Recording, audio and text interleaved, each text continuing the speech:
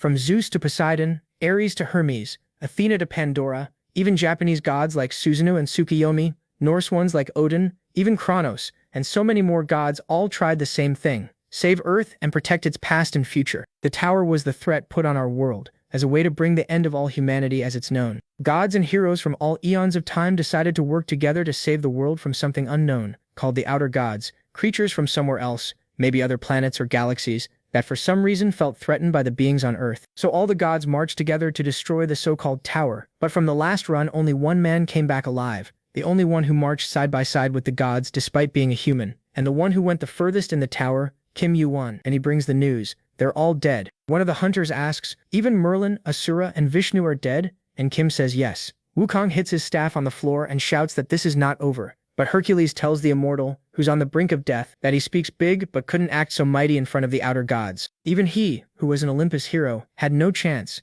Everyone there was scared that the position they held would eventually be found, and everyone wiped out, until a strange orb hits the floor, and Wukong asks what that is. Kim says this was foolish chaos, one of the outer gods, and having one against one, he's now sure. They from the earth, known as inners, could not beat the outers. He finally found a way, but now it's too late. That's when Kronos appears and says that there is a way, returning to the old world line and starting over. The only problem is, in the world he returns to, Kronos will not exist. That's the price for him to go back to when everything began. But he tells everyone that this is his reason for being alive. It would be better to end things there if possible, but the final chance has come. Kim then asks who's going back, and suddenly every god turns to him. He asks why not son Wukong, who replies that the boy was one of the last to enter the tower, yet he adapted faster than anyone else. Hercules reminds him, beings of the upper floors are restricted in how they can intervene, so only he who starts at the bottom has a real chance to make a difference. The gods now know they will not have the same relationship, and that he will have a very hard time, but if anyone has a chance to win against those gods, it's him. And Kim, with no other option, accepts,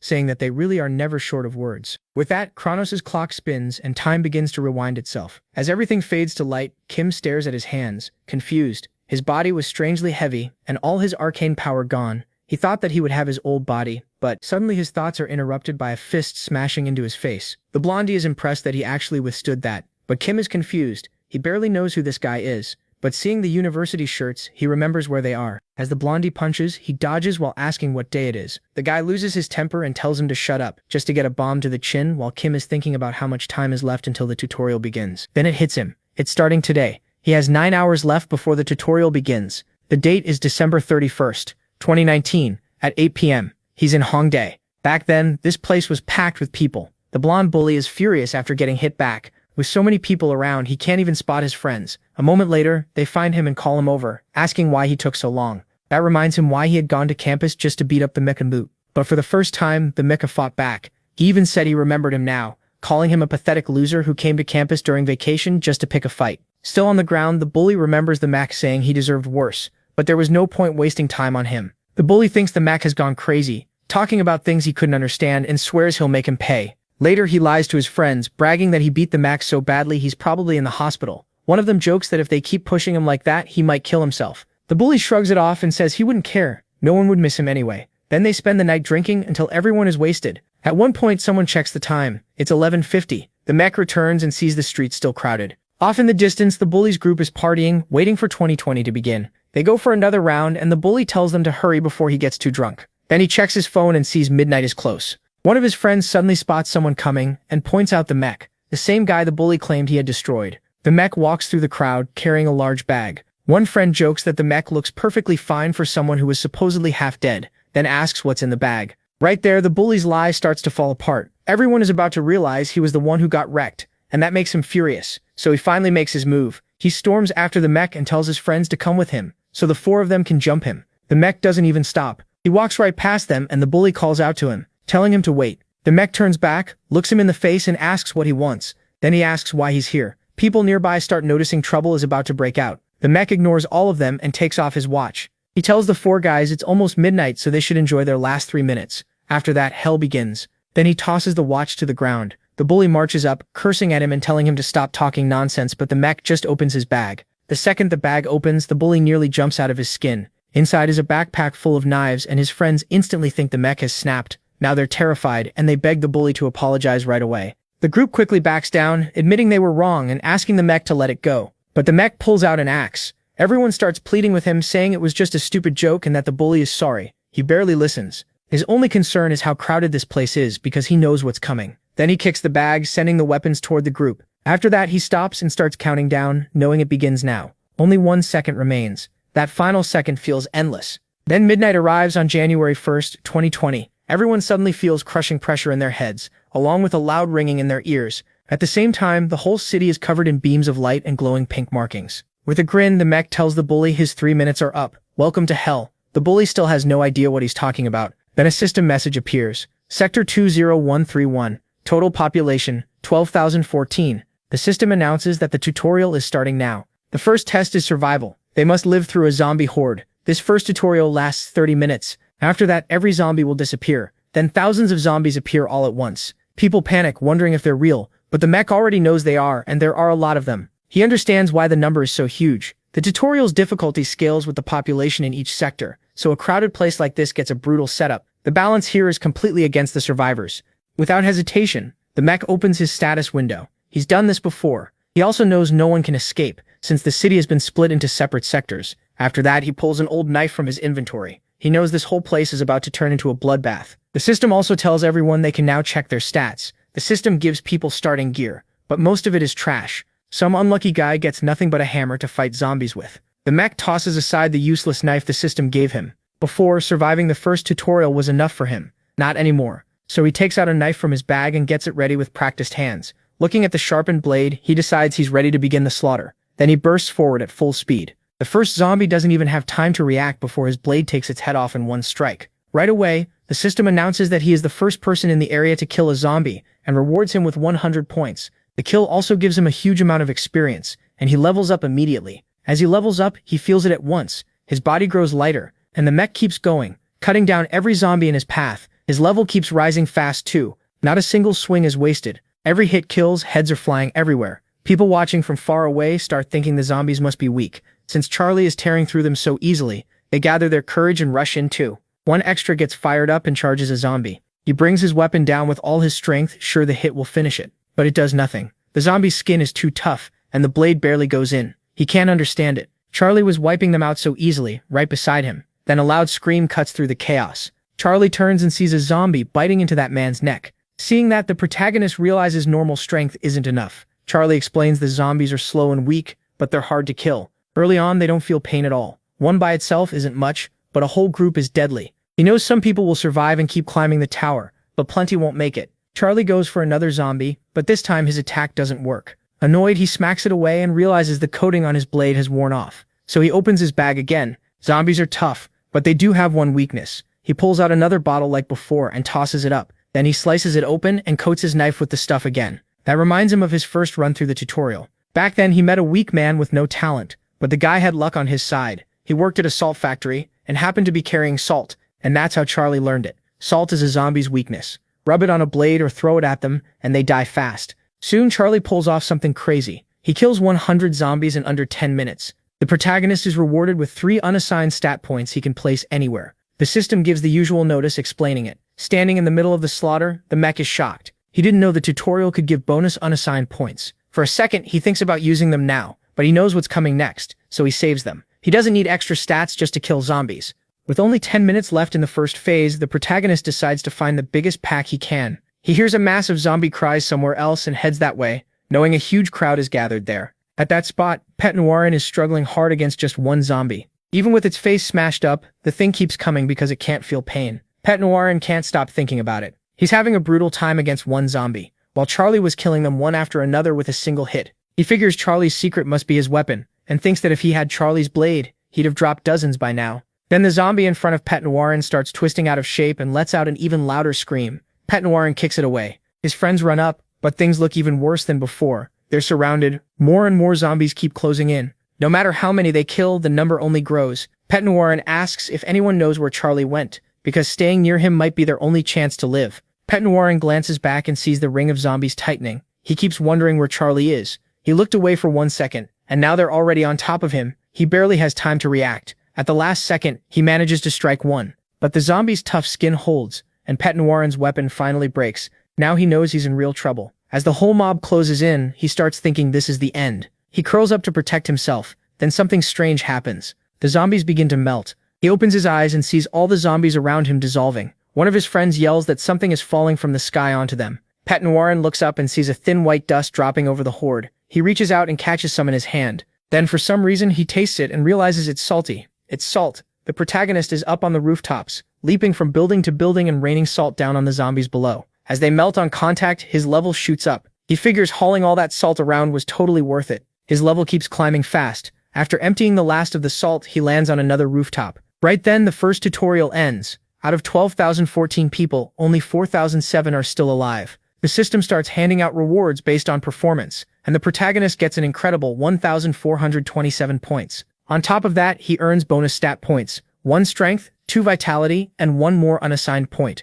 Since he's the MVP of the sector, he gets 500 more points, and it still isn't over. The system says he achieved something nearly impossible and gives him another 1,000 points. The Mick is stunned as reward windows keep popping up. He never expected the tutorial to pay out this much. He's gotten over 3,000 points total. The first time he cleared this phase, he only got 10. That means this run gave him more than 300 times as much, and for a first tutorial, that's huge. The system wastes no time and announces that the second tutorial will start right away. No break at all. The protagonist tries to remember what's next. Then suddenly a voice echoes in everyone's head. "Hello everyone, how are you?" Hearing it catches the protagonist off guard. Everyone else is shocked too. The voice congratulates them for surviving, but sounds embarrassed that so many people in this sector made it. Players start asking who's talking and whether the others can hear it too. The voice says it has an announcement for everyone, even though it was supposed to come after the second tutorial. Charlie realizes it's one of the system's lackeys. The speaker says someone here leveled up way too fast and earned a ton of points. Because of that, it has to explain how points work now. The players panic. They thought they were going home, but the lackey makes it clear there are more tutorials ahead. Then it says there are 2 main ways to spend points. The first is the shop, which sells all kinds of items. The second is trading points with other players. To do that, 2 people just need to make contact, and the points can be transferred. Charlie already knows all this. Points can turn someone into a god, and the shop is one of the most important parts of this world. From now on, everything becomes a fight over points and levels, which means things only get harder. After that, the smug lackey asks if everyone enjoyed the short break. Then it starts the second tutorial, and a yellow circle appears in the middle of the sector. The system announces that a safe zone is being created at the center of each sector. It tells everyone to get inside and adds that every survivor will receive 100 points every 3 hours. Then the system changes color and announces the second tutorial has begun. The safe zone forms with 2 rings inside it. People outside immediately start heading toward it. One guy grabs his friend's shoulder and urges him to run for the safe zone. Meanwhile, the blonde guy is panicking, still trying to understand what the hell is going on. Someone asks him if he's seen their missing friend, and the blonde guy answers that he doesn't know. He thinks the guy is dead. So their group of 4 is down to 3. The blonde guy keeps looking around, and when asked what he's searching for, he brushes it off. Then the third friend says he can't see Charlie either, and wonders if he died. The first guy says Charlie was fighting like a monster, so he's probably fine. And while the blonde guy keeps scanning the area, he finally spots Charlie. He takes off toward him, yelling for people to move. His friend shouts that the safe zone is the other way, but the blonde guy doesn't care. He wants to talk to Charlie. When he catches up, he grabs Charlie by the shoulder and tells him he's headed the wrong way. The safe zone is behind them. Did he forget? He urges Charlie to come with him, saying he's the veteran and will protect him. But really, he just thinks staying near Charlie will keep him alive longer. Charlie barely glances at him and says he knows exactly what he's doing. He has somewhere else to be and he wants to be left alone. He was never close to this guy and he doesn't even like him. At the same time, Charlie pulls the blonde duckling's hand off his shoulder and gives him one warning. If he wants to live, he can't rely on other people. He has to rely on his own strength. Then he tells him to turn around and get back to the safe zone. Only then does Charlie look him in the face and add that he should learn his place. Calling him an idiot sets the blonde duckling off. He snaps back in anger, but Charlie is already moving away and heading where he needs to go. The blonde duckling is boiling with rage, cursing Charlie in his head.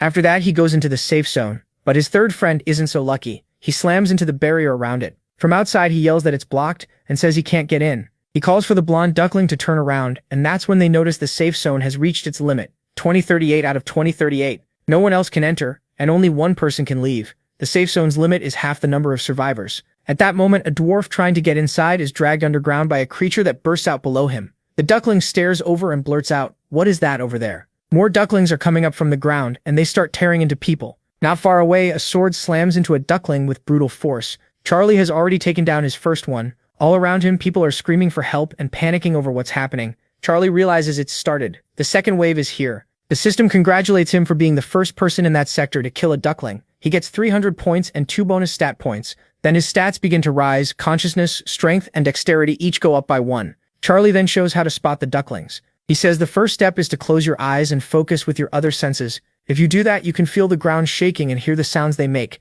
which makes them easy to track. Charlie focuses and catches a faint vibration under his feet. Something is coming from below. When the shaking gets stronger, he knows the duckling is about to surface, so he jumps high into the air. Then he drops down with all his force and crushes its head. After that, it's simple. He pulls his sword and cuts to one side, then the other, splitting the duckling apart. That makes number 2. The system alerts Charlie that he leveled up again, giving him more strength, dexterity, and perception. He's thrilled. Reaching a new level after killing only 2 means this grind is going to pay off fast. Once the ducklings stop appearing, Charlie heads deeper into the subway. He keeps thinking that if he keeps this up, he'll collect a huge number of stat points. A moment later, he reaches the subway's first level. He knows the ducklings live underground, making tunnels and hiding their nests somewhere below. That's what he plans to find. Charlie explains that the subway is the perfect hunting ground because it's already underground.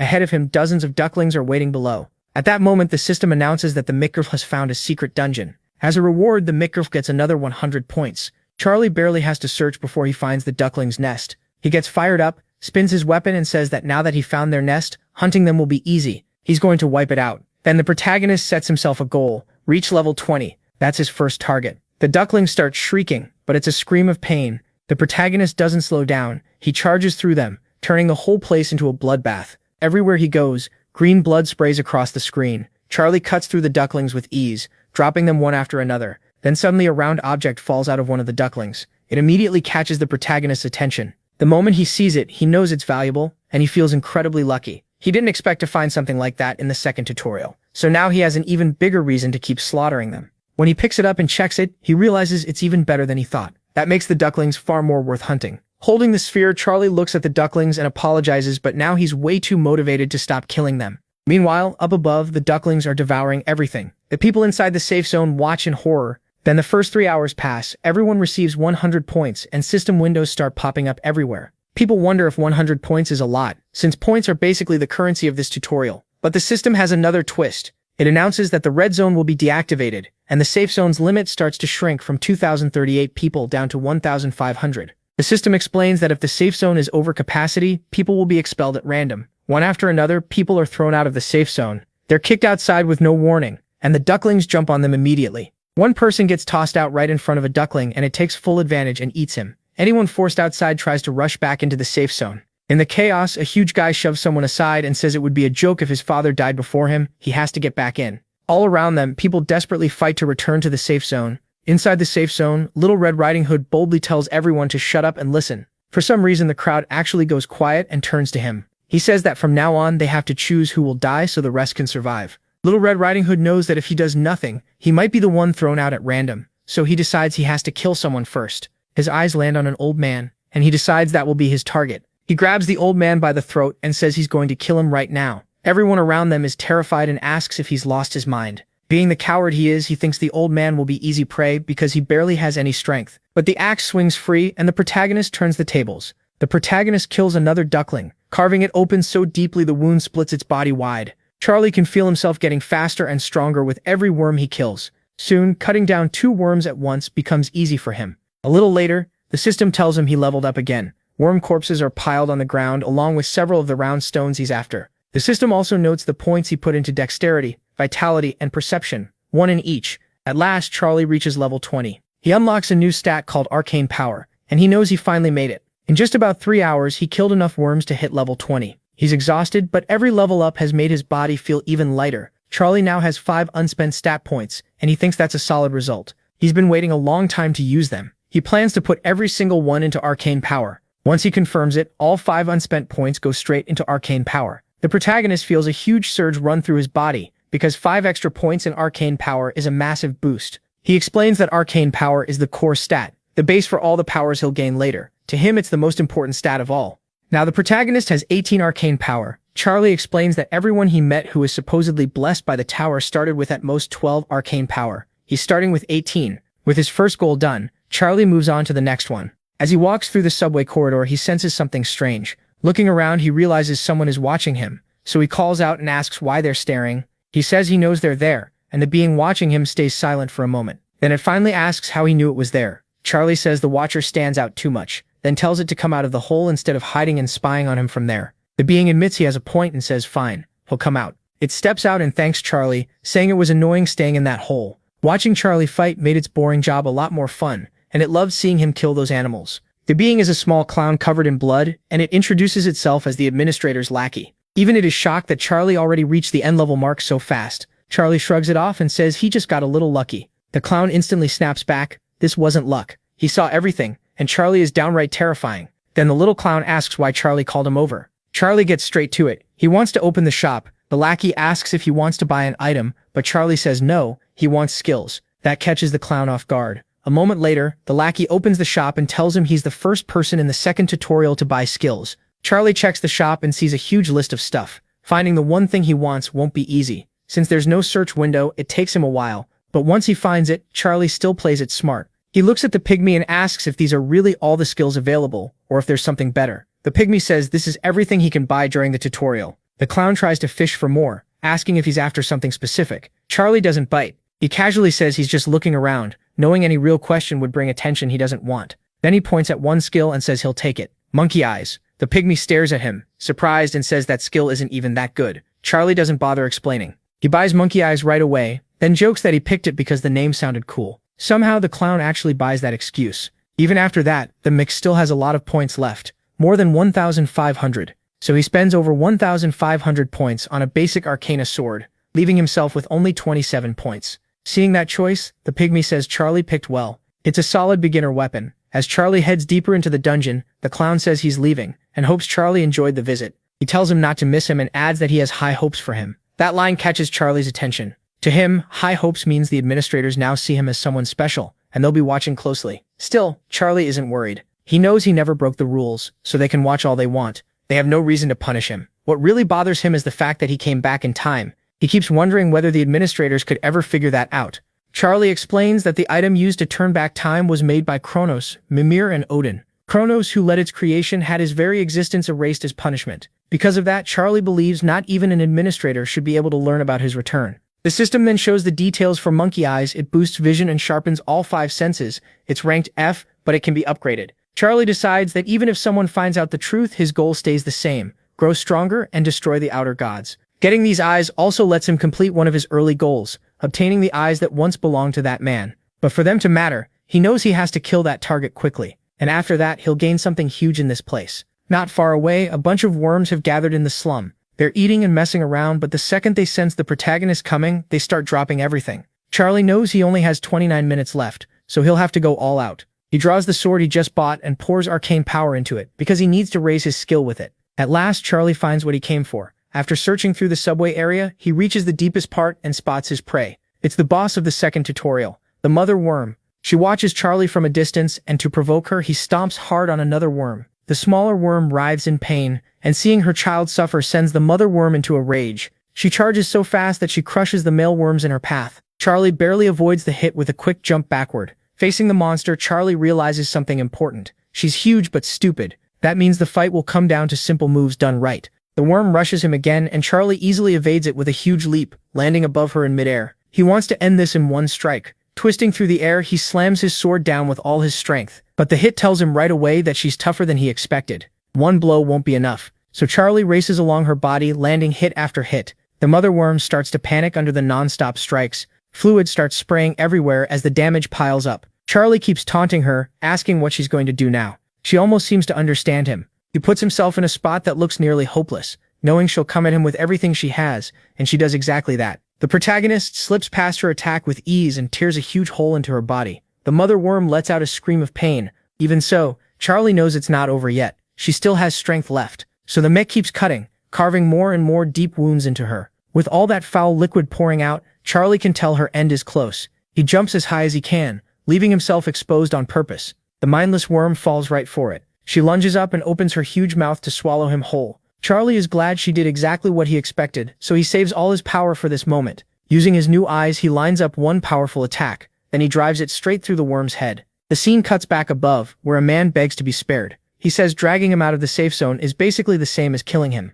The blonde guy doesn't care. He tells him to shut up and smacks him across the mouth. Then he claims everyone agreed to choose that man, so he's being thrown out. Others immediately call that a lie and say he made the choice alone. The blonde guy forces dozens of scared people out of the safe zone, and none of them dare stand up to him. He warns them that if they come back, he'll kill them himself. Now they're stuck near the edge of the safe zone, but not inside it. Once 30 more seconds pass and the zone shrinks again, those people will be left outside. So he starts counting down with a vicious grin. 17, 13, 6. The male worms are thrilled, thinking their meal is ready. 3, 3, 3. Then everyone freezes. It stopped at 3. No one understands what's happening. The blonde guy looks around in confusion. The counter really has stopped at 3. Something is wrong. It should have reached 0. Everyone else notices too and stares at the timer, realizing it suddenly stopped working. Then the system announces that they cleared the second tutorial and the safe zone will no longer shrink. The blonde guy can't understand why, while the people who thought they were doomed are flooded with relief. With the tutorial over, everyone gets 600 points. Even though there are still 15 hours left in the second tutorial,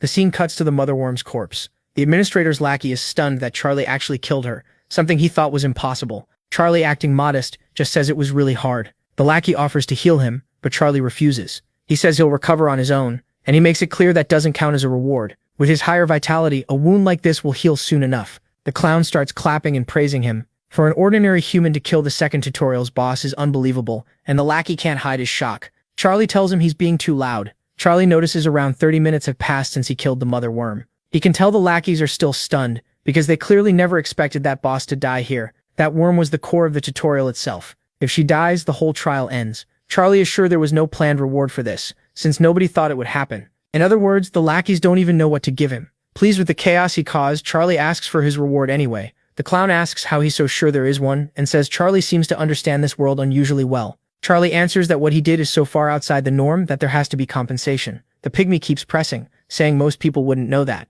Charlie cuts him off and asks again, where's his reward? Seeing Charlie won't back down, the clown gives in and says fine, he'll hand it over. The clown pygmy tells him he can choose from 3 rewards. The first option is to skip straight from the second tutorial to the 5th, avoiding the 3rd and 4th entirely. If Charlie picks that, he'll also receive the rewards and information from the 3rd and 4th tutorials. Charlie can tell the clown is looking down on him, like the 3rd and 4th tutorials would be too easy to matter. Then the clown gives the second reward option, 1 item or 100 points if he prefers. Pygmeo asks what he'll pick. Charlie stares him down and asks for the 3rd option.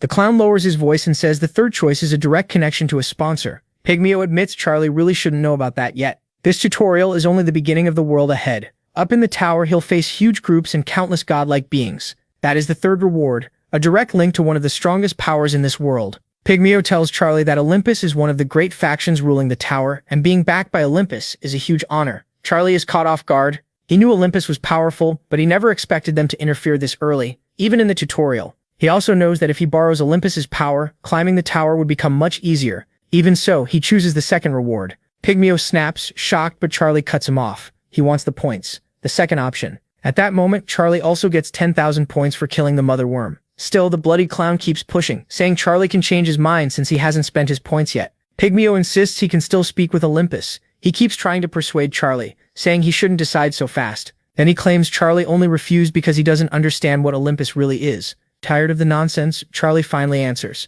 He tells the clown that if he's here as a plant, he should do his job better. Charlie is sure he never cleared this 3rd option with the other lackeys, and he doubts the administrator approved it either. The angry clown starts trembling and asks how Charlie knows about the administrator. Charlie presses harder. Have the other lackeys gotten deals like this too? Did Olympus buy them all, or are some working for the Celestial Kingdom, Deva, or somewhere else? The lackey starts to panic. He blurts out, asking who Charlie really is. Charlie doesn't care to answer. He opens the system panel and thanks the clown instead. Thanks to that loose mouth, he just learned one more thing he needed to do. The lackey notices the panel and asks what he's doing. The system has an option to request a meeting with the administrator for 1,000 points, so Charlie pays it. Then he tells the lackey he'll find out soon enough. A few seconds later, the ground starts shaking and the lackey realizes something is coming. The administrator accepted Charlie's request and is coming to the meeting. Charlie knows the tutorial is supposed to stay separate from the tower, so he can't ignore Olympus meddling here. If they can interfere in the tutorial, they can ruin his plans later too. Then a dimensional portal starts opening in front of him. From the portal, a massive foot and the hand of a huge warrior emerge.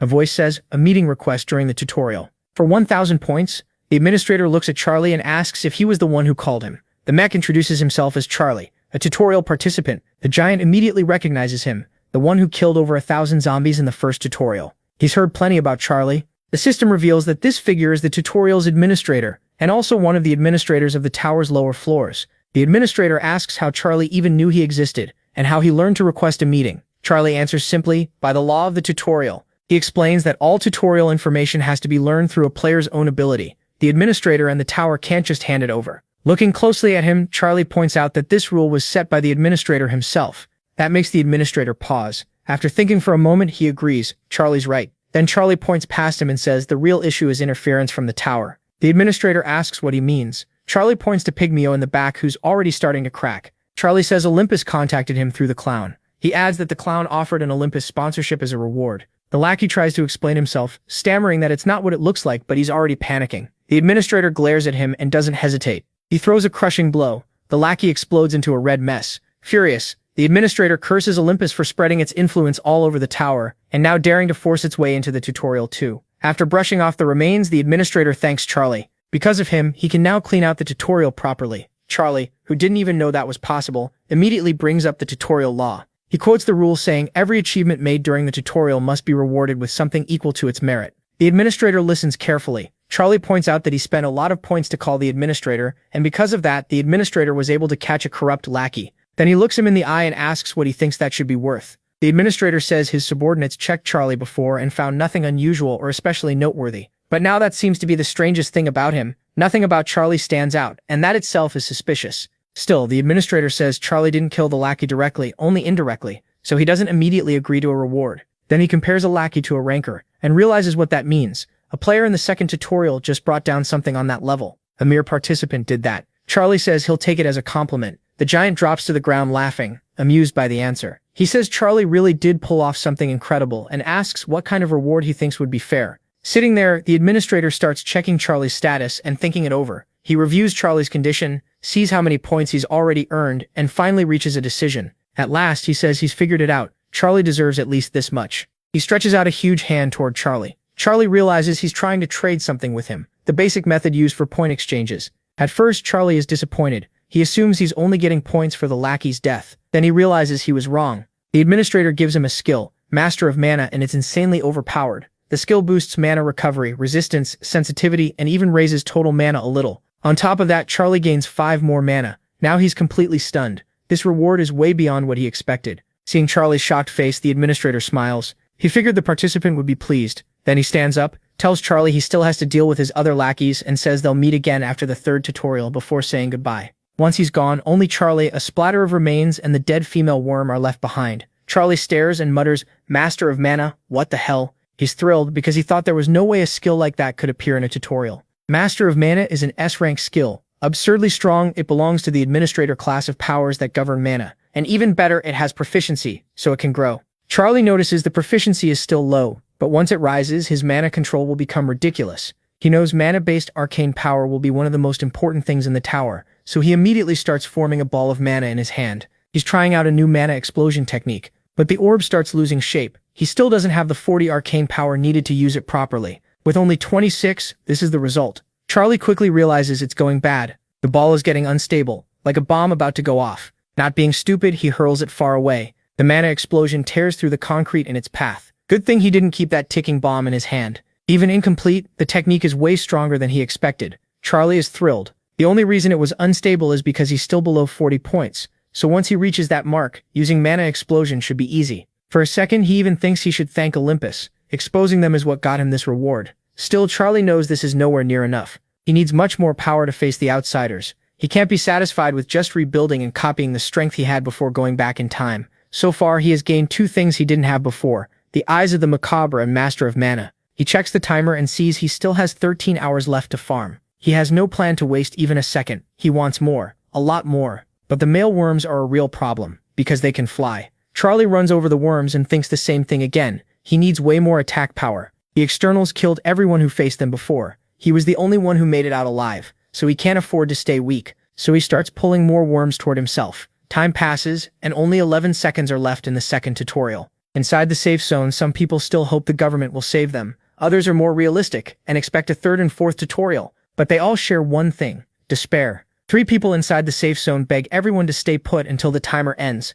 Then someone grabs one of them hard and tells him to shut up. It turns out Lauren Tupetin is running the place. He orders people to form the next group and go outside for supplies, then warns that anyone who refuses will be thrown out by force. Lauren pushes them to go, saying the people staying inside will live because of him. In his mind, that means the others should risk themselves for the group's survival. He also declares that this is now a world ruled by strength, and since he's the strongest there, he gets to rule. For the last time, Lauren orders them to move, but before anyone can react, someone points out a figure in the distance. A lone person is walking toward them from outside the safe zone, straight through the area full of worms. A lot of people think he's insane for walking around out there like that. Then someone yells for him to watch his feet. Lauren, whose senses are sharpened, feels a vibration from a male worm underground. The giant worm bursts out, eager for another meal, but the Mick doesn't even glance at it. He just keeps walking. The worm lunges at full speed, trying to swallow the Mick whole. He calmly jumps high into the air. Then he comes down hard, channeling mana into his feet and crushing the worm in one stomp. Everyone in the safe zone is left staring. The mech just killed that monster with his feet. Then the second tutorial timer suddenly changes. Instead of 11 seconds left, it now shows 5 minutes and 12 seconds. Charlie walks right past Lauren and the others, telling them to ignore him and keep their little talk going. It's obvious Charlie is on a completely different level from everyone else there. He thinks of this as nothing more than a short stop to collect his reward. But Lauren suddenly shouts Charlie's name. Charlie looks over and quickly realizes that idiot has been acting like the leader. Lauren rushes over like an eager puppy and acts like they're close friends, asking where Charlie has been. In front of everyone, he puts on a show and claims he started looking for Charlie the moment he disappeared. But Charlie sees right through it. People in the safe zone start assuming he and Lauren are good friends. Just then, many people return to the safe zone carrying a lot of food, only to be swarmed by others who force them to hand everything over. Lauren tries to hide that and quickly calls Charlie farther inside, so he won't keep watching. Charlie asks him straight out if he forced everyone to gather supplies for him. Lauren freezes when he realizes Charlie figured it out. Lauren claims he did it for the group's survival, saying it benefits everyone. Charlie fires back, asking if he risked other people's lives again just to collect food. Lauren can't answer. Charlie tells him the story doesn't add up. That sets Lauren off, and he snaps at Charlie to listen. He says that in this new world, surviving means being a coward, so that's exactly what he'll be. Then he asks Charlie if laws and morals still matter here. To Lauren, survival means being savage, selfish, and cruel. He calls that the natural order. Laughing at Charlie, Lauren mocks him for not understanding that already. Charlie finally answers Lauren, and at that exact moment, the second tutorial timer resets. Everyone in the safe zone is hit with a punishment. They all lose 500 points, and every item in their inventory is taken away too. If anyone dies, their items will be erased completely. As food and supplies vanish, panic breaks out. Charlie tells Lauren that if he wants to live like a beast, that's his choice. Charlie won't join him and he won't tell him how to live. Lauren can make his own decisions. But Charlie gives one warning. There is one line he can never cross, no matter what happens. Lauren is left stuck on that word line. He has no idea what Charlie means. Then, after only a 5-second pause, the next tutorial gets ready to begin. Everyone is stunned. They can't believe the third tutorial is starting already. The new order is simple. Kill 50 monsters in the sector and collect 50 essences.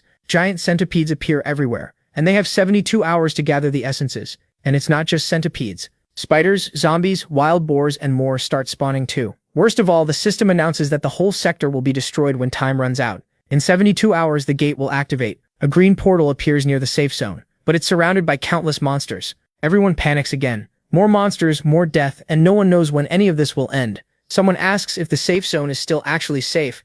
A few people try to make sense of it, saying it's basically like a game now. Kill monsters and collect essences. Lauren immediately gets an idea. He has no plan to collect 50 essences himself, so he turns to the crowd and orders them to go do it for him. Then essences start dropping one after another, and they all belong to the Mick Fetz. His total keeps climbing. The Mick already has 132 essences. He takes off his old bag because it's too small to hold them all. Then the Mick grabs a much bigger bag with room for far more essences. Looking at the monsters ahead, he knows it's time to farm. Even the rat is still around. Charlie has a clear goal. He wants 1,000 essences. So it's simple. Farm non-stop. Seeing that horde in front of him, Charlie starts gathering magic in his hand. His mana has grown too. We've seen this move before. He's building a mana explosion with dozens of monsters right in front of him. The proficiency of Master of Mana goes up by 0.5. Charlie knows he already got lucky in the second tutorial by collecting 182 mana essences, but that still isn't enough for his goal. The mana explosion grows in his hand and starts warping like always. When the charge reaches its limit, Charlie knows it's ready to fire. Then the Makif fired up and focus creates a new technique. It's Mana Explosion. Since he still doesn't have 40 points, controlling that much mana is rough, and there's no way he's keeping that unstable blast in his hand. So he throws it into the swarm and the mana rips through everything in front of him. Even Charlie is shocked because he didn't expect it to work this well. His hand hurts badly from trying to control the blast, and the attack burns through all his mana. Still, he learns something important. If his stats and Master of Mana proficiency keep rising, this skill will become incredibly useful. Charlie is completely drained after using the explosion, but it was worth it. It wiped out every monster in front of him. He starts picking up the mana essences on the ground and treats Mana Explosion like a test for how good his mana control really is. The rats that weren't caught in the blast shake in fear. Death passed right in front of them, and they couldn't do anything. Even the Mick notices it. It's not just the rats. Every surviving monster is scared of him now. So the Mickey goes back to basics, pulls out his blade, and gets ready to start cutting them down. Not wanting to waste time, Charlie coats his weapon with arcane power. A lot of time passes. Now it's the last day of the tutorial. 3 people move alone through the subway station, clearly terrified of the place. One of them, Julio, says that when the 3rd tutorial began, there were 1,400 people, but only 400 are left now. That's why they need to stay hidden. Kang Songshan, who we call Sebastian, agrees. As they head deeper into Hongga Station, one of them wonders if this place was always this huge. The 3rd member is introduced as Lin Junhong, though we'll call her Julia. She suddenly gets the group's attention. Further ahead, she spots a convenience store. They're thrilled. At least now they might be able to refill their food supplies. Junhong, starving and eager for ramen, rushes ahead. Sebastian, just as excited, points out one problem. They won't have any water to cook it. Still smiling and not paying attention, Junhong jokes that he can eat it raw if he has to. He just wants ramen and a full stomach. But to the spider, he's the meal. The spider doesn't wait. It drops from above and bites into Junho's head. Sebastian and Julia freeze in shock. Their hungry friend rushed in for food, then became food himself. It gets worse fast. More monsters swarm them. Sebastian already knows this is bad. There are too many packed into one spot. He pulls out his club while Julia trembles in fear. She wonders how they can fight this many at once. She worked so hard to survive and even leveled up, but now none of that feels like enough. Julia is so scared she can't even move. A rat doesn't hesitate and charges in for its next meal. Acting on pure instinct, Julia blocks the rat. She throws it aside, but another one was waiting for that opening and lunges at her from the other side. This rat is smarter than the first. It grabs Julia's arm. Sebastian sees she's in trouble, but he can't help. A strong zombie is right in front of him. Even after taking a hit, the zombie keeps coming. It feels no pain and rushes Sebastian again. Sebastian can't stop it. The zombie goes for his arm and bites down with its ruined teeth. Julia barely shakes off the rat. At the same time, Sebastian is in serious trouble with the zombie latched onto his arm. She glances at him and loses focus. If this keeps going, both of them die here, and she wanted to live more than anything. That brief opening is enough. Another rat jumps on Julia, and she falls into total despair. Sure she won't survive. Then out of nowhere, Julia is splashed with grape leaves, and the rat dies on the spot. Covered in the leaves, Julia has no idea what just happened. All she knows is something hit the rat, and it died instantly. She quickly looks around, trying to find who threw it. From deeper in the dark, a voice calls out, "You're way too loud. I was sleeping, and you woke me up. Now I'm really pissed." It's the He steps out of the dark with anger in his eyes, holding another can of grape leaves. The moment Julia sees him, she understands just how huge the gap in levels and stats can be. What he just did is insane. She watches him ready his next throw. That only makes it crazier. He killed a monster with nothing but a can.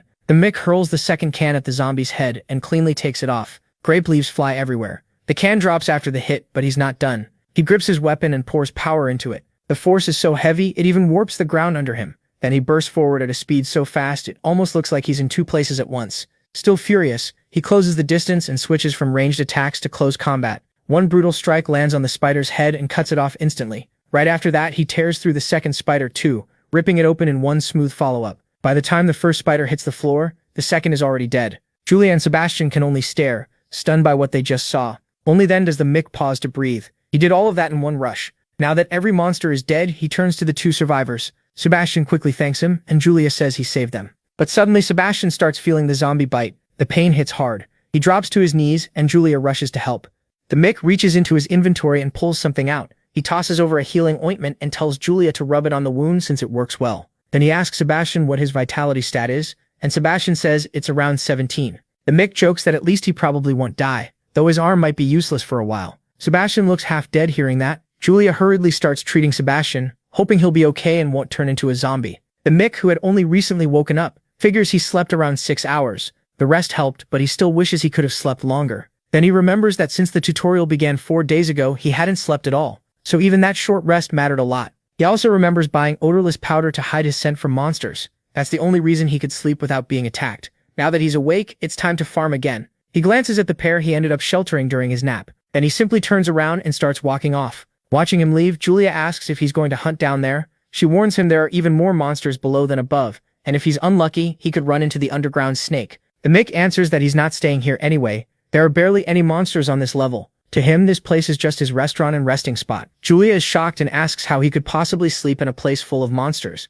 With a calm, superior look, the Mick says his real hunting ground is somewhere else. Then he heads deeper into the subway, down to the 2nd level. That area is even emptier. The 2nd level is the dungeon entrance, and that's where the Mick hunts. As he walks, he asks why they came all the way down here. If they knew it was dangerous. Julia tells him things have changed above ground. People formed groups, and some of those groups started killing each other. Upstairs has turned into complete chaos, almost hell, because everyone is trying to steal essences from everyone else. The Mick figures they were attacked and fled down here to escape. Julia confirms it, and Sebastian adds that this place was so dangerous they stopped caring and just followed him. Still moving deeper, the Mick asks if they didn't almost die doing that. Julia says it was still worth it, because in the end they survived. Before she can finish, creepy sounds rise from deeper in the dungeon. Sebastian tenses up, scared all over again. The Mick looks back and repeats her words. Thanks to me? Then he coldly reminds them there's no promise he won't kill them and take their essences. That's when it finally hits them. After he saved their lives, they forgot to be afraid of him. Compared to the people above and the monsters below, the Mick might be the most dangerous one here.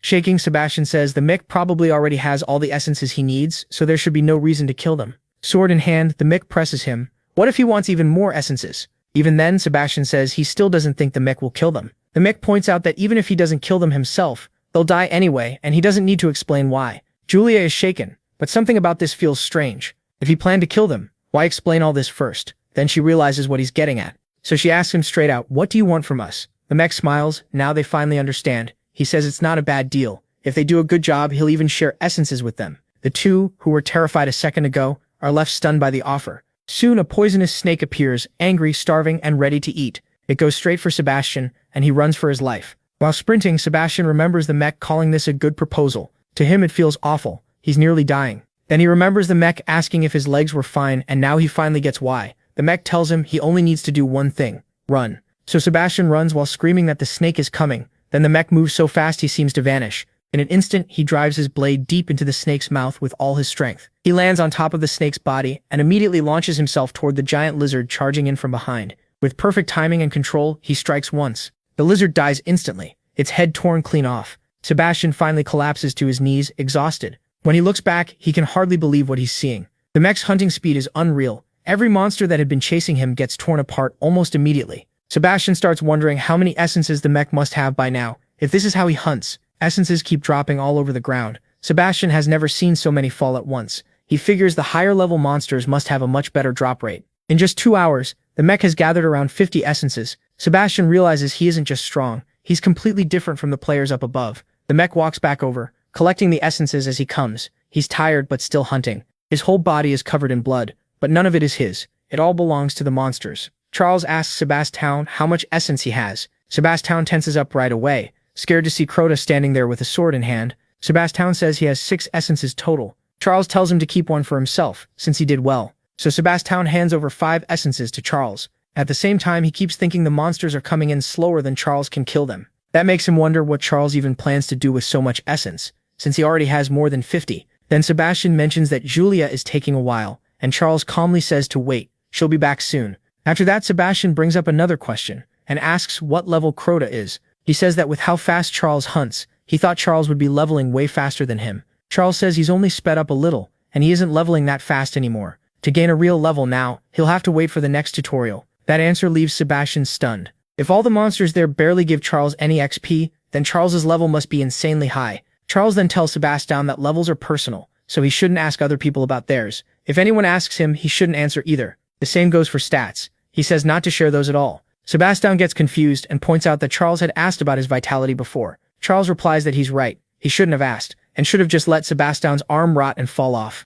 Sebastian quickly straightens up and says he'll remember that. Then Charles gives him a tip. While he's busy luring monsters in, Sebastian should kill some too. Focus on leveling up and stay careful. Right then, Julia's voice suddenly shouts out, "Oh, Charlie, I'm back! And there's a snake, a lizard, a mother-in-law, a brother-in-law. Everything's chasing me, just go." Sebastian nearly panics, because when Julia shows up, that means it's time to move. Charles, though, doesn't look worried about her at all. He turns and sees the whole pack of angry monsters charging in. Charles rushes straight at them at full speed while Julia does everything she can to stay alive. Sebastian joins in too and throws a full-power straight punch, killing the mother-in-law's son in one hit. That instantly pushes him up a level. Julia asks if Sebastian leveled up, and he says yes before asking about her. She says she leveled up too, and not long after that, all the monsters are dead. Sebastian picks up the last essence from the ground. After that, he gives one more essence to Julia. With that, both Sebastian and Julia now have 50 essences each, and Julia confirms it. Julia's really thankful. She says they only had 20 essences before,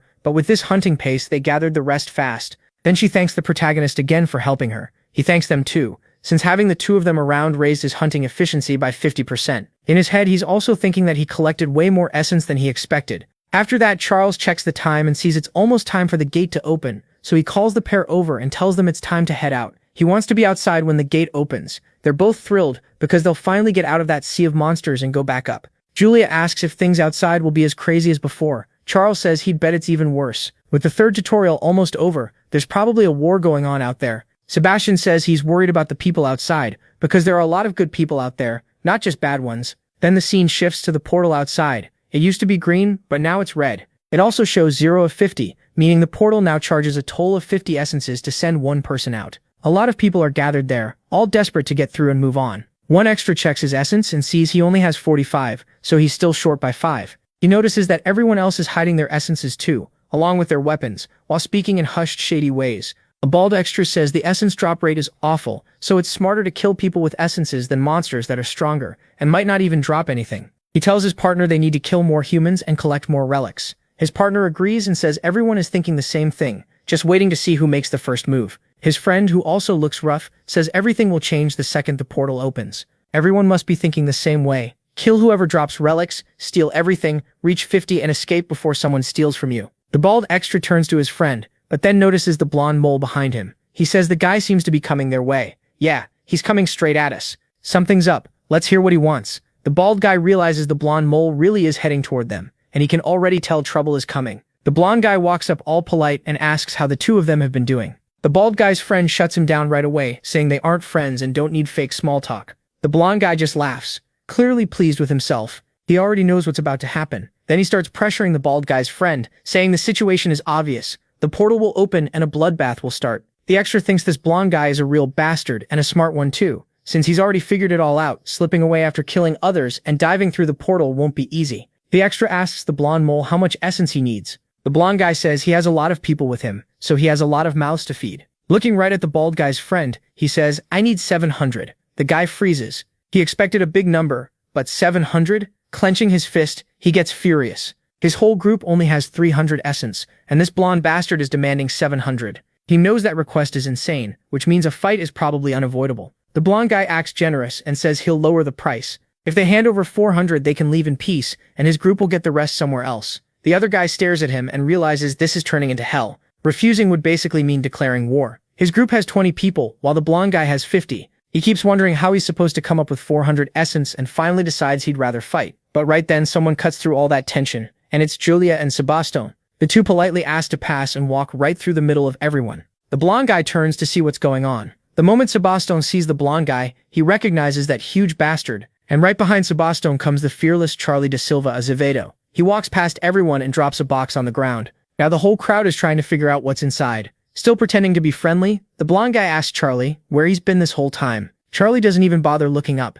He just says he had things to do, that's all. Then the blonde guy asks if he managed to gather all the essence, and Charlie says, obviously. At that moment, Charlie pulls out his dimensional bag and starts dumping out a huge pile of magic essences. Everyone is left staring in shock at how many are in one place. It's completely crazy. Hundreds of essences. Someone in the crowd asks how many he has, and another says there must be at least 1,000 in that box. The blonde guy can only think, what a bastard. How did he collect that many essences? Still, he starts building up confidence. He has plenty of men with him, so he figures killing the mix and taking all those essences should be easy. After all, he has 50 men with him, and he keeps thinking that no matter how strong Charlie is, there's no way he can fight all of them at once. Without even lifting his head, the protagonist suddenly says, hey blonde guy. Then he tells all of them to look carefully at the ground. The blonde guy doesn't get it at first, what ground? But when he looks down, he sees a mark there, and realizes the protagonist drew something on the floor. So that's what he meant. Charlie tells them they all need essence, right? Then he adds that he doesn't need these essences himself anymore, because he already has enough.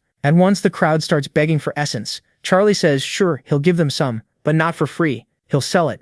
1 essence for 100 points. And if anyone wants to buy from him, they need permission to enter the circus first, only then can they step inside. The crowd immediately starts complaining that it's too expensive. 100 points per essence is way too much. One extra points out that the shop doesn't even sell essence, so the only place they can get it is from the protagonist. The blonde guy pulls out his knife and says, oh yeah? Is that so? He aims the blade at the protagonist and calls him a selfish bastard, saying he could save hundreds of people by giving away that essence, but instead he wants to sell it. Acting full of himself, the blonde guy points the knife at Charlie and says, and what if we don't have any money, what are you gonna do? "What are you gonna do?" the blonde guy asks, while the angry crowd stares at him. Charlie says that's a weird question. He's not forcing anyone to buy from him, he makes it simple. Anyone who wants essence has to pay first. Then he drops a useful tip. They can earn points by selling items or even their own stats. He doesn't care where the points come from, as long as they pay. The extras are stunned. They start asking if they can really sell items and attributes, because they had no idea. The blonde guy burns with hatred and looks ready to start trouble. He begins trashing Charlie, claiming he must have gotten all that by killing and robbing other players, and now he wants to make money off it. Then he asks if Charlie really thinks people will accept that.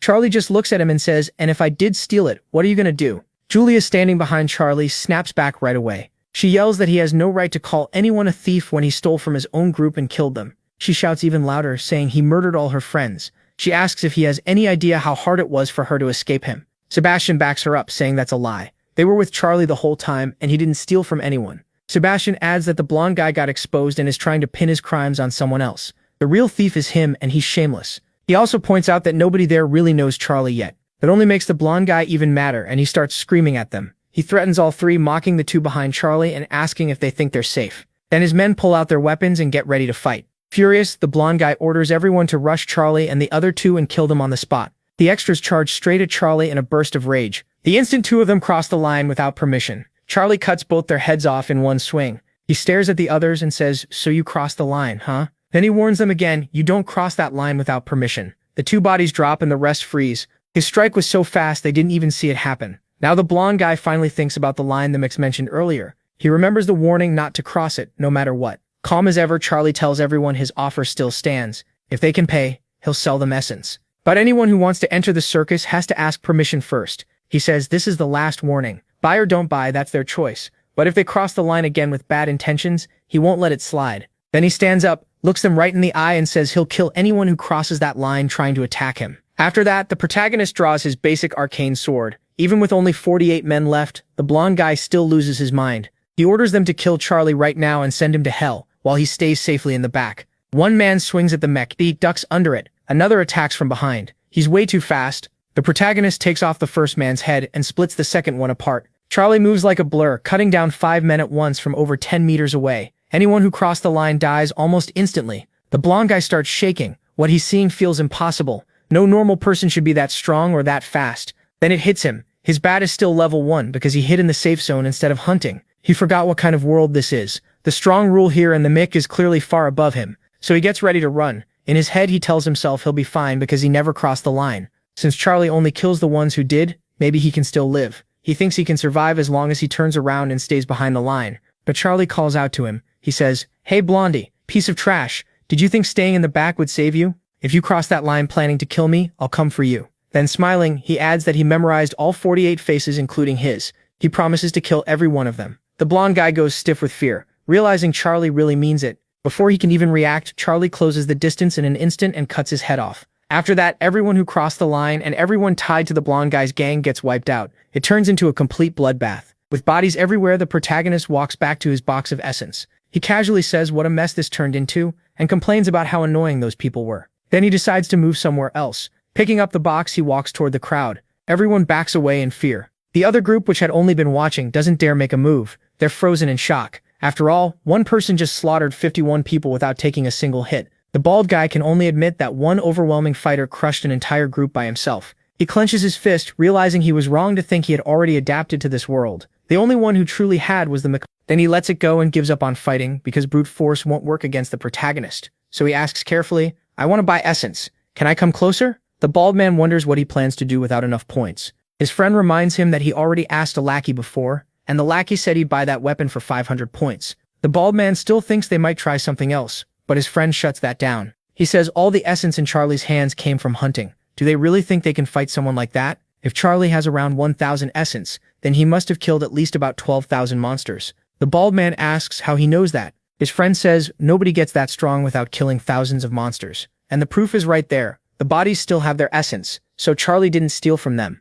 That means he earned his essence by hunting, not robbing people. So this deal is fair. Charlie glances back and gives the bald man's friend permission to come closer. The man offers 500 points for 5 essence and asks how many Charlie can sell him. Then he changes his mind and says he wants 7 instead of 5. The bald man's friend realizes the rules of this world are made by the strong people like Charlie. Just like that, the protagonist gains 700 more points. Once everyone sees Charlie really is selling essence without any tricks, they finally get the courage to buy from him too. After getting his essence, the bald man's friend heads to the portal and vanishes inside. Then a bunch of people rush over to the protagonist. Some want 10, others want 7, but all of them want essence. Meanwhile, the administrator's lackey starts taking advantage of everyone, buying their stuff dirt cheap. He keeps making out like a king, one item for 300 points, another for 200. When someone complains that the weapon originally cost 1,000 points, the lackey says the low price is fair because it's damaged. And when people run out of items, they start selling their attributes instead. The lackey buys each stat point for just 100. While the protagonist piles up more and more points, he notices the lackey is scamming everyone with awful deals. Some people sell way too many attributes, and Charlie thinks they'd honestly be better off dying there without those stats. They won't last long anyway. Still, the protagonist ends up rich. He now has 167,400 points, and that makes him very happy. Charlie had thought 100,000 points would already be a huge win, so getting 167,000 feels unreal. Now he's sure he can finally buy what he wanted. Then Julia looks at him and says, "Hey Charlie, let's go." He turns back and asks why they're still there. Julia says they want to go with him. Charlie tells them he has no interest in taking companions. Sebastian replies that Charlie can just use them like pawns if he wants, and even that would make him grateful. Charlie takes a deep breath and thinks about how to answer. Then he laughs a little before speaking. He tells them it won't work. They're expecting something from him, and that kind of thinking will get them killed. In this world, you can't keep moving forward if you depend on others like that. Sebastian pushes back and asks if Charlie isn't moving forward too. Charlie gestures toward the two of them, who are left speechless. Then he says this is where they stop. There's no essence left for him to sell them, and there's no way they can keep up by depending on him. He tells them goodbye. And that's where part 2 begins. Charlie drops his bag to the floor and starts getting ready for what comes next. Sebastian freezes, unable to believe what Charlie just did. In his head, Charlie has to be crazy, so how is he supposed to clear the next tutorial now? Sebastian says Charlie should have kept at least 50 essences for himself. Charlie just shrugs and tells him he's not going so they can leave without him. Julia is even more shaken by that answer. As the mechan heads off, he gives them one last warning. Get out now because this place is about to turn into hell. Hearing that, Julia rushes toward Charlie in panic, but Sebastian stops her, realizing Charlie has already made up his mind. Lightly holding Julia's arm, Sebastian calls her name. Then he tells her they need to go. With nothing else they can do for the mech, the two head for the portal while Charlie walks off on his own. On the way, Charlie thinks ahead. The next tutorial should be defense, after survival, competition, and hunting. That pattern makes the most sense. Then some random guy runs up and asks if he really sold all the essences. Charlie looks at him and answers, yeah, he sold them all. The man instantly falls apart, shaking as he says that was his only hope. It turns out he isn't the only one. 3 other people also failed to gather enough essences to move on.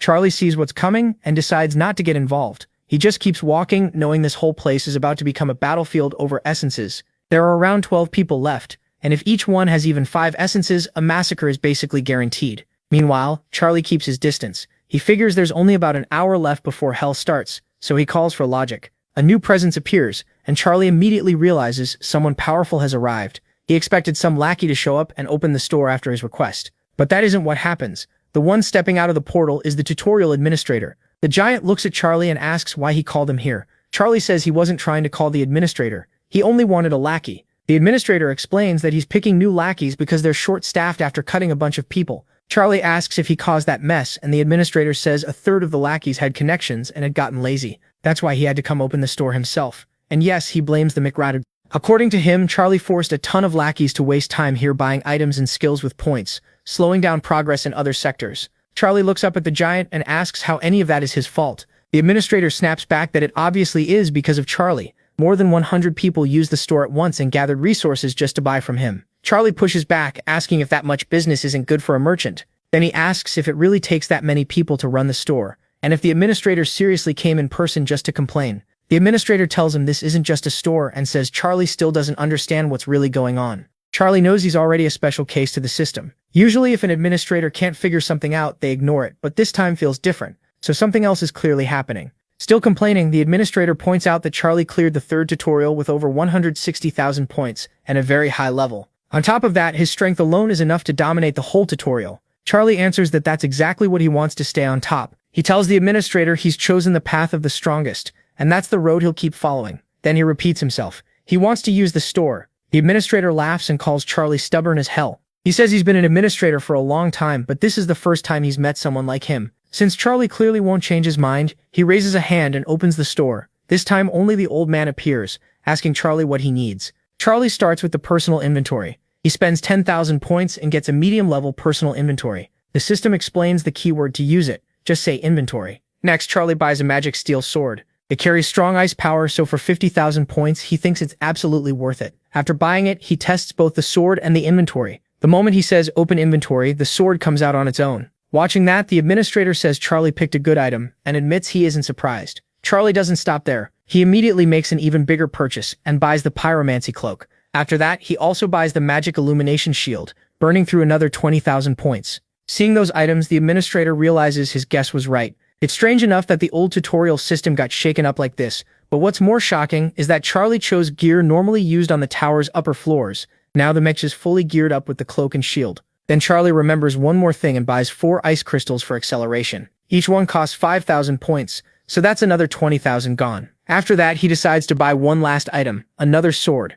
It's a very sharp sword. Simple, good, and cheap at only 2,000 points. The administrator is surprised by that last choice. He says the very sharp sword is basic but dependable, though compared to everything else Charlie bought, it looks completely out of place, since the other items are absurdly powerful magic gear. Charlie just says he bought it because he liked it. It looked cute. After all that spending, his 67,000 points dropped to just 5,400. The administrator smiles and says that with this equipment, no one will be able to challenge Charlie now. The tutorial participants simply don't have the power to get through that cloak. Then he adds one warning. It only works against participants. Charlie reacts with surprise. A portal opens and the administrator steps into it. Before leaving, he says he's looking forward to the future, because he wants to see how Charlie uses those items. That leaves the mech alone in the huge, nearly empty city. Then he feels the ground start to tremble, and knows it has begun. He looks up and sees the timer has finally hit 0. Now hell starts. The system announces that the third tutorial is over. The stopwatch display shatters, and right after that, the system tells Charlie that he failed the tutorial, so he should prepare himself, because the sector's annihilation is beginning now. At once, strange energy and flashes tear through the city from every direction. The portal in the area starts to close. Nearby, a monster pair is still busy with each other, even while the world is falling apart. After that, Charlie looks up at the sky and quietly says it's been a while since he's seen it this red. He already knows the weather here is about to change hard. That's why he hopes buying that cloak was worth it, because hell is about to drop on this place. He's especially thankful for the cloak since it protects his body from the heat. Even after entering the tower, he knows it'll stay useful as strong fire defense. Then the temperature starts rising. Charlie feels nothing, but all around him people scream that it's too hot and beg for help. The heat climbs fast, 30, 40, 50, 60, 70 degrees Celsius. People cry that they don't want to die, and from those screams, Charlie figures only 3 people in this place can still endure even when it reaches 100 degrees. He spots those last 3 trying to run from the heat wave, while he himself feels perfectly fine, like he's standing in a cool morning breeze. One of them, almost melting alive, stares at Charlie and asks why he isn't affected by the heat at all. Charlie steps a little closer to see what's happening, but then the ground splits open right under those 3. A giant fire moth bursts out, and the temperature in that whole area instantly jumps to 200 degrees Celsius. Even those 3 who had strong heat resistance start screaming for help as their bodies burn apart and collapse. Charlie knows that without the gear he bought, he'd be suffering badly too. Then the true Annihilation boss begins to appear, and the whole area turns into a blazing sea of fire at 400 degrees Celsius. Among the dead, we glimpse a hand from someone who got dragged down into hell and became an infernal skull with only a single life. The system explains that these skulls are trash-class demons, and there are thousands of them roaming around. Charlie realizes there are far more than he expected. Still, he knows these trash mobs aren't the real danger. Looking into the flames, he starts speaking to the fire, so we meet again. The fire moth moves in front of Charlie, and he keeps thinking there's a reason that creature is called Annihilation. Then the system identifies it. A low-class demon named Sarontra has appeared. Charlie starts to smile. Standing far below that massive creature, Charlie shouts even louder, so we finally meet again. He stares at Sarontra and smiles. This is the revenge he came for. Looking at the demon, Charlie remembers Ragnarok, when Sarontra was huge like a mountain. Here in the tutorial, he's only about the size of a house, so this is how the place balances things out. Then the demon steps out of the fire, his whole body covered in flames. Sarontra starts talking about worlds being born just to burn and vanish, but Charpy cuts him off right away. He mocks him, asking why he's acting so dramatic when he's only the son of 176, then tells him to quit talking and fight. Only then does the demon really look at Charpy and notice his eyes. You? Sir Robert says those eyes are familiar, then tells Charlie to keep wondering whether he'll leave this place alive. After that, the demon casts a spell on the ground, raising a huge pillar with a throne on top. He takes his seat there while his skull servants rush the mech and he just watches from above. Charlie doesn't hesitate. He charges the first skull and gets ready to cut it down. The creature barely reacts before he's already on it. He's so fast the skull can't defend itself, and Charlie splits its head in half. But that skull had a trick. It was basically a creeper. The moment it dies, a huge explosion goes off. From a distance, the demon grins, calling the protagonist naive. Anyone who knows what a creeper is should have seen that coming.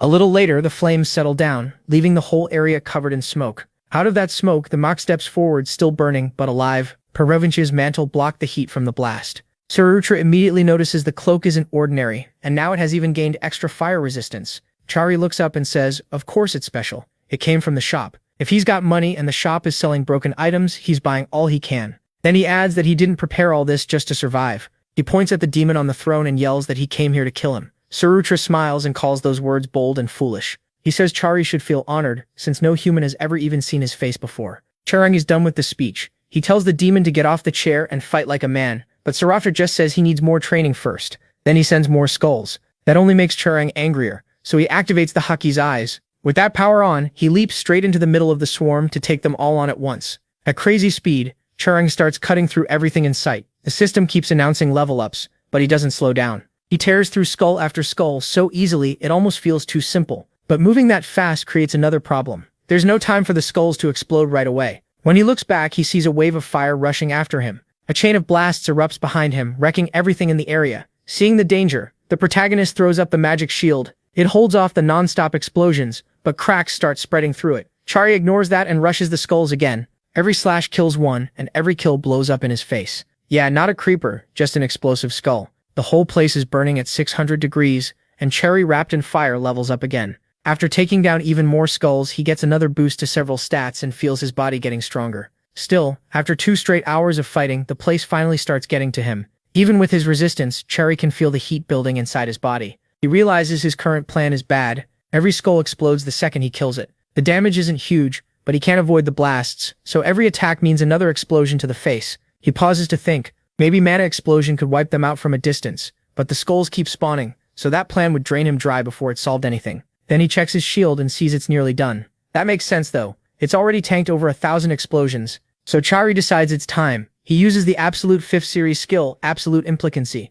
then looks up at the demon and taunts him hard. He calls out from below, saying it's all weaklings down here, and telling the only strong one to come down and fight. Gripping his flaming sword tighter, the demon admits he's curious. Those items Chari is using are far from normal, and he wants to know how he even got them in the tutorial. Chari just stares at him, and then a massive explosion erupts in front of the demon, sending a shockwave through everything nearby. The taunt worked. Sarutra took the bait. Chari mocks him again, saying it's pathetic to go all out on someone still in the tutorial, but the demon coldly says this is just a purge for the unworthy. Then he points his giant flaming sword at the protagonist and says Chari is different. He has what it takes to climb the tower and become a ranker. Curious, now Sarutra asks why Chari would ever give up his essences to a partner when he clearly has the power to gather plenty on his own. Chari scratches his ear and reminds him again, he came here to hunt him, the low-ranked demon. Mr. Ruda laughs at that and asks if Chari is seriously saying he plans to bring him down. Then he says that's fine, he'll just crush him. With that, the boss raises his flaming sword for a heavy strike. Chari doesn't move.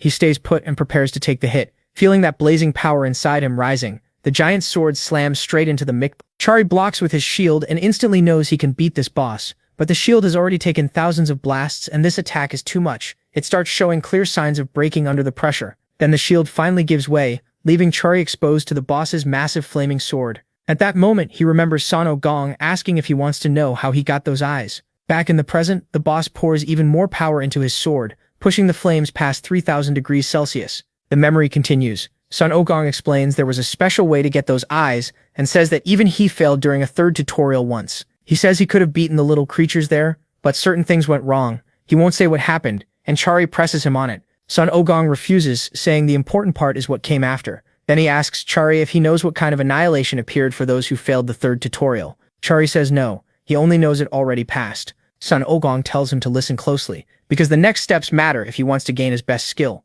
Chari asks if he's talking about the eyes, and Sun Ogong says yes, those eyes are his greatest skill. Back in the present, the giant demon stares at the wrecked ground, confused. He can't understand why Chari didn't dodge. It almost looked like he chose to take the hit. Then the rubble starts moving, and a wave of heat begins pouring out of it. Sarutra thought he had killed the protagonist, but Chari rises from the debris and stands up in front of him again. The mech looks a little shaken and breathes out a hot aura, telling Sarutra he really thought he was about to die from that heat. At the same time, Chari thinks about that monster, Yusan Ogong. After fighting him hundreds of times, he only won a few, and that made one thing clear: there were real reasons San Ogong was so insanely strong. One reason was Rui Jimbo, the celestial staff he carries, which can grow without limit. Chari also remembers Wukong's air nimbus, a cloud fast enough to fire lightning and cross space at unbelievable speed. He keeps thinking through it. Another of Wukong's greatest strengths was his endless arcane power, gained after eating all the immortality feathers in the Garden of Celestial Feathers, a treasure of the celestial realm. But even with all that, the biggest reason he was so hard to beat was something else. Chari's eyes start to shine, and the system announces that he has fulfilled the secret condition for the monkey's eyes. Now those eyes begin to evolve. They evolved into gray eyes. These eyes are broken. They can tell good from evil, truth from lies, and they get stronger as their mastery rises. On top of that, they boost his senses, give him fire resistance, and let him predict where the enemy will strike. Then the system tells him the protagonist has obtained the gray eyes. Charlie lets out a breath. He survived, but even with that gear on, the heat felt like it would burn him alive. That makes him think about Wukong again. Wukong endured all of this with no equipment at all. Charlie admits Wukong's body makes no sense. Sir Fratra notices something changed and stares at him. Your eyes, what happened to them? Charlie doesn't answer. He opens his inventory, pulls out an ice crystal, and the sword of the air steel, and admits to himself that the monkey deserves respect. Anyone who could handle this demon's heat with no gear at all is on another level. He thanks Sir Fratra for helping him get those eyes, then lowers his stance and tells the demon his setup is finished. Now it's time. The demon mocks him, saying he looks pathetic and asking what someone in such terrible shape thinks he can possibly do. Charlie brushes it off, saying this is nothing, then crushes 2 ice crystals at once. Right away, his body temperature starts dropping fast. Sir Fratra watches in surprise as the burning spreading through the protagonist's body starts getting cancelled out. At the same time, the protagonist gains another boost. Ice is now added to his arcane power. A moment ago, he was just taking the giant's hits. Now the heat around him fades after the ice crystals, and Charlie plants his feet, ready to strike back. The truth is his body is freezing, so he can't stay still. He rushes forward through the flames. The giant swings his sword at the protagonist. Charlie realizes Sir Fratra must understand exactly what this means. His ice-covered body is the complete opposite of the demon's fire. Sir Fratra's huge blade crashes down on Charlie, but he manages to block it and hold on. The clash of those opposite elements triggers a massive explosion. His pyromancy mantle withstands Sir Fratra's annihilation flames, and its fire resistance rises even more. And it doesn't stop there. The monkey's evolved gray eyes also endure the annihilation flames. Sir Fratra's flames are even absorbed by the eyes, and the protagonist's body temperature drops quickly again. Now he can resist the burning effect. The giant sword that nearly killed him before doesn't hit nearly as hard anymore, because he has 2 broken abilities absorbing the heat. Sir Fratra realizes this fight isn't normal. Charlie is resisting him, and even forcing him back with the element opposite his own. Then Charlie throws his strength into the clash and knocks the giant's sword away, spreading his ice aura across the whole area. He doesn't waste the opening. Charlie leaps onto the giant and slashes across his ribs. For the first time, the demon actually feels pain. Furious, he roars that a mere mortal has no right to do this, and swears he'll kill him. But Charlie stays locked in. Now that he's proven he can cut the flame demon, he knows he can kill him too. Sir Fratra isn't dumb. Since close combat is failing, he backs off and starts casting powerful fire magic. The moment Charlie sees it, he knows it's bad. He can't afford to get hit no matter what. From the start of the fight, he never turned off his gray eyes. Now they show him the path each fireball will take. Every fireball is packed with killing power. Sir Fratra launches them, convinced the blast will erase the protagonist for good. 2 seconds later, the sword of Asura gives off a freezing aura. The protagonist starts to smile. He didn't know surviving that was even possible, but the items he's using are seriously overpowered. Still covered in fire, Charlie uses 2 more ice crystals, then somehow pulls out another and consumes that too. Even with his accelerated thinking, he knows his body can't handle that freezing aura for long. Meanwhile, the giant demon gets ready to cut the protagonist down. Charlie understands he has to finish this fast. This time, instead of blocking Sir Fratra's attack, he dodges and sets up a counter. Now he goes all in. He stops worrying about saving mana, switches weapons, pulls out his arcane sword, and floods it with huge arcane power. With one strike, he cuts off one of the giant's legs. Sir Fratra, who had never been wounded before, drops to his knees in agony. For the first time, he feels real pain, glares at the protagonist with pure hate, and spits out, "You," but the protagonist doesn't slow down. As he keeps attacking, the giant realizes Charlie has already cast a spell at him, a mana explosion. Unable to move away with his leg gone, the giant takes the mana blast right to the face. For him, it's pure humiliation. The hit leaves his face blue from the heavy damage. Charlie doesn't pause to admire it. With battle prediction still active, he doesn't waste even a second.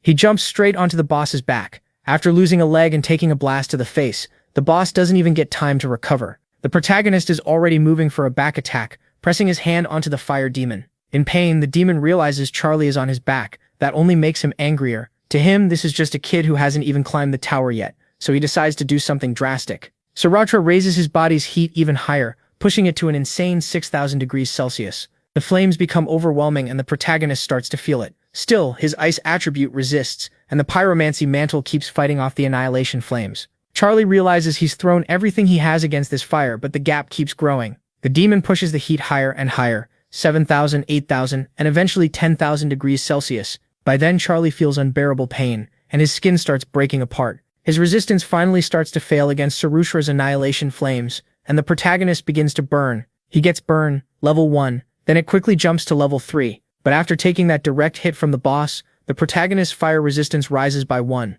Only now has the fire truly struck him with full force. Even then, Charlie keeps going. Holding the Sword of the Air's steel, he pours arcane power into it for one last blow. In that insane heat, 15,000 degrees Celsius, like the surface of the sun, he yells that he'll win. The giant demon tries to stop him, asking him to wait, but Charlie doesn't let him finish. He slams the freezing blade into the boss's neck. The demon crashes face first, and Charlie leaves the sword buried there. Fire and ice collide inside the body, setting off a huge explosion. After that strike, the sword can't handle the extreme change in temperature and starts to break apart. The boss can't endure it either. Too much ice power flooded his body, and the system announces that Charlie defeated the Doctorial's annihilation. Still shaking, the protagonist smiles. He finally killed the demon. At the same time, the Sword of the Air's steel crumbles and vanishes from his hand. Then the system announces that he leveled up. Charlie shouts in triumph. He really did it. He defeated Sarutra, the 166th son of Surra, the giant fire elemental demon. He looks up and remembers the gods and other divine beings who stood with him at the end of the tower's battle. It all feels insane, but this is only the start of a long road. The system keeps going,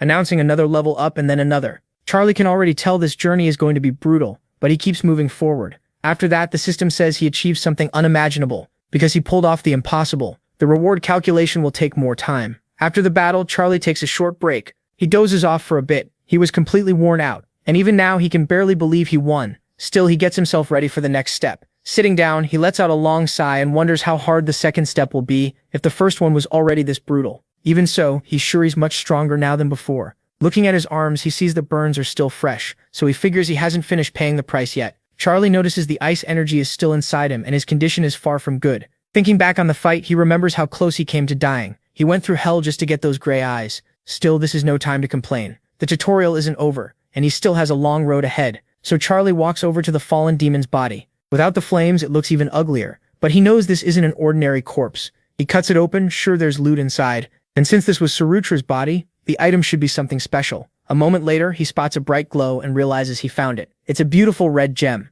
The system identifies it as a giant's heart, an elixir packed with a giant's power and a massive amount of mana. Charlie gets excited the second he picks it up, but he knows better than to use it now. If he does, his body won't handle it, and he'll die. The item can greatly change his physique, but first he needs to raise his vitality by a lot. Then someone cuts into his thoughts. Hey, I'm here. The voice asks if he's done with everything, or if it still has to wait. Charlie stores the item in his inventory and turns back. Oh, you're here again. I thought it was just some underling. The administrator already sounds annoyed and snaps that somehow it's always Charlie causing trouble. Charlie hops over the demon's corpse and says he still has a long way to go. The administrator just starts smiling. He says Charlie completely wrecked the tutorial's balance. The other administrators were all on his case because of him. First he soloed the zombies in the opening test, then he killed that giant worm in the last one. The administrator warns him there's no more time to waste. The fourth tutorial started a while ago and is almost over, so Charlie will be sent straight to the final area. Charlie is shocked. Wait, the fourth one is already ending? How much time is left? The administrator answers 4 hours. Charlie grins. 4 hours is more than enough. Send me there, I'll wipe everything out. The administrator answers with a dry, mocking, yeah, sure you will. Then he tells Charlie to give him his hand. As he grabs the mayor's hand, he explains that he argued with the other administrators for a long time over what reward Charlie should get for all this. In the end, Charlie receives 10,000 points.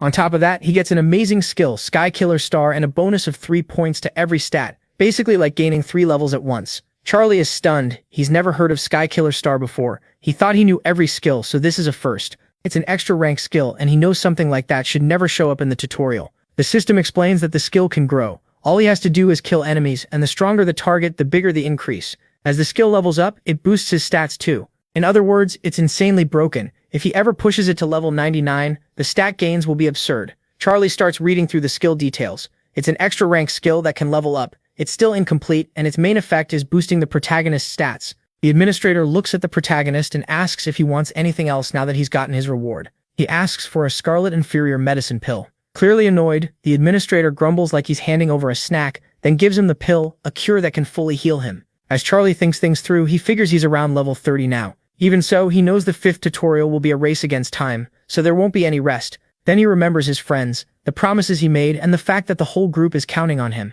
Charlie opens his eyes and sees the world around him starting to warp. It's already happening. This place is about to vanish, and the energy around it starts pulling him in. That force drags the protagonist toward a teleport. The power holding the area together disappears, and Charlie is sent away. Time passes, and the final test, the fifth tutorial, begins. Charlie finally arrives at the last tutorial area. Thanks to the pill, he's no longer in terrible shape. It fully healed him. The other players are already there, and Charlie shows up in his pyromancy cloak with real presence. One random player catches the smell of the sea and asks if anyone knows where they are. The fifth tutorial has gathered people from several different worlds, and now they're all here together. Then the tower announces the name of the final tutorial, United World. Some people wonder if this means the tutorials are almost over, but a more experienced player shuts that down right away. No way, this is still just the tutorial, and the truly important stage comes after this. The system announces that Baraganda Island is slowly sinking into the sea. It also says there's only one way to escape: kill the boss at the top of the island. And this isn't a solo fight, it's a raid boss, which means teamwork is required, and everyone will be scored based on how much they contribute. At first it sounds almost easy because they're given 30 days, but that thought dies fast. A raid measured in days instead of hours is a bad sign. The timer appears, 720 hours until the raid ends. Everyone is stunned. Nobody expected a full month. The protagonist can tell they're all shocked. The earlier tutorials lasted anywhere from 1 hour to 4 days, so this 30-day test is on a whole different level. At the same time, that also means the boss must be insanely strong. If it takes a month to beat, then this enemy is no joke. He looks around and notices some of the others have already realized how brutal this raid is going to be. One of them comes up with an idea. Since everyone's gathered here already, why not form a team? A lot of people agree right away, and the group starts organizing. The man who suggested it keeps calling for everyone to join up. He continues trying to gather the whole crowd together. Over and over, he pushes the same plan. Everyone should team up. He keeps urging them to join. Again, he asks for everyone's cooperation. He wants the entire group together. He keeps going, still calling out, telling everyone to join the team. He repeats the offer again and again, trying to pull everyone in. Once more, he asks the whole crowd to join, and then his pitch gets interrupted. He says, "Wait there. You probably don't know who I am." Charlie brushes him off and basically tells him he doesn't care who he is. That answer sets off the proud son of Zeus, and he angrily hurls an insult back at Charlie. Right after that, he starts drawing power into his body. He's clearly getting ready to attack. He charges at the protagonist at top speed, yelling for him to stop because he wasn't done talking. But along the way, several monsters jump in front of Hargon. He cuts through them with ease, splitting one clean in half in a spray of blood. Hargon tears through several more in just a few seconds. Even so, he still can't get close to the protagonist. He chased after him the instant Charlie moved, yet somehow he still can't catch up. What shocks Hargon most is that the protagonist doesn't even seem to be using a speed skill. That's just his raw speed. Now Hargon can't stop wondering how high Charlie's stats are. He's never heard of this guy before, so he starts guessing what kind of monster he might be. Maybe the protagonist is from Alfredo, or maybe he's some kind of martial specialist. To be this fast, he might even be a descendant of Eric. Instead of frustrating him, that thought excites Hargon. He was starting to think this tutorial would be boring, but after meeting the protagonist, things just got interesting. Far ahead of him, the scene shifts to Charlie standing on a tree branch. He checks the area and senses everything around him, then realizes Hargon is gone from sight. No one is nearby. Even Charlie is impressed by Hargon. Speed isn't even that guy's specialty. He's built for brute force, yet he's still incredibly fast. Charlie jumps down from the huge tree, since there's nothing around to slow him down. As he moves, he remembers what the administrator said about the tutorial's balance being ruined. Now he understands it wasn't just because of him. Hargon is way too strong for this stage too. Charlie looks ahead after reaching the place he wanted. Whatever the others do has nothing to do with him right now. He's only focused on getting more kills. The system message pops up. He defeated a Gnoll and Skykiller Star's completion rate increased by 0.001%. So Charlie keeps slaughtering Gnolls without mercy. But after cutting down 10 of them, he realizes each kill only gives that same tiny 0.001%. After 10 kills, the total gain is still painfully small, and Charlie immediately notices how slow this skill is going to be to raise. Charlie says he killed 10 of them, and the progress didn't even reach 0.01. If he wants to level up this skill, he'll need to kill much stronger monsters. He pulls out a scentless powder from his inventory and spreads it through the air. He isn't here to hunt. His body has fully recovered from the fight with Saritra, and the icy aura around him is gone.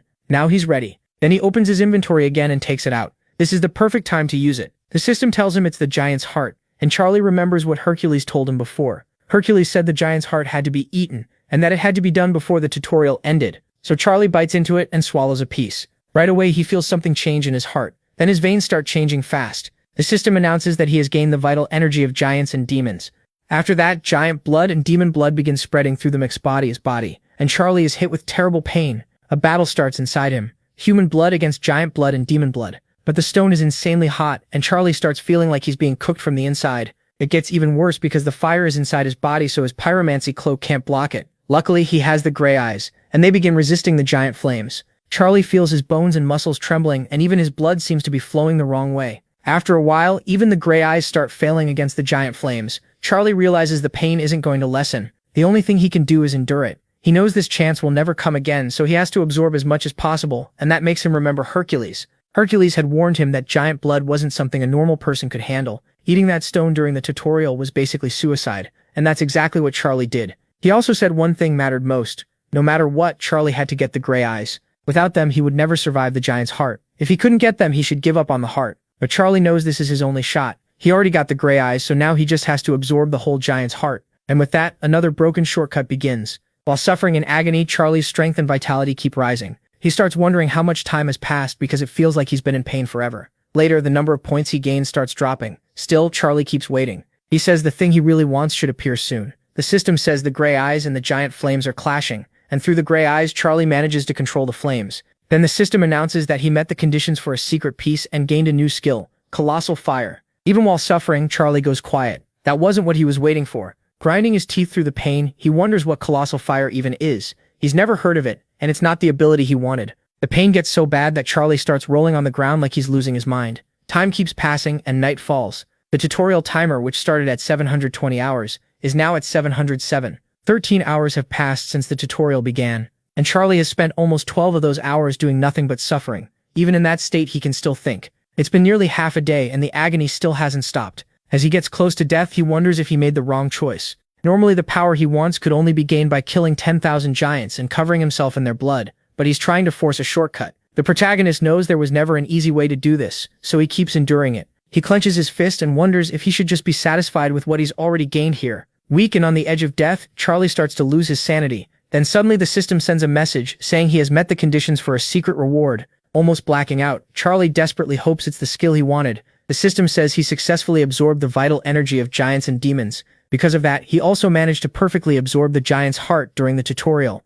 Almost unable to speak, the protagonist mutters, "I did it," as his vision starts going dark. The next system message is blurry because Charlie is on the verge of passing out. It says he obtained giantification. At last he gets the skill he wanted, giantification. Then about 12 hours pass. Charlie wakes up later. The pain was so intense that he passed out, and while consuming the stone, he blacked out twice. But Charlie isn't done. He knows he still has a record to beat, so he gets back up and prepares for the rest of the tutorial. He remembers that the record for the 5th tutorial was set by Odin. That record belongs to Odin, and Charlie has no intention of losing to him. Before moving out, he checks the rankings. Hargan is in first place, Joyce is second, and the Mick isn't ranked at all. But that makes sense. He barely fought anything, since almost all of his time went into consuming that stone. Just like he expected, Hargan is in first, because he's overwhelmingly strong and leading by a huge margin. Then the protagonist notices Paladinte in third and Elidor in fifth. He explains that both Dark Elves are rankers from Pantimium, a world where Grima magic is highly advanced. What surprises him most is that they've taken part in more than one tutorial across different worlds.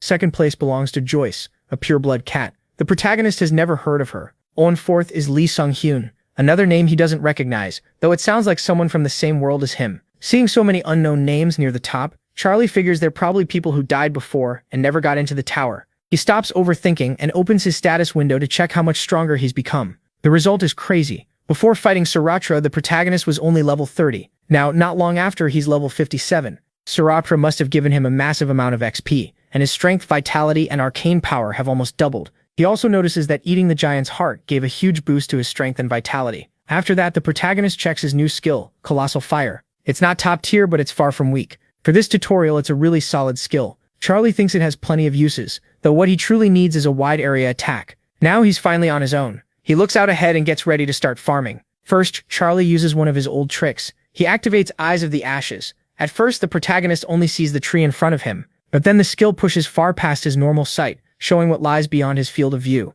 It zooms in even farther. Even from miles away, the protagonist can clearly spot dozens of orcs. Soon after, he heads toward their village, where the orcs laugh at the human and call him easy prey. Looking at the tribe, Charlie decides they're perfect targets to test Colossal Fire. Fire-filled mana gathers at his fingertip, and moments later, a huge blaze sweeps through the village. Colossal Fire is far stronger than the protagonist expected. He basically sets the whole village ablaze in one attack, and the orcs start running in terror because all of it came from a human. With a cold look, Charlie draws his sword and gets ready to move. Then the protagonist drops into the middle of the orcs like a missile. He lands while cutting down the first one before it can even react. Now his rank appears. Position 15,104 with only 67 points. He thinks about the 6 days left and knows that if he wants to beat the record, he can't waste any time. His goal is clear. Finish the tutorial faster than Odin. Soon after, the protagonist shoots up from around rank 15,000 all the way to second place, and he keeps climbing. Hargon notices it too. Charlie is already in second. Hargon still doesn't know the Mixdam's name, but he's sure it's him.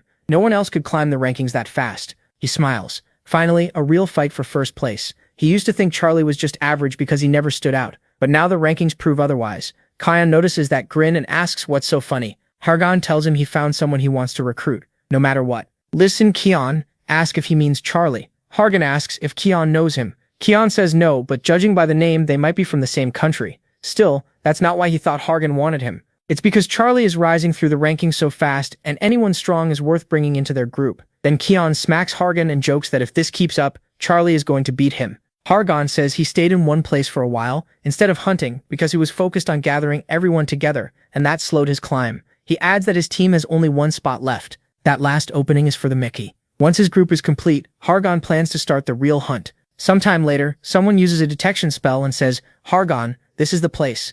Another voice says they found it. It's Paladinte, a dark elf hybrid. Hargon gets annoyed because Paladinte called him an old man. After the joke passes, he calms down and thanks the elf for finding the entrance. Then he tells everyone to back away because he's about to use a daily skill, and he doesn't want anyone getting hurt. Hargon charges up a punch. Good thing he warned them first. His blow is so strong it tears open the ground. Looking at the huge crater, Kion asks if this is really the place they spent all day searching for. Hargon says yes. Without Paladinte, they would have wasted days looking. Then he tells everyone to head in so the hunt can begin. Kion is the last one to jump into the cave, and he realizes it's much bigger than he expected. The elf asks if they should check the cave first, before moving deeper. Then he looks at Hargon and asks what's wrong. Hargon has already noticed something strange about this place. He knows that if this were normal, a dungeon discovery message should have appeared when they entered. Staring into the cave, he wonders if someone else found it first. Then someone calls out, Captain, come here. It's Kion, trying to get Hargon's attention. He tells him to check the rankings. Hargon opens the list and sees it right away. Charlie is now in first, and he's dropped to second.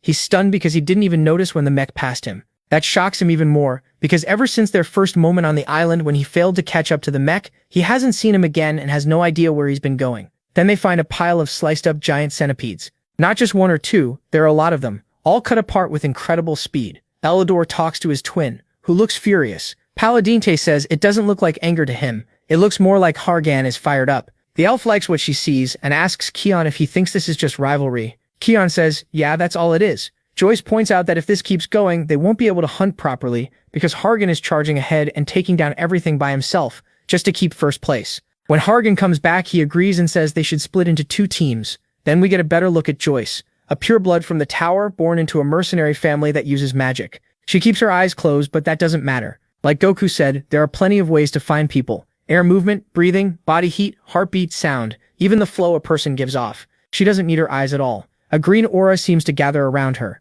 Hargon says the timing works out because they've reached a crossroads. He'll take one path, while the other team will be led by Dora and Paladinte. Both groups will stay in contact the whole time. Joyce's team will include Kion, Typhon, and FAI. Hargon takes the others. He says that group doesn't need to worry if Joyce is with them, they'll be safe. So Joyce takes charge of protecting her whole team. She says they'll meet again soon, and the 2 groups head in opposite directions. A while later, someone uses mana explosion. It's Kion, and he cuts down every monster in his path thanks to his high mana control. After that, Joyce rushes forward at top speed and dives straight into the centipedes to cut them down. She keeps slashing one after another without slowing down. Before long, Joyce's team wipes out all the centipedes. One of the axe users says, they've been hunting like this for hours. Kion agrees, but inside, he's exhausted. He thinks he only has enough mana left to use mana explosion 2 more times, so he decides to save it for the boss, and right then, he spots a huge door ahead. Kion says he's not sure, but it might be the boss room. Dora asks how he knows. Kion explains that on his world, he used to play video games,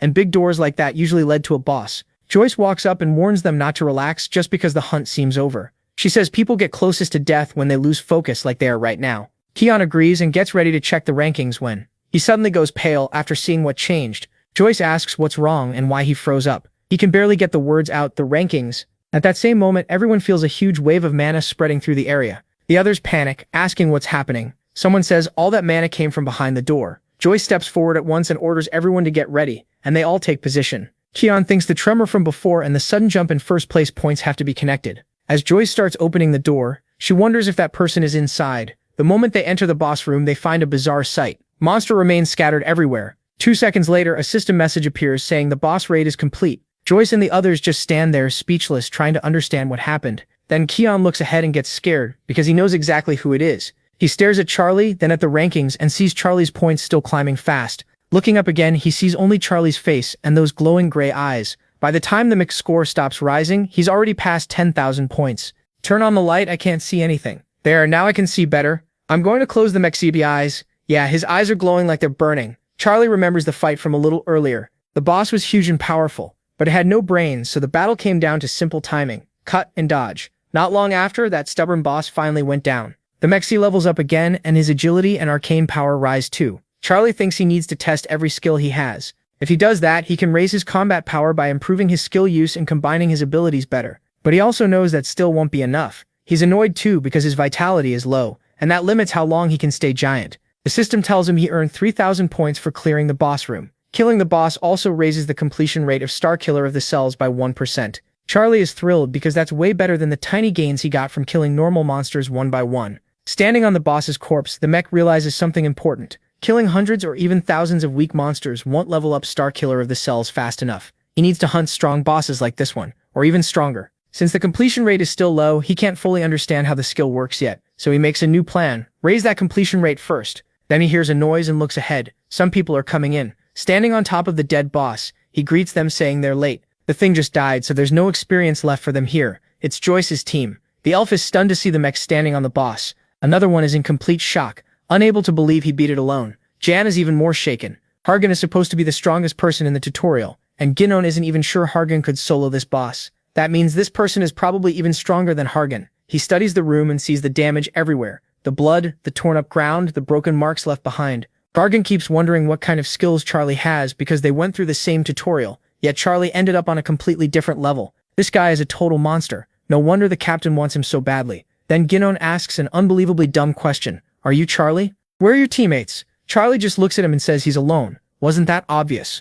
At that point, GM is sure Charlie needs to be brought onto their side. Someone this strong could be dangerous otherwise, so he asks if since he's alone, he wants to join their team. Sitting on the boss's corpse, Charlie notices GM is Korean too. The protagonist studies the group in front of him. Then he spots Dora among them, so this has to be Hargan's team. Since Hargan isn't there, Charlie figures they split up. He also looks at Joyce and realizes he doesn't remember her from his past life. He has no idea who she is. Still, the protagonist guesses she's Joyce, a very strong player since her team is ranked 3rd right behind Hargan. Meanwhile, the woman keeps her eyes closed while somehow checking everything around her. After sizing them up, Charlie decides Hargan picked his teammates well. This group has a lot of potential. Then Guillaume impatiently asks for Charlie's answer. Charlie thanks him, but turns the offer down. He plans to stay solo. Guillaume says he expected that since Charlie already rejected the captain too. Then Joyce asks if he seriously plans to take on this raid's boss by himself. She points out they have a whole month to finish the tutorial, and this boss was made for a group, not one person alone. Charlie, already annoyed, basically answers, so what? Charlie knows the final tutorial is built around teams. Even so, he can't join one. If he does, he won't be able to level up the way he wants. Then Charlie starts explaining himself. He's about to say what they really want, but he doesn't get to finish. Everything suddenly starts shaking. Dora tells Guillaume that Hargan contacted him telepathically. He already knows they found Charlie, and this tremor must mean he's almost here, just like he said. Guillaume can tell this is about to go badly. Hargan comes rushing in at crazy speed, zigzagging forward. A moment later, he leaps right up to the protagonist and says, face to face with Charlie, that he finally found him. But Charlie is already fed up. In an instant, he grabs Hargan by the head and cuts him off. Before Hargan can finish talking, Charlie slams his head down hard. He smashes Hargan's face into the dead boss. Guillaume, Dora, and Joyce are stunned. Their captain is insanely strong, so if Charlie can grab him that easily, how strong is he really? The others in the back freeze in fear. Charlie doesn't even care about their reaction. He asks them if they want to survive or if they want to become rankers. Joyce is thrown off. How does someone who isn't pure blood know that term? Then the system steps in and explains what a ranker is. A ranker is someone who cleared every test in the tower and conquered every floor. It says a ranker is a being tied to power, glory, and eternal life. But Charlie tells them none of that matters much to him. Becoming a ranker might happen someday, but only because it's one step in the path he's following. Joyce grips her sword, totally confused. As she passes it to Zoe, she keeps thinking about what he said, that becoming a ranker is just a small thing to him. For people who aren't pure blood and weren't chosen by the tower, that goal is almost impossible. Even the king of her people is a deeply respected ranker. Angry now, she asks what makes Charlie so different. If becoming a ranker isn't enough for him, then what is? She stares at Charlie and asks if he's saying he wants to become a high ranker. Charlie points at her and says no, he's aiming even higher. His goal isn't just reaching the top of the tower. He wants to break through its ceiling and go beyond it. Joyce snaps back, calling it complete nonsense. After a short blackout, Hargan wakes up and calls out Charlie's name. He complains, asking what Charlie thinks he's doing. Getting his head smashed into the boss really hurt. Charlie faces him and says Hargan charged at him so hard it looked like he was trying to kill him, so he stopped him first. Hargan, glaring with anger, says he only wanted to catch him, but even Charlie admits that did look pretty suspicious. Then he teasingly says that when someone as strong as Hargan comes running straight at him, of course he's going to be scared. Hargan hears that and answers with sarcasm. Oh yeah? Fine then, sorry for scaring you. He says he heard Charlie talking about breaking the tower's ceiling, but that idea makes no sense to him. Then Hargan tells the protagonist his father once said there's a greater power outside the tower. He goes on about how amazing and powerful his father is. Charlie, who already knows that man and even fought beside him before, thinks it's obvious he's talking about the King of Olympus. Then Hargan asks the protagonist if he really rejected their team offer again. He jokes that Charlie must be saying a little fish can't swim with a whale. Hargan tells him not to see him as some little fish. One day, he says, he'll become the King of Olympus. Everyone is shocked by that claim. If Olympus heard him saying that, they'd probably hunt him down. The protagonist actually gets excited hearing it. For a direct descendant of Olympus to say something like that takes real guts. Hargan says he'll prove it to Charlie, so he proposes a bet. Whoever beats the boss first and earns more points wins. Charlie can build any team he wants with as many people as he wants, but Hargan's team will be limited to 9 members. Charlie finds the offer interesting. If he were someone else, he could just gather hundreds of people and crush Hargan's group by numbers alone. Hargan then adds one more condition. If Charlie loses, he has to join his team. Charlie sits cross-legged, excited, one hand on his chin, and asks what happens if he wins. Hargan says he'll treat Charlie like an older brother. Charlie immediately rejects that. What? Seriously? I don't want a little brother to babysit. After hearing that, Charlie can only think one thing. The future really does need to change. He knows Hargan could be a very useful card to play in the future. So instead of accepting that older brother nonsense, Charlie says that if he wins, Hargan only has to give him one thing. Hargan asks what it is and whether Charlie is sure that's all he wants. Hargan agrees as long as it's not impossible. He even says he'd hand over his items too if he loses. Charlie has already turned around to leave and just says they'll talk when the time comes. Then he says goodbye. Hargan happily calls back. The bet is set and he's sure of himself. He's never lost one. Like an overexcited kid, Hargan keeps yelling after him from far away, saying they already met on the first floor and Charlie better not pretend not to know him next time. The protagonist just keeps walking, listening to him shout. Hargan really does feel like a loud, energetic child. Charlie knows that same energy is what let Hargan clear the tutorial in only 9 days in the past. Hargan hops onto the boss's body, goes back to his teammates and says they all heard the bet. Time is tight now, they need to earn a ton of points. Charlie still hasn't left the room. He calls back that he doesn't want to ruin their momentum, but they don't need to rush like that. Instead, they should look at this. Hargan notices what Charlie means. The remaining time on the clock hasn't moved at all. He keeps staring at it. The timer is completely frozen, and he can't figure out how that happened. So Hargan asks Charlie if the timer really stopped. Charlie explains that Baraganda isn't just an island, it's more like a living myth. Hargan then asks what all the creatures Charlie killed really were. Charlie explains they were parasites, draining Baraganda's life force and wisdom. Baraganda was going to sink because of those parasites. If it sinks, the parasites die. But if the parasites are already gone, then there's no reason for the island to sink. That's why the timer stopped. Hargan asks if the boss Charlie killed was the Parasite King, or something like that. Charlie says basically yes, it was the one creating all the parasites on the island. Hargan is left confused, wondering if he should believe any of this. Even the elites don't know information like that, so who exactly is this guy? Cutting into Hargan's thoughts, Charlie says the clock will stay frozen until an administrator or one of their lackeys realizes what happened and resets the timer. Then Charlie drifts into his own thoughts. Odin was the one who told him Baraganda's secret. The 5th tutorial is really a race against time, and the key is how much time is left when you kill the parasite boss. The sooner you kill it, the more extra time you get for the final boss, and that means a shot at a new record. Charlie remembers Odin explaining it clearly. It wasn't that Odin beat the boss in a single week. He killed the parasite boss first, stopped the clock, and gained several extra days to deal with the real final boss. Now Charlie has a new goal. Since he managed to stop time, he plans to use every second of it. He'll keep pushing forward non-stop until the clock starts moving again, and the moment it does, he'll kill the final boss. Far away from there, everyone notices the timer has stopped. The others start thinking it has to be some kind of error.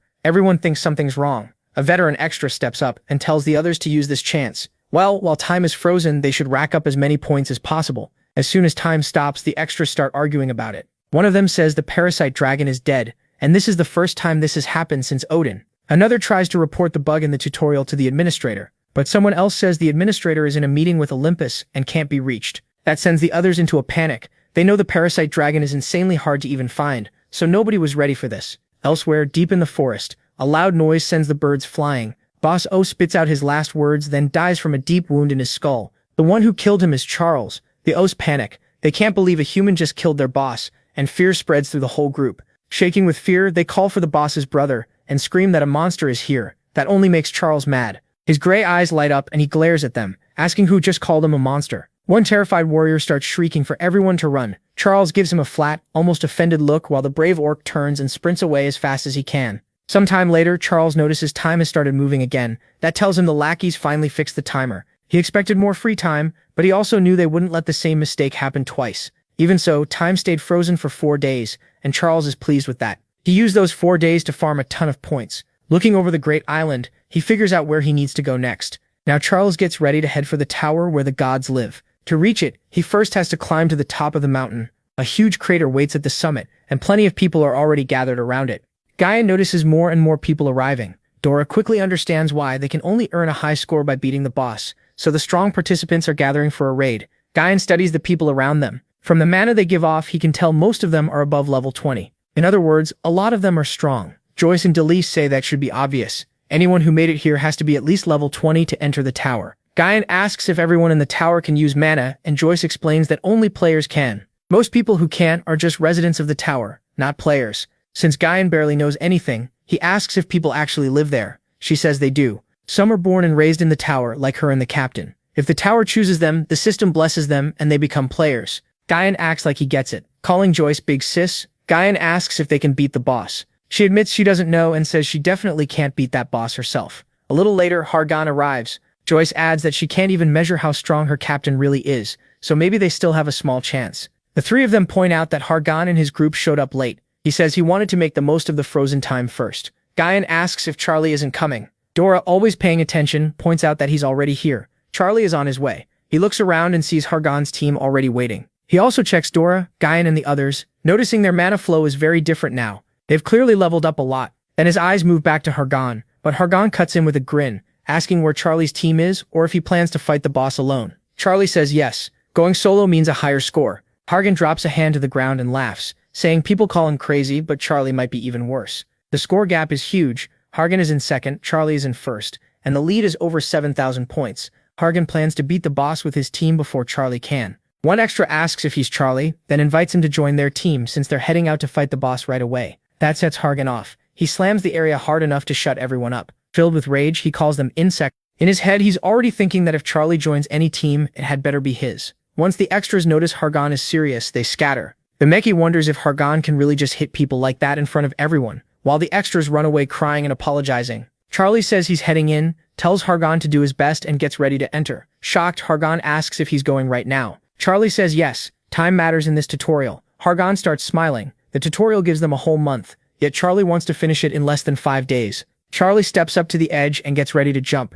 Hargan tells him to wait so they can go together, but the protagonist doesn't trust that for a second and jumps anyway. As Charlie drops down in dramatic style, the system announces that he has entered the first boss room. Inside, he's met by a crowd of monsters. The system tells him his mission is simple: clear the stage and find the first boss. The monsters stop talking and get ready to fight. They plant their shields and form a solid defensive line with disciplined tactics. Now Charlie stands before an army of monsters, and Hargan's group is right behind him. They're stunned by how many creatures are packed in there, far more than expected, and the tension spikes fast. Still, the protagonist doesn't hesitate. He knows he has to crush everything here and then find the boss. Charlie quickly realizes every monster on the island has gathered in this place. Races that normally fight each other would never unite on their own, so someone has to be controlling them all. Certain he already knows where the boss is, Charlie decides to cut through these monsters and head straight for it. He pulls his sword from his inventory. In a hurry, he pours huge flames into the blade by stacking 2 skills on his magic sword. The extras are excited. They finally get to see Charlie fight for real. They know he's strong because he's ranked first, even ahead of Hargan, but now they want proof that he truly deserves that spot.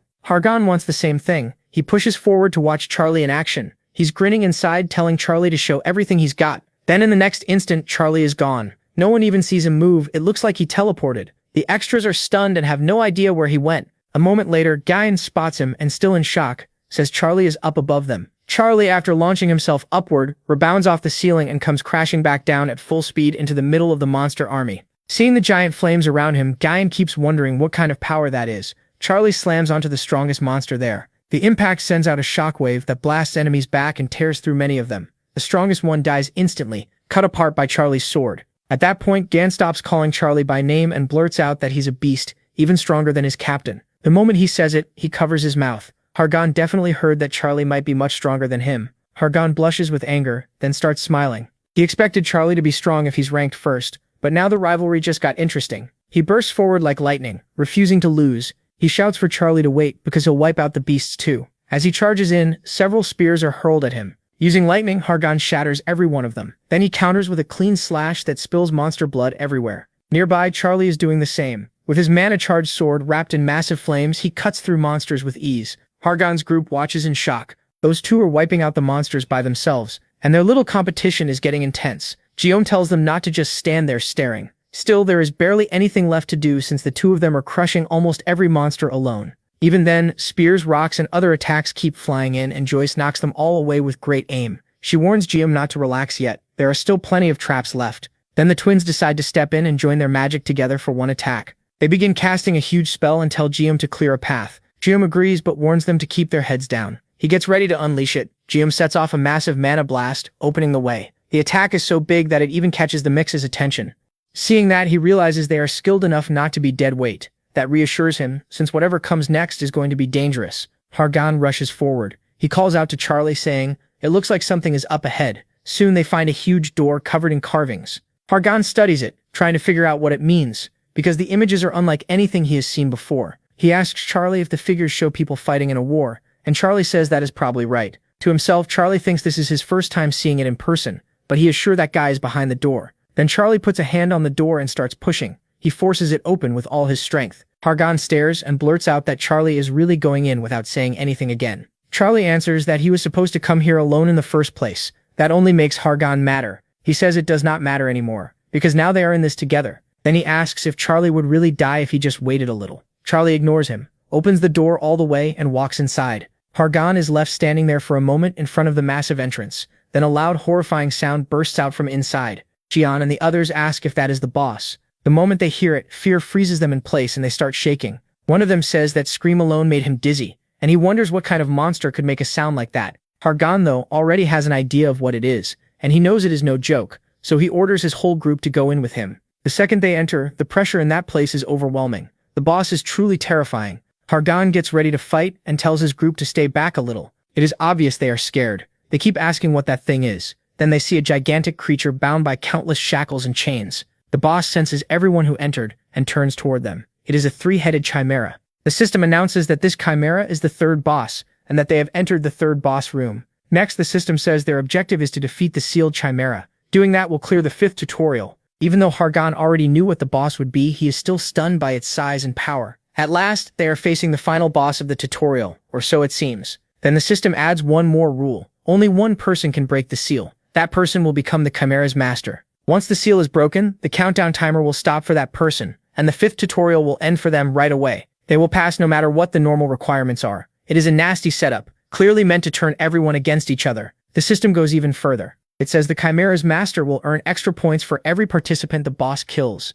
In other words, whoever breaks the seal becomes everyone else's enemy. John gets nervous fast. If someone wants that role, all they have to do is break the seal right there. Dora understands what this means. They have to kill the chimera while also protecting the seal crystal. Joyce notes there are 10 people here, so it should be easy for a group that big to watch each other. And even if someone tries to rush the crystal, Captain Hargan is standing right next to it. Except for the person closest to him, no one there is faster than him. The moment she thinks that, Charlie quietly starts walking toward the seal crystal. Hargan grabs his shoulder and asks what he thinks he is doing. Charlie only tells him to let go. Hargan says Charlie cannot betray them after fighting beside them. He even brings up their bet, asking if Charlie forgot it already. Shouldn't he be hunting the boss instead of trying to end the tutorial this way? Charlie looks him straight in the face and says he will win that bet, and he will be the one to finish this tutorial. Hargan starts boiling with anger. Lightning-like fury begins rising from his body as he demands to know what Charlie is talking about and why he would need that thing. Charlie stays calm and simply says that is exactly why he wanted to come alone. Still staring at Hargan, Charlie pulls his sword from his inventory. Then, with perfect speed and control, he hurls it straight at the crystal and shatters it. Hargan cries out in despair. The sealing crystal is gone, and the Chimera boss is about to be freed. The system announces that the player who broke the seal and became the Chimera's master is Charlie. With that, the objective changes. Now everyone must defeat the freed Chimera. The three-headed boss lets out an even louder roar and gets ready to fight. Hargan, furious, demands to know how Charlie could do this. Charlie ignores that and calls out to the Chimera. He points across the room and orders, "Chimera, break that wall." The Chimera charges at full speed toward the wall Charlie pointed at. The giant boss slams into it with tremendous force, and the impact shakes the whole place. Everyone freezes in fear because that monster is unbelievably strong. None of them understand why Charlie made the Chimera attack the wall. The protagonist calms them down, saying he is controlling the Chimera and it will not attack anyone there. Then he explains that from now on they are dealing with a very different enemy. Still gripping Charlie's arm, Hargan asks what he means. The protagonist says the Chimera is just a monster made by combining creatures from the island. After smashing the wall, the Chimera stands in front of Charlie. He asks Hargan if he knows who created it. Hargan realizes that if the Chimera is not the real boss, then someone else must be. Charlie shakes off Hargan's hand and tells him to choose, fight alongside him or not. Then Charlie heads for the huge opening the Chimera just made in the wall. Jian asks Hargan what they should do. Hargan says they need to check first, and then they will decide. A little later, everyone in Hargan's group follows the path Charlie opened. What they find is a trail of destruction. There is blood everywhere, along with piles of ruined bodies and twisted remains. The others stare in horror, barely able to tell what used to be human.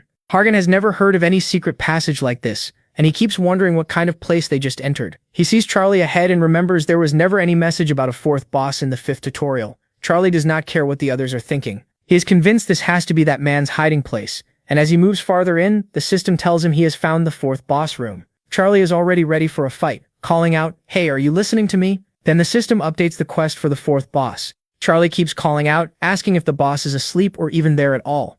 At that moment, the boss, who had been making another Chimera, stops what he is doing. The system reveals that the 4th boss is the creator of the Chimera. Then it states their new objective: defeat the 4th boss, the creator of the Chimera. The Mech's Chimera goes wild, ready to attack that boss. The 4th boss, who still has not given his name, finds the whole thing hilarious. To him, it is absurd that the very Chimera he created is now charging at him. He laughs and says the funniest part is that even after taking control of the Chimera, Charlie did not betray the other players. Instead, he came straight to this room to find him. The place is more like a lab than a boss room, full of body parts and failed creations. Smiling, he says, "This is very interesting." Then he looks at Hargan and speaks up. He says Hargan looks like a descendant of Zeus. After checking Hargan's wound, he adds that Hargan seems mixed, but still useful. That makes Hargan furious, and he is ready to kill him. Hargan yells, asking who that fool thinks he is, calling him mixed. Then he asks Charlie who the idiot up there is. Charlie answers that it is Black Mage Shilden, a ranker who vanished from the tower long ago. Hargan recognizes the name and is shocked.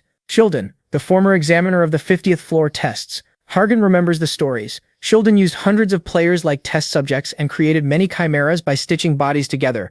Now Hargan cannot understand why someone like Shilden is inside a tutorial. Charlie tells him not to panic. Shilden was once defeated by a player in a humiliating way, and because he broke many rules of the tower, he lost most of his power. As punishment for his crimes, he was forced to create tutorial bosses for 1,000 years. Even after all that time, his full power never returned. Shilden gets angry and demands to know how Charlie recognizes him, since they have never met before. Charlie answers in a blunt way, asking if Shilden can see this, and points at his own face. Then he activates the gray monkey eyes and asks if Shilden remembers them. Of course Shilden remembers. Those monkey eyes belong to someone he could never forget. Shilden snaps and blasts out a huge wave of mana, then curses Charlie as an idiot. Charlie blocks it with a massive wall of fire, while Hargan answers with lightning. Hargan is shaken by the power and asks what kind of mana that is. He thought Charlie said Shilden had lost his strength. Charlie says he did lose it. This is Shilden weakened. If he still had his full ranker power, they'd already be dead from the mana pressure alone. Shilden ignores their side talk and demands to know where Charlie got those eyes.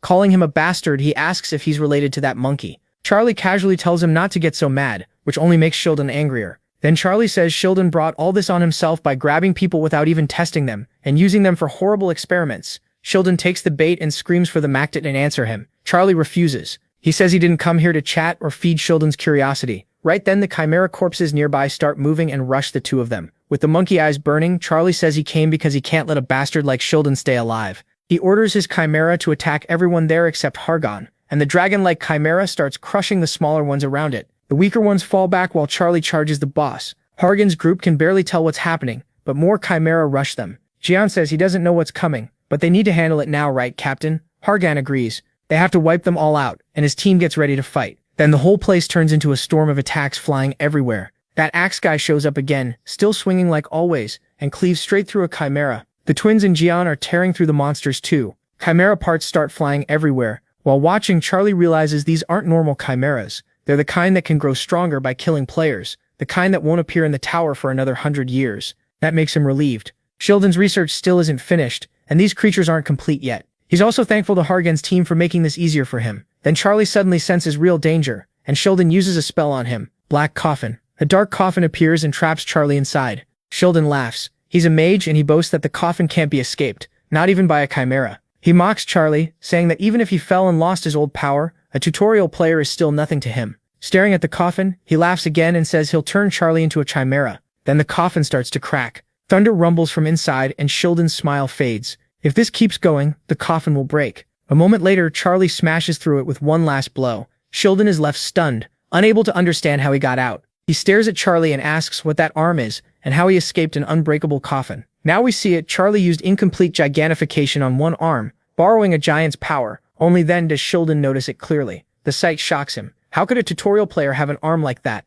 It shouldn't be possible. Looking at Charlie, Sheldon realizes that cursed brat has strength on Hercules' level. That power puts him next to Olympus's greatest hero in raw strength. Still full of questions, Sheldon demands to know what Charlie's connection to Olympus is. Charlie remembers the key figure in the Gigantomachia, the war against the giants. It was a son of Zeus, the hero of the 12 labors, the one called the Giant Slayer, Hercules, a hero who punished evil, protected the weak, and stood above everyone else in strength. Seeing his giant arm, Charlie thinks again that Hercules was the hero he respected most. He keeps fighting with gigantification focused only in his arm. The system explains that his arm has been filled with a giant's power, but his mastery is still low, and his vitality is being converted into strength. Since the mixed vitality is still lacking, he can't gigantify his whole body, only part of it. Charlie knows this is risky. Even after eating a giant's heart and raising his strength and vitality, this is still his limit. He can't enlarge his whole body yet, but he believes one arm is enough to kill that bastard. Sheldon doesn't care. He says he'll get his answer after he kills Charlie and tears him apart. Then he fires another spell at the Mac, saying that even if Charlie is a direct descendant of Olympus, he's still just a kid. His voice gives it away. He's only human. The Mac brushes that off and tells Sheldon to shut up. As Charlie uses gigantification to block the attacks, he doesn't notice Sheldon is casting 2 summons at once. Then the Black Mage uses triple Black Coffin, trapping Charlie again. But Charlie is even fiercer now, and with one punch he nearly blows the triple coffin apart. Sheldon almost seems excited by the fight. He tells Charlie not to die yet because there are still many things he wants to ask him. Then he uses a far deadlier spell. Poison corrupted traps burst from the ground and rush toward the Charlie remembers Hercules' warning. If he couldn't fully control gigantification, he should give up on fighting the creator of chimeras. Even exiled and stripped of his old power, Sheldon was still dangerous, still strong. Charlie had thought that was easier said than done. Even while remembering it, he keeps smashing the poison traps with his fists. He also remembers asking Hercules if he could master gigantification in only a few days. Hercules told him it wouldn't be easy, but it wasn't impossible. And now Charlie proves it by breaking through all the poison traps with his punches. After destroying them, he stays focused, takes a breath, and keeps his eyes on Sheldon. Charlie walks straight at him without fear. Now the Black Mage is the one panicking, because Charlie just did the impossible. Even if Charlie is tied to Hercules, Sheldon can't believe it. Charlie smashed through everything with raw strength alone, so the Black Mage gets desperate and starts casting his strongest spell. Charlie is surrounded by the ebony thorn wall. Sheldon thinks this is his greatest defense and he's sure Charlie won't get through it. He keeps thinking Charlie's hand will never break it. But before he can finish that thought, the ebony wall starts cracking. Charlie drives his giant fist into it with everything he has. Sheldon screams in shock at the sight of that monster of a brat. All that can be heard from behind the wall is thunder. Then the Mick bursts out, bloodthirsty, and leaps at the Black Mage with his giant hand aimed at Sheldon's face. At last, Charlie overwhelms the Black Mage, and the first thing he does is slam Sheldon's head into the ground with all his strength. Sheldon is left on the floor, desperate and in terrible pain. The Mick doesn't let up and punches him in the face again. While the beating continues, Charlie remembers the plan Hercules and Sun Wukong gave him. If he failed to gain both Grey Eyes and gigantification, he shouldn't fight Sheldon. Hercules had said that getting just one of those skills would leave the choice up to Charlie. But if he gained both, then he would definitely be able to defeat the creator of Chimeras. Charlie keeps thinking back on that talk with Sun Wukong and Hercules. He remembers Hercules asking if Sun Wukong had anything to add since he was the one who defeated the Black Mage Sheldon before. Sun Wukong keeps it simple. He says there's nothing to add. The plan is solid. As long as Charlie has both skills, gigantification and the Grey Eyes, it should work. Then Sun Wukong activates his golden eyes and says that once Charlie awakens his Grey Eyes, he'll be able to see everything. Now with his power active, Charlie keeps beating the Black Mage even while his mind is somewhere else. Sheldon is covered in bruises and barely hanging on, but he still manages to speak. No matter how hard Charlie tries, he says he won't die. He's immortal. He shouts it again.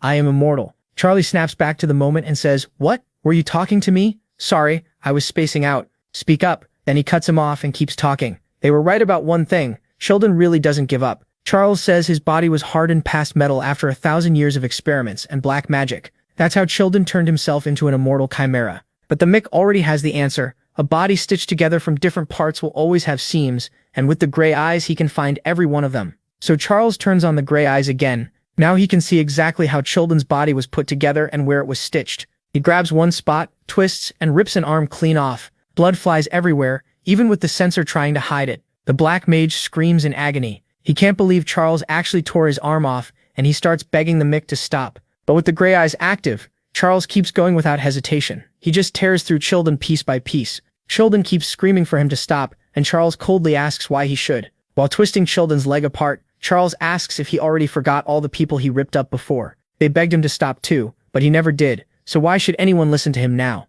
Then Charles drifts into another one of his mid-fight thought sessions. He remembers the gods telling him he had to defeat Suratra in the tutorial to get the gray eyes. After that, he needed gigantification and the giant's heart. Looking at all those gods back then, Charles thought that if he pulled this off, he'd become insanely strong. So strong he'd be almost unstoppable. And just like that, the brutal beatdown ends. The Chimera creator is defeated. The system announces that Charles pulled off an impossible feat, and since it's beyond its calculations, his reward will take time to process.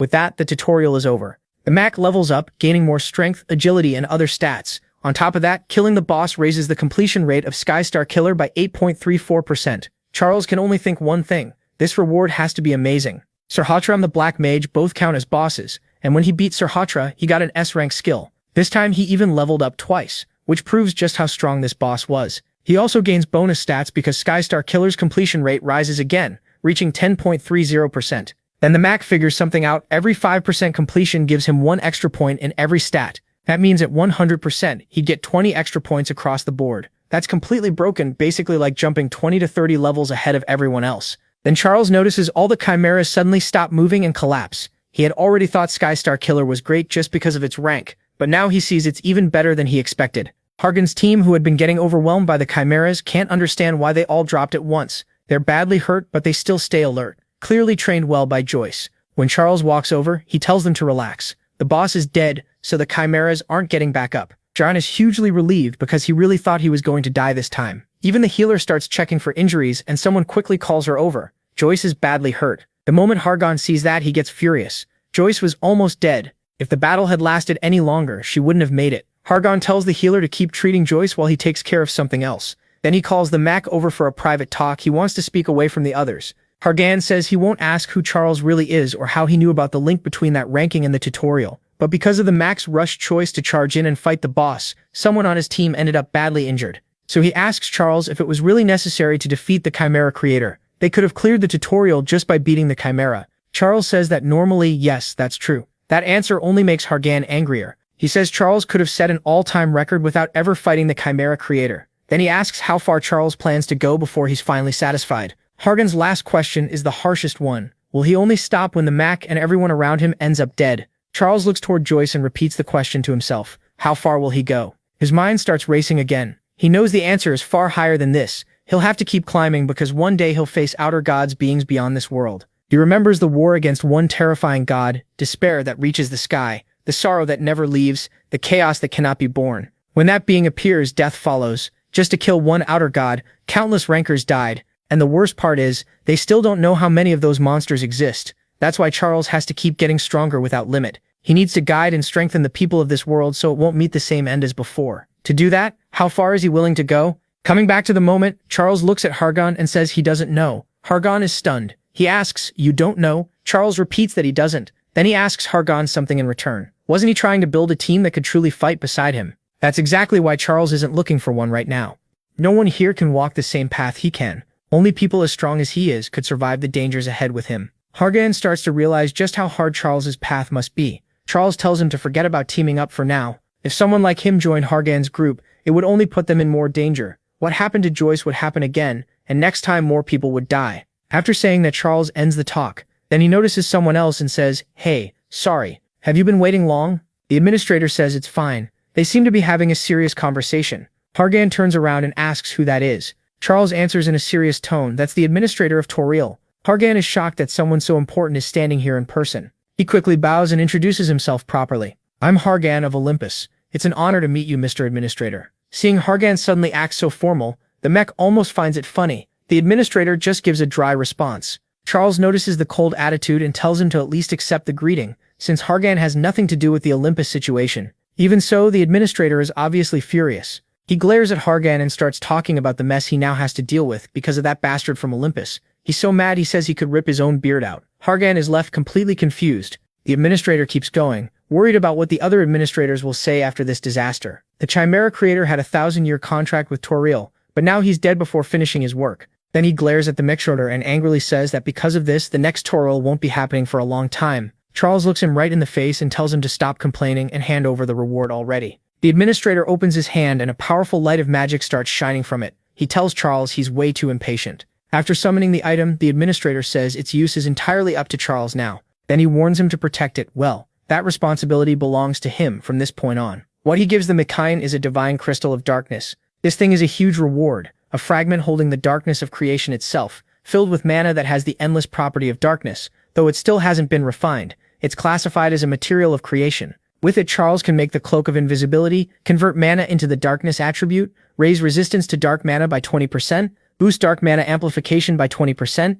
and cut dark attribute mana cost by 20%. Charles is stunned. He never expected to get the Crystal of Darkness. To make it simple, this crystal is basically like one of the Infinity Stones from Thanos' Gauntlet. The Divine Crystal of Darkness has another name too, the Fragment of the Helmet of Invisibility. Hades, one of Olympus's 3 strongest gods, used this crystal in his helmet. It was one of Olympus's top items, and a big reason Hades became so powerful. Without it, he can't make the Helmet of Invisibility. Now that crystal is in the Mech's hands, not Hades's. The Mech even says this was one reason he came back to the past. He needed this item. What shocks him is how easily he got it. He then thinks about the other fragments. He already knows where the Divine Crystal of the Sea is. That means the only one left is the Thunder Fragment. If the Sea Fragment stays where it is, Poseidon will use it, and the Thunder Fragment is already with Zeus. The Mech activates his TDH again. Hargan notices and asks what's going on, but the Mech stays focused. If things keep going like this, he'll gather all 3 fragments way earlier than expected. The administrator asks if he's satisfied, then says all the conditions have been met. They'll be sent to the tower right away. With a snap of his fingers, the administrator adds that everyone else will get rewards based on their points. He also says Hargan's reward won't be bad either. As Hargan and the Mech start floating up to be teleported, Hargan still finds time to thank him. Before they leave, the administrator tells the Mech this will be their last meeting. Then he asks if the Mech plans to take responsibility for all the chaos he caused in the tutorial once he's inside the tower. The Mech answers with a sarcastic smile that he's not sure. The administrator clearly doesn't buy it. Crossing his arms, the administrator says that after giving the Mech that item, he'll probably cause even more trouble inside the tower. Then he smiles, looks the Mech straight in the face, and says that one way or another, all this mess is his fault. A moment later, the two are teleported into the tower. Watching the dimensional gate close, the administrator thinks maybe it won't be so bad if the Mech becomes the wave that shakes the whole tower. The time limit for clearing the 5th tutorial ends at 598 hours, 55 minutes and 40 seconds. The Mech didn't just break the record, he crushed it. Hargan scored only 121,000 points while the Mech got nearly 700,000. The system announces that reward calculations are complete and the tutorial is closing. It totals up the Mech's points and says that for setting a new record he'll get 50,000 bonus points. Then the protagonist's inventory opens and he receives an item. The reward is an egg given to the protagonist for earning so many points in the tutorial. The system says he got Egg D, but it doesn't explain what it is. That's all it says about the egg. You asked for part 3, so now we move on. The story now starts on the tower's first floor, where the Mech is finally about to begin climbing it for real. The protagonist keeps checking his inventory. During the transfer, he got the mission reward. At first, he thought it would just be points, but he got something much better. It was an unknown egg. Once he reads the name, he realizes it's Egg D, but the system still doesn't explain what kind of egg it is. Hargan shows up and says they've arrived, but they weren't sent inside the tower itself. They were sent to the beginner camp, an outside area on the first floor. Each floor is basically its own world, not just part of one big tower. Some people nearby are surprised to see so many newcomers appear, and one masked person asks if the tutorial had really ended already. They came back earlier than expected. The Mech thinks about how the tutorial participants won't be called participants anymore. From now on, they're players. He also figures a lot of guilds must be here on the first floor to recruit them. Then Hargan looks over and notices warriors in familiar armor. He recognizes a lot of faces and realizes Olympus is already here. Hargan asks the Mech if he plans to join a guild, though he already seems sure the answer is no. The mech says he's right. He doesn't want to. Hargan says that doesn't surprise him at all. If the mech won't even make a team, of course he wouldn't join a guild. Then Hargan reminds him that since he lost the bet, he'll keep his promise. Even so, Hargan is still bothered by one thing. The administrator was furious at him and he has no idea why. He can tell the mech knows what happened, but the mech says nothing about the issue between Olympus and the administrator. Instead, the mech walks up to Hargan and says the Olympus Hargan knows is probably a place that looks fair and claims to keep order in the tower. Hargan asks what he means. The mech tells him that if he wants the truth, who those people really are, he'll have to find out for himself. Even if the mech explained it, Hargan wouldn't believe him. As usual, the mech says his piece and starts walking off, leaving Hargan there. Hargan calls after him asking if he's really leaving again without explaining anything. When the mech gets farther away, Hargan shouts that at least he should register as a player once he reaches the city so they can stay in touch. Hargan keeps yelling even though the mech is already far away. From a distance, the mech finally answers. He warns Hargan to watch out for the jackals, then keeps going. That leaves Hargan standing there, completely ignored by the protagonist. A powerful warrior suddenly approaches Hargan and introduces himself as Agamemnon of Olympus, greeting the child of that great bloodline. Hargan realizes Olympus has finally come. Agamemnon kneels, and the Olympus warriors behind him do the same. Hargan says he thinks he's seen him before. Agamemnon is glad to hear that. Hargan asks if he serves Ares,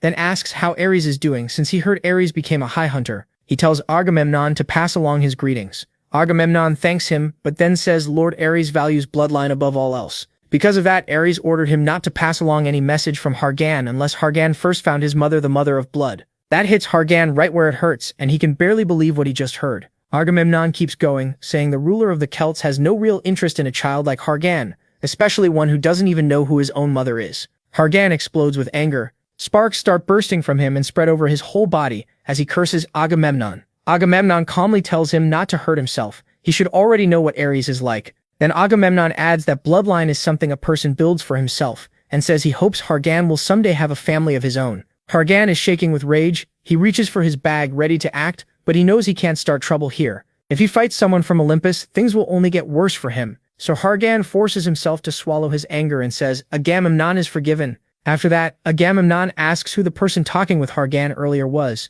Since that man left alone, Agamemnon knows he wasn't part of Olympus. Hargan hesitates, thinking about what to say. Then he settles on an answer. He says that guy is sort of a friend. The story then explains who the Shakai are. They're people who gave up climbing to the next floor. Instead, they stay around and attack or rob new players. They only do this in the beginner camp. In simple terms, they're a gang that hunts weak newcomers, especially players without a guild.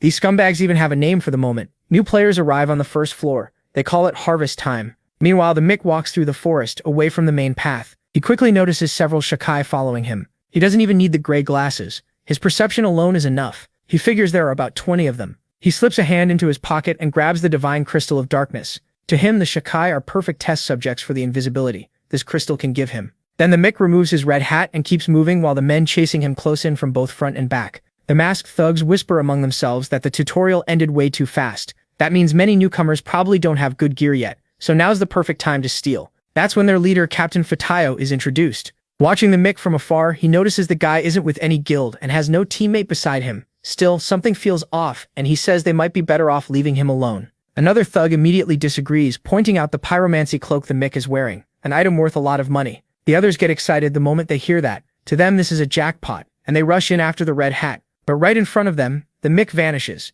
They panic, wondering how he disappeared when he had just been there. Then blades start cutting through the air, and in an instant, several heads are sliced off. The captain, still alive for the moment, yells that there's an enemy above them. The others shout for the attacker to show himself. One of the dying men realizes too late that the lone traveler was probably bait all along, while the Mick keeps mocking them. The captain activates Falcon Eyes, but it does nothing. This isn't an illusion he can see through. It's true invisibility from a divine artifact far beyond his power to break. He has no idea what's coming next. One survivor yells that they need to fall back, but the captain is stuck on one thought. How can a rookie on the first floor use invisibility? Dropping the stealth, Charlie reaches for the captain. He saved this one for last. Then he slams him down with all his strength. Pinned on the ground, the captain stares at Charlie and convinces himself this can't be some random bait. He must be someone from a higher floor sent to kill him. Charlie tells him to quit stalling. There's no escaping now, so he'll be caught either way. Even then, the captain thinks this stranger should be punished for meddling on the first floor. Charlie, clearly mad, says he has a few questions. If the man answers honestly, he'll die fast, without torture.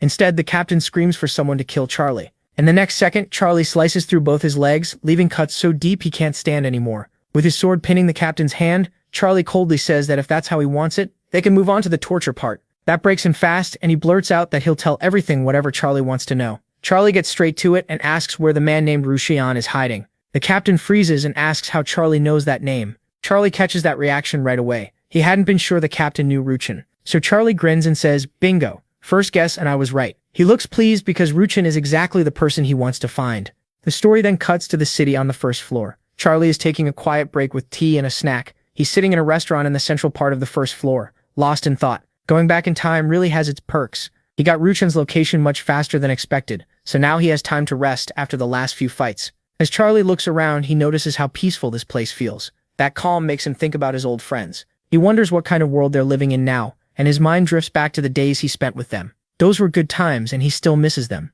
But Charlie quickly tells himself to stop getting emotional. After that, he takes out the Dark Divine artifact and studies it. It worked well against the jackals, but this invisibility still isn't as perfect as the Helm of Ares. Charlie knows his skill with items isn't great, and this one still isn't refined, which is why the stealth isn't complete. A lot of people call this thing the Infinity Jewel because it's packed with a huge amount of mana. He's sure that if the fragment of the Helm of Ares gets refined, its power will grow a lot. Invisibility would only be the start. So Charlie makes up his mind. He still doesn't know everything this jewel can do, but refining it comes first. He also remembers why Zeus became ruler of the skies and took over Olympus. He got the fragment of lightning. Hades, on the other hand, fought with this helm of invisibility. Those items helped shape both the Olympus of the past and the one still to come. As far as Charlie knows, only one person can refine this item. Smiling to himself, he says he'll finally get to see that person again, after a long time. The scene then shifts to a blacksmith shop. Someone is working in front of a furnace, forging an item. Later, Charlie gets the basic player gear. One of the most important items in the tower is a phone-like orb,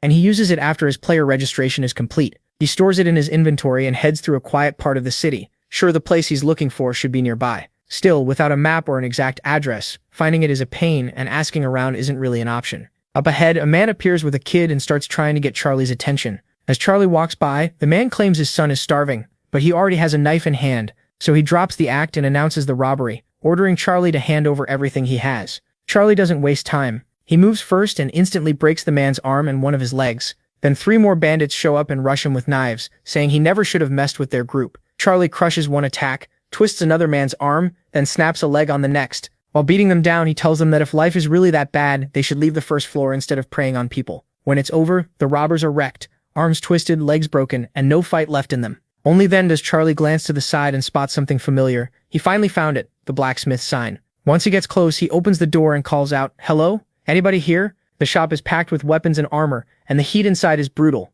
From the doorway, Charlie starts talking like he already knows the person there, joking about how he was supposed to be working this morning.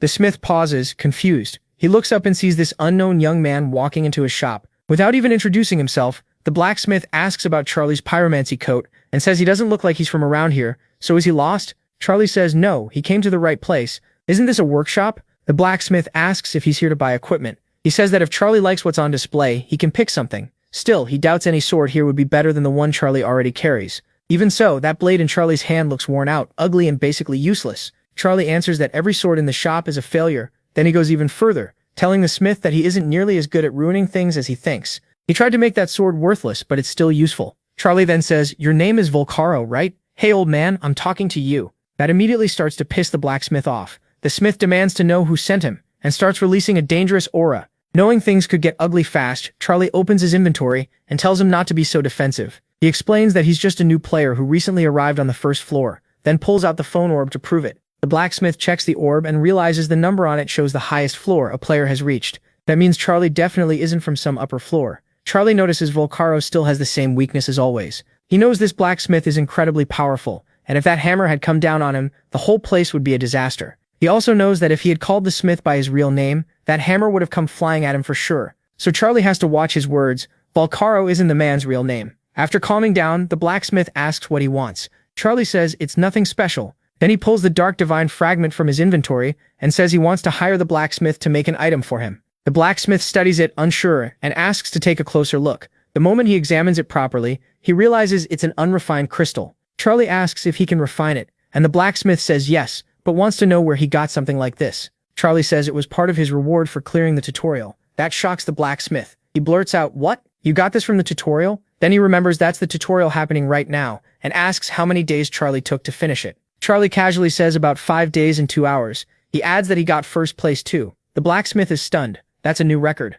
At that point, he says it makes sense that Charlie is wearing such expensive gear on the first floor. The person standing in front of him is clearly no ordinary player. The blacksmith says the best he can do is refine the crystal, but the materials he has now are useless for this job. They'd only damage it. Then he asks if Charlie really wants to leave such a valuable crystal with him. The gear in this shop all looks damaged, enough to make anyone think the smith isn't very good. Charlie says yes, he still plans to leave it here. He places the crystal in the blacksmith's hand. Feeling that insane power, the old man blurts out that the person in front of him must be a complete madman.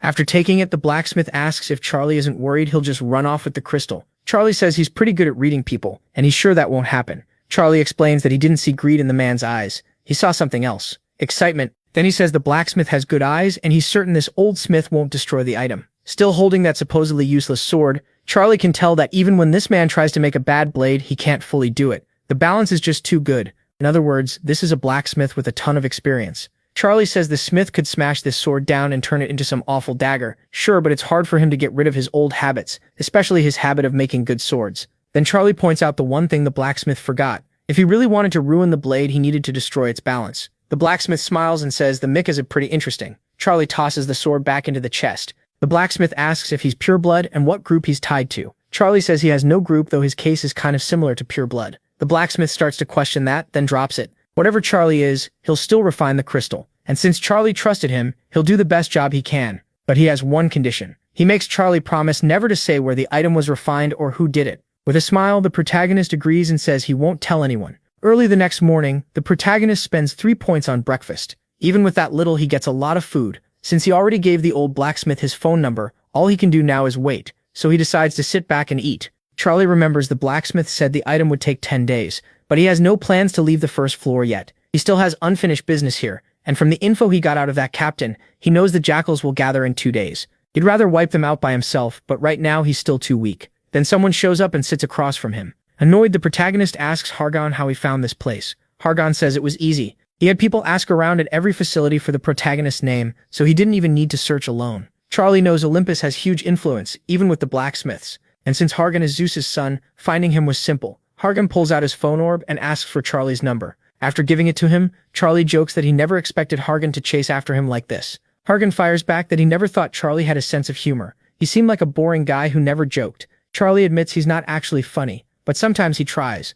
Then he asks Hargon when he's starting his climb up the tower. Hargon says in about 5 days. First, he wants to raise some levels in the outer area of the first floor. He also wants to improve his team's teamwork. The protagonist reacts with a quiet, "Oh?" Then he says if that's the case, Hargon should do a mission with him. Lalit reacts right away, asking what kind of mission. Hargon asks the same thing. Charlie tells him he plans to wipe out the jackals for good. Hargon says that's not easy. They're hard to even find, and they stay hidden. He asks if Charlie really thinks he and his team can pull it off, and whether 10 people would be enough. The angry protagonist shuts that down fast. Not 10, just 2. Him and Hargon. That makes the blonde guy swallow hard. Hargon asks what Charlie is planning and says he needs more details. Charlie tells him it's too early for that, and says to come back in 2 nights. Then he'll explain everything. He adds that if Hargon doesn't show up, he'll kill the jackals alone. Too competitive to back down, Hargon immediately says no way. He's coming, and he'll be there the night after tomorrow. At the same time, Hargon stands up and says he's heading out. Charlie asks if he's leaving already. Hargon says yes, every time Charlie leaves him hanging, so this time he's leaving first, just so he won't be the last one to go. After he leaves, Charlie thinks Hargon must really care about the team he made in the tutorial. Trying to bring them all up the tower together takes real dedication. While he's thinking about that, he notices someone else nearby. Charlie says it looks like he's been waiting a long time. He tells the hooded man beside him that now the talk with Hargon is over. He should finally say what he came to say. The man turns out to be a knight from Olympus. He says he was surprised when Hargon suddenly showed up. Then the hooded visitor reveals himself as Agamemnon, standing beside the protagonist. Since this is their first meeting, Agamemnon politely says it's a pleasure to meet him. He's a member of Olympus. Agamemnon. Hargon Amuan smiles warmly at the protagonist. Still eating breakfast, Charlie says. Hargon is a direct descendant of the ruler of the heavens, so Hargon Amuan should have at least greeted him. Hargon Amuan answers that he couldn't, because the only reason he came was to meet Charlie. He starts by saying he heard Charlie took first place in the tutorial, while Hargon Amuan second. Hargon Amuan adds that the gap between first and second was huge, and people are already saying a monster has entered the tower. The protagonist thanks him for the honest praise and the kind words.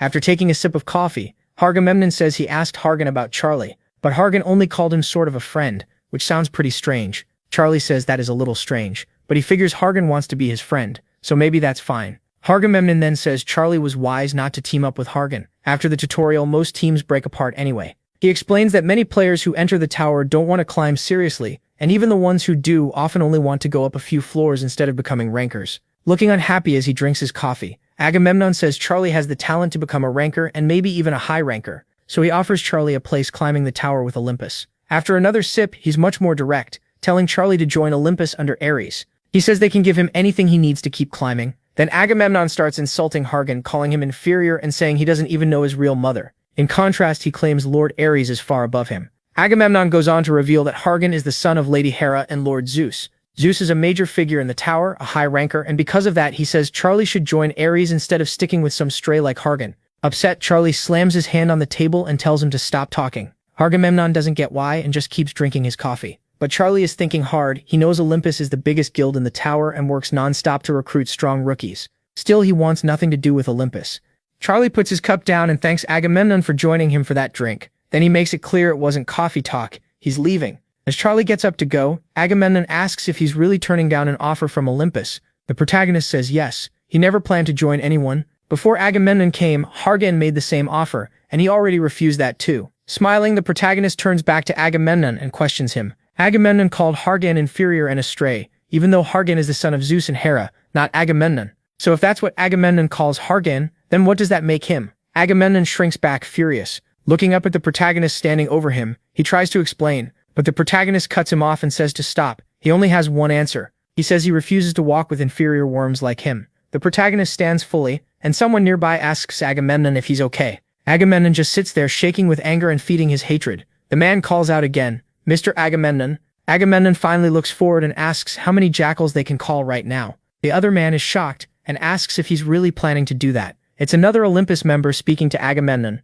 He reports that the jackals are currently gathering resources, and only after that will enough of them be in one place. Agamemnon, still furious, snaps that Charlie is just a rookie. Do they really need that much prep to kill him? The subordinate answers calmly. Charlie set a tutorial record and even beat Mr. Hargan, so they should be careful. Then he asks Agamemnon if he really thinks only a few jackals can handle the protagonist. Still surrounded by 3 subordinates and burning with anger, Agamemnon gives the order, prepare 100 jackals. Covering part of his face full of hate, he says that once the jackals finish gathering, they'll kill Charlie. 2 days later, Hargan asks Charlie how the plan to get rid of the jackals is going. Charlie says they first need to visit someone. It took a long time to figure out where that person lives. Hargan asks who it is, but Charlie doesn't answer. He just tells him to follow. Charlie scans the area with his strange eyes. Hargan realizes he's seen those eyes before. He remembers the final boss from the tutorial asking Charlie if he was related to that cursed monkey. Then Hargan understands who the boss meant. The great sage Yu, Sun Wukong. The great sage was one of the most gifted fighters in ranker history.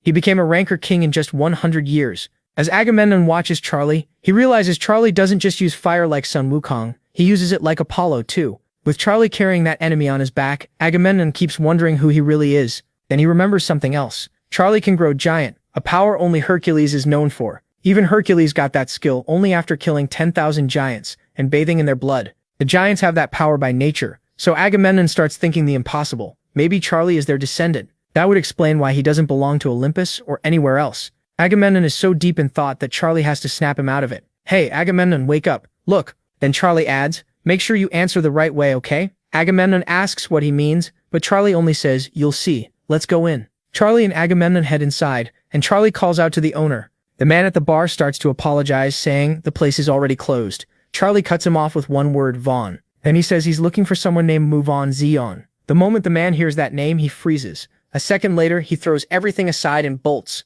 Charlie asks where he thinks he's going and takes off after him. The mech is way too fast and catches him almost right away. But this man isn't helpless. Even while being grabbed at full speed, he already reaches for a dagger. It doesn't help.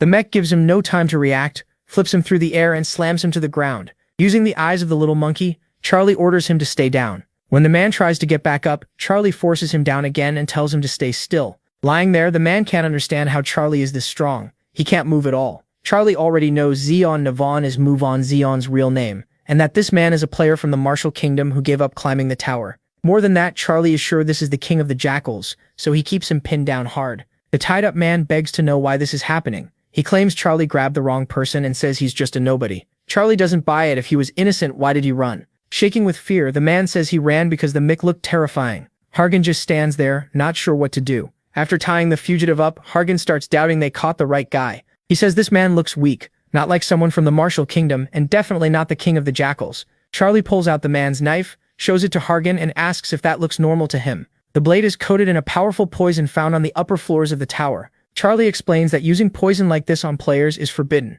and getting it takes special approval. Even then, it's still hard to find. So Charlie asks Hargan a simple question. How would a small shop owner on the first floor get something like that? And why would he hide it in his sleeve unless he planned to use it? Right then, the man's body starts changing. His bones shift, his face twists out of shape, and in another language he mutters, asking how his identity got exposed. Charlie questions him back. How did he find him, and more importantly, how did he learn his real name? Only now does Hargan notice that the man's voice and face have changed, and he starts sweating. The tied-up king of the jackals says Charlie seems fearless, but he has no idea who's backing him. Hargan stays quiet and listens. Then the man looks at Hargan and says, "Hey, you, with that hair and those eyes, are you?" At the same time, Hargan remembers Charlie telling him to answer the right way. Now he understands what Charlie meant, so Hargan reveals who he is, letting lightning burst from his hands. The king of the jackals, still tied to the floor, immediately says, "So it's true. Olympus betrayed you." Hargan is stunned and asks what he means by that. Charlie doesn't let the question go further. He tells the king of the jackals that talking about betrayal is a bit extreme.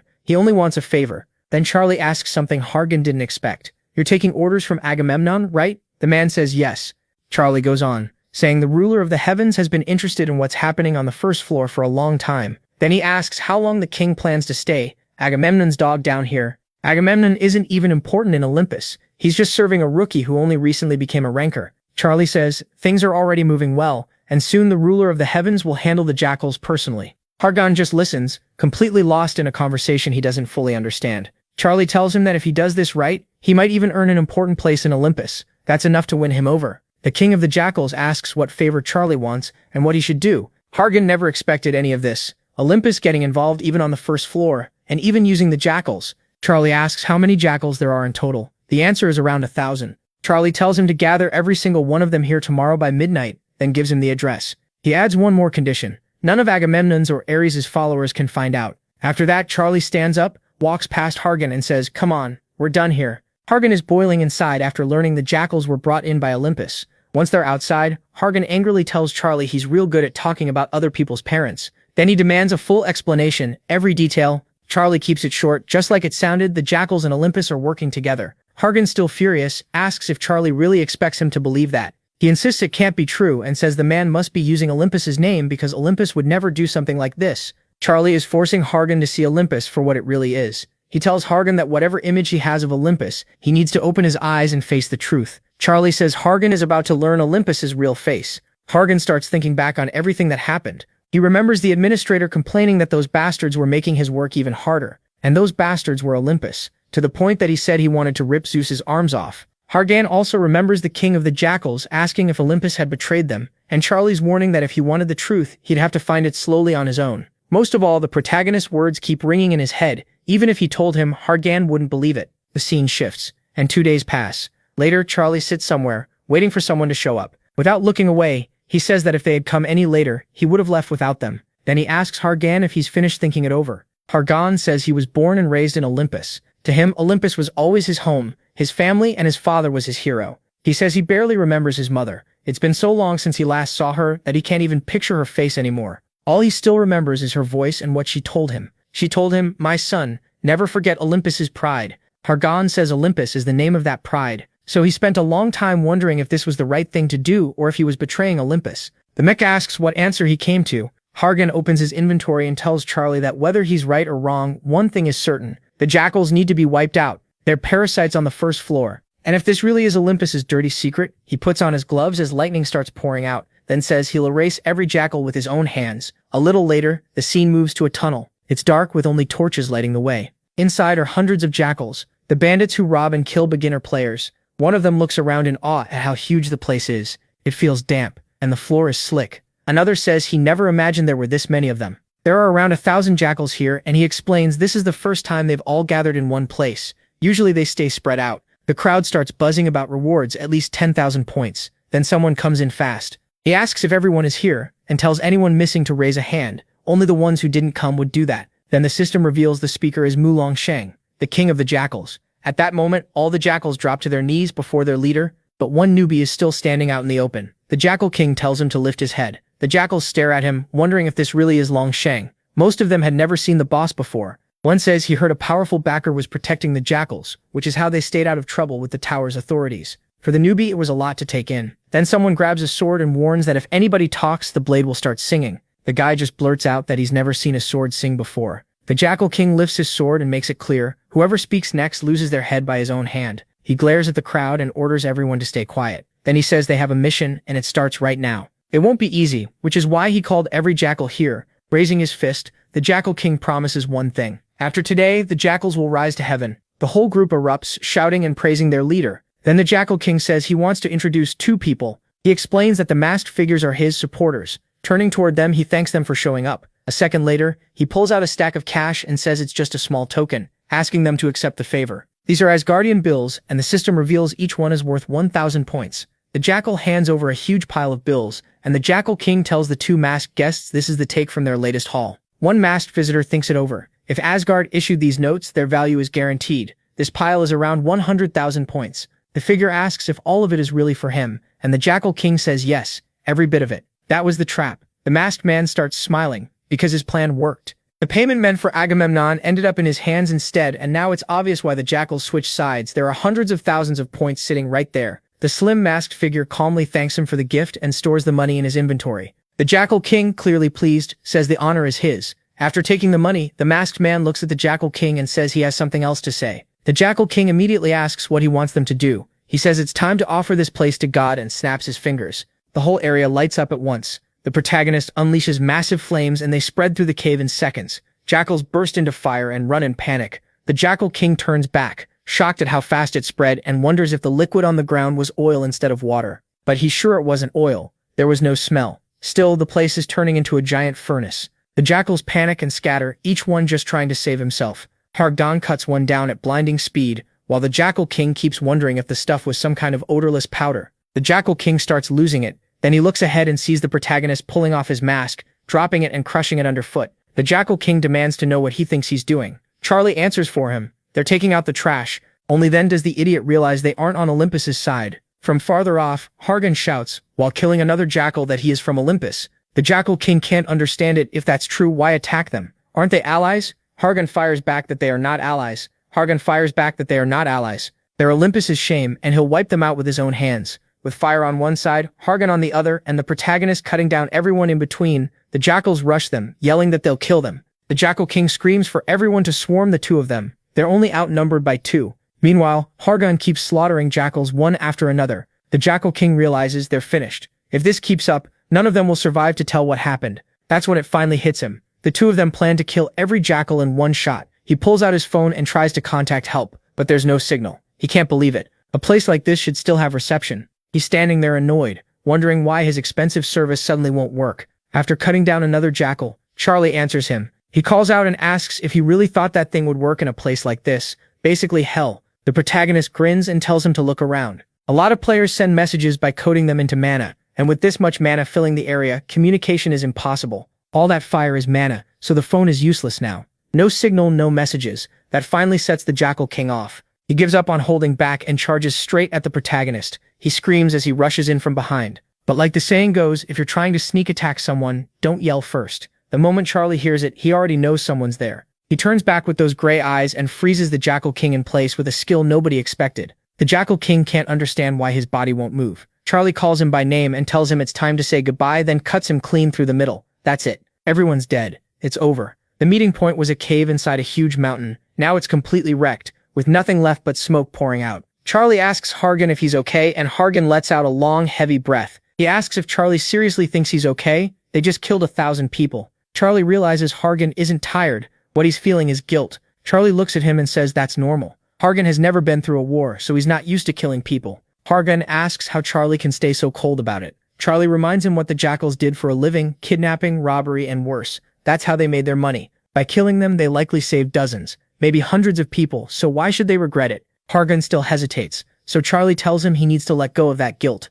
The only ones who died were the worst kind of trash. Hargan stays quiet, staring down and thinking it over. After a while, still shaking with his hands on his knees, Hargan says Charlie has a really sharp tongue, sharper than he expected. He also admits Charlie is smarter than he looks. Charlie walks over and jokes, asking if that was supposed to be a compliment. If it was, Hargan still needs practice. Hargon, holding his head, admits it was. Charlie can tell he's mentally steady enough now to talk normally and work through the guilt. Charlie says Hargon is honestly a decent guy, someone made for a normal life. Hargon replies that Charlie is nothing like he thought. He tells Charlie he didn't expect him to be this good. Charlie jokes again, asking if he's praising him now. Hargon says yes. He adds that it isn't easy to be the first one to act when there's nothing to gain. He remembers that even back in the tutorial, Charlie was always thinking way ahead, looking at the bigger picture in a way Hargon still can't match. Hargon says people have called him a man of great cause since he was young, and now Charlie seems like the one who really fits that title. Charlie laughs and says Hargon's getting better with words. Maybe one day he'll actually know how to praise someone. But one thing Hargon said was wrong.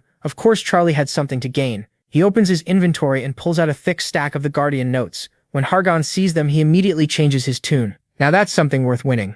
Charlie keeps counting and says Hargon can refuse his share if he doesn't want dirty money. But there's a lot of it. Way more money than Hargon made in the whole tutorial. Hargon stares at it and admits he doesn't even know what to say anymore, so Charlie should just give him some. Charlie says that's what he expected. A little for Hargon, a little for himself. Then Charlie changes the subject and brings up the fact that Hargon ranked second in every tutorial. Hargon tells him to stop there. So what? Still counting the notes, Charlie asks what reward Hargon got for that. The scene shifts far away, where someone slams a hand onto a table in anger. It's Agamemnon, furious because he can't contact the Jackal King. His assistant says he doesn't understand it either. He tried reaching him too, and none of the messages came back. Agamemnon thinks it over. Unless the man lost his mind and ran off with the money, there should be no reason for this. Then a second assistant bursts in, shouting for Agamemnon. He says they found the jackals, but Agamemnon needs to come see it himself. Agamemnon enters the cave and finds a nightmare. Hundreds, no, over 1,000 bodies. Burned, crushed, torn apart, and destroyed. The sight rattles him. Agamemnon turns to his assistant and asks if even the Jackal King is dead.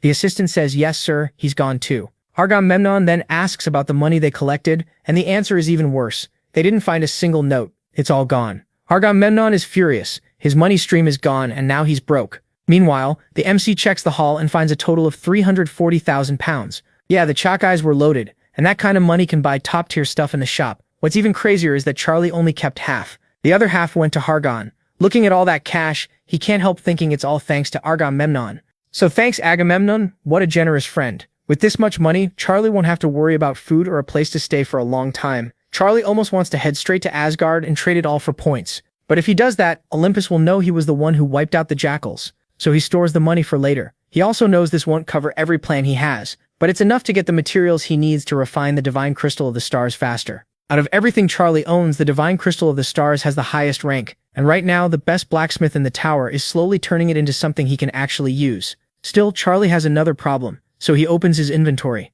He notices the egg doesn't even have a name, so he has no clue what it is, but it has to be valuable, since he got it as a top reward. Now he's stuck wondering when and where he should use it. The protagonist holds that unfinished reward and tries to figure out what makes it special. He can't remember anyone ever getting an egg as the main prize. Hargon Hull, who finished second, got the King's Lightning Glove, a pretty advanced item that even higher ranks can use. So if that was second place, Charlie knows this egg is no ordinary item. It might be as good as, or even better than, the Divine Crystal of Darkness. The more he thinks about it, the more confused he gets. Then while staring at the egg, he suddenly notices something. There's a pattern on the shell now, and he's sure it wasn't there when he first got it. A second later, Charlie remembers where he saw that pattern before. That realization scares him. The mark clearly belongs to an outer god. Then the egg reacts to Charlie. He tries asking it what it is, but the mark changes again. After that, the story cuts to the blacksmith's shop. For several days, Charlie keeps thinking about the egg. He has no idea if what hatches will become an ally or a monster that could destroy the world. He remembers that creatures born from eggs usually treat the one who cared for them the longest as their master, and the first person they see after hatching almost like a parent. That's why so many ranks try to get mythical beast eggs and raise them as companions. Charlie starts thinking about doing the same. If that egg really holds a mythical beast, the payoff could be huge. Still, the protagonist knows overthinking won't solve anything, so he focuses on what he can handle right now. He heads inside and announces himself. The dwarf looks over at him and gets right to business. Oh, you're here. The blacksmith shows him the Divine Crystal of the Stars and says it's insanely hard to work with. That's why he called Charlie over. Before going further, he wants to know what weapon and armor Charlie uses now. If it's a sword, he wants the type and hardness, and he wants details on the armor too, including its weight. Charlie asks why he needs all that. The blacksmith explains that some extra material came off during the process, crystal powder. He wants to forge something with it, because that powder is more valuable than any crystal material he knows. Charlie understands right away. He knows this matters because Hades was made with crystal powder during refinement. Then he asks if the blacksmith already has the right base material. The dwarf says he doesn't have anything on the level of diamond, but he does have something close. since they're only using the powder, mithril should work. He shows the MC a massive mithril bar weighing 1,800 kilograms and says it's enough to make a piece of equipment and combine it with the powder. He then goes over mithril's properties. Charlie knows mithril is crazy expensive. Even 1,000 kilograms would be enough for one piece of gear, so using 1,800 means the cost will easily go over 300,000 points. That's a problem, because all the money Charlie has is in Asgard notes. Right now, it would only cover about a third of that mithril. Seeing him hesitate, the blacksmith offers another option. He'll put it on Charlie's tab. Charlie asks what happens if he just runs off. The blacksmith says this whole project came from his own greed, not Charlie's request. Even if Charlie took the finished item and vanished, he wouldn't hold a grudge. Then he reminds Charlie of something important. The crystal Charlie left with him is worth tens of times more than this mithril. In fact, it's so valuable that it can't even be measured in points. So if Charlie trusted him with something that expensive, he's willing to return that trust. That gives Charlie a sense of déjà vu. This old man is exactly how he remembers him. So the MC smiles, knowing this blacksmith really can be trusted. Then the protagonist opens his inventory and pulls out his sword. He shows it to the blacksmith and explains that he needs a sword, but it can't be too heavy. The shape and length can be similar to this one, so he offers it as the model. That gets the blacksmith fired up. Forging a sword is exactly what he wanted, and he proudly says swords are his specialty. A week later, the story moves to the Olympus branch in Aguila. Agamemnon finishes putting on his gloves, still amazed that a chance like this landed in his lap. The deaths of all the Chikais created a much better opening for him. He believes that if he handles this mission well, his past mistakes will be forgiven. It might even get the higher-ups to notice him. Then his assistant reports that all their players from the 1st through 10th floors have already gathered. There are about 200 men total. Agamemnon thinks that still isn't enough and asks for reinforcements. The assistant says more support has arrived, especially with the administrators stepping in and the tower's revival system in play. Now Agamemnon is sure they can't lose. He gives the order to finish the mission. So the Olympus force from floors 1 through 10 gathers in Solakal under Agamemnon's command. Standing before his men, he tells them they're hunting a criminal, and they're going to capture him. Far from there, Charlie easily cuts down an old snake. That raises the completion rate of Skyslayer Star by 0.0006. Charlie can't help feeling this skill is taking forever. In those 10 days while the crystal was being refined, this is basically all he worked on. He also knows that on the 1st floor, training this skill is almost impossible. After 10 days of hunting, it only went up 1 level. But that's still better than doing nothing. Then his phone starts ringing and buzzing. He checks it and sees a message from Vulcan saying the refinement is done and telling him to come over right away. Vulcan has just finished refining the jewel, and it came out beautifully. He says no matter how many times he looks at it, it still amazes him. He can't get tired of it. Part of him wants to finish the full item right now, but without the right materials, he knows he can't. So he picks up the jewel and carefully wraps it. Then Vulcan senses someone approaching. The presence keeps getting closer. He grabs his hammer and mutters to himself. Of all days, it had to be today. The day he finished the stone. He sets the wrapped stone back down and reminds himself he always knew this day would come. Then he moves carefully. With hammer in hand, he steps out of his shop. Waiting outside are hundreds of Olympians. Mounted on his horse, Agamemnon tells Vulcan he never expected someone like him to be hiding in a place like this. Looking around, he says he finally understands why no one found him before. This area is filthy. Vulcan tells him to stop bothering the neighborhood and asks what they want. Agamemnon answers that the question is pointless because Vulcan already knows why they're here, what he wants.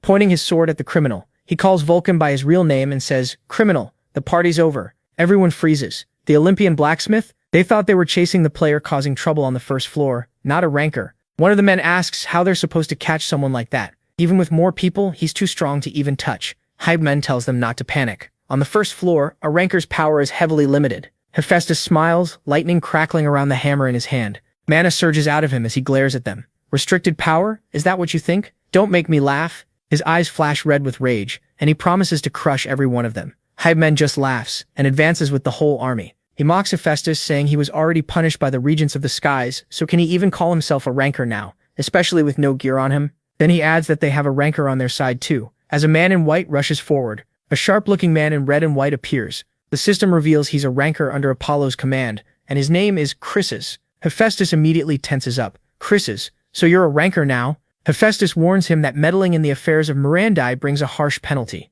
Chryses raises his spear and says it doesn't matter. They're both rankers, so they'll pay the same price. Gripping his hammer, Hephaestus says they're good at copying dirty tricks. Choking on his anger, he tells Chryses to come at him. Chryses doesn't hesitate for even a second, and lunges in. Their clash erupts so hard it can be seen from far away, blowing apart the whole area. Anyone nearby definitely felt that hit. Hephaestus ignores the restriction and goes all out anyway. Ranker against ranker, their next collision is even worse. The shockwave instantly kills the soldiers closest to them. When the force clears, Chryses is holding back Hephaestus's hammer. He says he once respected him. Looking him in the face, Chryses says that after becoming a rancor, 1,000 years ago, Hephaestus stopped chasing power. He chose faith instead, dulled his hammer, and stayed at his forge. That's why he respected him. Hephaestus asks if that's really the only reason. Then he forces Chryses back with brute strength. As Chryses is pushed away, Hephaestus bursts forward at full speed and slams into his guard again. Chryses is sent flying, blood spilling from his mouth. Hephaestus gives him no time to recover and charges once more.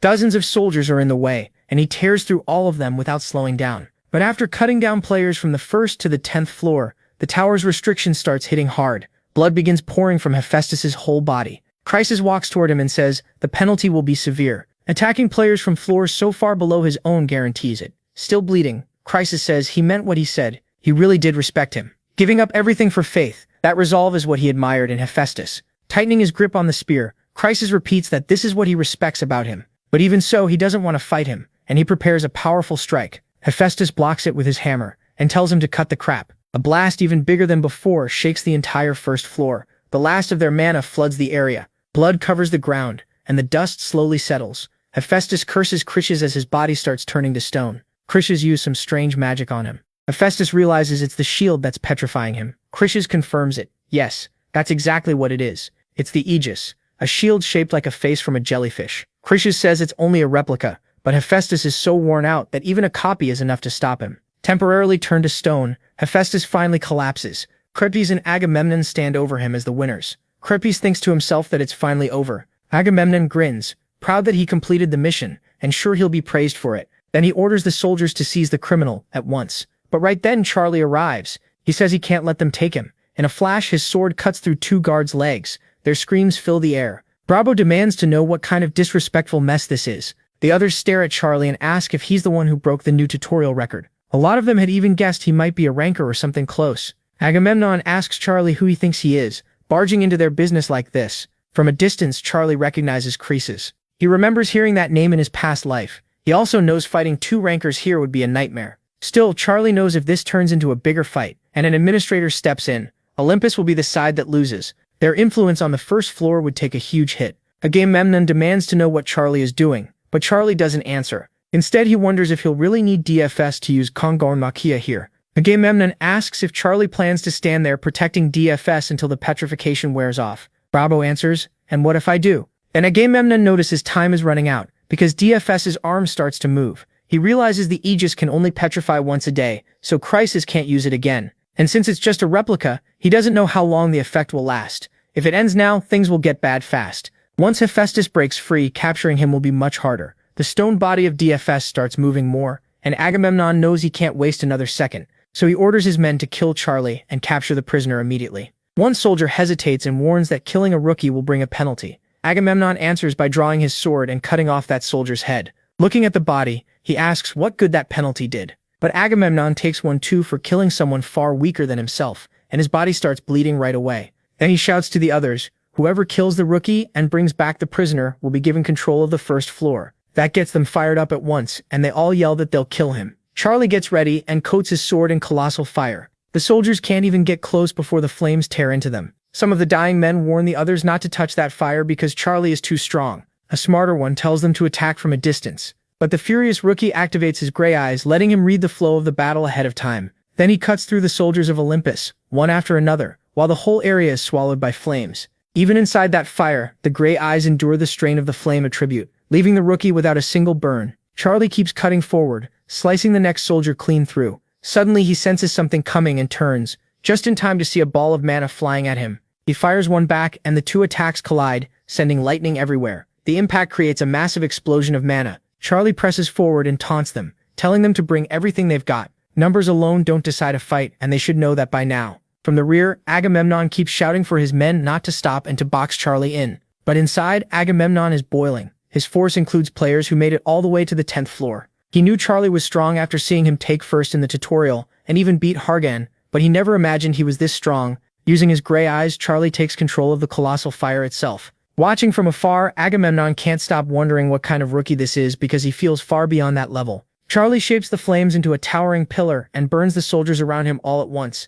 After that, he glances at the blacksmith and mutters that this ugly stone look really doesn't suit him. Casting a spell near Hephaestus, he asks how long he plans to keep sleeping there. Right then, a huge blast drops down on top of Charlie. He's knocked back but stays on his feet. The system says the gray eyes resisted the fragment of the sun and the mantle of permanence did too. Realizing what hit him, Charlie thinks that Crisis is finally making his move. Crisis starts bleeding from several spots on his body, the price for attacking a participant on the first floor. Even under the tower's restriction, he ignores the pain and asks Charlie what his relationship with Hephaestus is. Charlie answers politely that he's just a customer. Crisis is stunned. What? You're only a client? You jumped into all this for nothing more than that? Charlie puts his sword back in his inventory and studies Crisis. Even hurt and held back by the tower's penalty, Crisis is still putting huge pressure on the mech. He knows Crisis is Apollo's right-hand man, and Apollo rules over fire. If he slips up for even a second, he's done. So Charlie quickly weighs his options and figures Crisis can probably only attack a few more times before the penalty gets too severe.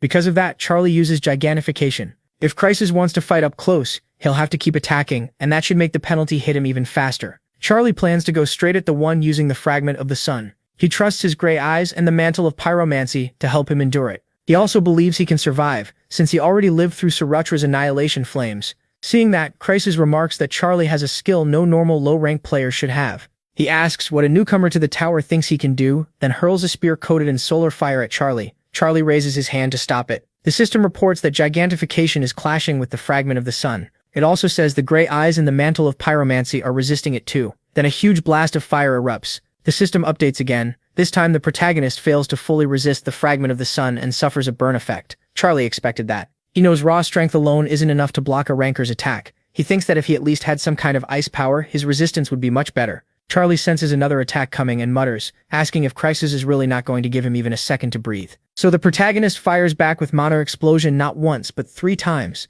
The blast set everything around them ablaze, and the explosion is massive even for that skill. Afterward, the smoke starts to thin and the flames begin to calm down. For the moment, the mantle of pyromancy is still holding against the fragment of the sun. But a few seconds later, it fails too. Charlie's burn effect rises to level 2, and he realizes that if this keeps going, he'll be burned alive. Still, Charlie is sure of one thing. The penalty Crisis is taking can't be small after using that much power. And he's right. Once the flames die down, Crisis is covered in blood and clearly suffering from the tower's backlash. Charlie reminds himself that Crisis has already attacked him twice. He struggles to breathe, thinking he only has to hold on a little longer. But then Crisis rushes in at close range. His punch slams hard into the protagonist's chest. Charlie feels all of it, and the hit sends him flying straight into the blacksmith shop. At the same time, Crisis looks even worse from the penalty. If Crisis keeps forcing attacks like this, the tower's punishment might kill him first. Inside the blacksmith shop, the smoke and dust slowly settle. The protagonist drops to the ground, shaken by the chest strike. He wonders if he underestimated Crisis just because this is only the first floor.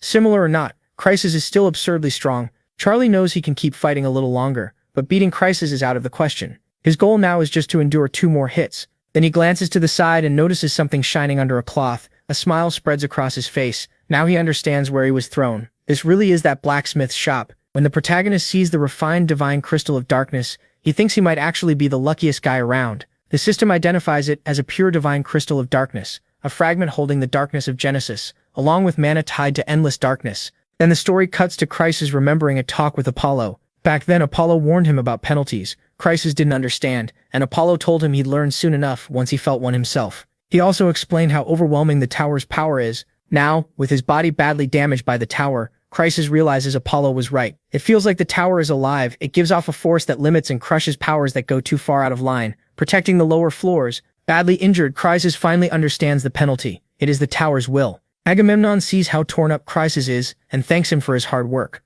Then Agamemnon orders the surviving soldiers to move in and capture the criminal. He also tells them to check the dead and help the wounded. One soldier asks what they should do about Charlie. Crisis tells him to leave it alone, because Charlie is surely dead already. Agamemnon is shocked and argues that if they leave him alive, he'll come after them later. Crisis, already pushed to his limit, says his mission is done. He came to catch the fugitive. He has already broken the tower's law enough by causing chaos on the first floor, and he wants to avoid a pointless massacre. In other words, he knows the tower's counterattack can literally kill him. Agamemnon reluctantly agrees. Then a huge explosion bursts out of the forge, and the protagonist steps forward through the sparks. He has the refined crystal in one hand and his sword in the other. Now Charlie has everything he needs. Agamemnon spots him and shouts that the bastard is still alive, but Crisis tells him to wait. Agamemnon asks if Crisis still plans to spare him. Crisis, sensing the danger, says something about Charlie has changed, and now he's extremely dangerous. He explains that dark attribute mana is a special case. Charlie was almost dead a moment ago, yet the mana coming off him now is nothing like someone on the verge of death. Agamemnon thinks Chryses is overreacting. He tells him to rest and says he'll handle Charlie himself, then starts walking forward with his hand on his sword. But the next second, the protagonist vanishes right in front of him. Agamemnon stops and looks around, confused. Then the soldiers carrying Hephaestus start getting attacked by someone they can't even see. After snatching the two items, Charlie takes back Hephaestus. In response, Hephaestus starts reacting to the protagonist's mana. The sword begins moving much more strongly, and Charlie realizes petrification doesn't affect the target's mind. That means Hephaestus understands everything happening around him, and Charlie is sure the petrification will wear off soon. Meanwhile, Agamemnon yells at his men for just standing there. He orders all the soldiers to charge the protagonist. Charlie draws dark attribute mana from the crystal. Then he releases a wave of dark mana across the battlefield. Every soldier touched by it dies instantly. Seeing that, Chryses smiles and says the protagonist is unbelievable. The tower really accepted a monster like him. Agamemnon, stunned and furious, snaps at him, asking if now is really the time to be impressed. Chryses answers calmly, reminding Agamemnon that he said he wanted to handle Charlie himself.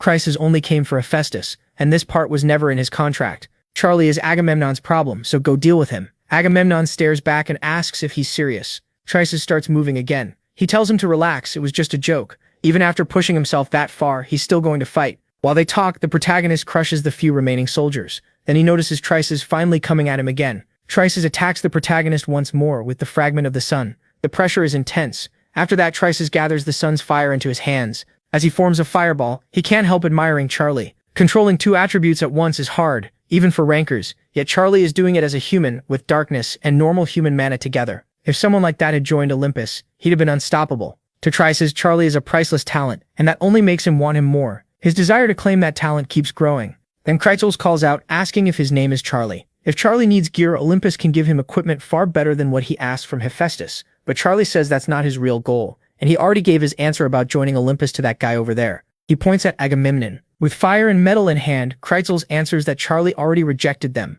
What a shame. After that, Chryses releases even more mana. Charlie asks if he really plans to keep fighting. Chryses smiles, almost amused. He never expected a rookie would push him this far. Still, he thinks that 100 years from now, he'll proudly tell everyone about the day he fought Charlie on the first floor. It would be a story worth boasting about, because he's sure Charlie will one day rise far above everyone else. But Chryses knows he can only tell that story if he survives, so he compresses his energy even further, preparing an even stronger attack. As Chryses readies one last attack, Charlie realizes something. He came here ready to die. Finishing this mission matters more to him than staying alive, all because he wants to drag that old man back. That old blacksmith is Hephaestus. Charlie knows if Hephaestus doesn't return to Olympus, the next Gaijanameki might never happen. Chryses blazing like a boiling sun, and the MC knows he has to hold the line and stop them from taking Hephaestus. So the MC plants his feet and braces for the full force of the attack. Then Chryses hurls the fireball straight at him. Cruel sun. Charlie is stunned. Chryses looks completely worn out, yet he can still fire off something this strong. As the attack closes in, the MC quietly says, "I knew it. You really are amazing." That catches Chryses off guard. How did he know? Had the MC figured him out already? A second later, Cruel Sun detonates and tears through the whole area, driving the heat up to 16,000 degrees Celsius. Even Agamemnon is shaken. The power behind that blast is insane, far beyond what a ranker should ever use on the first floor. He can already tell Chryses might die from the backlash. When the explosion clears, the MC is dropping among the rubble, and Chryses collapsed in front of the blacksmith shop, covered in blood. Agamemnon starts to grin. Sure, it's finally over. After taking a hit like that, he says not even Charlie could have survived. But before he can finish, something slams into his foot. The hit is so hard blood bursts from his mouth. He turns to see who attacked him, and gets smashed again by a hammer. It's Hephaestus. Fully awake now, he snaps, "It's over? Then take this." Agamemnon screams in pain. Hephaestus, furious and free from the hypnosis, says nothing is over yet and keeps coming at him. Agamemnon gets beaten down and panics, asking if Hephaestus isn't scared of the penalty. Another hammer answers him. Hephaestus makes it clear, no, he doesn't care about the penalty at all. Agamemnon starts crawling away, desperate to escape. But Hephaestus stalks after him and says he doesn't care about the others. Agamemnon is the one he's going to kill. Terrified, Agamemnon begs for help. He looks up and cries for someone to save him, as Hephaestus raises the hammer for a killing blow to the head. At the very last second, just before it lands, the administrator appears and catches the hammer with one huge hand. He warns Hephaestus that he's gone too far. Still boiling with rage, Hephaestus growls, "Why did you have to show up now?" Shaking all over, Agamemnon thanks the heavens that someone came to save him. Now we get a good look at the administrator. A massive, powerful figure. The system identifies him as the administrator of the first floor. He asks Hephaestus what he meant by now, then says there's no way he'd just watch one of the tower's biggest guilds cause chaos on the first floor. If Agamemnon and Hephaestus want to fight with their full power, they can do it higher up the tower. Agamemnon quickly tries to back out, claiming this must all be a misunderstanding and that he never meant to fight. The administrator turns to him and asks, "You're from Olympus, right?" Trembling, Agamemnon answers, "Yo, yes, sir. We are." The administrator flicks Agamemnon in the forehead so hard it blasts his helmet off, then tells him to deliver a message to Zeus. The flick leaves a mark stamped with AGI. Then the administrator says, "Tell Zeus that if he pulls something like this again, I'll come there myself and rip out that stupid beard of his again, just like before." Agamemnon drops to the floor in shock, and the administrator repeats that the message must be delivered exactly as he said it. Hephaestus bursts out laughing and says the role fits Agamemnon perfectly, a messenger boy. With that burn on his forehead, Agamemnon won't be able to change a single word. Hephaestus grins and curses Olympus. Now that the first floor administrator stepped in, he knows Olympus lost badly. The story cuts back to the fight between the MC and Chris. In the middle of that huge explosion, the egg of Mosov reveals its prey, and Charlie feels a strange pressure, dangerous enough to put him on edge. He can't tell if the egg is trying to devour him while he's weak or protect him. After showing that reaction, Mosov goes back into hibernation. Charlie slowly wakes up, wondering when he blacked out. Leaning over him is an angry Hephaestus who snaps, "You what? Spit it out." The MC gets up and casually asks, "What's up, old man? You okay?" Hephaestus immediately fires back, telling him to watch his mouth. Hephaestus asks how his body is doing. Charlie says he's more or less fine, then asks how the old man is. That just annoys Hephaestus more, and he demands to know how long Charlie plans to keep calling him that. The MC teases him, asking if he'd rather be called Elder instead. Hephaestus gets even madder, and asks if he's seriously not going to stop. Charlie reminds him that he only survived because of him, and after everything he did, the nickname really shouldn't matter. Hephaestus shoots back that he has no shame at all.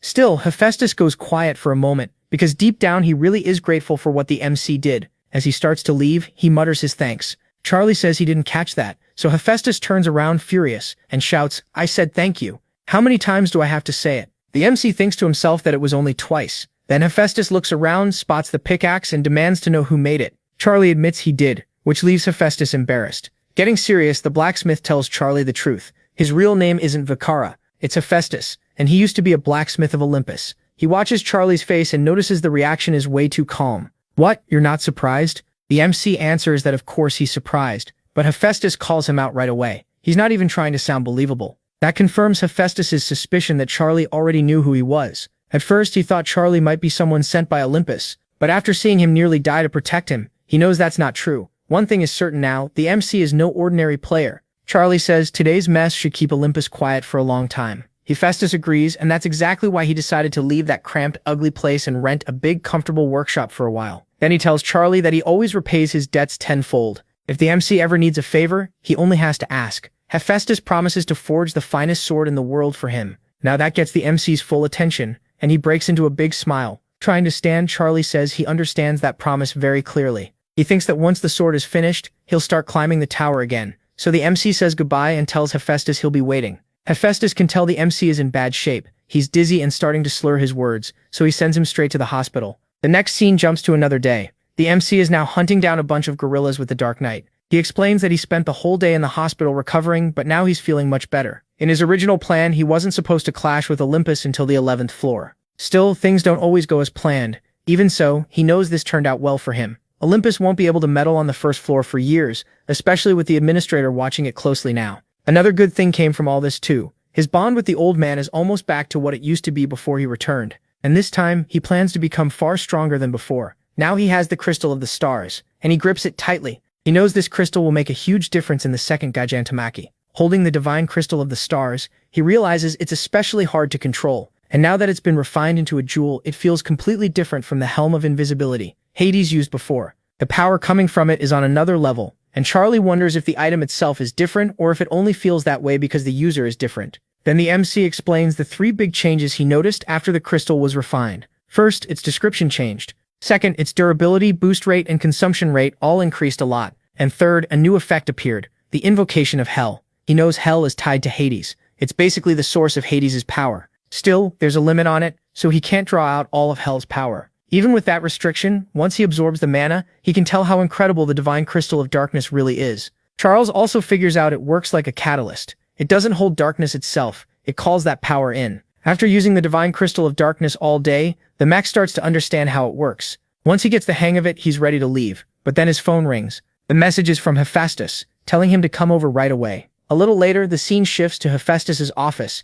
Charles notices the place is huge and figures Hephaestus must have spent a lot on it. Hephaestus is so good that anything he makes is worth tens of thousands of points. Charles knows he's loaded too, since he kept the profits from the items he made back in Olympus. At this point, he's basically one of the richest people in the tower, and yeah, the Mac gets a little jealous. Staying a bit away, Charles jokes that since it's so quiet, the work must be done. Hephaestus barely reacts and just says, "Oh, it's you, here." Charles can tell he still doesn't waste words and goes straight to business. Hephaestus hands the McFribe two things. One is obviously the sword, the other is a box, and of course Charles does what anyone would do. He shakes it to guess what's inside. Hephaestus immediately snaps at him to stop and just open it. So the McFribe opens the box and at first it looks empty. He stares at it and goes, "Hey." Charles asks if this is some kind of joke, because he can't see anything in there. Already annoyed, Hephaestus tells him to look closer, and there really is something inside, almost impossible to see. When the McFribe touches it, he feels something soft and realizes it might be a glove. The system confirms it, an invisible glove.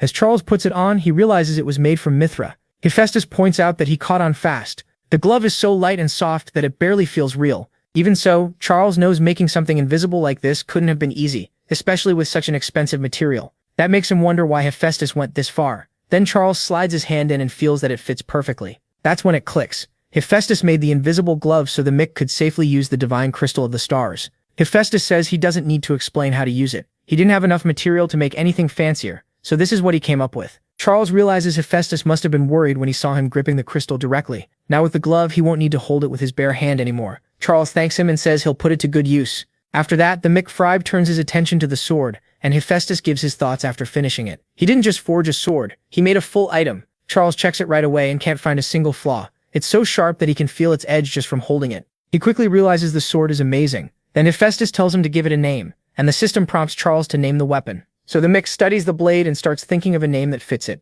The sword is dark, colored by the powder from the divine crystal of the stars, mixed with the green tone of Mithra. Thinking it looks as dark as night, the Mick decides to call it the Blade of Twilight. Hephaestus nearly loses it on the spot, clearly not impressed with Charles's naming sense. And with that we move on. Charles has now obtained the Blade of Twilight. Following Hephaestus's will, the weapon becomes bound to him, which means nobody can steal it. It's a weapon built to kill. Its all-black body stands out most, since Hephaestus coated it with powder from the divine crystal of darkness, while the inside was made with Mithra. The full details of the Blade of Twilight are shown here. Charles is thrilled, especially after seeing its effects. The recovery of darkness power is completely absurd. With this sword, he figures he can keep fighting in darkness almost without tiring. It's far better than he expected. Meanwhile, Hephaestus just grumbles that the name is terrible, and he should never let Charles name a weapon again. To Hephaestus, a sword's final touch is its name, so hearing something like Blade of Twilight leaves him annoyed. Still, the one good thing is obvious: Charles is completely satisfied, and Charles is so happy he even starts humming. Hephaestus looks at him and figures the two are a perfect match,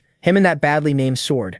After that, Hephaestus calls out to the Mick, and Charles answers. Then the blacksmith asks what he plans to do about Olympus. Charles doesn't hesitate. He says he's going to bring them all down. Pointing upward, he says it starts from the top, and he finishes by saying he'll tear them down all the way to the bottom. Hephaestus says, "Really?" but keeps thinking Charles doesn't seem worried at all. That's what feels so strange about him. No fear, no hesitation. Then he abruptly ends the talk and tells Charles they're done so he can leave on his own. So the Mick leaves Hephaestus's office, happy with what he got. He thinks about how Hephaestus has always been like this, always quick to send him off. Even so, Charles is glad he finally got to meet his old friend again. That thought brings back a memory of the sword Hephaestus made for him before he went back in time, a blade forged entirely from adamantium. Charles had once asked how Hephaestus even made a sword like that without proper materials. Hephaestus didn't really answer. He just said Charles complained about losing the old one, so he made him another. With blood still on his fist, Hephaestus speaks to Charles. He says that if Charles is really going to fight those damn outer gods, then he'll need a proper weapon, at the very least something like this. Looking at those bloodied fists, Charles realizes what must have happened. He asks if Hephaestus really melted down his own hammer and forged that sword with his bare hands. He wants to know why, but Hephaestus won't explain. Instead, Hephaestus brushes it off, says he's tired, and tells Charles to take it and leave him alone. Charles understands what that meant. To a blacksmith, the hammer is everything, and Hephaestus gave that up to make him a weapon for fighting the outer gods. Now that Charles has returned, Hephaestus has made him an even better sword. Seeing his old friend again makes Charles truly happy, so he bows and says goodbye. The scene then moves to the massive Colosseum. After that, we cut to the administrator's office inside it. The system reveals that the examiner for the Colosseum test is Shuri. She's in a great mood, singing and praying to herself. While eating chocolate, Shuri thinks about the protagonist. It's already been 12 days since this player entered the tower's first floor. Checking Charles's info on her phone, she sees he set a new all-time tutorial record and has S-rank potential. That gets her excited because this time she's got some promising newcomers. She thinks seeing Argonauten in the Colosseum was impressive because of his skill.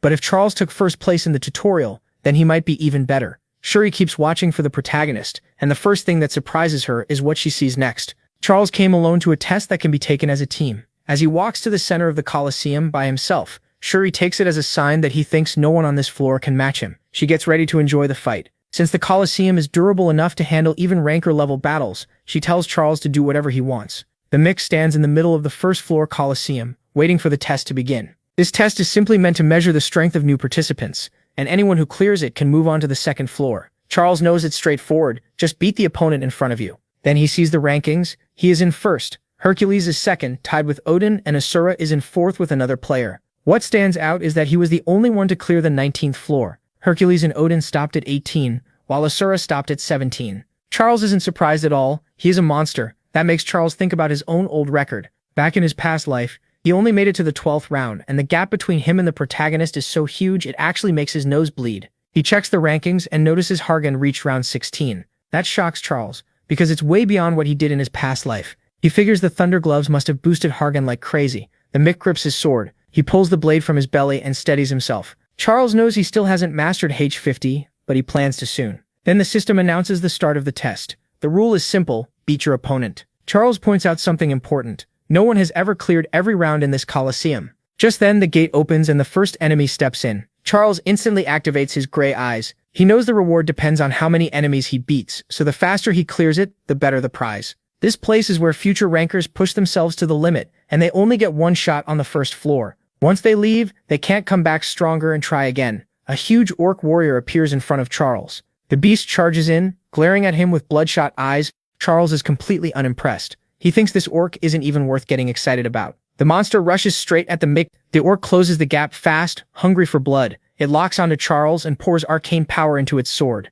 Then it smashes down where Charles was standing, but the Mick already slipped past at a speed the orc couldn't track. Blood sprays before it even understands what happened. Charles only needed one quick strike. The orc is nearly split in half. It drops dead, and the completion rate of the Sky Slayer star rises by 0.008. With that, Charles clears the first floor test and earns the right to move on to the second floor. He swings his sword, satisfied to be done with the first test. But for him, this is just the start. The system asks if he wants to continue to the next round. He doesn't hesitate and chooses challenge. Even after beating the first enemy, he could already move up to the second floor. But Charles wants to push himself further. The elf is left stunned. She barely blinked, and the enemy was already dead. She realizes Charles didn't just cut down one orc, there were several. That alone doesn't shock her, since Hargan did the same. What really stands out is his speed. Charles looks even faster than Wukong, the great sage equal to heaven, the victorious fighting Buddha, and that means Charles may be even stronger than Wukong. The Mick stays fully focused and leaps right into the middle of the enemies. With his gray eyes active, he cuts down everything in front of him, then he keeps advancing through round after round. Now he's up against infernal skulls, and they give him no trouble at all. He tears through them with ease. The elf notices he hasn't stopped fighting for even a minute. He keeps killing without pause, clearing the 9th round, then the 10th, still climbing. What's even crazier is that he's saving mana and stamina by not using skills at all. He's fighting only with his body. Then he clears the 11th and 12th rounds. The last warrior falls with Charles's sword through his chest. The elf is amazed. He isn't just surviving these rounds, he's crushing them. From everything she's seeing, his goal is much higher.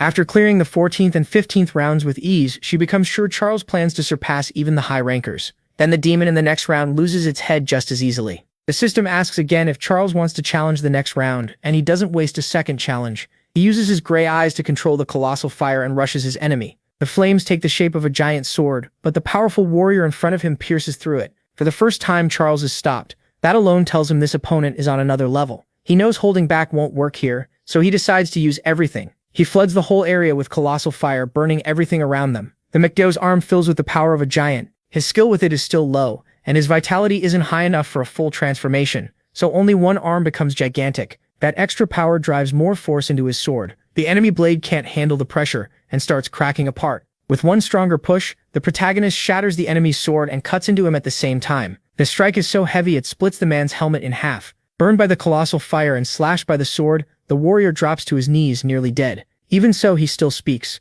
The warrior tells Charles this is only the second time he's ever lost. The first was against a blacksmith named Yu San Ogong. That man was incredibly strong, the first opponent who kept getting back up no matter how many times he was cut or pierced. Their battle had been perfectly even. Then he looks at Charles and says he's even stronger. Charles answers that if the warrior's sword hadn't been so worn down, the fight would have been much harder. He's being modest, though. The kneeling warrior says that praise means nothing. In the end, Charles still would have won. Even so, he's grateful, because thanks to Charles, he got to fight seriously again, and he enjoyed it. No one else had reached his level. Realizing the warrior has died, the Mechlis closes his eye. The system announces that the protagonist leveled up, raising his strength, agility, and vitality. That enemy really was powerful. The completion rate of the Skyslayer star jumps by almost 5, so Charles has now reached round 19, and that shows just how crazy this fight was. This was the same warrior from round 16 that only Yusan Ogong ever beat. Odin and Hercules both lost to him. As the warrior's body starts to fade away, Charles realizes he has finally matched Yukong's record.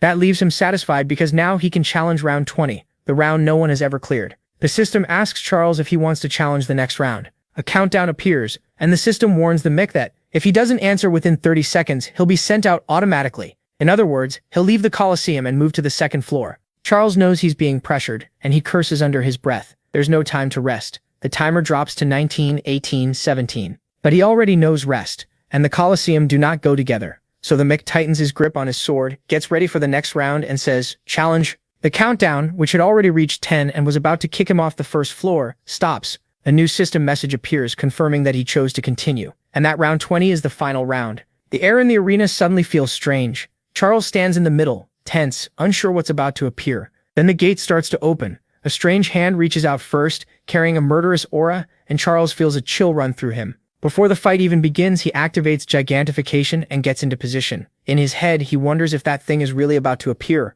Then the final boss appears. Charles keeps staring at the gate, and deep inside, at the very back, he sees the final boss clearly. It's no joke this time. No messing around. What stands there is the boss of the final round. Its shadow spreads wide, its eyes burn like fire, and everything about it screams one thing: it's here to kill. Then it charges straight at Charles. He feels that massive pressure crashing down on him, and he raises his sword to block the first strike. The boss keeps pressing forward, forcing Charles back. The thing in front of him is pure rage, and Charles is getting overpowered. Even with gigantification active, he's still being pushed back. That's how absurdly strong the boss is. The boss sends him flying across the arena, but the Mick gets angry. He slams a hand into the ground and forces himself to stop. At that moment, he remembers what Yusan Ogong told him. In the last round of the first floor, that thing would be MC warned Charlie to be careful. When he faced that monster, its tail hit him once and knocked him out of the challenge. He said Charlie would need at least his level of toughness just to survive, because almost any hit from that boss is instant death. MC also said the creature he saw had only a head and a tail, but he was sure it was the same thing. Charlie still asks if he's certain. Could it have been some other similar monster? MC just looks at him and says, "You really think I'd mistake that thing?" For the first time, Charlie really looks scared, because the monster in front of him is exactly that thing. It's an 8-headed serpent, so huge it could cover 8 mountains and fill 8 valleys. Its power is close to a demonic beast, maybe even a dragon. And what stands before him now is an ancient fragment of an outer god, the challenge of the 20th round. Charlie remembers that this outer god was supposed to be sealed by Suzong. He can't understand why it's here in the first floor Colosseum, but he tightens his grip on his sword. Then the fear fades and he starts smiling. In the end, these administrators really do whatever they want, even sealing part of an outer god just to use it as a test. The system gives the goal: defeat the 8th head of Yamada no Orochi. So this godlike serpent, a fragment of a god, is what the 20th round expects him to beat. The mech can only think about how insane that difficulty is. Orochi doesn't wait. Fire fills its eyes and it charges straight at him. The protagonist reacts fast and slips past another deadly strike. While dodging, he remembers what he was told. This is only one of the 8 heads, and it's supposed to be the smallest and weakest. Even so, with his current body, one mistake could get him killed. The fight turns into a brutal back-and-forth attack. Dodge, chase, escape without a second to breathe. Orochi, mad with rage, keeps hunting the mix and throws everything it has at him. Then it switches to its tail. The strike is lethal, but the protagonist barely avoids it with pure skill. Even after that dodge, he almost loses his balance. Orochi gives him no time and swings its tail again right away. One blow comes after another, but Charlie keeps dodging them all. As he watches, he notices something strange. The 8th head's attacks don't feel very solid. That's not how the Orochi he knew before fought. Realizing that, the protagonist decides to go all in and activates the pure crystal of darkness. Using that power, he puts all his strength into his sword and slams it into the serpent's head. But the hit is way too shallow. It barely does anything. Orochi, furious from being struck, snaps back harder than before. It rushes him again, and Charlie answers with a storm of sword strikes. Even with the Blade of Twilight boosted by the Divine Crystal of Darkness, Orochi's scales are too tough. His attacks barely leave any mark. Still, Charlie doesn't stop. He keeps cutting from one side, then the other, looking for any opening. Nothing works. He can't even scratch it. and for a moment he thinks this round might really be impossible. Orochi attacks again, and once more he avoids it by a hair. But even without his monkey eyes active, he knows one thing. The tower never gives a challenge with no answer. So once his eyes are active, he starts searching. He remembers what he heard before, and becomes sure that the key must still be somewhere on Orochi's body. Above the arena, the elf Delicia watches the whole fight. Shuri Delicia wonders why Charlie stopped attacking. It's been a while now. He's only been dodging. She figures he finally understood how hard it is to damage that boss at all. Still, she knows he's already done something unbelievable by making it this far. Looking on, she thinks he could quit now, and it would still be amazing. Even that tiny wound on Orochi's head was a huge feat. But then she sees the protagonist mutter, "I found it." That makes her freeze. What did he find? The Mechsei's eyes sharpen. He found what he was looking for, and now he moves to strike. He jumps onto Orochi and starts climbing. He races up the boss at high speed while Orochi tries to crush him. Charlie keeps climbing like the giant serpent is nothing, moving so fast Orochi can't catch him. Once he gets close to the spot he found, he channels gigantification into his arm and drives all his power forward. Watching from above, the elf is stunned. He's really aiming there. That tiny space near Orochi's heart is the only place without scales. Delicia realizes he found the reverse scale, the god's one weak point, and now the protagonist is right there, ready to finish it. Using all his strength, he drops with full speed in a killing blow. His sword hits Orochi's weak point, and he forces the blade in deeper. The boss lets out a scream. Charlie adds the power of darkness, uses gigantification again, and shoves with everything he has. Now Orochi truly feels it. The fire in its eyes starts to fade. Exhausted and shaking, Charlie keeps pushing as darkness pours from his sword. He finally pierced the god's heart. The eighth head of Orochi, which seemed untouchable, collapses dead. Charlie can't help complaining that the boss stayed loud until the very end. Delicia clenches her fists in shock. She can hardly believe it. What he just did should have been impossible, and no one has ever done it before. As Orochi starts to disappear, she remembers what kind of monster it was. A sinister serpent, large enough to cover 8 mountains and fill 8 ravines with strange magic and curses. The one who stopped that disaster was the high-ranker Susanoo. Back then, Orochi nearly wiped out an entire floor of the tower, but Susanoo beat it with an indestructible magic sword. That blade carried a sealing power that trapped anything it pierced. That's how Orochi was sealed, and that wound in its chest never healed. It became the only reverse scale in the beast's body. Looking at Charlie with his sword buried in Orochi's heart, she feels like she's watching a legend come back to life. Part 5 already? That was fast. Guess you're fast too. Be sure to like and share, and let's keep going. Charlie gets a system message confirming he defeated the 8th head of Yamata no Orochi. He levels up again for killing that weakened god, and the completion rate of Skyslayer Star jumps by 12. By far, this is the strongest enemy the protagonist has ever faced. Even that knight who beat Odin gave him less than 5 of Skyslayer Star's completion rate. And with that, the Colosseum records the protagonist as the new first place. Then the system shows his status. He's stunned. He had already leveled up in round 19, and after killing this god, he leveled again. Once you pass level 60, leveling gets much harder, so this is a huge surprise. With no enemies left, he puts his sword away. After doing the math, he realizes only 31 levels remain until level 100. He's growing much faster than he expected. Then someone calls out, "Participant Charlie." He looks up and sees Delicia, the elf with 6 swords. She got there so fast he never even noticed, which tells him her stealth is incredibly high. Still, he already knows who she is. Shuri, the examiner of the first floor test. She gets right to the point and asks if he knew about Orochi's wound. It's reverse scale. Charlie says the tower doesn't give impossible tests. He looked carefully because the difficulty was way too high even for the final round. With that, he points at his eerie eyes and says he found the answer. She looks shocked. Those eyes are gray, but they carry a golden feel. Yuan replies that they still haven't fully turned gold. That makes him even more interesting to her. Gray eyes and the power of giants. He clearly isn't a normal player. He's carrying abilities tied to 2 high rankers. Thinking it over, she asks if he's from Olympus or the Celestial Kingdom. Then she wonders if he's the Great Sage's successor. No matter which answer he gives, she says she'll accept it. She also tells him not to worry. The test examiners can't reveal anything about the test or the information they get from players. He realizes she's completely wrong. He doesn't belong to any of those groups.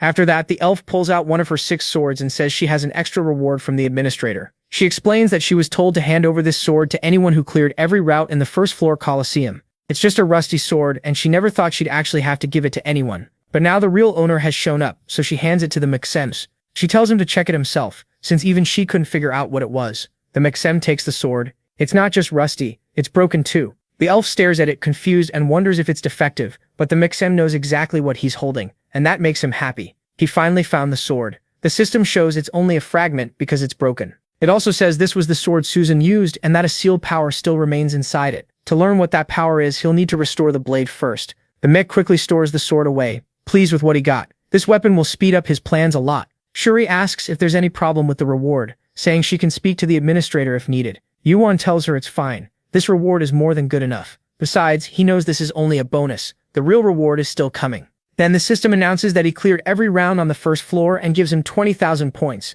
It also confirms he received the broken sword, and despite how it looks, this is no ordinary weapon. It once killed a god. To top it off, the system says he also received Orochi's 8th heart, but the heart contains an extremely powerful poison. The protagonist knows regular people could never consume something like that. Even so, he studies it carefully. If he can remove the poison, the heart could become a top-class elixir, something even elves would want. The elf is stunned. She says she had been wondering whether the heart would really be given to him as a reward, then congratulates him. It's an incredibly rare item, so valuable it basically can't be priced. She gives the melon a warning. Don't even think about consuming it. Yuan isn't dumb, so he agrees and thanks her for the advice. For now, he decides to leave it in his inventory. Then a prompt appears, asking the mech if he wants to consume it. He presses the button again. Right away, Mazovo starts reacting. It begins showing hunger, and the mech wonders why it's acting like this. That's when Mazovo reveals its form, and a shadow like Yamato Orochi appears. Both the mech and the elf are left confused by what's happening. The scene shifts to the city on the first floor. People are buzzing over the news that the Colosseum rankings, unchanged for over 1,000 years, have finally been shaken up. Someone else adds that the new first-place player is the same guy who topped the tutorial. One man, shocked, asks if this means another monster like Yu-san. Ogong has appeared. Then he wonders if the guy is a pure blood and where he even came from. His friend says he heard the mech came from a place called Earth, but nobody there has even heard of Earth. A masked man jumps in and says one thing is clear: the mech keeps taking first place in everything he does. At this rate, in a few decades, he might even become a ranker. The story moves to the 9th floor test, the giant labyrinth. Suddenly, one of the maze walls explodes. Then the cause becomes clear. It was the mech who smashed through the wall. The system announces that he has just completed the 9th floor labyrinth. The mech is thrilled, especially because he's about to meet the man who loves crafting items, Hephaestus. He greets him casually, saying it's been about a month since he left, and now he's back. Then he asks if it's ready. Hephaestus only answers with a hard stare, still grinning. Yuan says he came to pick up his things. Hephaestus snaps right away, angry that MC is calling him old man again. While hammering away, he tells him to sit down and wait until he's done. MC obediently says yes sir, and takes a seat. The blacksmith keeps pounding at the armor with all his frustration. Finally, he stops and wipes away the sweat. Then he looks over at him, who's just sitting there calmly, and asks if he isn't hot. He lies and says it's only a little warm. Hephaestus can tell the protagonist looks completely fine. The workshop is blazing hot enough to knock out a normal person, but the protagonist has strong fire resistance. What Hephaestus doesn't know is that both the cloak and the eyes give him extra protection against flames. Hephaestus asks why it took MC 10 days to clear the 9th floor test. He says that was way too long and guesses MC must have messed around somehow. While talking, he dunks the armor into boiling oil and keeps wondering what took so long. Of course, we know the MC was opening extra routes and messing with the other players. The blacksmith warns him to explain quickly unless he doesn't want the items he ordered. MC just makes an innocent face and swings his legs from the table. Then he says a labyrinth doesn't have to end with just one exit, so he took his time opening several of them. That only makes Hephaestus more annoyed. He figures he did it all for extra points, and the fact that he said exits plural tells him he went overboard again. The blacksmith asks why he can never do anything normally. He just listens with a smile. Even so, Hephaestus admits he's curious about what he'll pull off in the next test. Laughing, he says he'll tell him all about it when he comes back. Hephaestus then shows him a sword that looks more like a huge machete, and asks if this is the weapon the protagonist plans to use in his next test. He goes on to say he's never made anything like it before. Most weapons are built to carry mana well, but this one has terrible mana conductivity on purpose. It was forged from several materials and mana flows through it horribly, though the blade itself is still sharp. MC catches on fast and says that bad mana conductivity means high mana resistance. Hephaestus confirms it, explaining that he used materials he normally saves for armor. MC starts guessing what they might be, thinking of things like aquatron and obsidian. Hephaestus says the weapon's mana conductivity is so awful it could be called his worst failure, but that's exactly what he asked for. A weapon terrible for mana, so he made the worst one he could. Then the blacksmith tries channeling mana through the sword to test it. A second later, the system reports a failure in activating the arcane sword. Some unknown power is blocking the mana. The protagonist had poured plenty of arcane power into it, and it still failed. That tells him the sword turned out even better than he expected. The blacksmith tosses the sword over and MC says he really likes it. Hephaestus says the job was a fun challenge, and asks who in their right mind would ever think to build a sword out of armor materials.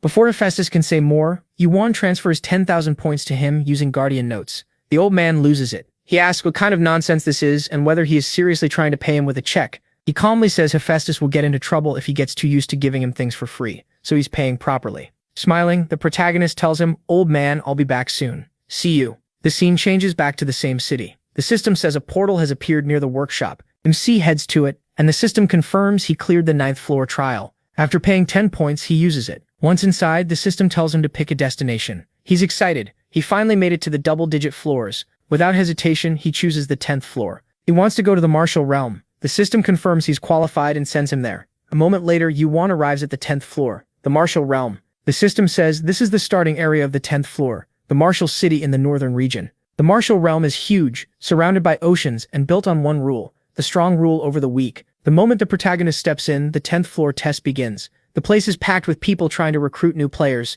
Every school brags that theirs is the best and promises power, skill, and stronger bodies. Then the system explains the test. The protagonist has to join a martial arts school and pass that school's trial. In short, you enter a school, learn its martial art, and that earns your way to the 11th floor. This floor stops a lot of players. To move on, they have to actually learn the school's technique. Yuan watches the crowd and takes it all in. The whole place feels like a messy market. While he's thinking, someone walks up and asks if this is his first time in the martial realm. It's a big man with green hair. Looking MC over, he guesses he's skilled and asks if he uses a sword. The man quickly tries to recruit him, saying his school is the best. Its name is the Sapphire Sword School. He just stares at him while the man keeps praising his school. He goes on about the founder being ancient and wise, but Yuan isn't fooled. A major martial school wouldn't normally recruit people this way in a crowded street fair. The recruiter notices the protagonist's lack of interest and snaps, asking if he's even listening. The protagonist politely apologizes and says he already has a school in mind. He tries to leave, but the green-haired man gets mad. To him, MC just disrespected both him and his school. Already furious, the man reaches for his sword. He can tell where this is going. The guy starts insulting him, calling him a bum and saying he probably only made it this far by luck. Then he demands to know if the protagonist understands how great the Sapphire Sword School is. Yuan thinks the guy is unbelievably annoying. Still, he quickly figures out what's happening. This man is trying to scare new players by showing off his strength. MC asks if he isn't worried about the penalty and points out that starting trouble with a newcomer won't help his school's image. The recruiter fires back that the martial realm has rules and he can't let his school's name be insulted. Then the man gets even angrier and warns him that it's too late to beg. The protagonist clenches his fist and answers that he has no plan to beg or apologize. Since the man won't back off, he says there's only one way this ends. He gets ready to strike. For the first time, the green-haired man hesitates. Something in Yuan's eyes tells him this won't be easy. MC closes the distance, grabs him by the face with one hand and slams him to the ground. One move is all it takes. The people watching instantly start mocking him. They laugh at the Sapphire Sword School for losing to a rookie and call the whole school weak.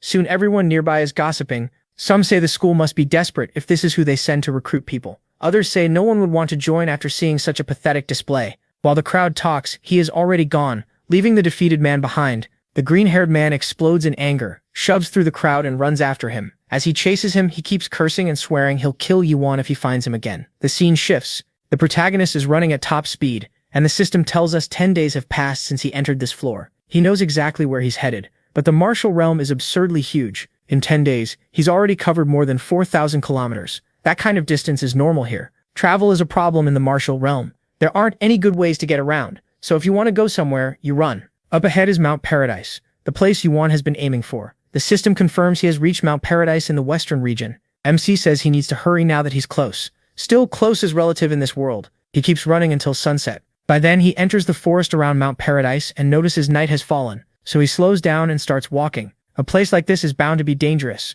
Yuan moves carefully, sensing everything around him. He already knows he's being watched. He's counted about 20 people following him. That isn't a huge number, but every one of them is staying cautious. That tells him enough. These aren't normal fighters. The people on Mount Paradise all feel like monsters. Voices call out from hiding, asking who he is and why he came here, knowing what kind of place this is. He calmly tells them he's not an enemy. Then he asks if this is Mount Paradise in the western region. If it is, then he's in the right place, because the celestial demon cult should be based here. The hidden watchers suddenly surround him, several with weapons drawn. It's clear they know he came prepared. The situation reminds Yuan of the time he was surrounded by jackals, but this is completely different. These people are all high-level martial artists. The story explains the celestial demon cult. They have always stood against the martial alliances, and now they're trapped on Mount Paradise. Even so, they may be the strongest martial arts school in the entire martial realm. The system introduces Guang Hamuk, a pureblood of the celestial demon cult, who climbed past the 40th floor. Guang Hamuk tells the protagonist that just from the energy coming off him, it's obvious he's no ordinary person. They ask where he came from and say that if he wants to join them, he has to give his name and say what floor he's on before they can test him. Yuan tells them they've got the wrong idea. He introduces himself as the player MC and says he came to take the entrance test for the Celestial Demon Cult's martial arts school. Right away, the system announces that the test has begun. They tell him it's been a very long time since a player came to take the Celestial Demon Cult's test. As they walk, Hammock says the protagonist must already know why players avoid their trial. MC acts like he's guessing and says it must be because the pass rate is low. Hammock says that's not it. The problem isn't a low pass rate. The real reason is simple. The test is impossible, so nobody comes. No player had ever cleared the Celestial Demon Cult's trial, so players made a rule among themselves, never take it because it's impossible. Charlie figures they do take in strong veterans, just not new players. And no matter how powerful the cult is, staying cut off for so long has made its influence fade. Hammock leads him deeper in, and tells him this is the only way to pass. The system announces that Charlie has entered the barrier, and he tries to fight its effect, but he can't resist it. The system warns that if he leaves the path, he'll be hit with hallucinations. Charlie realizes this route is nothing like the one he knows, so he wonders if he should make his own path instead. Hammock warns him to watch every step. One mistake will leave him totally lost in the illusions, and if that happens, only the Celestial Demon can find him. Before moving on, Hammock looks back and tells Charlie again to be careful and stay on the path. Then Hammock suddenly notices Charlie is gone. Instead of following, Charlie heads off to find his own route through the forest of countless paths and heavy illusions. To find the right way, he uses his gray-eyed ability. With those eyes, he tracks the flow of mana and keeps moving, searching for the true direction. After passing more than 10 different paths, he stops and wonders how much farther this goes. Time passes as Charlie keeps walking through the forest of illusions. Still, the Mikus hasn't left the path or fallen for the hallucinations. He just keeps searching for the right route with his gray-eyed power active the whole time. When the Mick reaches a clearing, he stops to study the paths ahead. His gray-eyed skill shows that both paths are real, right and left. Neither one will trigger the barrier's hallucinations, but only one is the true path. So Charlie focuses even harder and trusts his senses. Then he feels wind coming from the left path and takes that as a good sign. He chooses the left. The Mick keeps going through the night, still trying to find the way out. The left path drags on, and Charlie notices the surroundings keep changing the farther he walks. The barrier is clearly meant to trap anyone who strays. Then the Mick spots a house at the end of the path. Seeing that, he heads straight for it. Inside, Charlie finds someone sitting on the floor with his back to the door. He instantly knows who it is, the legendary ruler from martial arts stories. The high ranker who entered the tower while still alive. The man speaks to Charlie in an angry tone. The system identifies him as the Celestial Demon of the Celestial Demon Cult. Then it announces that Charlie has passed the first test. Charlie notices wind blowing through the place even though the doors are shut. He also realizes this room feels different from what he knew in his past life. It seems too small for that much wind, so this room may be an illusion. Right after that, the Celestial Demon asks when Charlie figured it out and reveals that this was also a test, the second one. The Max says he knew from the start. Charlie explains that a real test wouldn't be as simple as just following someone, and says he already knew the Celestial Demon was there before he even entered the barrier. With a strange aura rising from his body, the Celestial Demon tells Charlie he seems like someone who knows his own path, someone who can find his own way. That aura suddenly swells and the Mick raises a hand to shield himself from the violent wave of power. Then he hears, "You passed." A moment later, he's somewhere else, a lonely hill in the middle of nowhere. The illusion is gone. Charlie notices no system windows appeared. Since the Celestial Demon called it a test, he realizes it must have been a personal test, not one from the system. Now he wonders if the Celestial Demon approved of his answer. Charlie admits to himself that understanding what the Celestial Demon wants and living up to it is going to be tough. Then he sees the same two doors marked with a demon symbol, and keeps thinking about how other martial schools claim a demon lives in the cult. Charlie walks on and enters a village. It looks nothing like the rumors, just a normal village. Then someone cuts into his thoughts and shouts for him to stop. It's Hammock. Shaking in shock, he points at the Mekra keys and asks how he got there. Charlie knows explaining that he met the Celestial Demon himself would be a pain, so he casually says he just arrived. Hammock is stunned and asks if he came on foot. He can't believe Charlie crossed the barrier alone and got there faster than people who already know the route. Charlie brushes it off, saying the way he got there doesn't really matter. Then he turns and keeps walking, saying he's exhausted from all that travel. He asks Hammock if the Celestial Demon cult gives a place to stay for people taking the trial. Hammock freezes, not sure what to say, while his assistant can't believe a stranger crossed the barrier and beat them there. Hammock says he spent 50 years memorizing the path there and back, but this guy made it through by a completely different route. He goes silent, frowns, and wonders who this guy really is. The scene shifts to a bath. The mech is finally soaking after more than 10 days without bathing, brushing his teeth or combing his hair. He relaxes and starts really enjoying it. As he looks around, he takes in the place. Then he realizes the room the Celestial Demon cult gave him is tiny. He thinks that if the trial were even a little easier, way more people would want to join, and the cult would have a much better chance of connecting with the other martial schools. But Charlie knows the Celestial Demon has his own reasons for keeping things this way. One thing is certain, almost nobody knows what goes on in this place, because the cult keeps to itself. Still, the mech is sure none of this will be for nothing. Then Masovo appears in the inventory window in front of Charlie. The egg sways around like it's completely at ease here, and its hatching progress is at 13.58%. Watching that, Charlie realizes it's been restless ever since they entered the Celestial Demon's territory. This thing hasn't settled down for even a second, so we jump right into part 6. On this YouTube channel, things move fast. Last time, Masovo seemed really comfortable, and later Charlie gets mad at the egg for what it did. At first, I didn't even remember the egg doing anything, but after checking again, including the Chinese version, since some images were missing in translation after Norosh died, I found what happened. After the 8th head of Yamada no Orochi, Norosh was killed, the egg's evolution was at 12.35%. Then all that stuff with the elf happened, and by the end I said the egg revealed its form. In the Chinese version, the egg actually appears around them like a strange presence. The elf is terrified and pulls her sword when she senses a weird presence and an eerie breath nearby. Charlie thinks the egg hasn't hatched yet and still has a long way to go, so he wonders what kind of form it's showing now. Then Zoe is left completely shocked because the egg really did take shape. It appears like a ghostly being with dozens of eyes and starts devouring Norosh's body, basically turning a dead god into a snack. Meanwhile, the Mick just watches, while the elf grips her sword and gets ready to fight. She can tell that presence belongs to an outer god, and that makes no sense to her. This place is protected by the tower, so how did something from outside get in? She rushes in to strike the egg, not understanding what it is. The Mac quickly stops her and tells her to wait. Don't attack, this thing belongs to him. Meanwhile, the egg keeps eating like a dog guarding its food. Charlie asks her to hold on for just a moment. At the same time, the system announces that the egg is consuming the 8th head of Norosh, and the egg doesn't stop snacking for even a second. Honestly, for it, this is the best meal possible. A true little gourmet. The elf is stunned. She tells Charles this thing is eating the whole corpse, and she's never seen anything like this before. A god's body is being devoured right in front of her. Looking at Charles, she says he killed Norosh, so the body is his to deal with. She won't step in, but she wants to know if this is one of his abilities. Sweating a little, Charles says, more or less, yes, it's basically one of his skills. Of course, the elf has no idea Masovo is the one doing it. Charles admits he doesn't fully understand what's happening, but whatever this is, it came from him. Meanwhile, Masovo keeps eating through the god's remains. By now, all the flesh is gone, and he's moved on to the bones and skin. Then Charles wonders what kind of creature Masovo really is. Masovo glances over, but goes right back to eating. Charles asks if he's finally full. Masovo, looking weirdly intense, says he's very satisfied, then starts humming happily. Watching him finish, Charles notices how odd Masovo acts. Still, the way he behaves feels almost childlike. So Charles asks again what he really is. Masovo doesn't answer at all. His belly is full. Instead, he falls asleep. With his inventory open, Charles thinks about how Masovo ignored his question, then suddenly showed up after the fight just to eat the entire body of Yamada no Orochi's 8th head. Charles checks the egg's stats and sees a huge jump. It was at 12.85 before, and after eating that body, it rose to 13.58. After that, the elf asks Charles if he understands what just happened. He says he understands, at least a little. She had once thought Charles might be a descendant of Yu San Ogong, but after seeing his power now, she realizes she judged him too lightly. His strength is far beyond normal, and the Celestials above the tower would never accept power this impure. Then she reaches out her hand. The elf says Charles is hiding many secrets, and she promises not to tell anyone. Still, she hopes that one day on a higher floor of the tower, he'll tell her the truth himself. Charles notices she hasn't changed at all. Even her goodbyes are still blunt and straight to the point. Of course, he remembers this elf well. She's stubborn, honest, and incredibly strong.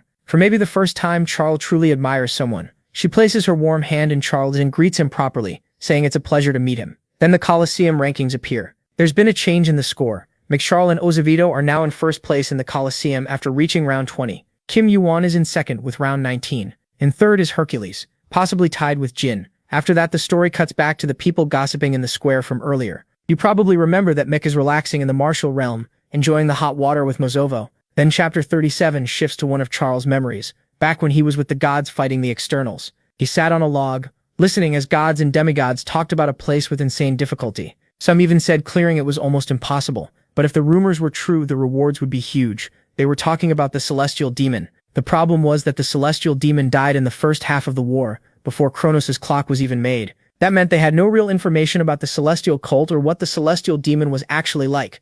So their only option was to go in blind and find out for themselves. One of the gods tells Charles that when he reaches the martial realm, he should remember there's a major martial arts tournament there. If he wins, he'll get a powerful Scarlet Medicine Sphere, something extremely rare and valuable. On top of that, he might earn a top-secret technique from the Shaolin clan or the Nangong clan. A fully armored warrior adds that the reward sounds great, but winning is only easy in theory. Charles asks the gods around him if any of them actually won that tournament. Then he looks around and realizes every one of them did. He turns to Wukong with a grin, clearly baiting him. Wukong keeps asking about the tournament, shocked no one told him. He can't believe something that fun existed and he missed it. One scarred, blood-covered god tells him that maybe he shouldn't have rushed up the floors without learning what each one had to offer. That only makes Wukong puff up like a kid caught doing something dumb. All he can say is that he really didn't know a tournament like that was there. Back in the present, Charles smiles in the bath as he remembers it all. He laughs even more thinking about Wukong whining that he was the only one who missed such a great tournament. With his personality, that clearly still bothers him. As Charles soaks there, he admits he doesn't know what will happen next, but he's sure visiting the Celestial Demon cult won't be a waste of time.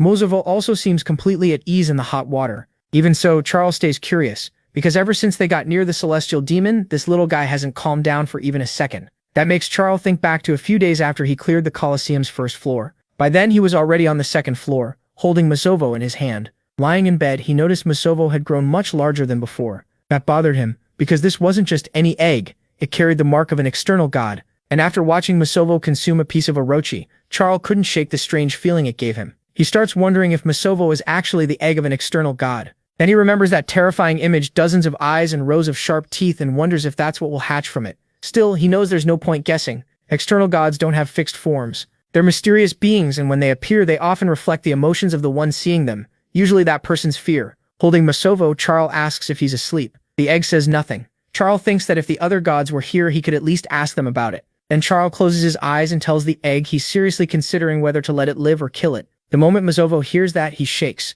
Charles opens his eyes, shocked the egg actually reacted. Since eating the roach's head, Mozovo had been acting asleep the whole time. That makes Charles mad because it means the egg heard everything and only responded when its life was threatened. The egg starts turning cold and Charles gets even more annoyed. He tells it there's no other choice now. So he opens his inventory, pulls out his sword, and says it's nothing personal, but he's going to kill it. At that, Mozovo starts trembling. Then the protagonist swings at Mozovo with all his strength and the egg lets out a desperate scream. It was a powerful strike aimed straight at Mozovo, but nothing happened. Mozovo reacted fast and slipped into the inventory, where he became untouchable. Inside there, he's basically intangible, so Charles can't hit him at all. That tells the protagonist something important. The egg has real physical power, since it was able to devour Orochi's body completely. So now he wonders if it sees him as its master, because it ate the 8th head of Yamato no Orochi without asking permission. Charles still can't tell if the egg is an ally or an enemy. If it could eat Orochi's body, then it might be able to attack him too. So why hasn't it? Does it recognize him as its master, or is it simply unable to? With all those doubts, Charles decides the only thing he can do now is keep watching the egg.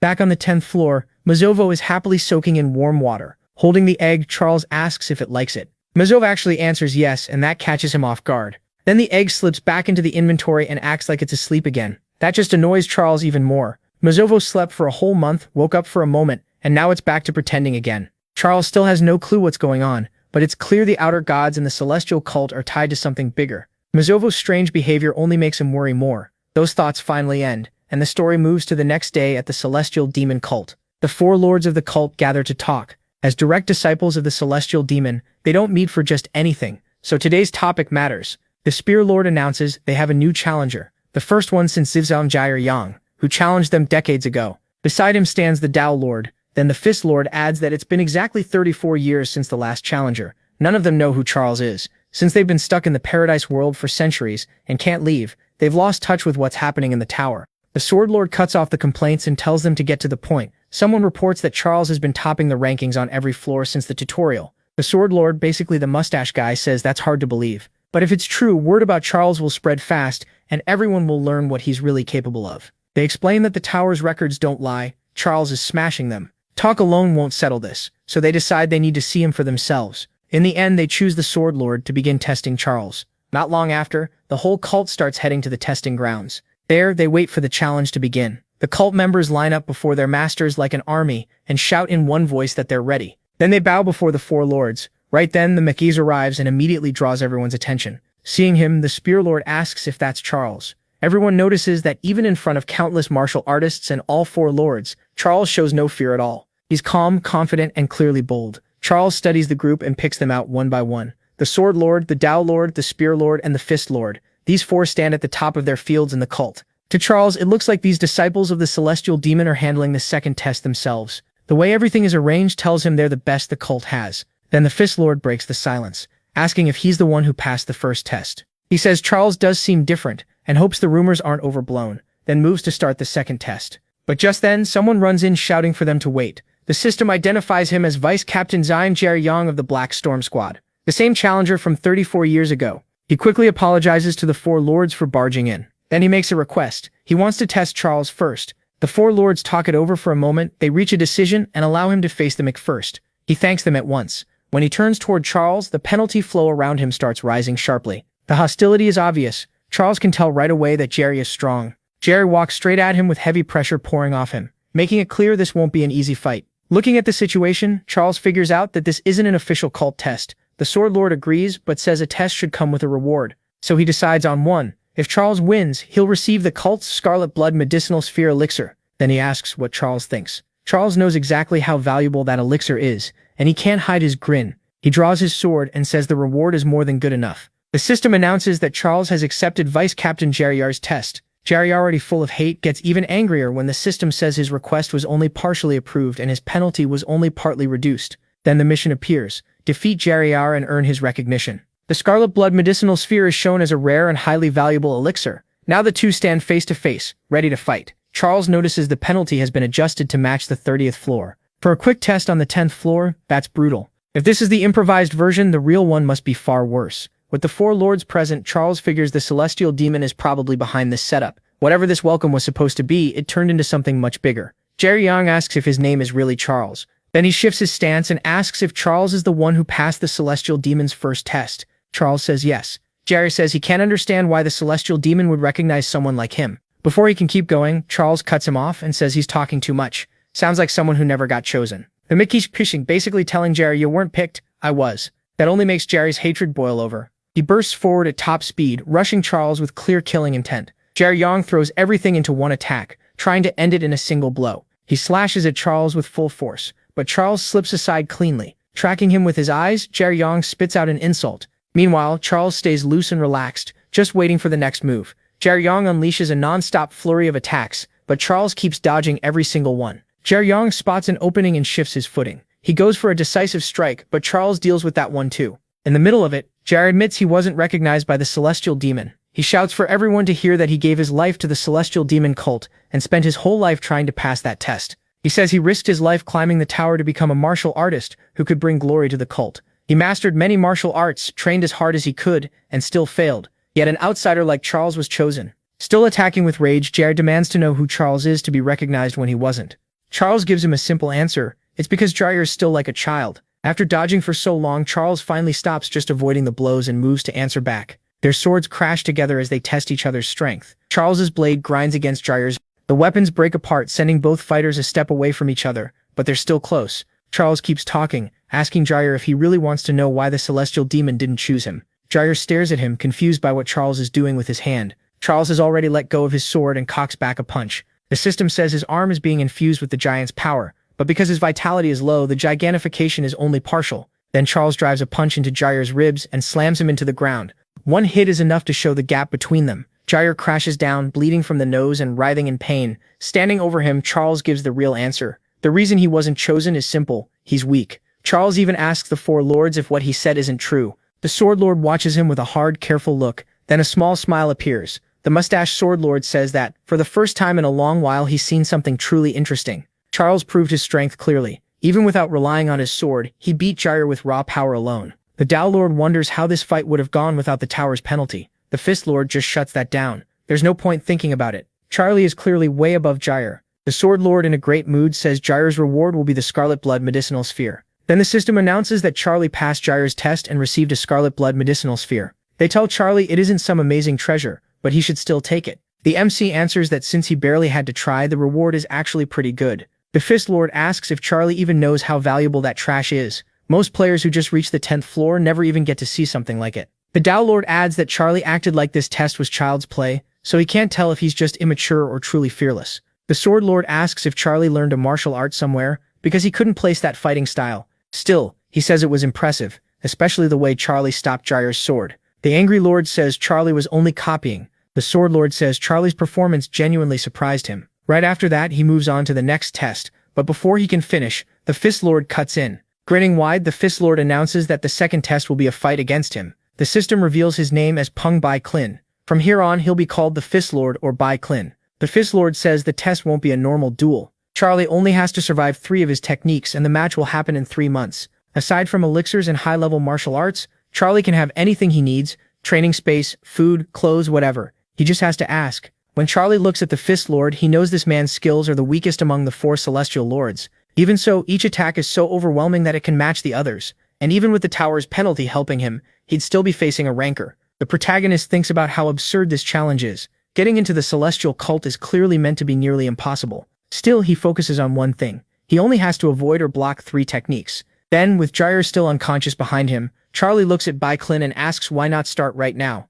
Everyone there goes cold the moment they hear that challenge. The Spear Lord harshly warns Charlie that the captain he beat is nothing like the Fist Lord, who is a rancor. Talking like that makes it sound like he's looking down on them, and he tells Charlie not to underestimate the Celestial Demon Cult. Charlie apologizes and says he never meant to disrespect the cult. Hearing that, the Fist Lord says it's fine, and if Charlie wants it that badly, they can do it. He starts to raise his hand, but the Sword Lord stops him. He reminds him this test was set by the Celestial Demon, and it isn't the same as the one that just happened. With a serious look, the Sword Lord says only the Celestial Demon can change the rules. After that, the Fist Lord accepts it. They'll fight in 3 months. He advises Charlie to use that time to train and figure out how to stop those 3 techniques. Charlie sits down and realizes he has no choice. He'll have to wait the full 3 months. Then the scene shifts to a huge room where several people are already talking about Charlie. They point him out as the outsider who's making it through, and one of them calls him a fool for daring to challenge the Fist Lord. As Charlie walks by, they admit he doesn't actually look crazy. But after what he said to the Fist Lord, they decide he must not understand the power of the 4 Celestial Lords. Charlie walks past all of them with a blank look, and thinks the Celestial Cult feels more like a gossip club. Everyone just loves to talk. On the other hand, the Sword Lord, that slim mustache guy, is second in command. The fact that he's personally guiding Charlie is a huge honor. Charlie can't tell if the Sword Lord is driven by curiosity, pity, or pure hostility, so he asks if escorting him was an order from the Celestial Demon. The Sword Lord says no. He's doing it because he feels like it. He says it has been a long time since he met a foreigner, and after seeing Charlie fight in person, he now has high hopes for him. He even says Charlie might really pass their test. Hearing that, Charlie starts to think the Sword Lord actually wants him to pass the cult's test. As they keep walking, Charlie realizes that's the opposite of most martial schools. Usually they want challengers to fail, but this man seems to want him to succeed. After a long walk, they finally reach a large door, and the Sword Lord speaks to Charlie. He says that if Charlie needed equipment, he should have gone to the weapon storehouse or the martial arts library first. Then he asks why Charlie came to the doctor's house instead. Charlie bluntly says he'll check the weapons and books later. As he heads inside, Charlie asks if what they said before was true, that he can have anything except elixirs and high-rank martial arts. The Mustached Lord tells him yes, that's right. Charlie answers that they'll regret saying that, and then the trouble starts. We're taken into the doctor's house, where people are busy preparing medicine and treatments. Among them are dozens of rare, high-grade items. The system tells us the man treating the MC is the head doctor of the Celestial Demon Cult, Jin Il Van, whom we'll just call the Doctor. The Doctor remembers Charlie demanding everything in sight be sent to him. He starts cursing because Charlie is basically draining his whole stock of medicine. Charlie figures there's at least 100 kilos of medicinal herbs there. That's enough medicine to support the demon cult in its war with the Martial Alliance. Even the Doctor can't understand how Charlie plans to use all of it by himself. Still, the Doctor keeps repeating the rules after 3 months. Anything left must be returned.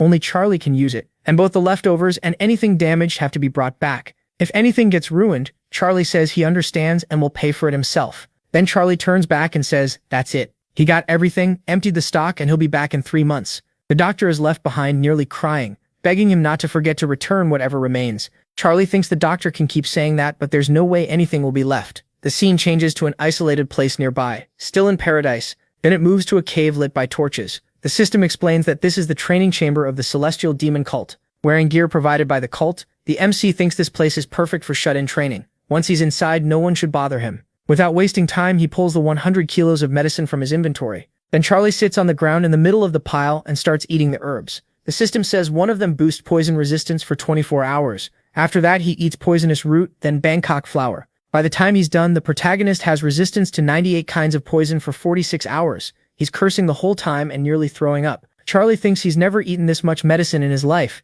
It tastes awful, and he'd honestly rather get beaten in a fight than keep swallowing it. He holds his stomach, feeling all that medicine mixing inside him. Charlie knows that if he combines the wrong things, he could die from poison on the spot. Even so, with strong will and a tough stomach, he gets ready for the next step. Then he pulls the 8th heart of Orochi out of his inventory. Now it's clear why he needed so much medicine. He's about to try consuming the 8th heart, which carries a terrifying poison. The protagonist had already been wondering where he'd find enough medicine to counter something that deadly, and now he has his answer, thanks to the Celestial Demon Cult. Charlie is thrilled. He really got lucky. Then Mazafo starts to open his mouth. Charlie snaps, "What? You're opening your mouth now?" He keeps going, calling him an idiot and warning that if he even thinks about trying that again, Charlie will fry him and eat him. Mazafo instantly gets scared. The egg shrinks back down and goes quiet again. With that handled, Charlie gets ready for another round of torture. The system announces that the angry Mick has consumed Orochi's 8th heart. Right away, its poison spreads through Charlie's body. Then the real torture begins. At that point, death almost sounds merciful. Even stuffed with medicine, Charlie struggles to hold on. Thanks to all those herbs, his poison resistance goes up by 1. At the same time, the protagonist's arcane power, which had been at 70, starts rising fast. The mech starts cursing because the poison is way stronger than he expected. Throwing up blood, he still forces himself to endure it. He realizes one thing right away: he needs more medicine. While his body keeps boosting his arcane power, he starts shoving down handfuls of medicine because dying here is not an option, and his arcane power keeps climbing. The pain gets so bad that the mech slams his head against the floor. Even so, he keeps eating medicine, keeps vomiting blood, and keeps gaining arcane power. Through all that pain, Charlie notices something strange. The increase in arcane power is way beyond what it should be. Then he remembers the Master Mana ability he gained. That has to be why he's taking in far more arcane power than normal. Charlie finally understands what that power really means. Mana is moving toward him on its own, and pouring into him. Now he's sure of it. With Master Mana, he can absorb all the mana inside Orochi's heart, so with both hands full of medicine, he keeps eating. Charlie never thought it would come to this. Even while his arcane power keeps rising,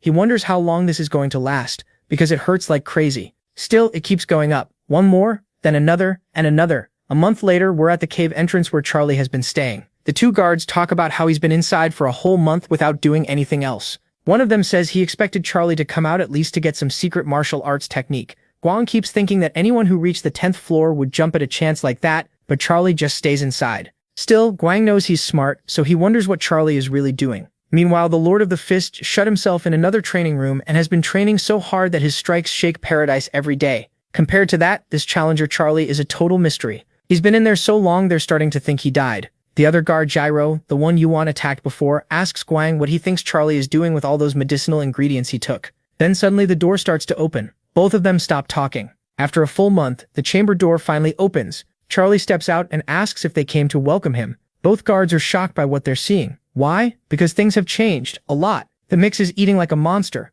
tearing through everything in front of him. He's eating enough for 10 people. The guards just stare, wondering where all that food is even going. One asks if he went the whole month without eating. They point out there were grain balls inside the chamber, so he could have eaten those. Charlie says he planned to leave the room only once, so he wanted something good for a change. Guang is so stunned he wonders if the Mix has 3 stomachs. Gyro, being sharper, asks the real question. Did you spend that whole month just eating medicine? Why? The protagonist just smiles and says, it went badly. Guang studies him and says there are no wounds on him, and he doesn't look poisoned either. Then something clicks and he's stunned. Poison, that's it. He realizes Charlie must have been dealing with an antidote problem. Some rare elixirs are incredible, but they're hard to use because they carry deadly poison. Most people would never risk their lives on them, but if someone had free access to a huge amount of medicine, then it starts to make sense. Guang wonders what kind of elixir Charlie took, one that needed over 100 kilograms of medicine just to survive. Now that they're the ones asking questions, Charlie doesn't answer. He just says he's heading somewhere else. Guang asks if he's going back to the training room.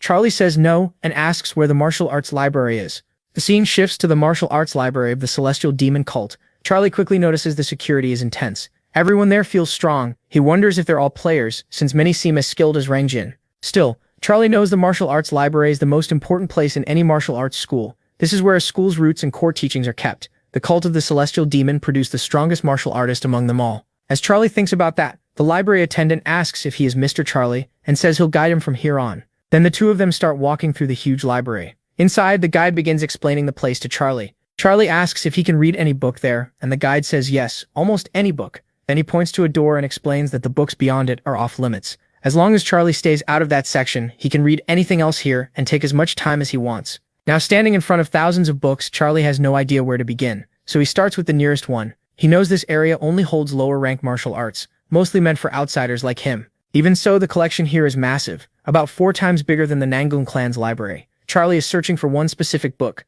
There are only 2 months left before the fight with the Lord of the Fist, and he needs to find it within 1 month. So he starts reading. First book, not it. Second, not that either. Third, still wrong. He keeps going because if he can't find that book, stopping the Lord of the Fist will be incredibly hard. In the martial world, that man is one of the 10 strongest. Charlie moves to another shelf and keeps searching. He knows the book he wants is somewhere in this very room. That book contains the roots of the celestial demon's curse. It also holds the beginning of the martial art mastered by the current celestial demon. At last, the Mick finds the book, Spirit of the Celestial Demon. The scene changes, and some people are talking. One reacts in surprise. What? A whole month? It's the guide speaking with a man who has a slanted mustache. The guide says yes. Charlie spent an entire month in the training room, then another full month reading in the martial arts library. He adds that Charlie looked like he was trying to read everything in the place. The guide says that's impossible. Even 3 years wouldn't be enough, much less 3 months. What he doesn't know is that Charlie was only looking for one specific book. The mustached man says Charlie's actions are very strange, just like when he took all those medicinal herbs.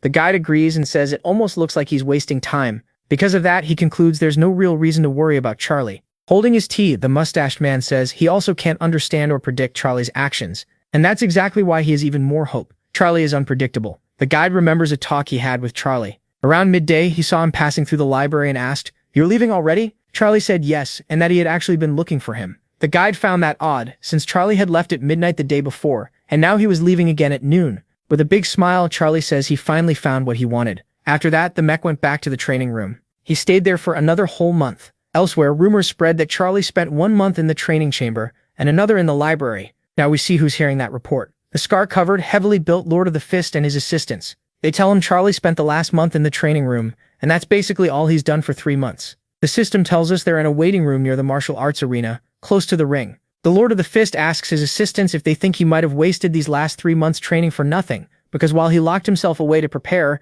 his opponent barely seemed to train at all. That makes sense. As he finishes getting ready, the crowd gets fired up, like a new star is about to appear. The Lord of the Fist quietly vows to go all out, but not kill Charlie. Now the scene moves to the martial arts arena. The twin figures say this is going to be an amazing match. They know it's rare to see the Lord of the Fist show his full skill. Other onlookers add that Charlie is famous too, and the top guilds all want him. Then the Lord of the Fist starts walking down the stairs, hearing the crowd buzz around him. People can't stop shouting. The Lord of the Fist really came in person, and his presence alone is crushing. Looking over the audience, he feels the celestial demon cult has grown soft and weak, so he shouts for everyone to be silent. He declares that this is not a normal duel, it's a test of the celestial demon. Because of that, everyone must show respect and stay quiet. With that, he steps into the center. But the mech makes an entrance of his own. He drops in at crazy speed, so fast it's hard to follow, and dust flies everywhere. Then he stands there, ready to fight. Charlie shows up, wrapped up, and jokes about the weather. Across from him, the Lord of the Fist calls him out for being late. Charlie just laughs and says the man's got jokes.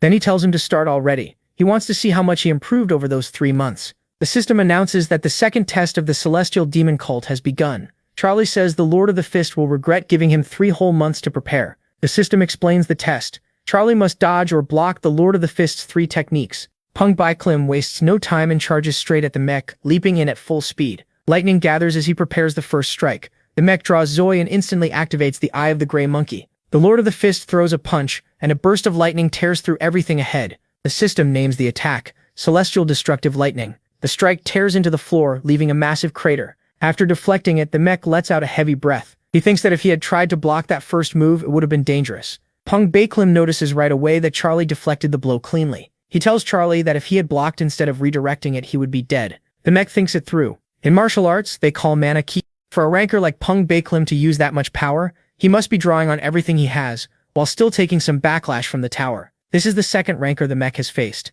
but this time is different. Pung Bai Klim accepted the challenge, so the tower's penalty is much lighter. Back when he fought Chris, the penalties hurt Chris badly. Here, that won't save him. And Chris was far weaker than the Lord of the Fist.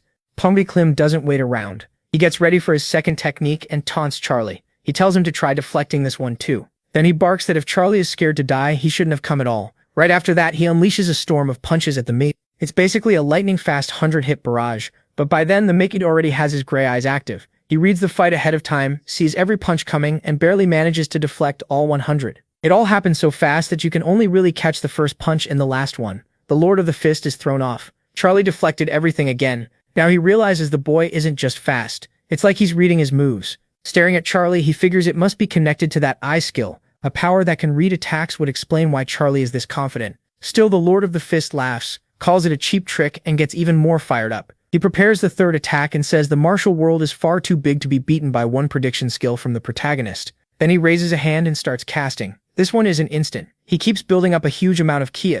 While doing it, he tells the protagonist that as long as he stands under the same sky, he won't be able to dodge. The weather starts changing fast. The watching lords realize this magic could even hit the spectators. and a thick storm cloud forms overhead until everything goes dark. One of the lords quickly warns that they need a barrier for the audience. Another says he'll handle it. As that happens above, Charlie notices the strange movements from the lords of the celestial demon cult. That alone tells him the next technique will be completely different from the first two. He looks up and sees clouds and lightning twisting together. Charlie realizes the next attack will cover the whole field, so dodging won't work. Still, he figures an attack spread over such a wide area should be weaker than the first two, so the Mick decides he'll have to block this one. He uses gigantification to endure it, and the system notes what's coming next. Seeing Charlie change his stance, Lord Pungbaklim asks if he's given up on dodging. Then he says that's probably the smartest choice, but he adds that Charlie's end has come. His green eyes glow even harder as he prepares the finishing blow. He calls out the third technique, aiming at the Mick. Then a rain of lightning crashes down on the training field, followed by thousands,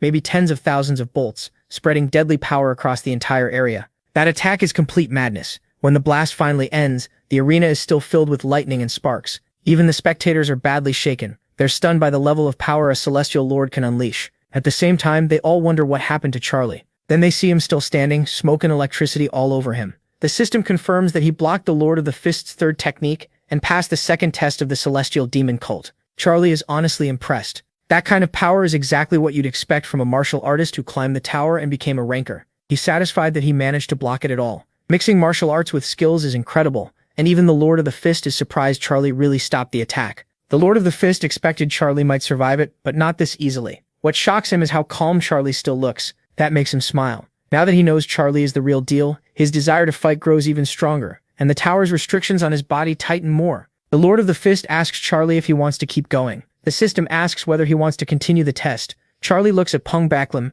and sees the tower's penalty flaring around him. The more Kimia he raises, and the more he wants to fight someone far below his level, the harsher the punishment gets. Charlie knows that if he agrees, things are about to get serious, but that's exactly what he wants. So the protagonist activates a strange mana around his whole body. The Lord of the Fist is shocked and curious. He asks Charlie how he got the spirit of the celestial demon, since no one but the celestial demon should have it. Charlie says what he's using now isn't good enough to truly be called the spirit of the celestial demon. It's only an incomplete shell. Hearing that, the others realize what Charlie gained from all that time in the library, and both the Lord of the Fist and the other Lord are stunned that Charlie obtained something they never did. The Swordmaster we call Little Beaver recognizes it right away. It's the basic form of the celestial demon spirit, also called materialized mana, a kind of mana with its own shape and will. Watching from a distance, he can tell it's still just the starting stage. Even so, it's beginning to form, which means it still counts as the celestial demon spirit. Seeing Charlie bring out even that basic version leaves him stunned, and he starts wondering how far Charlie can go. Charlie notices the Lord of the Fist hasn't moved and calls out, "You're not coming?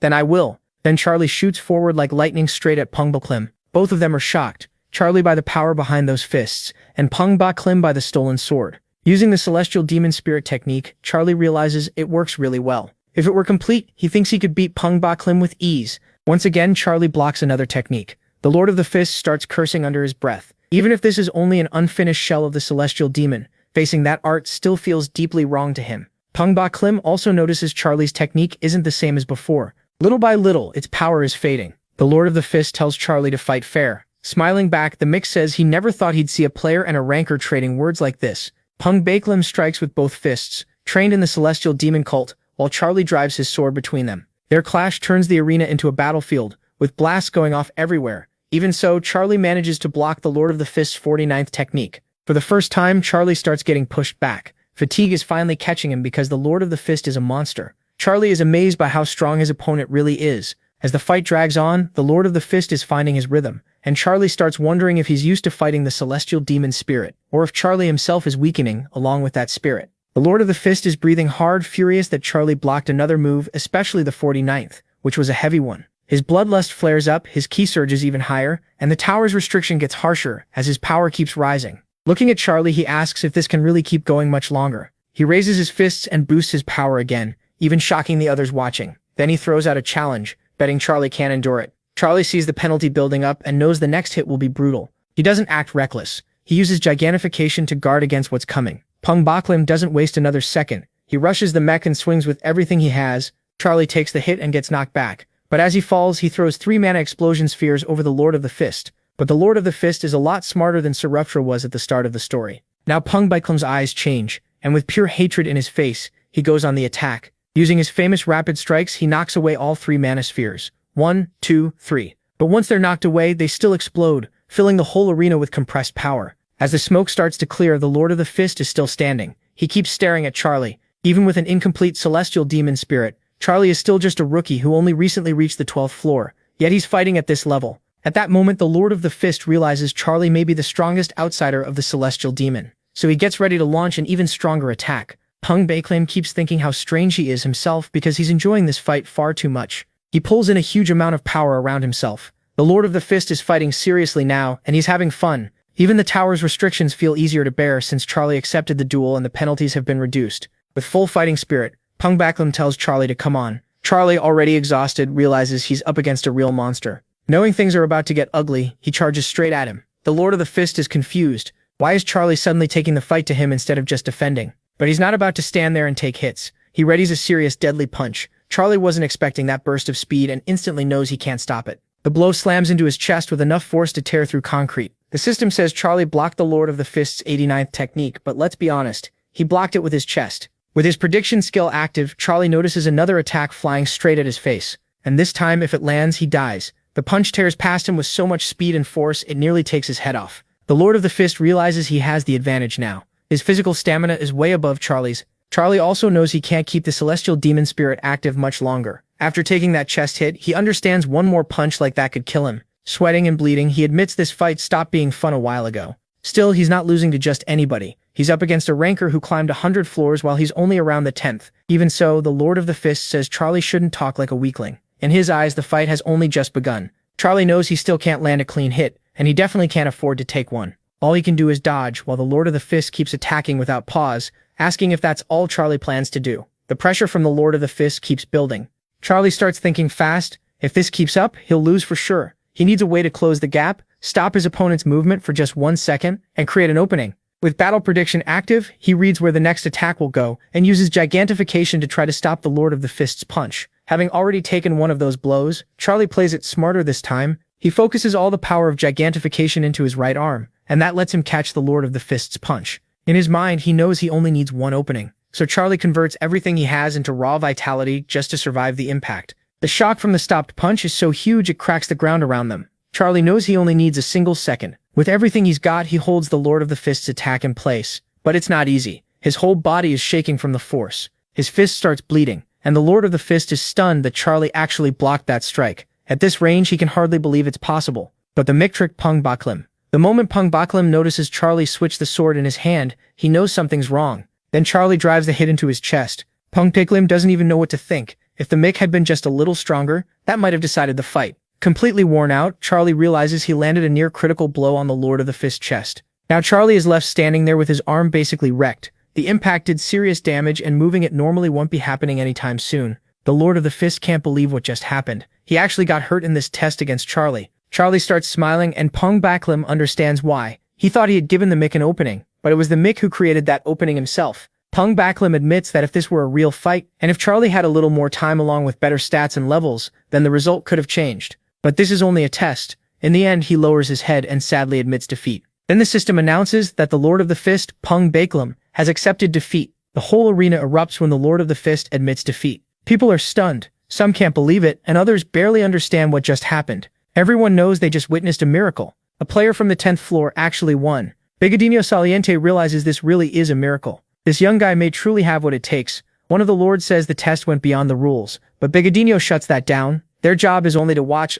He also says the celestial demon is personally watching everything right now. The system announces that Charla cleared the second test of the celestial demonic cult perfectly. Then it gives him a new skill, Celestial Demon Spirit, another broken power for the Mixen Thaf. The scene moves inside the cult. The lords ask Bigodinho if they should leave things as they are. The Lord of the Spear points out that after the match, everyone rushed to the martial arts library to look for the Celestial Demon Spirit. Bigodinho says there's no problem. He explains there must be a reason the Celestial Demon Spirit stayed in the low-rank section of the library all these years without anyone noticing. At first glance, it just looks like a basic breathing and cultivation method.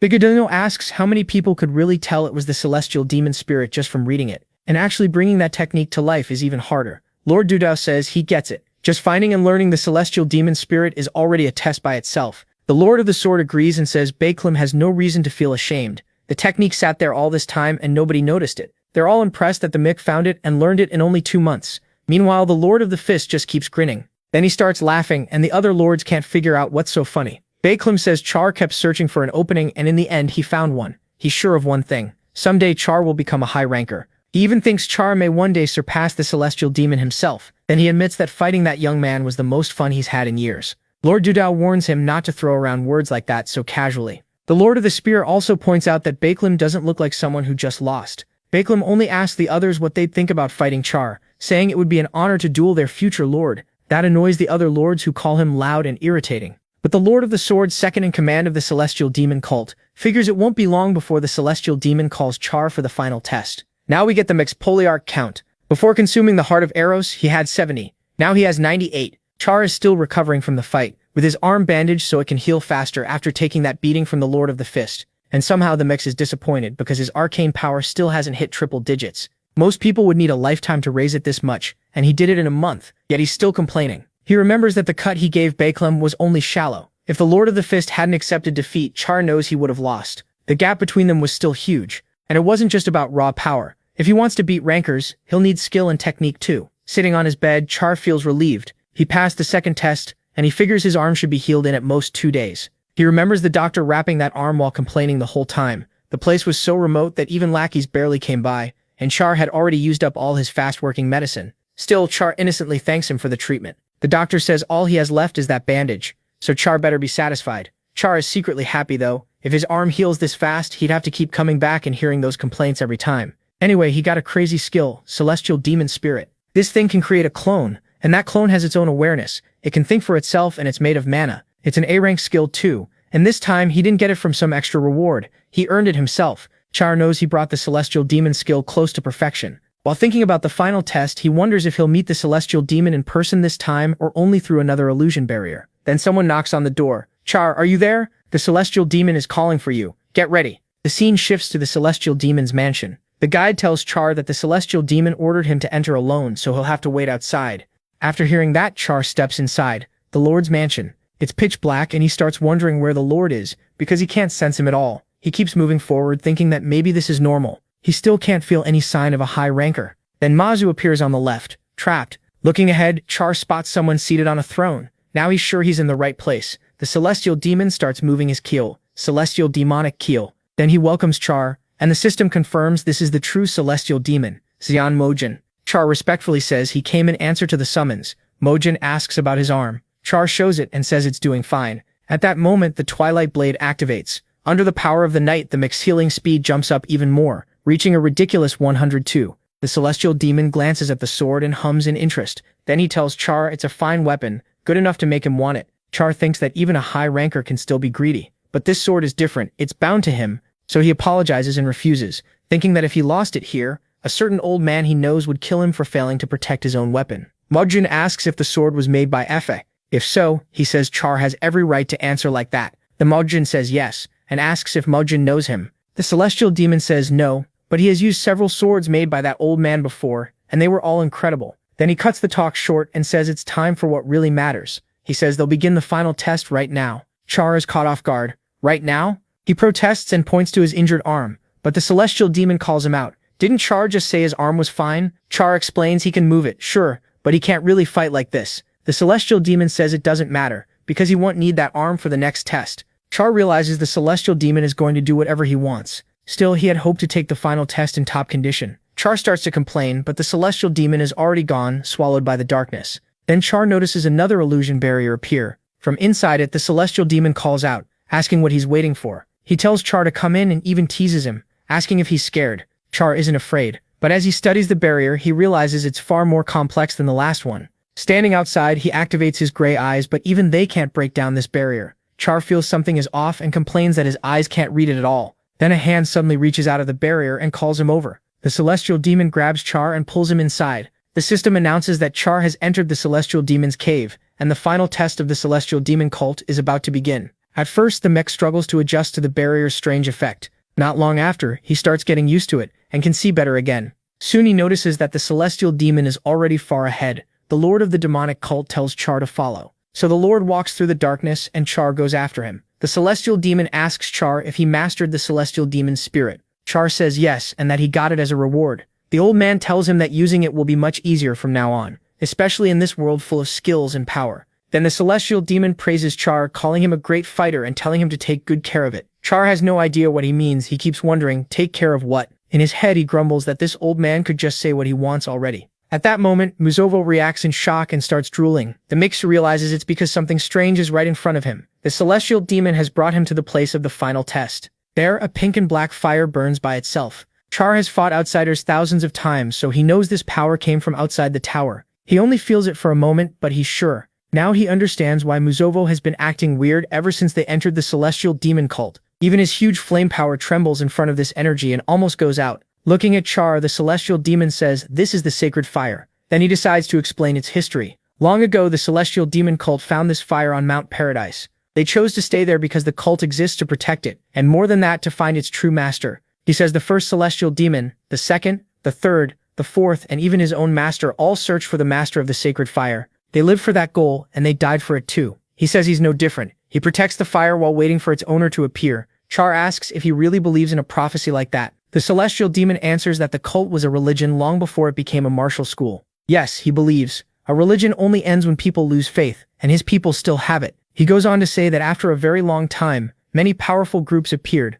some even stronger than the celestial demon cult, so he had to come up with a way to keep the sacred fire safe. That method was simple. Anyone who wanted to join the cult had to take its test to prove their worth. Char asks if he built the test with the sacred fire as the reward, and the answer is yes. By hiding it inside the trial, he kept it protected. That's why the test became nearly impossible. First, a barrier almost no one can pass. Second, a fight against the cult's ranks. And third, the final stage they've reached now. Char asks if anyone else ever made it this far. The celestial demon says yes, the Lord of the Sword, Mustache V, reached the third stage and even saw the sacred fire. But the fire was too strong and he couldn't overcome it, so he failed the last phase. Then the celestial demon raises his hand toward the sacred fire and says the final test will begin now. The flames start spreading through the cave. He explains the trial. Char must endure the sacred fire and be accepted by it. The system announces the same thing. The mech must withstand the sacred fire. If Char gives up, the test ends in failure. Even the celestial demon knows how cruel this is. He's sending Char into a raging fire that devours everything.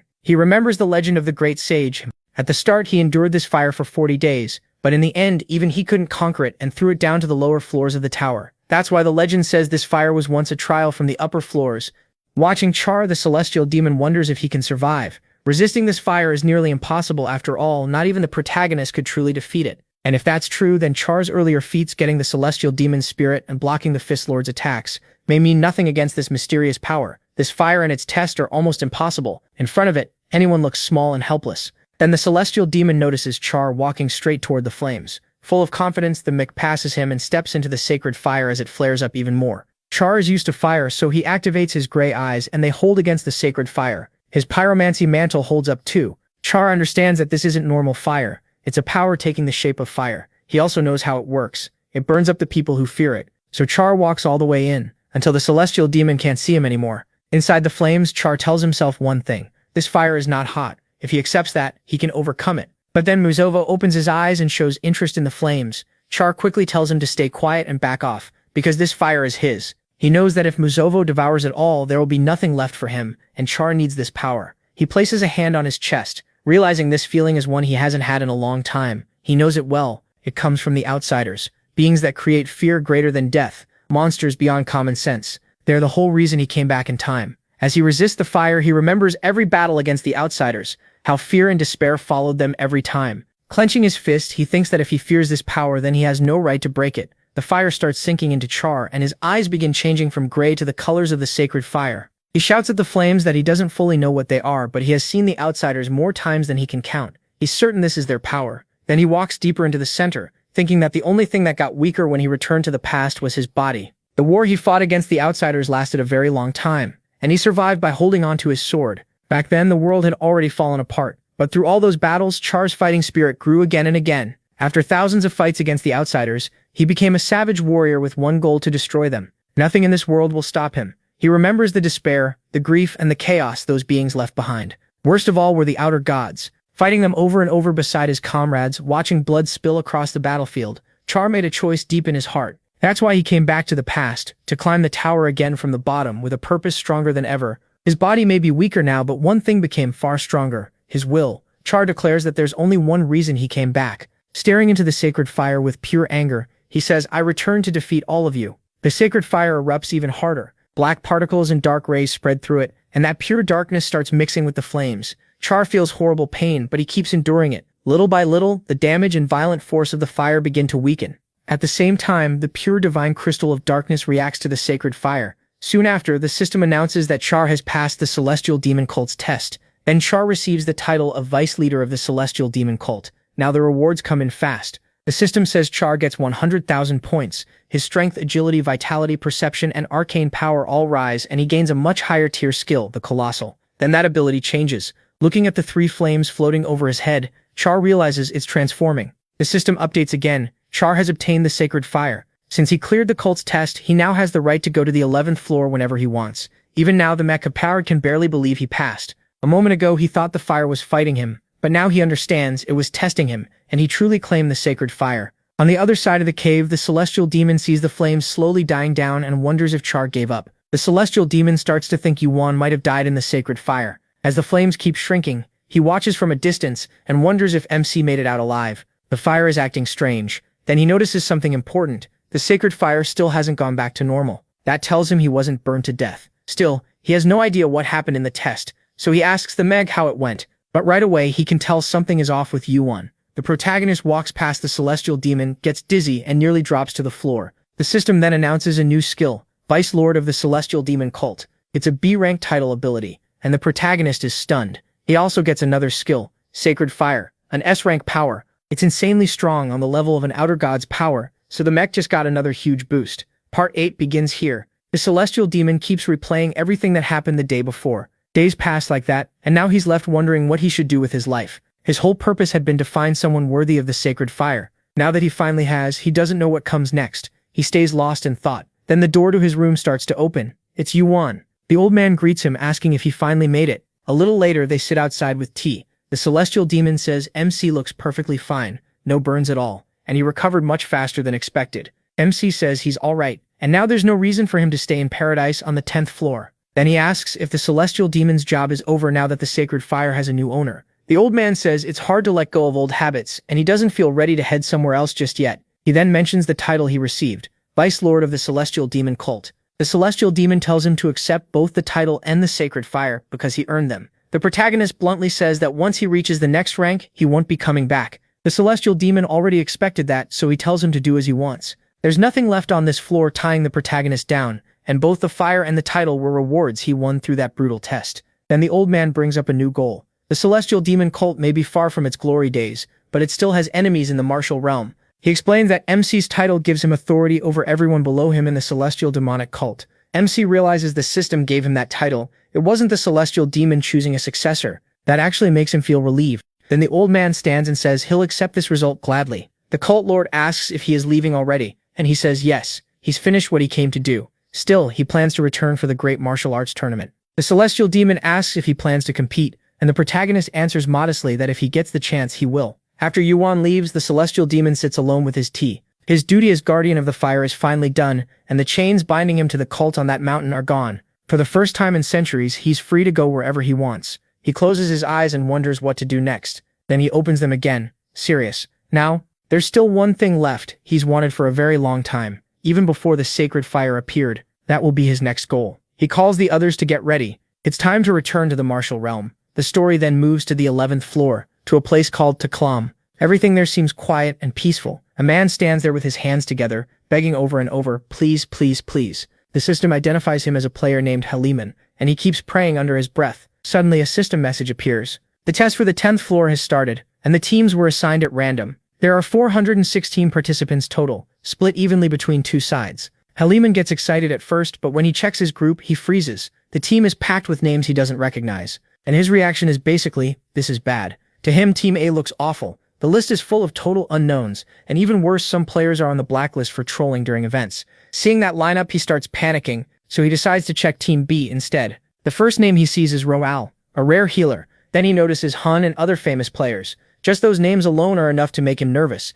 and as he keeps reading, it gets worse. Most of Team B is made up of well-known strong players. Staring at the status window, he starts talking to himself. His luck feels terrible. He can't believe he ended up on a team this bad. He's already failed this test 3 times, and now this happens. Certain something must be wrong. He starts checking the list one name at a time. Most are nobodies to him, until he spots one standout. That name is Yuan. The moment he sees it, he recognizes it right away. He's heard of MC before, and he knows that name carries weight. He admits he is incredible, but even that doesn't calm him down. One strong player can't fix a team this week, especially against a side packed with elites. He even thinks he must have terrible luck too. Then the scene cuts to a man slamming a table and yelling about a drink costing 30 points. He argues with the bartender, saying the price is ridiculous. The bartender shrugs and tells him that's normal on this floor. If he doesn't like it, he can leave. Meanwhile, Yuan is walking around with his system window open, checking everything as he moves. He compares both team lists and quickly sees the problem. Team B is stacked with powerful players who will become famous later, including Roziel and Hun. Team A, on the other hand, is full of names he's never heard before, not even in his past life. That tells him almost all the talentless players got dumped onto his side.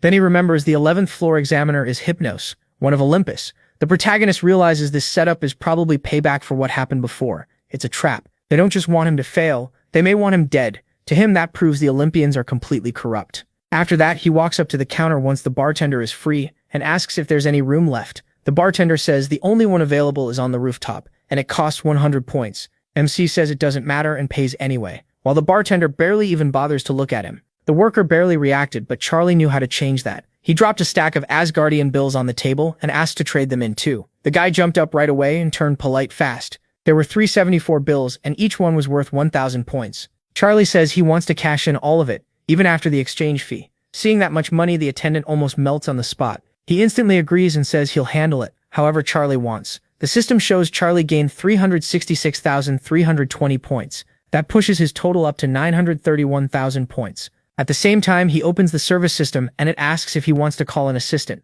Charlie agrees. A tiny fairy-like helper appears, all smiles, and asks how it can help him. This happens after Charlie gets to his rooftop room. He notices this kind of creature is the sort the 11th floor administrator hates, but Charlie still prefers it over those creepy blood clowns. Then he tells the little helper he wants to use the store. From here on, he mentally calls it Pink Pingo. Pink Pingo tells Charlie to name whatever he wants, saying it has everything except what it doesn't. Charlie figures the creature is acting so nice because it already sensed his money. He says he just wants to browse, and Pink Pingo happily agrees to open the shop. The store panel pops up in front of the McBuycher. Charlie checks one section after another but can't find what he came for at first, so he keeps searching because what he really needs is adamantium. He wants it to finish the divine crystal of the stars. After a long search, he finally finds it. 1.5 kilograms of adamantium. Not a tiny amount either, but a solid chunk. Keeping his usual blank look, Charlie asks how much it costs. Pink Pingo perks up right away. It confirms Charlie wants adamantium and calls it an excellent item. Then Pink Pingo starts asking questions.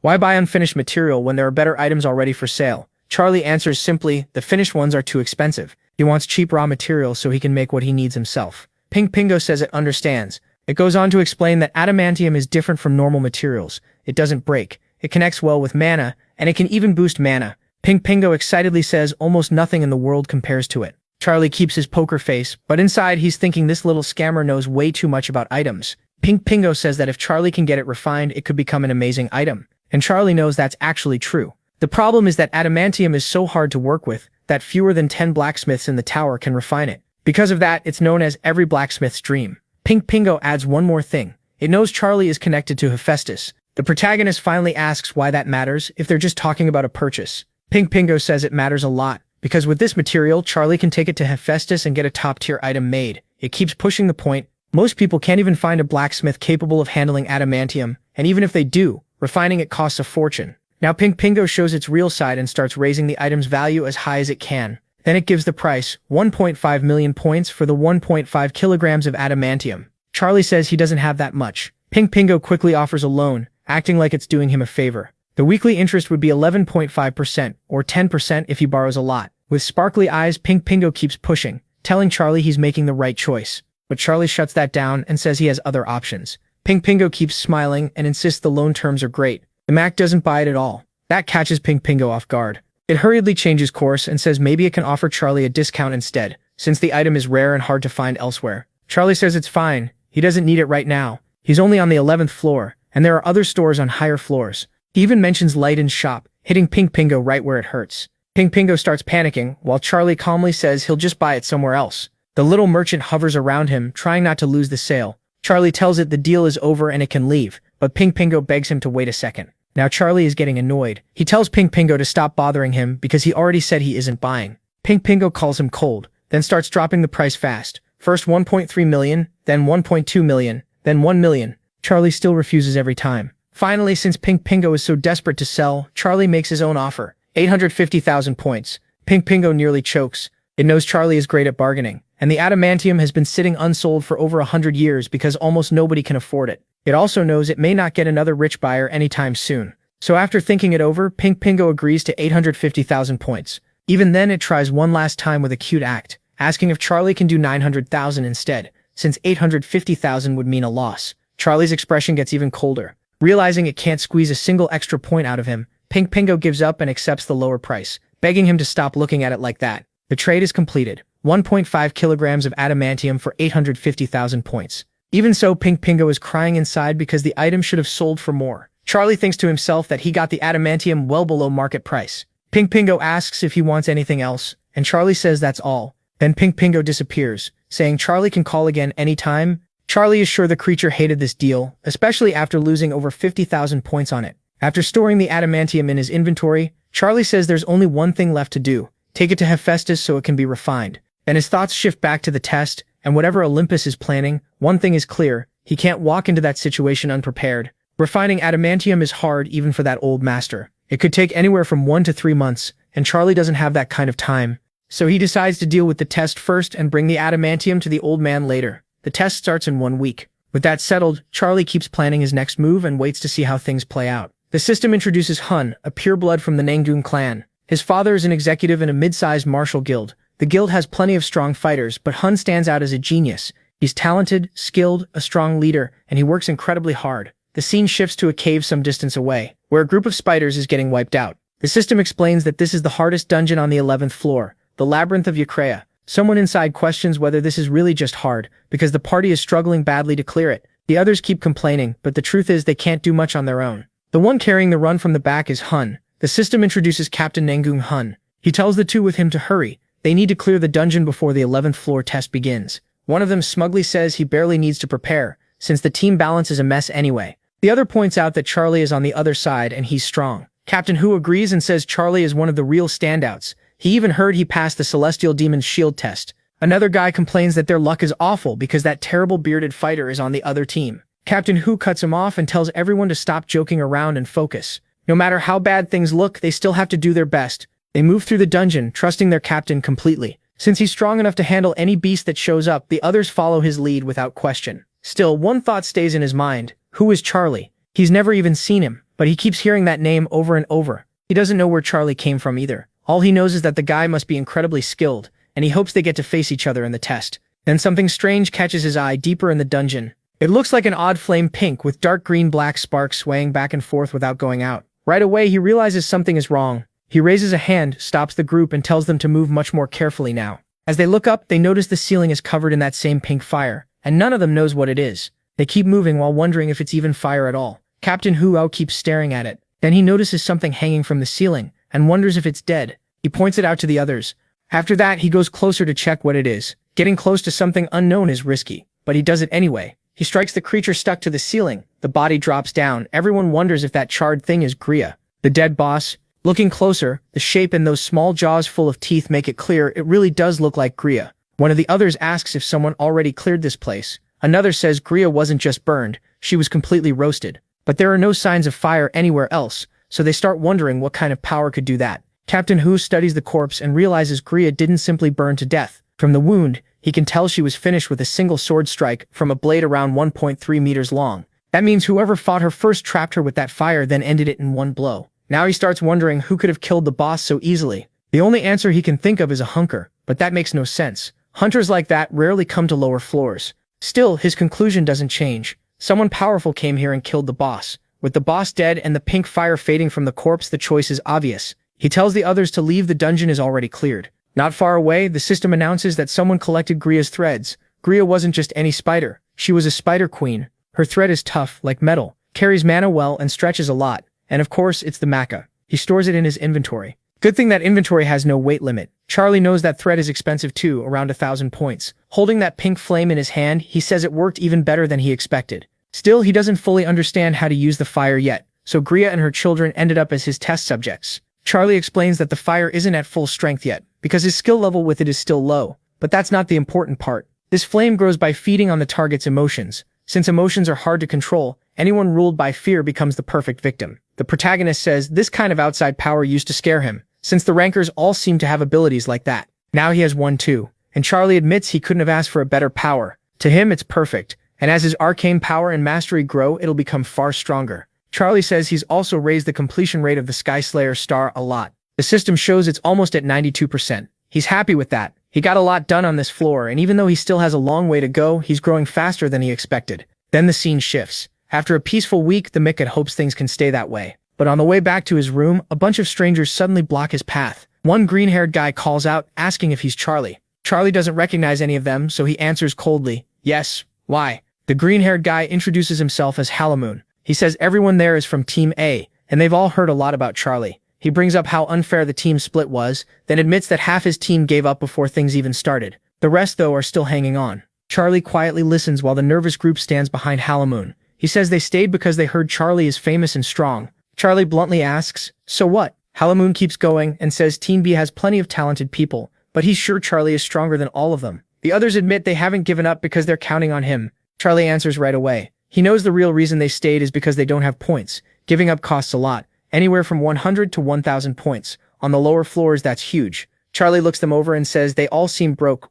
He tells them they probably figured quitting would waste too many points. Halamoon gets even more uneasy. Charlie says they're all trying to avoid saying it, then asks if he's wrong. Halamoon calls him rude, but still works up the courage to ask for a strategy to pass the test together. Charlie keeps walking to his room and tells them that if they value their lives, they should give up now. Nothing up there is worth dying for. That crushes Halamoon's last bit of hope. Charlie adds that what they did wasn't exactly great either, waiting outside his room when he doesn't even know them. Once inside, Charlie asks Halamoon if he's going to give up. Halamoon says no, he's still taking the test. The others are shocked. If he's not quitting, why tell them to? Charlie looks at them like the answer should be obvious and says that advice only applies to them because they're weak. The weaker members leave angry after Charlie refuses to team up with them. Nearby, some complain that Charlie is a jerk. One says he'd rather give up than die, and another asks if the rest feel the same way. Halamoon snaps back, saying only Charlie gets to look down on him, not them. He calls them weak, and says they came here hoping to cooperate, only to walk away humiliated. And just like that, the hope he had in Charlie is gone. All that's left is disappointment. The scene changes to Hypno's room, where he's looking over the group list. He knows the gap in level and skill between Group A and Group B is huge. One thing is certain, they're going to hate him for this, because the test setup is plainly unfair. He keeps thinking about Charlie, someone with a bright future who is now being targeted by Olympus. The system then tells us that Hypno is the examiner for the 11th floor test. He keeps thinking about the order from Olympus, kill the player Charlie, and if he does it well, he knows a big reward is coming. Hypno smiles, genuinely happy to carry it out. He can't wait to kill the man, so he gets on his bull and gets ready for the test. While waiting, he checks a tablet, handles a bunch of contracts, and ends up with 50 points. Then his phone suddenly starts ringing and buzzing. Annoyed, he mutters, "Who is messaging me right before the test?" He checks it and sees it's from Hera. Whatever she says stays between the two of them. The scene shifts to the Black Forest in Alila. Everything is set up in a very uneven way. Team A has 51 people, while Team B has 200. Then someone notices a person gave up. Charlie is surprised his team still has that many members. After what he said earlier, he thought even more people would quit. But 51 is still a lot. He already knows this test is a trap aimed at him, and he's worried innocent people on his team will get dragged into it and killed. Suddenly, a loud voice echoes out to everyone, telling them the test is about to begin. Hypnos appears and introduces himself as the examiner for the 11th floor test. He points out that Team A has far fewer members, but the setup won't change. It will stay 51 against 200. Then he says he'll skip the fluff and explain the rules. Pulling a flag from his inventory, he reveals that this test is capture the flag. Next, he goes over the basics. A person holding one flag has 1 point. If someone gets a second flag, the two combine into one marked with the number 2. So by looking at a flag's number, you can tell how many flags that person has. Then Hypnos points toward the two teams and answers the next obvious question. Where do the flags come from? He explains that the forest was created long ago by the 11th floor administrator. It's huge and packed with monsters of all kinds. Flags are scattered throughout the area, mostly carried by monsters, so beating one gets you its flag. A few can also be found in random spots, but monsters are the best source. Hypnos brags that placing all those flags took a lot of work, especially hiding them on the monsters. Someone from Team A asks where exactly he put them, but Hypnos just grins and says that's a secret. Their job is to collect as many as they can. Another person asks if the team with the most flags at the end wins. Hypnos smiles like he's been waiting for that question. He says this isn't about just collecting flags,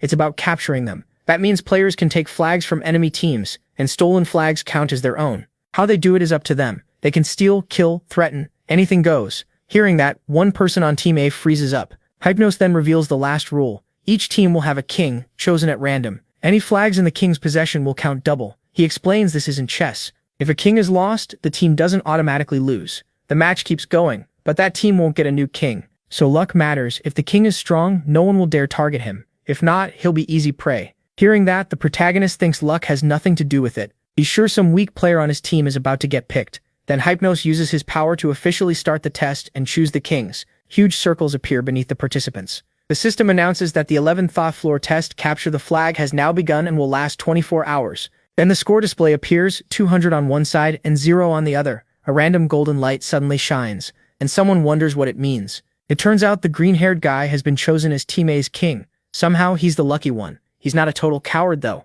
He quickly asks the others what they're supposed to do, while the brave one thinks this was exactly the kind of thing he expected. Charlie has already cleared 10 floors, so he knows how hard that is. It makes him wonder how someone as weak as that guy even reached the 11th floor. Charlie starts walking off and the green-haired guy runs after him, yelling that he needs protection since he's the king. Without even looking back, Charlie tells him that's not how you ask for help. He keeps moving and says he's going to find flags. Then he warns the guy that if he wants to live, he should stay right there. If he doesn't move, he probably won't run into Team B. With that, the Mika looks away from him and decides it's time to get started. The scene cuts to another part of the forest, where Captain Hoosh from Team B is also thinking this team split feels suspicious. Most of his teammates already see the test as an easy win. They're stronger, and their team is 4 times bigger, so they head out like the hunt is already over. But Captain Hu notices they're way too relaxed. Having the numbers advantage doesn't mean they should drop their guard in a test like this. He's clearly unhappy about how one-sided it is when a woman asks if he's feeling nervous. Captain Hu turns to see who's talking to him. It's Roel. He already knows who she is.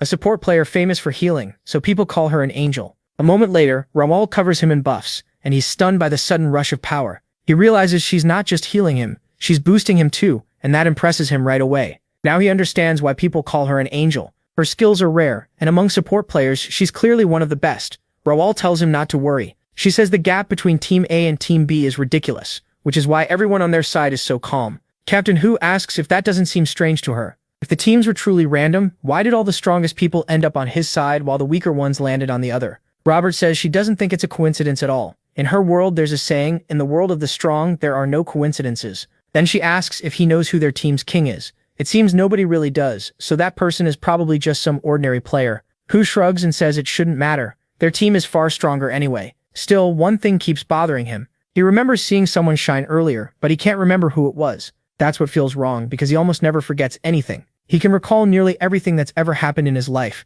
yet he still can't remember that person's face. He only remembers someone passing by in a flash, and to him that makes no sense at all. The one Captain Hu can't remember is Team B's king. He's hidden under a cloak, completely covered, so even after seeing his face, Hu still can't recall it. Elsewhere in the huge forest, Team A's king watches the flag gap between both teams. The target mark on his clothes makes him stand out so badly you could hit him even in the dark. Someone walks up and reports that there were fewer flags near the road than they expected. Most of the flags were being guarded by monsters, but they still collected a lot. If they turn in what they have now, they can move up on the scoreboard. He also knows one person on their team is carrying hard. So far, they've found 59 flags, and he's sure that player has a big share of them. That player is Char. The green-haired king remembers Char didn't seem willing to work with them at first, but now he's sure Team A can't beat Team B without Char risking his life. The green-haired king knows Char went off alone, but Char told him to stay put, so that's what he plans to do. Then another teammate comes over, complaining that the forest is way too big and hard to search, so they start moving through the woods at night, talking as they walk.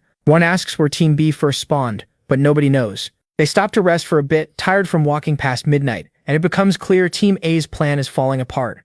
Then a noise comes from the forest and they panic. Thinking it's a monster, one of them yells, "Who's there? Show yourself." But it wasn't a monster, it was the enemy. A team of players rushes back to the hideout. Warning them, he told them to be careful. The system announces that enemy players have entered the area and orders them to protect their flags from being stolen. One of the invaders admits he had a bad feeling the moment he saw Charlie on Team A. Still, he figures Charlie can't do much now without his king, and capturing the enemy king gives a ton of contribution points. A bald fighter pulls a mace from his inventory and tries to rally everyone. It's 10 against 11, he says, convinced they can still win. Then a dagger slices his throat. He doesn't even get a chance to scream. The killer stays hidden and finishes him before he can defend himself. Seeing Johann get cut down like that, the king freezes in shock. The assassin calmly corrects them. "Not 10, I counted 9 still alive," and with that, the slaughter begins. The killer's point was simple. There were only 9 left now. After that, everything fell apart. There may have been 9 people, but at least 6 ran. One hesitated, and the king just stood there like a target,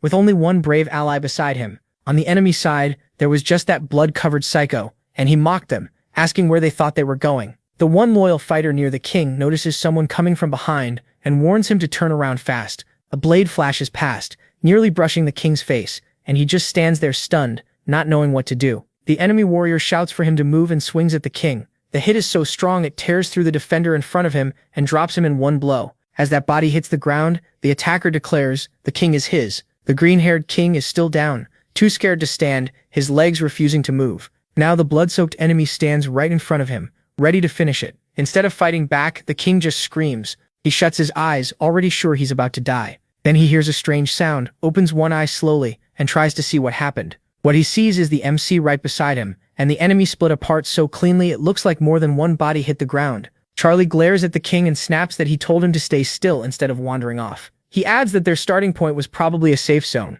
The green-haired king doesn't know whether to cry, thank him, or keep shaking. He's too terrified to even speak. Charlie stands there like a hero, while the king keeps silently thanking the MC for saving his life. It all happens so fast the enemy's body is still falling. One teammate asks if this is the real Charlie. The answer is obvious, who else would leave their friend behind like that, and still come charging back this hard? The remaining enemies try to run, using the oldest survival plan there is. Even so, one of them stays behind, wanting to stop the MC. Charlie tears into them at such crazy speed that all anyone can catch is a blur passing by. They don't even have time to react. 3 are already down, and the MC keeps pressing the rest without mercy. The biggest coward finally shouts for everyone to turn back and gang up on Charlie, hoping they can kill him for good. But that plan falls apart the second the MC closes in again. Charlie swings once. The slash is so fast, the dying man still has time to speak before he falls apart. Charlie keeps the lesson going. 1 becomes 2. Watching that, another enemy starts shaking so badly he nearly wets himself. The MC is running on pure rage now. His sword comes down on the terrified enemy next.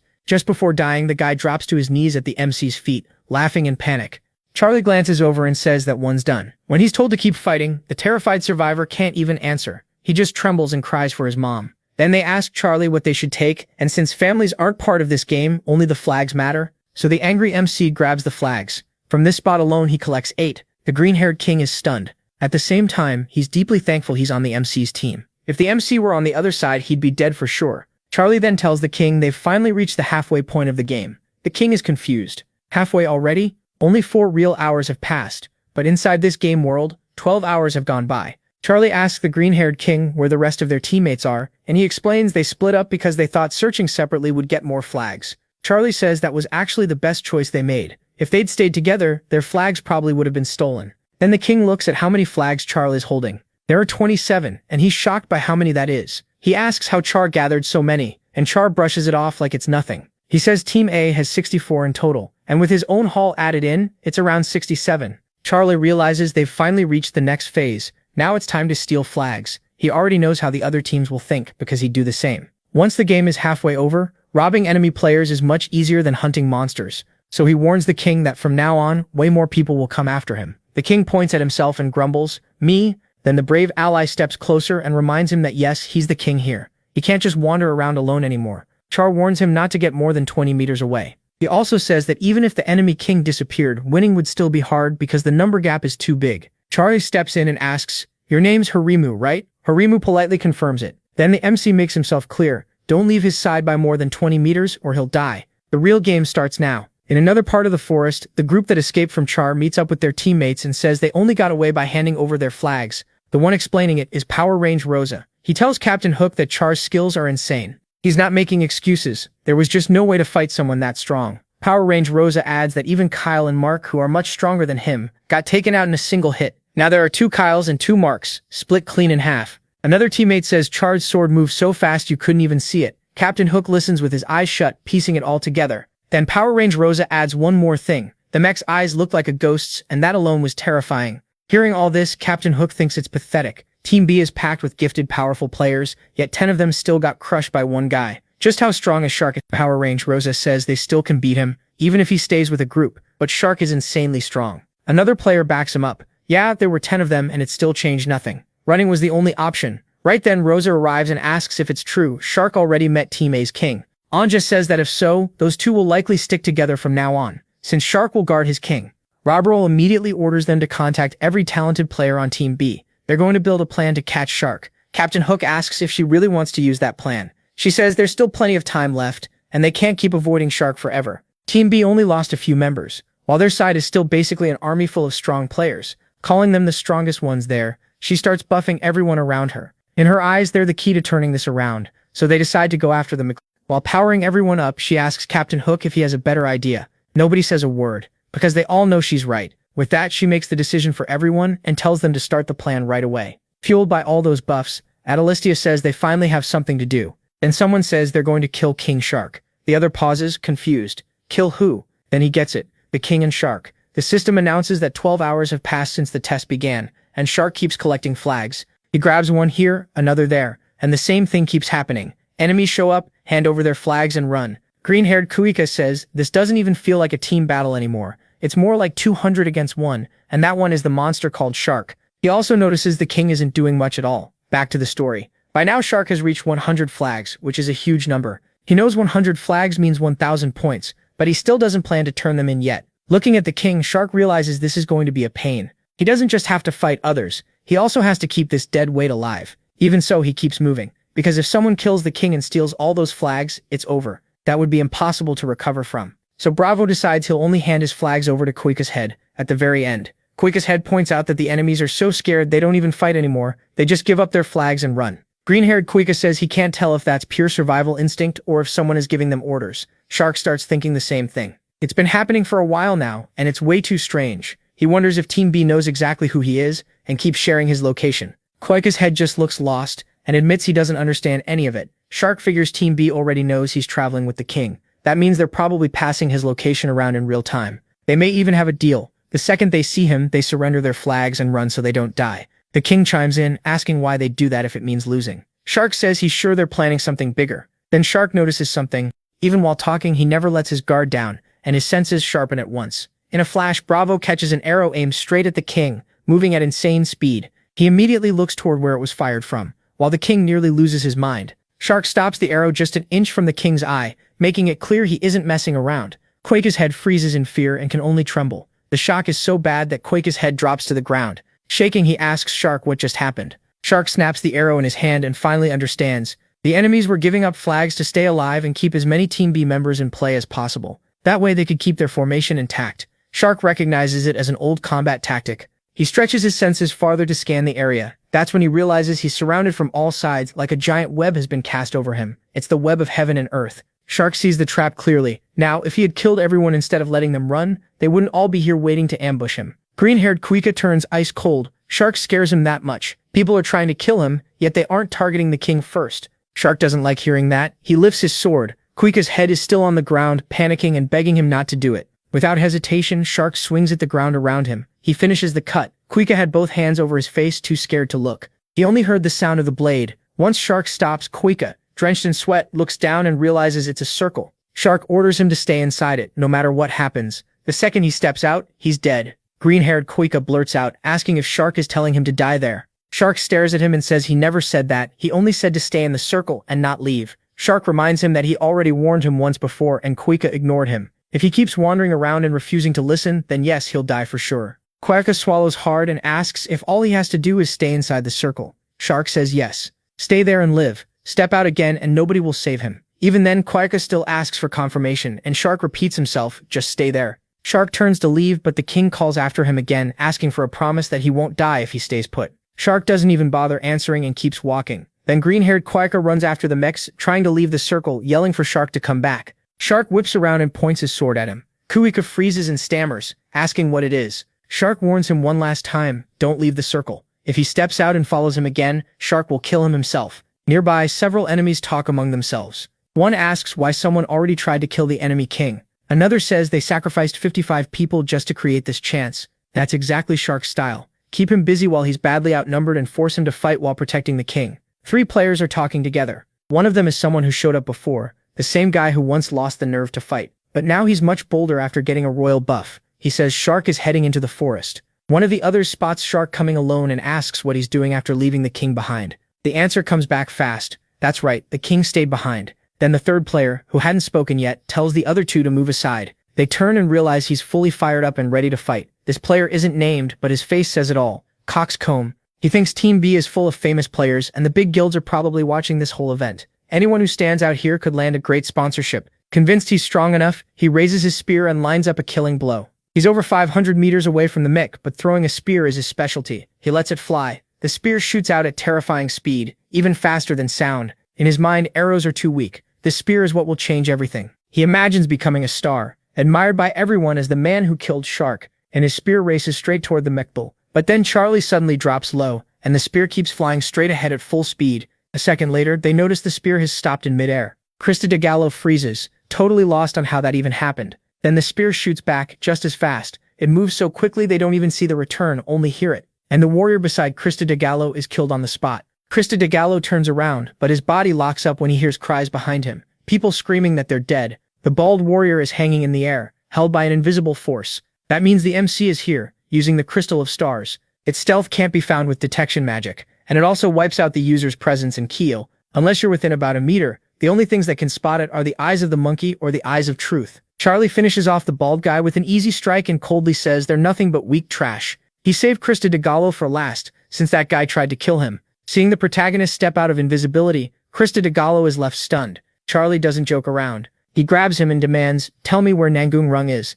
Now." In the direction Krista de Gallo pointed, another group is gathered, talking about how Charlie vanished again. One of them says Charlie's stealth is on another level. He can't catch even a trace of him. Another guy doesn't get it, and asks if it's really that good. The Watcher says yes. Even if Charlie stood right in front of him, he still wouldn't see him. Then someone wonders if Charlie is an assassin using 1,000 miles of white eyes. The answer is no, assassins don't use long swords, and they usually dress in black. Right then, someone steps out of invisibility beside the observer, and says, nice, you're using 1,000 miles of white eyes, right? Pretty cool, I like it. Everyone is shocked because Charlie is already standing in the middle of them, and no one noticed him arrive. He says the scouts who came ahead did well by attacking instead of only watching. Because of that, he figured out their strategy. Heaven and Earth formation. It's a smart plan, but with so few people, it's full of openings. The player using 1,000 miles of white eyes snaps back, "What openings? We don't just have a few people." Look around, Charlie, who had been keeping watch the whole time, realizes the rest have finally arrived. Then Captain Hu and Anja show up, who already has his sword out, and asks if Charlie really left his king behind like that,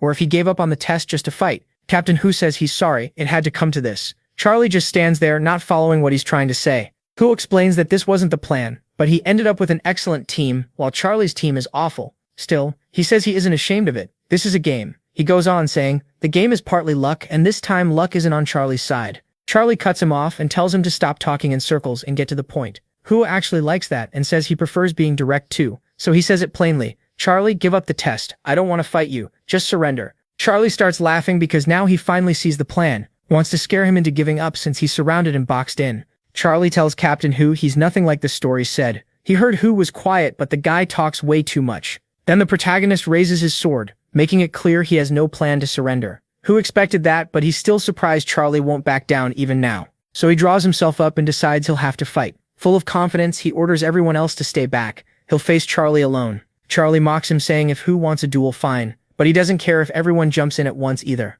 Hu refuses and says he'll handle this by himself. Then he suddenly bursts forward. He charges at the protagonist while Charlie waits with his special eyes activated. The moment Hu gets close, their swords crash together with explosive force. Charlie lights up right away. Finally, a strong opponent. He likes this and gets interested in Captain Hu's real stats. Hu stays calm, then readies an even stronger strike. Their clash turns fierce. Captain Hu is going all out because he wants to defeat Charlie himself and crush his pride. He's using the Nanggung clan's Imperial Sword, a huge heavy weapon that creates intense pressure just by being swung. It's hard to block because every hit carries massive weight, but then Hu starts sweating. Something is very wrong. He's the one getting pushed back. Charlie's sword feels even heavier. His blows are stronger too. The protagonist is overwhelming him with raw power. The gap is huge, and Charlie isn't even sweating. He's smiling like he's just having fun. Hu can't believe it. Even with the Imperial Sword and all its power, he's still losing in a straight strength match. Then a green light wraps around Captain Hu's body, boosting his speed and power. Even so, Charlie keeps forcing him back. The system reveals that Hu has received the Archangel's blessing, raising all his stats, strength, vitality, speed, and regeneration. Hu angrily looks back, his sword shaking a little, as the protagonist shouts at the one supporting him, "Hey, what kind of cheap move is that? I told you to buff me." She fires back that she already did, and the effect is still active. If he's still losing after that, then isn't the fight already over? She tells Captain Hu to look at Charlie and ask himself if Charlie looks like someone who thinks the fight is over, because Charlie is still pressing forward. Hu gets even more annoyed and snaps back that the fight isn't over yet. But while he's talking, a pink flame starts rising around the protagonist. The moment Captain Hu sees it, fear hits him. He stares at the purple-pink fire and thinks, I've seen those flames before. Then he remembers Gria, the boss of the hardest dungeon, was killed by that fire. Looking at Charlie now, Hu realizes it can't be a coincidence. There can't be two people on this floor with the same flames, so it had to be him. Charlie stands there perfectly calm, not even breathing hard like he just woke up. And Captain Hu finally understands. It wasn't Hank. It was Charlie who killed Gria. Still, something doesn't add up. The power Charlie is showing now feels very different from the strike that sliced through Gria. While those flames circle his body, Hu keeps thinking the one who killed Gria almost seemed like a different person. With the attack power Charlie is using right now, Hu can't imagine him killing Gria in a single blow. So he keeps staring at that strange fire, trying to figure it out. To him, there are only two answers. Either someone else killed Gria, or Charlie has been holding back this whole time, and only now does Hu truly understand how bad this is. Off to the side, the support is still casting buffs on the others. Confused because no one seems to be making a move, she wonders why the fight has stalled. Then a telepathic message reaches her. Retreat. Everyone retreat. Anja is startled by the message in her head. Captain Hu tells them there's no point in continuing. If they keep fighting Charlie, they'll be wiped out. The people around them are shocked. Is Captain Hu really admitting defeat? The battle looked pretty even from the outside. Then Hu breaks the silence and asks Charlie one question. Were you the one who cleared Gria's dungeon? Charlie boldly answers, and if I was, what's that to you? Captain Hu says Corin wouldn't understand. Charlie can already tell Charlie has lost the will to fight, and he really has. Tri lowers his sword, rested on his back, and gives up. As Troop starts to leave, the others are left stunned. They whisper about Gria, that impossible dungeon they challenged this week. And now they're asking the same thing in disbelief. Was Charlie really the one who cleared it? As their captain starts leaving, the others stop him and ask what's wrong. One of them says he knows Charlie is strong, but giving up before the real fight even starts makes no sense. If they all attack together, they might still have a shot. The captain says, a win like that means nothing. Sure, this is supposed to be a team game, but right now it's basically 200 people jumping one guy, and even then Charlie is still keeping up. If anyone deserves to pass, it's him. Then he tells everyone else they can fight if they want, but he and his team are leaving. As he calls his group to move out, Ralk says he's nothing like the stories she heard about him. She says he looks less like a brave man and more like a coward. Captain Woon doesn't even argue. He tells her to call him whatever she wants, but he values his life and his teammates' lives too much to throw them away in a fight they can't win. Some of his own people feel ashamed and still want to challenge Charlie, but they also get why their captain made that choice. He's thinking about the whole team, not just his pride. With that, Captain Wu leaves with his 8 members. Bufenta, though, is furious. More than 40 people are still on her side. She steps forward and gets ready to fight. That's when Charlie remembers what the gods told him before he went back in time. Hercules had warned him that this was basically an adult fighting kids, so he should avoid needless slaughter. Another god agreed and said some of these people would become important allies in the future. So when Charlie came back, he was told to spare as many lives as he could. Some of the people he meets now are meant to become rankers, and there's no reason to lose future allies for nothing. Charlie thinks Hercules would have found a way to avoid killing anyone. That's who Hercules is, a real hero who keeps his word. Charlie respects that, but he also knows he's not a hero, and if someone is reckless enough, he won't hesitate to kill. The mech smiles and calls out to the crowd. He thought they were all going to retreat with the others, but now it looks like they want to keep going. In his head, he decides he'll try not to kill them, but if it comes down to them or him, he's choosing himself.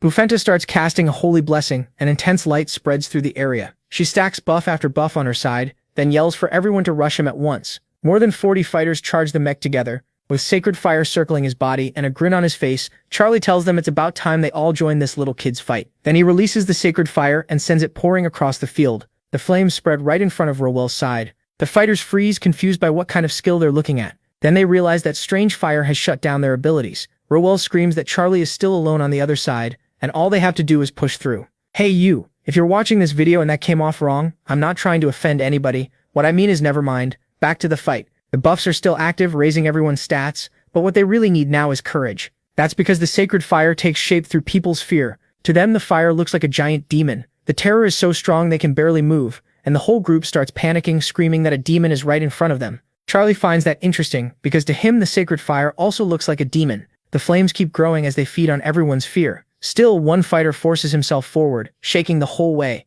Charlie realizes the fire is getting too big, and if it keeps spreading like this, controlling it will get harder. He needs to finish this fast. One trembling guy makes it right up to Charlie, wrapped in the flames only because Charlie hasn't let the fire consume him yet. Shaking badly, he says he has to kill Charlie and raises his sword. Seeing that 2 of them managed to get this close, Charlie realizes they only pulled it off because of the buffs. He stays still and lets the fire do the work for him. From a distance, Charlie watches Rowell and notices she has way more than just one or two support skills. She keeps raising her hands and calling out buff after buff, powering up everyone around her. Then she pours everything she has into one last enhancement. Charlie immediately notices this buff is different from the others, so he knows he can't let it finish. He grips his sword and finally moves to attack. Robji watches in shock as the mech cuts through her buff with a single swing. She can't understand how he did it, even knowing his sword is coated with star crystal. To her, it should have been impossible. But it's real. The mech completely blows apart the massive buff covering the battlefield. A moment later, only the support caster and a few stragglers are still standing. Charlie has completely taken over the fight, and her strongest buff was crushed by raw force from his sword. She looks around and sees all the fighters beside her trembling in fear. Then Captain Hook's warning comes back to her. If they keep fighting Charlie, they'll all die. She also remembers calling him a coward, and how he answered that pride didn't matter more than his teammates' lives. Now her anger is gone. She knows there's no way to beat a monster like this, and Captain Hook was right to retreat. Dozens of people have already been taken down by the fire, but they're still alive. Through telepathy, the support angel tells everyone they have no chance, and they need to fall back. She says dying here over a few flags makes no sense. Even if some of them have kings, it's not worth their lives. So she orders a full retreat, while the mix silently watches their faces and figures out what they're planning. Realizing they're about to run, the mix shouts that if they want to leave, they need to drop their flags first. Otherwise, he'll take their lives instead. Terrified, the support caster asks if he heard her telepathy. Charlie says no, he can just tell from their faces that they're scared and ready to bolt. Trying to act tough, she asks what he'll do if they leave without handing anything over. Charlie tells her he's serious. He's not joking and he's not letting that happen. He warns them not to test him. Hand over the flags and go. If anyone tries to leave with one, he'll kill them. So the flags start piling up in front of the Mick. 1, 2, 3, 4, 5, 6. Bufenta has 8 flags and gives them all to the Mick. When she does, she asks if he really won't kill anyone. With more than 40 people there, Charlie ends up collecting a huge haul. After that, she tells him that losing their flags now isn't the end. They can still gather more later, while he's alone and doesn't even have a king. Over time, her team could still outscore his. Charlie stares at her and asks what exactly she wants. Does she want him to kill her? If she's trying to provoke him, she better say it clearly. Then she says she heard he turned down offers from major guilds, but Zion is on a whole different level. She promises that if Charlie joins Zion, he'll be treated far better than she is. Charlie shuts it down right away. No thanks. To him, this is just another guild trying to recruit him, and he's not interested. She's clearly not used to hearing no, so the rejection hits her hard, especially because it came so fast. Even so, she doesn't give up. She asks for his phone number instead, and Charlie refuses that too. Anja, who's used to getting her way, asks Charlie why he's acting like this. She says she's only thinking about his future. To her, it makes no sense that he went through such an unfair test and still refused to quit. That tells her he has a clear goal, even if she has no idea what it is. Still, Anja won't drop it. She keeps pushing, saying no one climbs the tower alone. You need strong allies and a powerful guild, and Zion can fully back him. Even with that kind of support, she says, climbing is still hard. Someone at Charlie's level should already know that strength and skill alone aren't enough. Then she gets straight to the point and asks why he's trying to climb the tower by himself. Charlie can tell Anja has no idea how to back off. She keeps staring at him, trying to win him over. He even thinks that stubborn drive is probably how she climbs so fast, but none of that changes his mind. To Charlie, joining a guild would only get in the way of what he came here to do. Guilds are always fighting each other in the tower, and he knows their pride, greed, and distrust can ruin everything. That's why he refuses to belong to anyone or take their help. He has to walk the hardest path alone. He's carrying the tower's burden on his back so that, when the worst time comes, he can become the one everyone gathers around. Charlie snaps out of his thoughts and asks Anja why everyone is so interested in him. Is she trying to learn why he chose to walk this path alone? He answers for himself. There's no big reason, nothing special. He just knows he can climb the tower alone, and he doesn't need a team or a guild. Anja thinks that's impossible, but Charlie disagrees. What he needs to do can only be done this way. And just like that, we're already at part 10. The chapter shifts to a forest, where someone curses in frustration, wondering when he's coming back after being gone so long. It's the king, nervously waiting and too scared to go deeper into the woods. Every little sound puts him on edge, and the forest at night is getting to him. Fear keeps building in his head.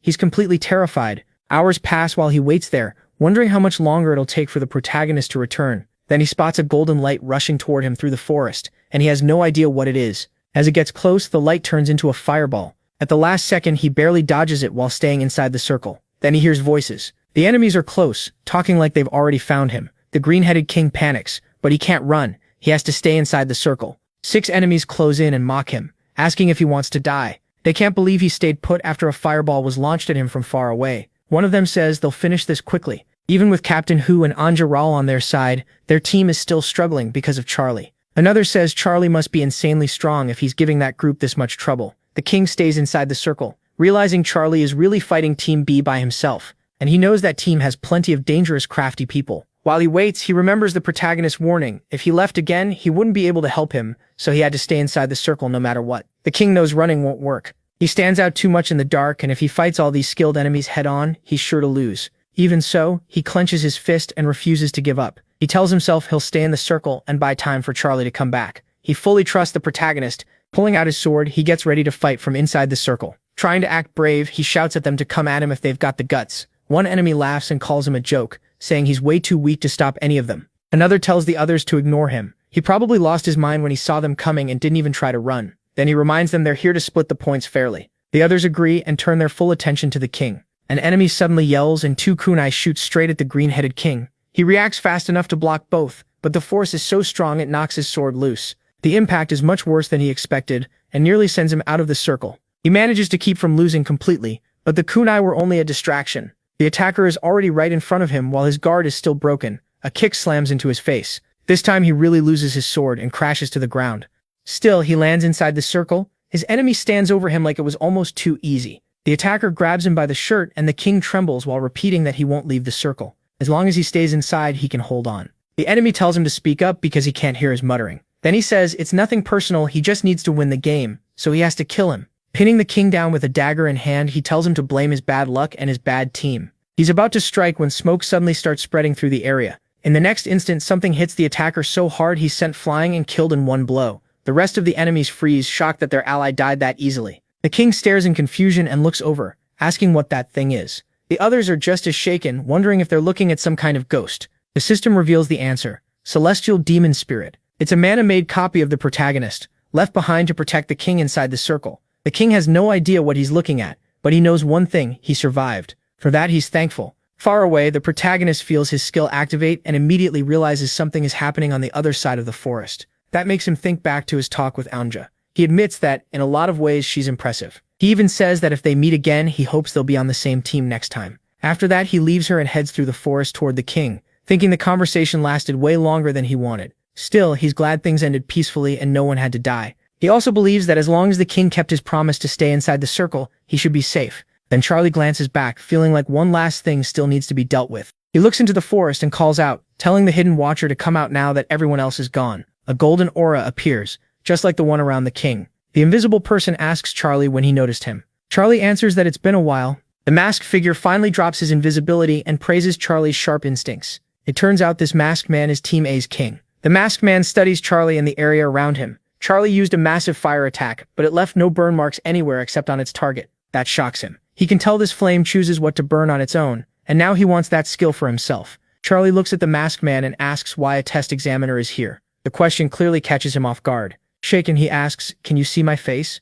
Charlie says yes, plain as day. That surprises the masked man even more. He starts wondering if Charlie has some way to see through his illusion. Now he realizes the warning about Charlie wasn't exaggerated at all. Charlie really did break through his skill. The enemy king tells Charlie he's impressed. He expected Charlie to go after him first, and Hypnos is nearby, laughing at the whole thing. Hypnos says he didn't expect Charlie to be alone against Team B. Then he starts spreading dark magic through the area, and Charlie tenses up right away. He knows the attack has started. Charlie recognizes Hypnos at once. He knows he's an Olympian and famous for illusion skills, and if someone like him interferes in an official test, the punishment will be huge once the administrator finds out. Charlie is sure Hypnos must have a death wish. Even so, he releases Sacred Fire to push back the dark mana and tells Hypnos they set a clever trap to catch him. Sacred Fire wraps around Charlie completely, while Hypnos keeps pouring out power. Hearing Charlie still talk startles Hypnos. A normal player would have fallen asleep the moment that mana spread. Since Charlie is still standing, Hypnos figures either his stats are absurdly high or he's forcing himself awake through sheer will. Then we get the message Hypnos received earlier from Lady Era: kill Charlie no matter what, by any means necessary. At first, Hypnos thought sending an Olympian after an 11th floor player was overkill, but after seeing Charlie himself, he understands why they're so nervous. Hypnos' darkness spreads even farther, clashing with Charlie's Sacred Fire. The skill is called Dark Night. Charlie grows wary as that mana presses down on him. Hypnos explains that Dark Night puts every living being in its range under an illusion and forces them to sleep. Since his first attempt didn't work, Hypnos uses a much stronger version. This time, Dark Night crashes down on the Mick with far more force, and Hypnos asks if he really thinks he can resist it. Charlie starts getting drowsy. Hypnos tells him to stop fighting it and give in. Hypnos promises him a beautiful dream, and the mech finally drops asleep. With Charlie under the spell, Hypnos walks toward him. As he pulls out a dagger, Hypnos talks to the sleeping Charlie. If a low-ranked player claimed he fought someone from Olympus, nobody would believe him. Skilled or not, Hypnos says Charlie would still be called a liar. Someone like him should never have had the chance to meet one of the great Olympians. Then he presses the dagger to the mech's neck. He adds that Charlie could have bragged all he wanted if he somehow made it out alive, but Hypnos knows that won't happen. As he holds the dagger to Charlie's throat, marks of the tower's penalty begin appearing around his body. The killing intent behind this attack is triggering a heavy punishment. Then the mech suddenly draws his sword and stabs Hypnos in the chest, catching him completely off guard. Hypnos stumbles back in pain. Holding his wounded chest, he snaps, "You bastard, you were faking it?" Charlie notices his strike was only shallow. Charlie fires back that Hypnos has no right to complain about dirty tricks when he was the one using them first. He also says he never cared about bragging that he fought a hacker. Still, Charlie says he wouldn't mind telling the story of how he fought a cowardly Olympian who played dirty while acting as a test examiner. Hypnos refuses to take the bait. Nothing changes because Charlie is still going to die. Charlie looks at his bloodied sword and says, "No, it will change." "I thought so." Then the blade starts giving off the power of the star. The system announces that, under Dark Knight's effect, Charlie's vitality recovery has increased by 200%. Smiling, Charlie says, "It will change." The system adds that the Mexamina recovery has also risen by 200%, and his mana amplification has jumped by another 100%. Staring straight at Hypnos, Charlie says, "The night doesn't belong to you alone." Dark mana starts flowing from both his sword and the divine crystal of darkness he has equipped. Charlie smiles because this situation is perfect for him. Under Dark Knight, the synergy clicks perfectly, and this sword is at its best here. He knows Hypnos is a close-range mage who uses dark attribute mana, which makes illusion tricks even stronger. Charlie also knows that beating Hypnos would be a huge step forward.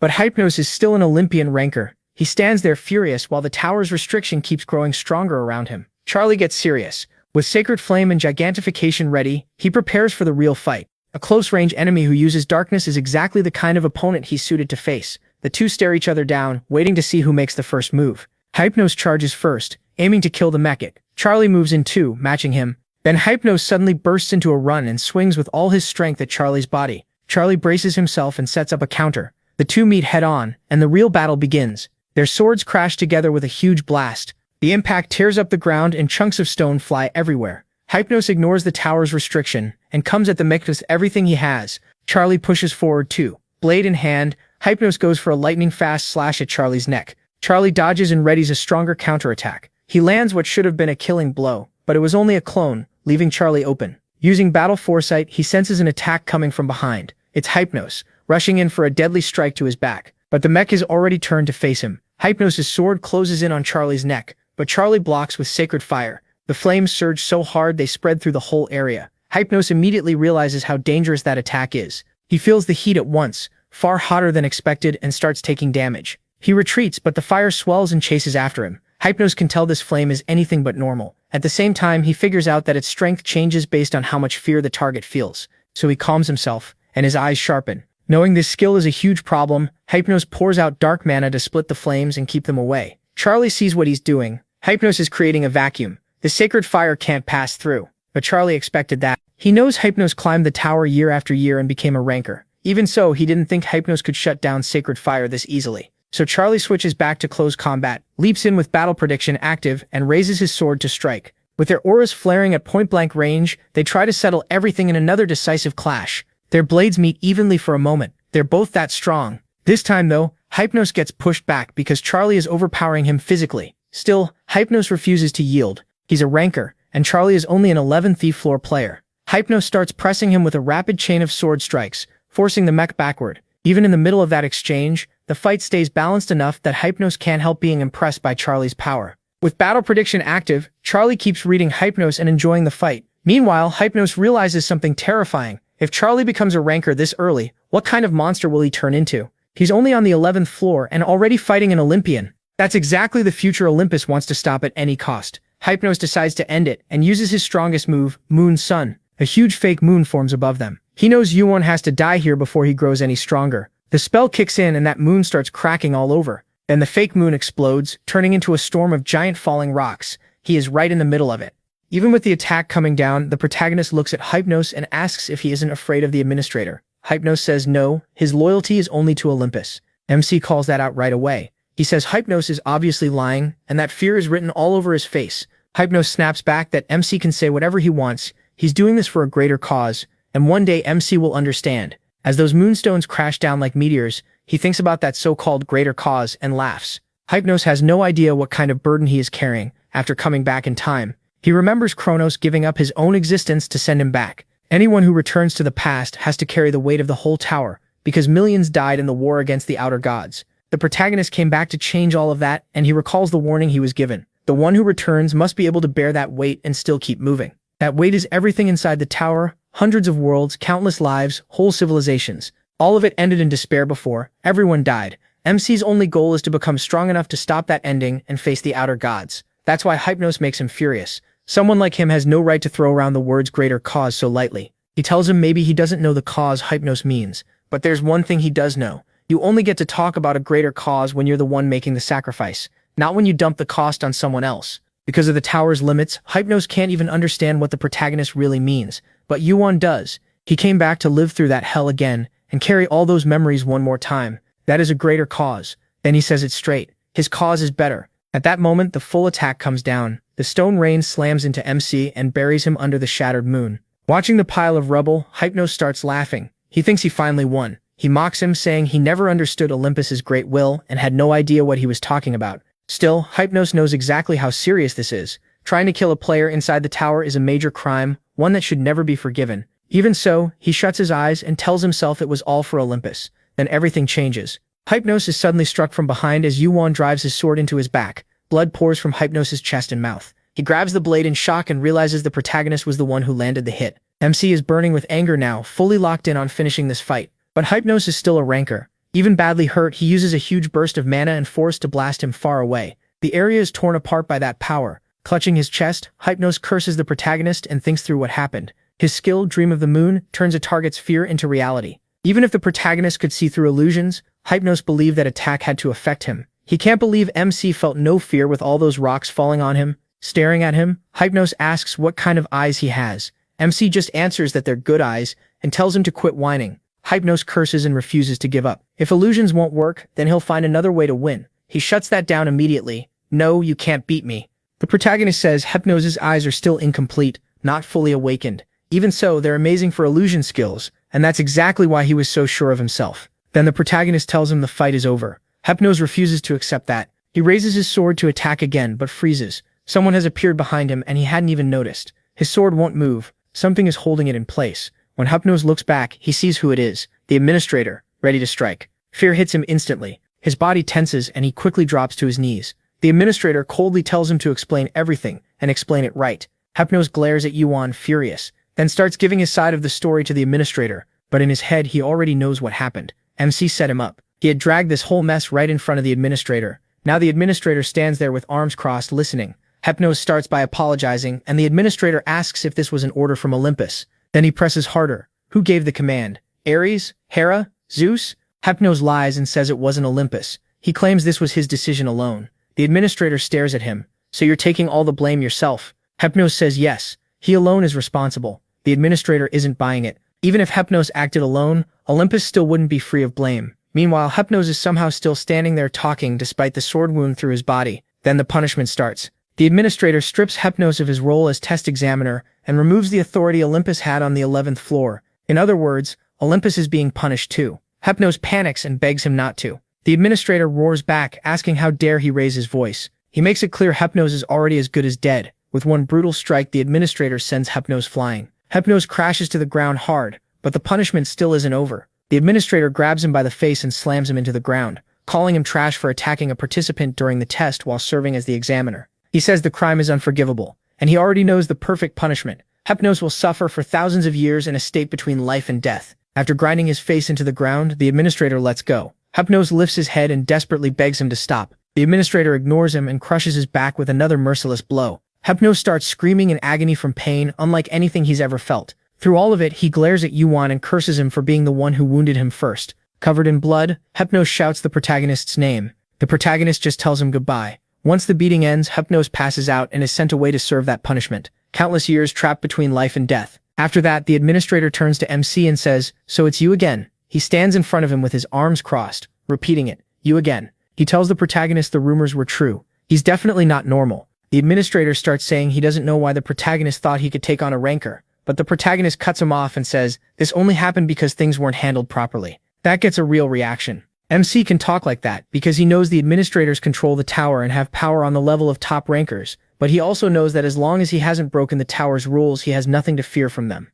So he points out the real issue. From the start, the team split was unfair. He adds that if he remembers right, the test examiner is basically supposed to act on the administrator's behalf. The administrator asks if he is saying this is his fault. He answers that someone has to take responsibility. The administrator barks at him for being bold, but then admits the protagonist is right. He promises that when the test is over, the protagonist will get a proper reward. With an innocent look, Charlie presses the administrator for the reward he promised. That only makes him mad, and he snaps that Charlie should show him some respect. The administrator says they've talked enough already, especially with so many people around. Then Charlie notices someone standing behind him, but the administrator had already sensed everyone there. As he steps into a portal, the administrator laughs and warns Charlie that a huge storm is coming to the tower. When Charlie turns around, he realizes Captain Hook heard everything. Captain Hook had stayed because he thought he saw his team's king there, but what he found was way bigger than expected. He asks Charlie if the whole thing was rigged.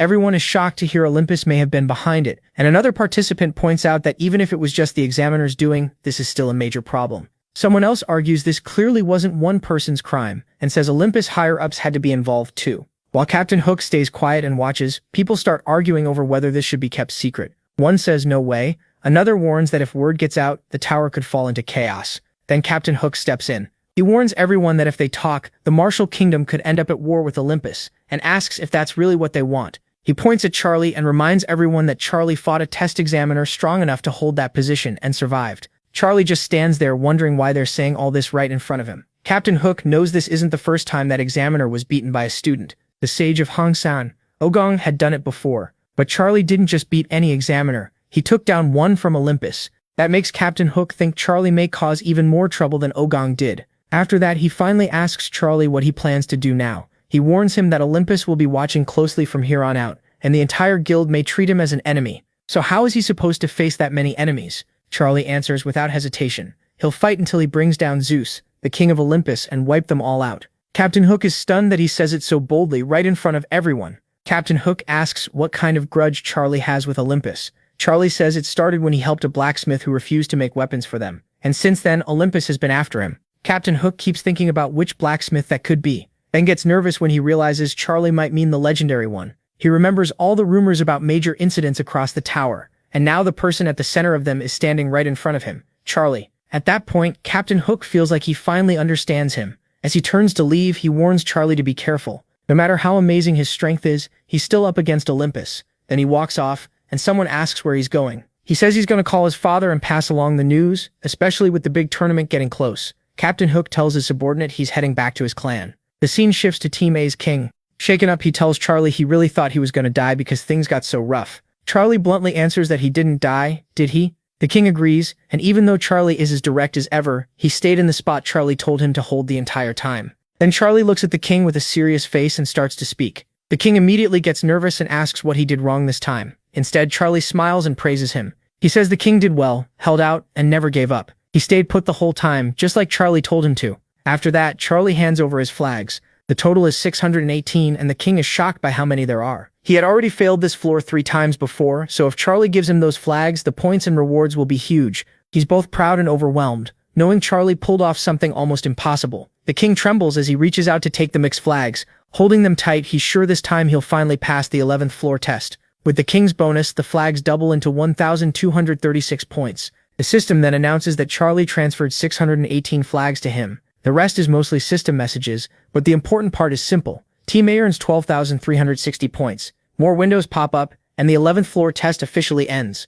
The final results show Team A with 1,236 flags, while Team B only has 2. Team A wins, and the king, Rally Moo, is overjoyed. Then the system announces that, for unknown reasons, Charlie gets bonus points. He receives 10,000 extra, and even he is shocked that amount is massive. More system notices follow. The 11th floor rankings are updated. Charlie now has permission to move to the 12th floor, and he also unlocks access to the points shop. The ranking now shows Odin in 4th with 8,000 points, Hercules in 3rd with 8,500, and Zeus in 2nd with 8,800. But Charlie takes 1st by a huge gap with 22,360 points. Now on the 12th floor, Charlie is still stunned by how many points he has. He changes into a new black outfit and keeps thinking that 10,000 alone would have broken records, so getting over 20,000 is way beyond anything he expected. He quickly figures out the bonus must have come from the administrator since he promised Charlie a proper reward. As Charlie checks the rankings, he notices Haramoon is in 36th place, which is still impressively high among so many gods and high rankers.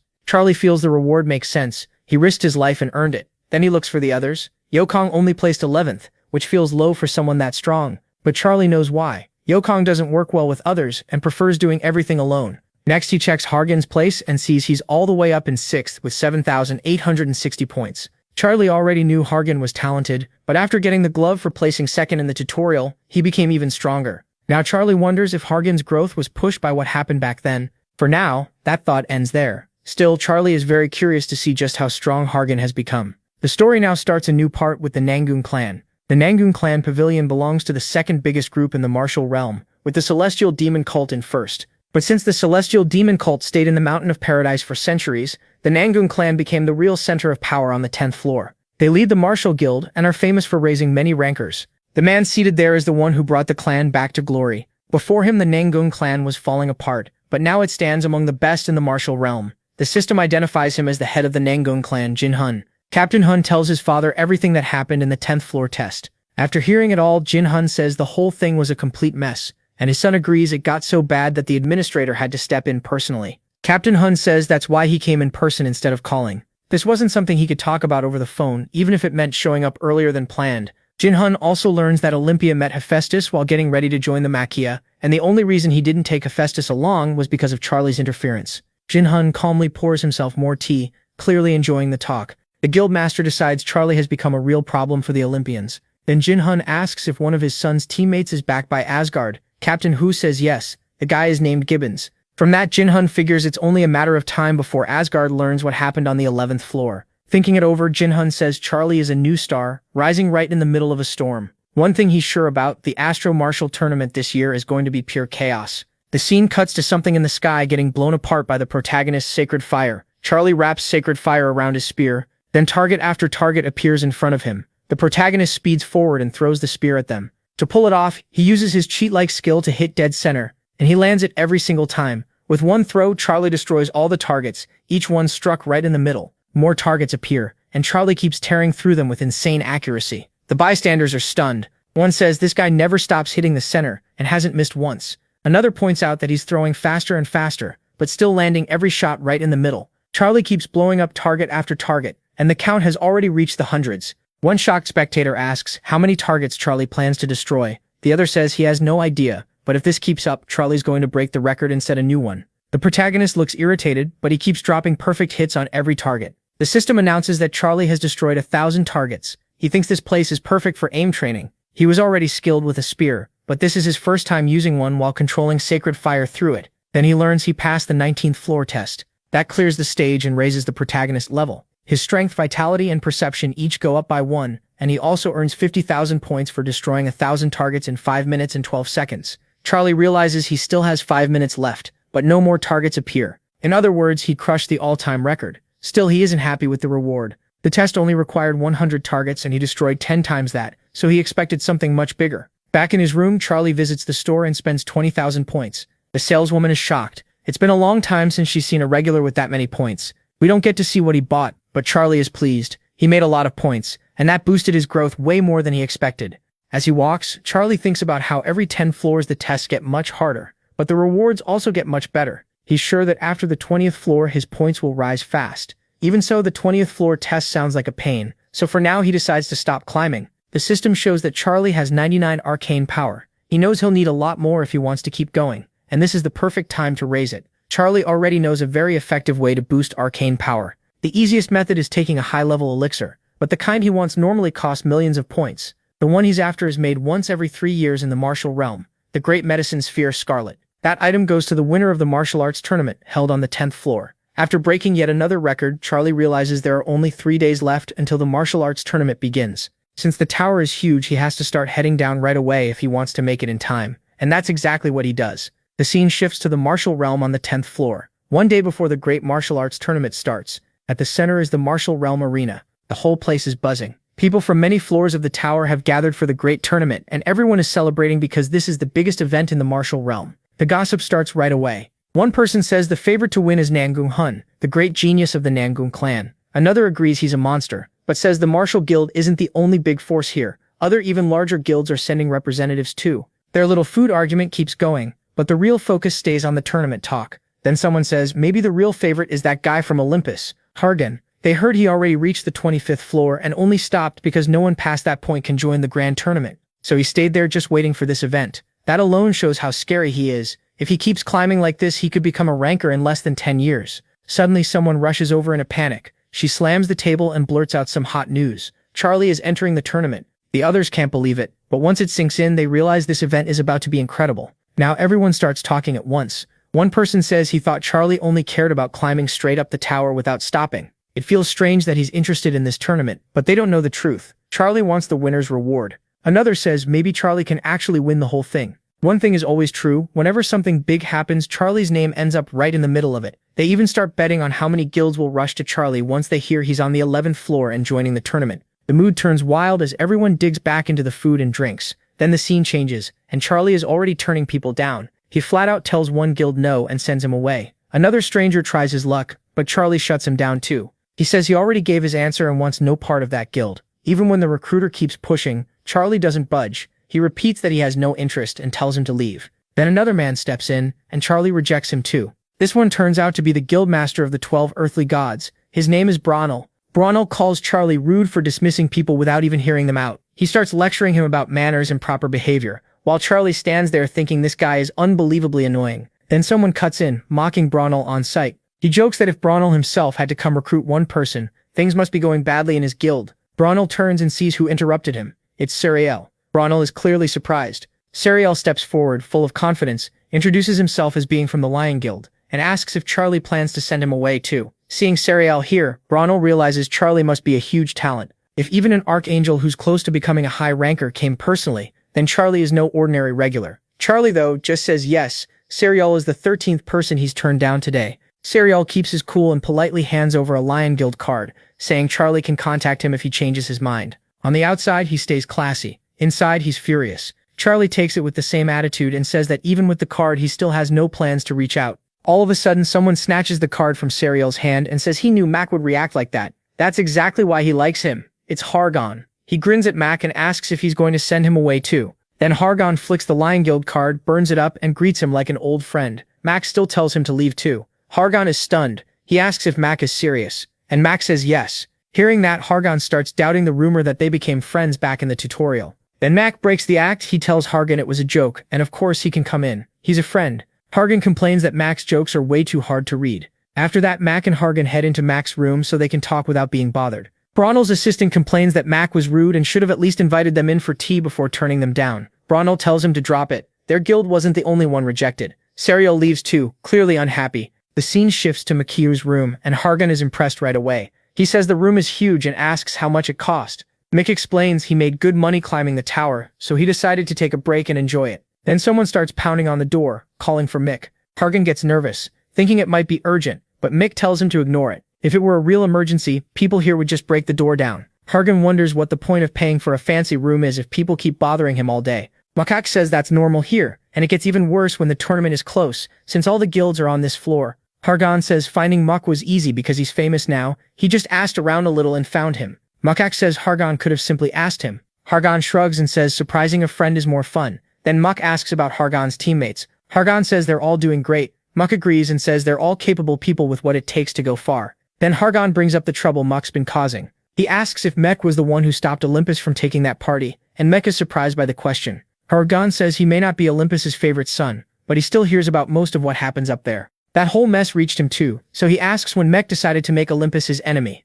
Mac looks at him and asks why he still came to see him. If he knows all that, Hargan says he doesn't care much about the chaos around Olympus. What really bothers him is how the gods act, so he wants to hear the truth from Mac about what happened at that event. Mac asks if Zeus knows about any of this. Hargan laughs and says Mac is the only person he knows who talks about his father that casually. He explains that Zeus knows nothing. He's been on the tower's top floor for a long time, fully focused on the final round, so he's cut off from Olympus's problems and probably has no idea what's happening below. That makes Mac think about the final round. Back then, everyone believed the 100th floor was the top of the tower because no one had ever cleared it. That's why people called it the final round, and anyone who reached the 100th floor became known as a ranker. Mac keeps thinking about how they'd react if they learned there was still something far beyond the 100th floor. Mac gets up and Hargan warns him that Olympus is after him for rescuing a criminal. He tells Mac to stay calm for now and says he'll talk to his father later to see what can be done. Mac fires back by asking if Hargan really believes that old man is a criminal. Hargan is caught off guard.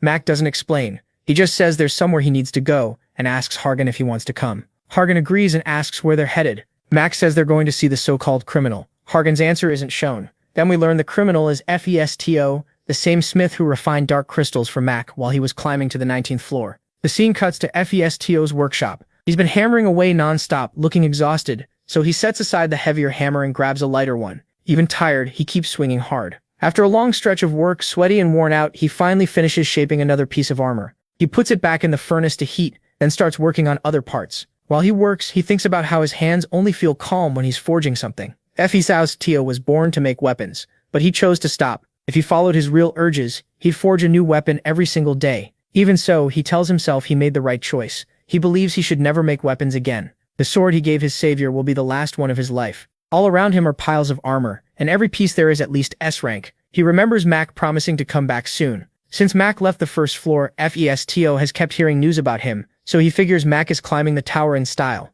Then he suddenly senses someone at the door. A voice calls out asking if anyone's there and saying they're coming in. Festo recognizes it at once. It's Mac. Festo greets him in his usual rough way, telling him to just open the door instead of standing there knocking and asking if anyone's home. But Mac isn't alone. Hargan is with him, looking around the workshop. He resembles his father so much that it's hard to miss who he is. Festo immediately gets suspicious and asks who this guy is. Hargan introduces himself and Festo realizes he's heard of him before. Then he says, "So you're one of my father's sons."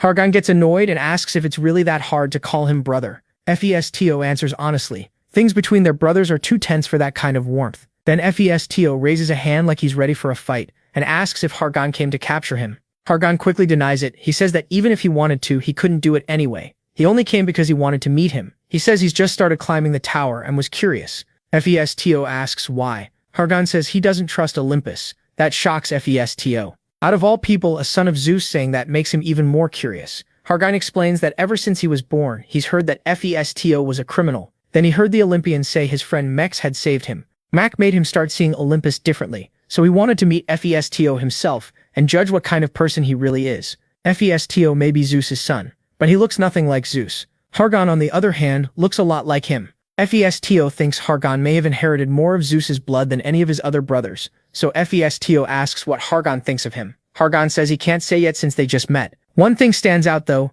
Hargan doesn't seem bothered by the heat in the workshop at all. Then Hargan looks around and points out that Festo is only making armor. There aren't any weapons anywhere, even though Olympus still has hundreds of weapons made by him. Festo says Hargan has a sharp eye. There really aren't any weapons there. Hargan asks when he stopped making them and why. Festo lowers his head and turns to Mac, asking if he knows what's coming. Then he tells Hargan to wait because he'll explain what happened. Mac looks down too, already knowing this is a painful story. Festo says it all started after the Genyatamia, the war where the giants were slaughtered. The giants ruled the tower for a long time because they were born with overwhelming power. They were huge and everyone feared them. Even so, Olympus only became what it is because of the giants. That's why Olympus stayed close to them, and the giants treated Olympus as allies. But to us, they were more than allies. They were friends. And I saw them that way too. Then I watched my friends die right in front of me, killed like cowards. The Olympians struck them from behind. And it wasn't just one giant, almost all of them were pierced through by the weapons I made. Olympus called that slaughter the Genyatamia.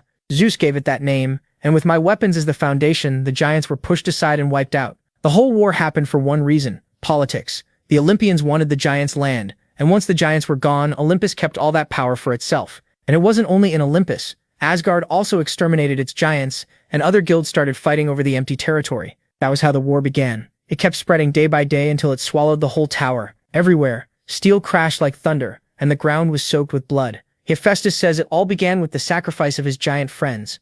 And the worst part was the reason behind it. That massacre happened only to expand Olympus's influence. The Olympians betrayed their own friends and never even gave them a fair fight. Hephaestus tells Hargan that this betrayal disgusted him so much that he, the blacksmith of Olympus, refused to work for them anymore. That's why they branded him a criminal. It was also when he stopped forging weapons. Nearby, Charles listens in silence. He remembers that in his past life, Hephaestus told this story through tears. Now he isn't crying, probably because Hargan is here, but Charles can tell he's forcing himself to hold it in. He still acts tough, even though that war shattered him. Then Hephaestus says the Olympians came back a few decades ago. They wanted to force him to forge weapons again, and he's sure those weapons would be used to finish off the remaining giants. Hargan asks if they're planning another Gigantomachia, and Hephaestus says he's almost certain this is preparation for a second one. He ends by saying that's his side of the story. Hargan can believe him or not, maybe he'll even think Hephaestus was wrong. Still, Hephaestus believes he made the right choice. Hargan stays quiet, eyes closed, taking in the brutality of it all. Even though he's Olympian, Hephaestus says he'll still stand against Olympus,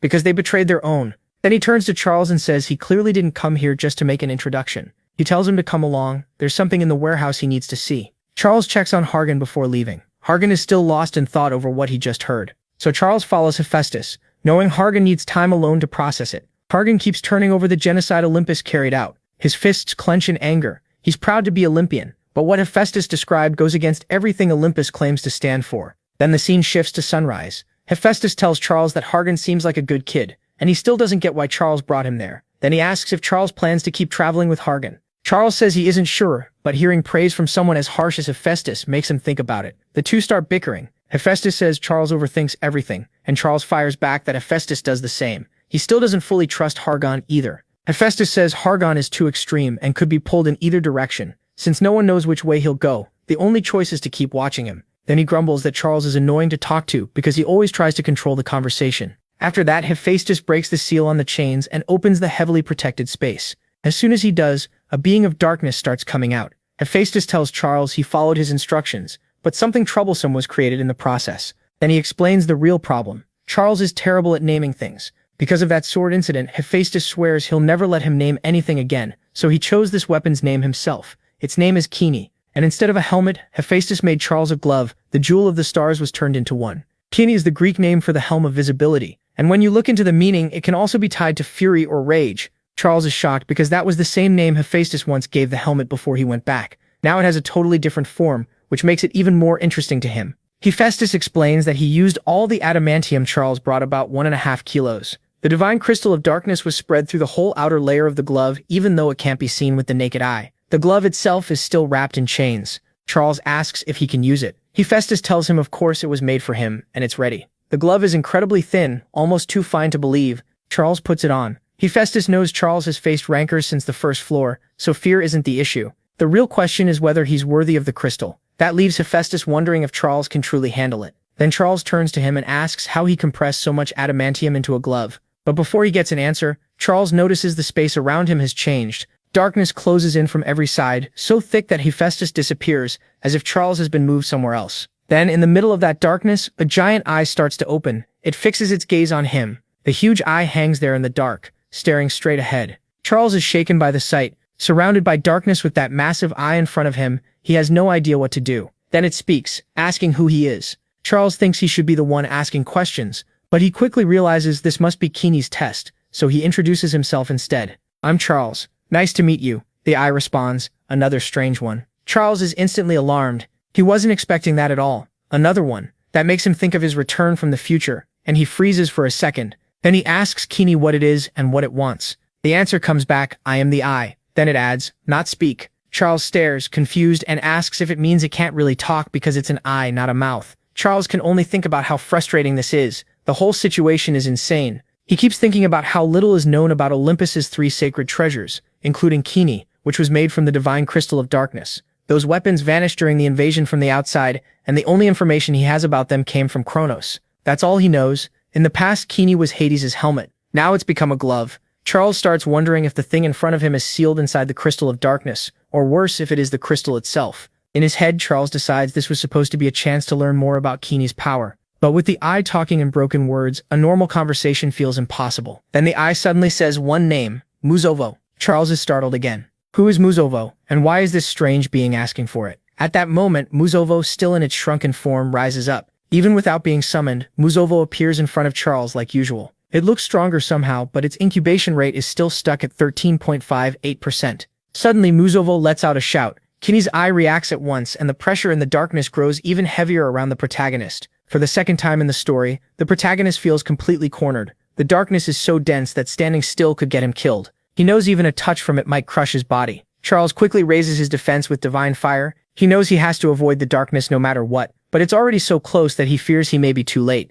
So he pushes his sacred fire out as far as he can, trying to block it. It doesn't work, the darkness keeps coming straight at him, but then it suddenly passes by him. Charles turns around trying to understand what just happened. Only then does he realize it was never attacking him. The wave of pure darkness pours into Muzovo instead, and the system announces that Muzovo's incubation rate is rising. It jumps to 14, then 15. Muzovo keeps swelling up and the number keeps rising. 17, 18, 19. Then Muzovo's incubation rate shoots all the way to 41, leaving Charlie completely stunned. Meanwhile, Muzovo looks weirdly happy, almost like it's celebrating. Charlie realizes the incubation rate rose by 30 in an instant. That was way more than when Muzovo ate Orochi's body, and he just stares at it. He asks if Muzovo woke up because it was happily humming after finally filling its stomach. That makes Charlie even more sure this egg came from an outer god. He even starts wondering if Muzovo might know where the outer gods came from. After that, Charlie turns back to Ken's eye. He asks what the egg really is, and the eye answers that it left it in the void. Charlie keeps pushing, begging for anything, any clue at all about the egg. The eye finally says yes,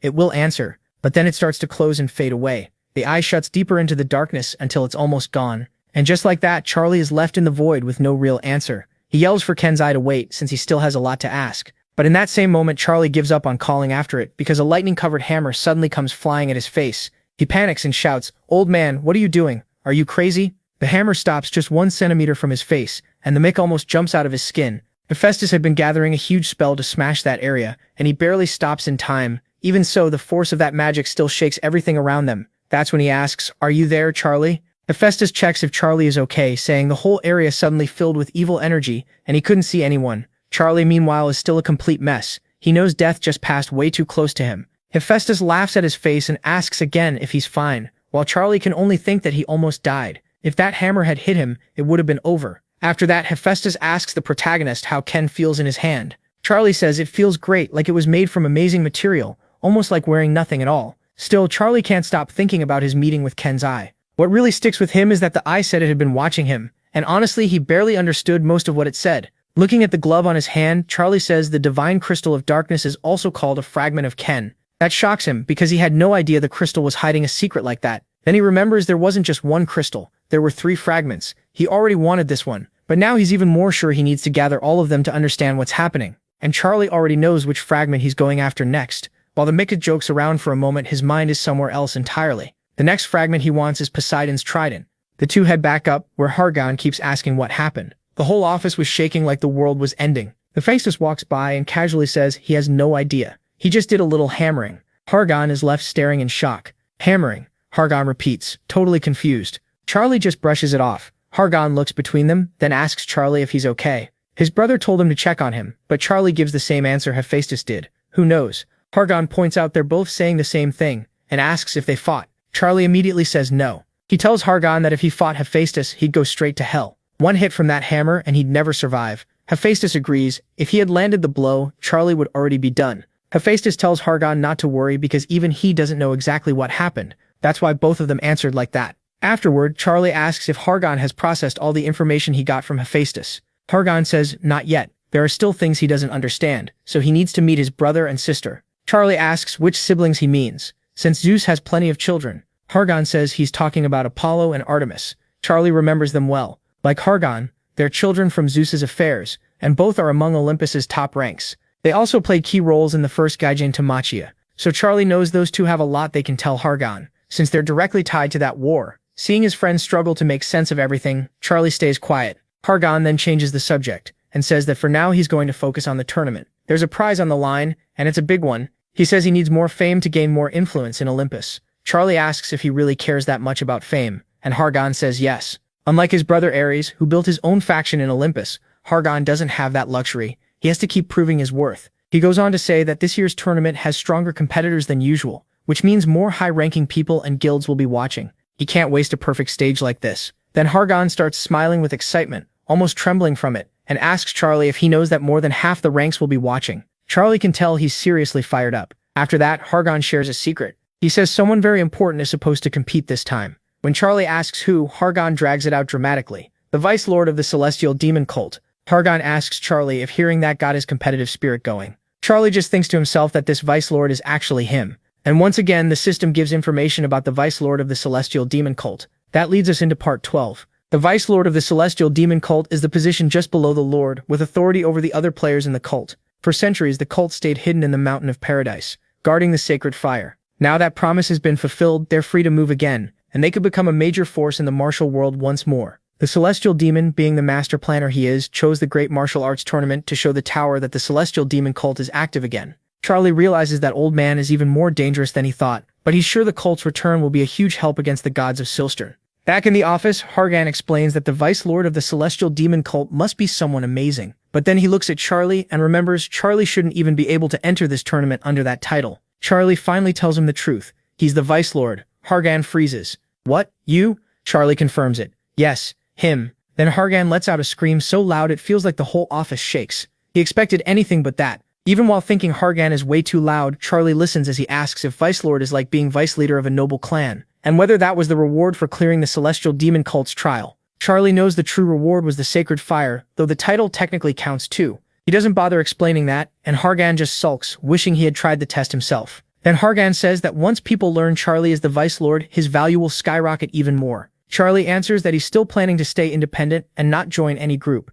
Hargan points out that even if Charlie feels that way, the other guilds definitely won't see it the same way. Smiling at Charlie, Hargan says tomorrow is going to be very interesting. The next day arrives, the opening ceremony of the Great Martial Arts Tournament, a contest to decide the strongest out of 10,000 players. The crowd is packed with excited players. Rising stars are about to compete, so everyone is betting on who'll become champion, especially on who might win the item worth millions of points. A bunch of players are already hyped up, ready to turn this event upside down. Then the announcement comes, the tournament is starting now and the preliminaries officially begin. The arena is enormous, surrounded by rows and rows of spectators on multiple levels. The system announces the rules. 10 players enter at once and only the last one standing moves on to the main tournament. Anything goes in this match. There are no limits on how you fight. Then it starts calling the contestants, ending with Charles. All 10 contestants step into the middle of the arena. A lot of them immediately focus on young Vonel from the Sapphire Sword School. He's famous, strong, and carrying a huge sword, so the others get nervous fast. Vonel gets annoyed because people keep using the nickname he hates,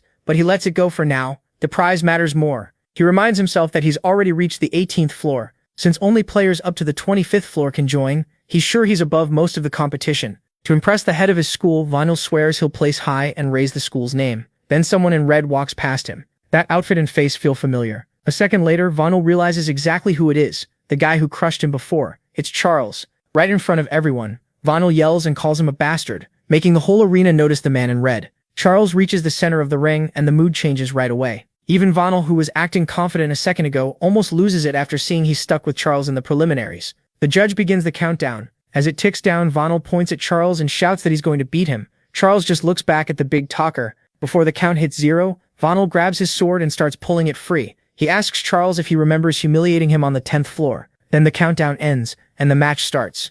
Vonel charges in while yelling something dramatic about enemies meeting again. Charles doesn't move until the attack is already coming. Then Vonel feels something slam into him at insane speed, and his mind starts going blank. He thought he was rushing past the protagonist, but it was the Mick who flashed past him instead. The blow crushes his chin like a truck hit him. Before he can figure out what happened, he's already flying toward the ground. As Vonel drops, Charles casually asks who he is and says he honestly doesn't remember him. That hurts even more. Vonel can't believe the guy who destroyed him twice doesn't even know his name. Still burning with anger, Vonel blacks out on the floor. The others stay frozen in place. One woman studies Charles and quickly puts the clues together. Black hair, black eyes, that flame-covered cloak. She realizes this has to be Charlie. Nearby is Chong Silman of the Silman clan, one of the favorites in the tournament. Charles looks ready for a fight and tells everyone they can come at him together. He doesn't care if it's one at a time or all at once. He'll finish them either way. Then he pulls out his weapon and warns them that if they won't come to him, he'll come to them. That alone is enough to scare the rest. He doesn't wait. Charles rushes them, and the problem is simple. He's way too fast for any of them to follow. They don't even see him move. They only realize they've been hit when they collapse. In less than a second, 3 are already down. The remaining players panic, trying to track him. One thinks he's back, another says wait, another yells left or right, but none of them can keep up. Chang quickly understands the real issue. Charles is moving so fast that even his eyes can't follow him. He watches players around him get struck and dropped one after another, but he still can't tell where Charles is. All he can think is he coming for me next? Chang thrusts his sword forward, trying to hit something, anything, but he swings at empty air. Now only Chang and Charles are left. Charles finally stops, but by the time Chang notices, he's already right in front of him. Instead of cutting him, Charles flips the blade and lightly taps him with the flat. As Chang starts to fall, he realizes Charles didn't even bother using the edge of the sword. He wasn't fighting seriously at all. After taking that hit from the back of the blade, Chang understands the truth. Charles is treating them like kids because they're all too weak. Then he goes flying dozens of meters. Just 2 seconds after Charles started moving, all 9 other players are already on the ground. Chang is tough enough to stay barely conscious, but he's coughing up blood and can't do much else. Lying there, he can't even move. Charles dropped everyone without killing a single one, which makes Chang realize how insane his control really is. He watches Charles walk through the fallen contestants like it was nothing, and starts thinking this can't be chance. This monster had to have been holding back before. The announcer declares that Charlie advances to the main stage and the crowd erupts. Now Charlie is fully in the spotlight. Meanwhile, he calmly thinks about the next preliminaries, remembering that Hargon's group should be up next. The scene shifts to the following group, where Hargon is tearing through everyone with ease. 5 seconds later, every opponent is down. Hargon stands alone in the center and is declared the winner. After watching the whole fight, Charlie can tell Hargon has gotten much stronger while climbing the tower. His growth rate is crazy. Charlie knows Hargon is only on the 15th floor, but skill-wise, he already looks like someone from much higher up, and his future potential is even bigger. Charlie keeps admiring him. Hargon has talent with mana, strong control, real skill, and even the kind of looks that stand out. Charlie starts thinking it might be worth keeping someone like that close. Once Hargon's match ends, Charlie starts heading down the stairs. Then someone points him out. Charlie looks ahead, and someone calls out for him to wait. They want to talk. It's Vonil. Charlie stares at him and says he looks familiar but can't place him. Furious, young Vonil introduces himself properly as a member of the Sapphire Sword School, reminds Charlie they just fought and also met on the 10th floor, then demands to know how he could treat him like that. Before that can go any further, another person walks up, grabs Vonil's shoulder, and apologizes to Charlie. The newcomer says his disciple acted rudely. It's clear right away that this is Vonil's master. Charlie feels the man's powerful presence and wonders if he's a Hank. The man politely introduces himself as Baek Moon, leader of the Sapphire Sword School. He explains that he came because he wants to recruit Charlie. Charlie realizes this is yet another martial group trying to bring him in. This time, though, the head of the Sapphire Sword School came in person. That alone tells Charlie the man is important. Probably a Hank, too. Even so, Charlie says he isn't interested. Baek Moon says he expected that answer, since Charlie already turned down several major guilds. Charlie asks why he came anyway.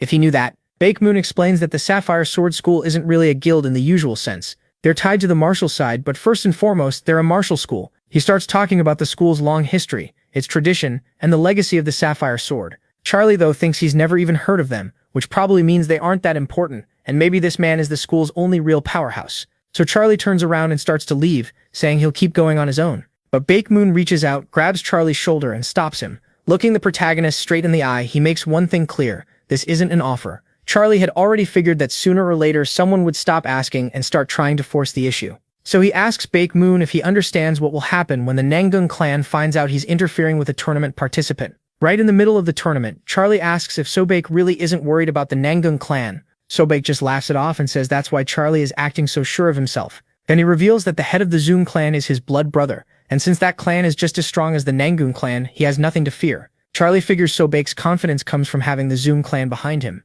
Then he asks if the Zoom clan leader even knows Sobek is throwing his name around like that. Sobek tells him not to make such a big deal out of it. He claims he just wants to be on good terms with Charlie, all while wearing a fake smile. Even then he keeps pushing, saying Charlie should join the Sapphire Sword School because it's a place where he can grow a lot. But before he can keep going, pain suddenly hits him. Charlie lowers his voice and makes it clear he already refused the offer. Then he grabs Sobek's arm and yanks it off his shoulder. Sobek immediately realizes Charlie is much stronger than he expected. He had heard rumors about Charlie before, but the real thing is on another level. Now he knows beating him won't be easy, and he starts bracing for the damage this fight could bring. Charlie then says that if Sobek had asked whether he trusted the Nangung clan, then the answer would be no. Charlie twists his arm even harder and says he doesn't trust the Nangung clan at all. He only trusts himself. With that, Charlie completely forces Sobek's hand away. Sobek jumps back, pulls his sword, and gets ready to fight. He still plans to take Charlie with him, even if he has to use force. His wrist still throbbing, Sobek admits Charlie is pretty strong. He now knows controlling him won't be simple. Since the tournament is going on above them, he figures nobody will get there for a while. So he decides to pretend this can still be settled with words, while secretly planning to finish it in a single strike before things get worse. Then Charlie cuts into his thoughts. He says there is one more thing he trusts. At that moment, the Lord of the Fist appears, one of the strongest people in the whole martial realm. He tells Charlie he was starting to worry because Charlie was taking too long. As he passes by Sobek, he greets Charlie with, "Welcome, Vice Lord." That shakes Sobek even more. One of the martial lords of the Celestial Demon Cult is treating Charlie with respect and calling him Vice Lord. Sobek had assumed Charlie didn't belong to any martial school, but now it all clicks. A title like that only exists in the Celestial Demon Cult. He can hardly believe it. Is Charlie really the cult's Vice Lord? After all, Charlie was the only person in centuries to pass the Celestial Demon Cult's test. The Lord of the Fist then asks Charlie if that guy has been causing trouble and what should be done with him. Cracking his knuckles, the Lord of the Fist even asks if he can kill Sobek right there. Charlie points out they haven't even started fighting yet, then shrugs and tells him to do whatever he wants. Sobek starts trembling. He knows the Lord of the Fist is far beyond an ordinary rancor, and if they fight, he'll lose for sure. Even if he somehow won, making an enemy of the Celestial Demon Cult would be a disaster for a small school like his. So he drops the tough act, lowers his sword, and hurriedly apologizes. He says he never meant for this to happen and didn't know Charlie was the Vice Lord of the Celestial Demon Cult. He quickly adds that if he had known Charlie was already tied to another group, he never would have approached him. The Lord of the Fist snaps back that the Celestial Demon Cult is not some martial school, and Sobek's little school shouldn't compare itself to them. Now sweating hard, Sobek turns to leave while stumbling over apology after apology. He keeps saying it was all a misunderstanding, and backs out as fast as he can. Charlie just watches him go. Sobek is the type who only acts bold when he thinks the other person is weaker. After that, Charlie asks if it was the cult that spread word that the Vice Lord would be joining the tournament. The Lord of the Fist tenses up right away. He admits a lot of members of the Celestial Demon Cult are excited to be back in the martial realm, so some of them may have let it slip. Charlie quickly realizes the rumor really did come from them. Then the Lord of the Fist blurts out that he spread it too, saying he was just so excited and asking Charlie to let it go. Charlie looks at him and seems willing to overlook it. As they move on, Charlie tells him to investigate the Zone clan. Since the head of the Sapphire Sword School acted that way with their backing, Charlie thinks both groups need a deeper look.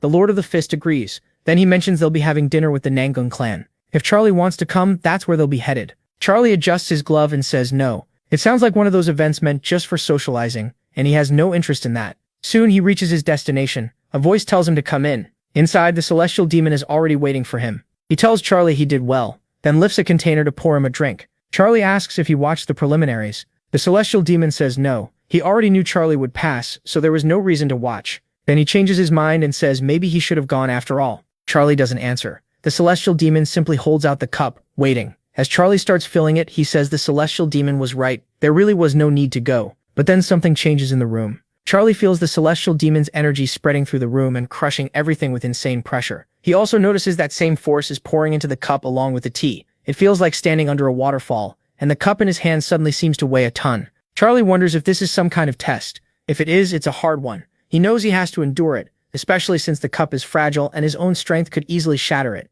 So he realizes the real challenge is simple. Hold on without breaking the cup, even under that massive pressure. Then the energy in his glove starts leaking out too. It reacts to the protagonist's emotions and pushes back against the Celestial Demon's force. The Celestial Demon takes the cup from him and sets it back in place. Then he says that confirms everything. Charlie has no idea what he's talking about, and honestly nobody seems to. After that, the Celestial Demon asks why Charlie is even entering the Great Martial Arts Tournament. Someone with his skill shouldn't need to bother with a childish event like this. Charlie answers that he needs the winner's prize, the Great Sphere of Medicinal Scarlet. He explains that unlike someone as powerful as the Celestial Demon, he still depends heavily on system stats. The Celestial Demon understands and says the Great Sphere of Medicinal Scarlet is a fine elixir for boosting a Vice Lord's attributes. In his eyes, that's the real reason the tournament matters so much. Charlie then asks what the Celestial Demon is doing there. The answer is serious. The Celestial Demon Cult is preparing to leave the world of paradise and come down into the martial realm. They plan to accept new cultists and test them so the cult can grow stronger, put down deeper roots, and return to its old glory.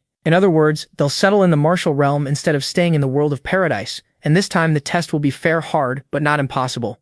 Charlie asks if it's really okay for him to stay as Vice Lord. He reminds the Celestial Demon that once he becomes a rancor, he has no plan to return to the Celestial Demon Cult. He brings it up again because he thinks the cultists would naturally object. After all, he'd be keeping the power and title of Vice Lord without actually carrying out the role. But the Celestial Demon tells him nobody will dare oppose it. Since he personally chose Charlie, that decision stands. Charlie pushes further and asks if that would still be true, even if his actions ended up destroying the Celestial Demon Cult. The Celestial Demon asks him to explain what he means, so Charlie brings up the Gigantomachia. The Celestial Demon says he never saw the Gigantomachia himself. He was cut off in the world of paradise for a long time. Still, even there, everyone in the tower heard about it. Then he asks Charlie if he plans to stop the Second War, and Charlie says yes. That means Charlie will end up against Olympus. Since he's the Vice Lord of the Celestial Demon Cult, that could drag the whole cult into the fight. That's what worries him. So he asks again if the Celestial Demon is really willing to make Olympus an enemy. The Celestial Demon answers calmly. Fear of the storm can't stop them from setting sail. If the storm is coming, they have to face it. Charlie knows he's still an outsider in the Celestial Demon Cult. He also knows this path won't be easy. Why would the whole cult follow a foreigner into a war that isn't even theirs? Charlie keeps wondering why the Celestial Demon is trusting him so easily as Vice Lord. Then the Celestial Demon tells him to remember one thing. He says it's the most important thing of all, and nothing matters more. Charlie needs to keep it in mind at all times. From this point on, Vice Lord Charlie is the Celestial Demon Cult. Charlie finally understands. He isn't just one member of the group. He now stands for the whole cult. The scene shifts to a room packed with jars, parchments, and books. Someone there sips a drink and asks Solbeck why he looks so down. After another gulp, he makes a face like it tastes awful. They start talking about this year's tournament, saying it's much better than usual because the new contestants are more impressive. One lists the standouts: the Prince of Olympus, a descendant of Asgard, a Zion angel, and then Charlie. They all agree Charlie is especially tempting, and talk about trying to recruit him into their martial school. While Solbeck drinks more of the nasty stuff, another half-drunk guy says Charlie even passed the Celestial Demon Cult's test, which means he's the real deal. Then they try to make a bird drink it too, but even the bird refuses. Solbeck drops a bigger bomb. Charlie is the Vice Lord of the Celestial Demonic Cult. The others are stunned and demand to know how he found that out. He says he saw Charlie called that in the cult's ranking. Then he plays the victim, whining that he only went to introduce himself and got hit with overwhelming killing intent before being chased off. One of the others actually feels bad for him, and Solbeck keeps acting innocent, saying he only wanted to talk. He adds that everyone knows how that evil cult is. Another man in the room grumbles that the Celestial Demon Cult never changes and never will. To him, the Martial Alliance and that cult will always be like oil and water. Solbeck stays alert. He knows the Celestial Demonic Cult is a direct threat to the Martial Alliance. He keeps smiling to himself because his little act worked. Nobody there is going to think Charlie is one of the good guys now. Then Solbeck pushes harder. He says Charlie is the top favorite to win the tournament, so how can they allow the Vice Lord of such an evil cult to take the title? One of the others asks if he has a plan. Solbeck says no, but then someone throws a knife into a chicken and says he does. His idea is to use his influence on the main stage and change the tournament rules. 2 days later, Charlie is out walking. The main stage was delayed, and on top of that, the tournament was suddenly changed into a battle royale. Hargan brings it up and says the martial realm feels like it's changing. He asks Charlie what he thinks. Charlie says he doesn't care much, if anything. This is better, because it'll end faster. Hargan disagrees, saying one-on-one matches would have taken forever. Charlie asks where Hargan's team is and why he's tagging along with him again. Hargan says his team went off to enjoy themselves, eat, travel, and have fun since it's the last day of the tournament. Charlie asks if they aren't joining the main stage. Hargan says of course not. Once they heard about the format change, they all gave up because they thought they had no chance. Then he starts running, saying they made the smart choice, unlike him, who actually does have a shot. Checking his orb, Hargan sees there are 5 minutes and 30 seconds left. He tells Charlie it's almost time, so they should get moving. As they prepare, their tournament clothes equip automatically. Charlie notes how useful that is. He tells Hargan to come on and notices how fired up he is. Hargan has been waiting for this day. The system announces that the Great Martial Arts Tournament has reached the day of the main stage, with 1,000 players entering. Charlie and Hargan head into the crowd of competitors. Charlie notices a lot of people staring his way. At first he figures it's because Hargan stands out so much. Hargan is usually loud and full of himself, but since they left the room he hasn't said much. Charlie realizes that means he's completely focused. Then someone calls out, asking Charlie if he remembers him. The system identifies him as Captain Hu, a noble member of the Nun clan. Charlie says he remembers him. His face is hard to forget. Captain Hu then asks who the guy beside him is. He explains that he and Charlie took the test on the 11th floor on opposite sides. Hearing that, Hargan reacts in surprise and jokes that he's amazed. Captain Hu made it out alive after being Charlie's enemy. The introductions continue. Hargan gives his name and proudly calls himself the great successor of Olympus. Captain Hu says he's heard plenty about him.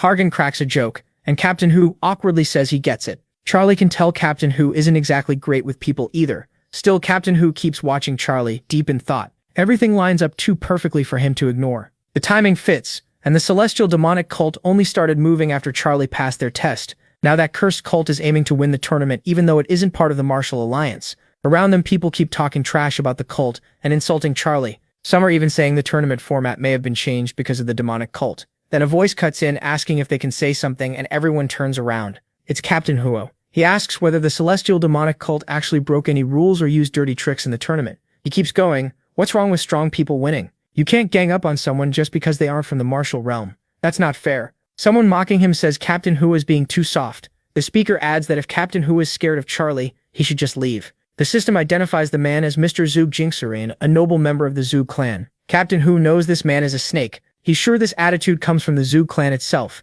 and if the second biggest clan in the Martial Alliance is moving like this, the others are probably backing them too. Even so, Captain Hu believes all their schemes will be crushed by Charlie without mercy. Charlie notices Captain Hu is staring at him and snaps him out of his thoughts by asking if he wants to say something. Captain Hu hesitates, unsure if he should warn him. In the end, he says he personally isn't too worried, but Charlie should still be careful on the main stage. Charlie doesn't understand the warning. Right then, the announcement says the main stage is about to begin and orders everyone to head to the arena. Charlie turns and starts toward the arena. Hargan asks what Captain Hu meant by telling him to be careful, but Charlie ignores the question and just tells Harjan not to fall behind. Soon, all 1,000 competitors take their places in the arena. Harjan grins and tells Charlie he finally gets what Captain Hua meant. Then he tells him to look. Charlie looks ahead and sees that every single person there is focused on him. Harjan jokes that he's really popular. Now Charlie understands the warning. Everyone is working against him. Hargan pulls on his gloves and tells Charlie that in this place, Charlie is the only one he wants to beat. So Charlie better not lose to anyone else before facing him.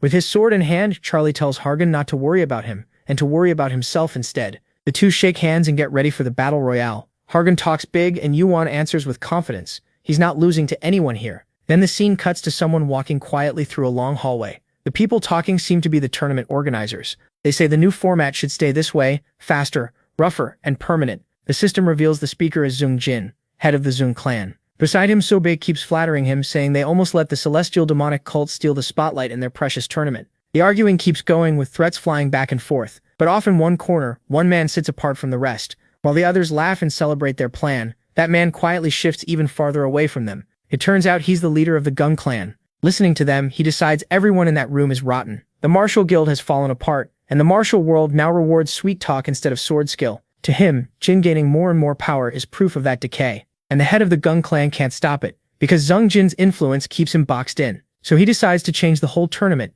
and stop this kind of thing from happening again. He wants to restore the event's honor. The mana begins filling the room, though no one notices at first. A second later, the pressure spikes hard. Now everyone feels it, and they realize a terrifying amount of mana is pouring in. Only one person still hasn't noticed the powerful newcomer. Everyone else is already on their feet, staring at whoever just walked in. The man with his back turned keeps talking, asking how they still failed to beat one boy. Then someone in front of him freezes as the celestial demon finally speaks. He calmly says his vice leader seems to be causing the lords a lot of trouble. That alone terrifies the room, because the celestial demon himself has arrived, the strongest figure in the martial world. He apologizes for being late and says he came because Kanan Gung invited him. The scene shifts back to the main arena. Yuan stands surrounded by battered bodies and blood. Even after all that, he's still alone against hundreds inside the arena. At the same time, the celestial demon has entered the organizer's room. There, he introduces himself as the lord of the celestial demonic cult, Xiao Mujin. I stayed up all night working on this, but I still made the video for you. You wanted part 13, so here it is. Everyone in the room is shaken by the celestial demon's presence. Sobei, trembling, repeats the celestial demon's name and asks why the celestial demonic cult is here. From the back, Kanan Gung welcomes him, saying he had been waiting for his arrival. He sincerely thanks him for coming all this way. Meanwhile, the others slowly begin reaching for their weapons, ready to strike the celestial demon. He walks straight towards Sobek and stops him cold. In a firm voice, he warns that if that sword comes out, he'll kill him with his own hands. Sobek, still shaking, lets go of the sword. The celestial demon pats his back and says he made the right choice. Good chicken. Then he looks around the room and points out the obvious. If the lord of the celestial demonic cult had stayed in the original format, he would have won this event easily. He asks if that would have been such a bad thing, then repeats their own complaint. How dare the celestial demonic cult defeat the great martial arts tournament, run by the martial guild? No one knows how to answer. They're too scared to move, and the celestial demon starts to toy with them, asking why they look so frightened. He even smiles and tells them to relax. He says he doesn't look angry, and he's not here to kill them, so why would he be mad? With burning eyes, he says there's no reason for anger.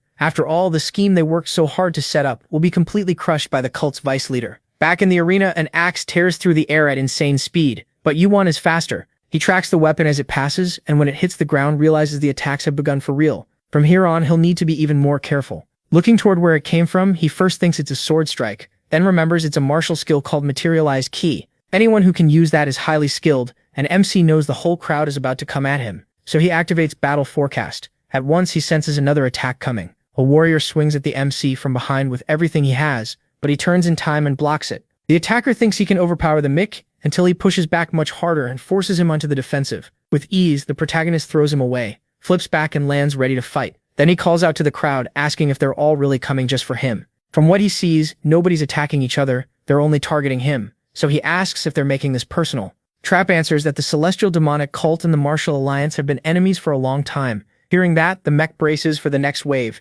Trap studies the mech more carefully. Now, realizing just how strong he is. He was the reason the rules got changed in the first place. Trap notes that he's a man. He's pleased, because this plan is simple and effective. Gang up on one target with a crowd of strong fighters. All around them, chaos breaks out as other fighters start clashing too. Trap notices hundreds of people are now caught in separate battles, which helps hide the real goal, bringing down someone stronger than the rest. That means the martial alliance's setup will be buried under all the confusion. As Trap keeps watching MC, thinking about how much effort went into killing one person, MC cuts through his thoughts and tells everyone they're free to attack. He won't take it personally. Then the mech calls them inferior worms and pours mana into his huge sword. The system announces that Arcane Sword has been activated, but a strange force is suppressing most of his mana, badly weakening the skill. Even so, he still forms a giant mana sword. Seeing it, Trap finally understands why the mech is so famous. Making a blade that large would normally require around 60 arcane power. From that, Trap decides the rumors were exaggerated. The protagonist isn't at the level people feared, not even close. After sizing up the mech, he becomes sure they can win. The protagonist keeps his sword raised in the middle of the crowd, waiting for someone to make the first move. Trap finishes his judgment and gives the order. He commands everyone to attack the mech at once, and they rush in with their weapons drawn. Then lightning crashes down at crazy speed. Everyone near MC gets hit and dropped instantly. Hargan arrives in style, blasting open a path with his lightning and yelling that 150 against 1 is just pathetic. MC stays quiet, but now things are getting interesting. Trap asks if that means Hargan is on MC's side. Hargan shoots back, asking what business that is of his. Someone reminds Hargan that their clan wanted good relations with him, but he says whoever came up with this ambush is an idiot. That makes Trap's face stiffen. Hargan notices and mocks him, asking if he hurt his feelings. Then he says the Zune clan is famous for forked tongues, and now he's sure they've got Trap doing their dirty work. Some Zune clan members protest, but Hargan says he's only speaking in the language they understand,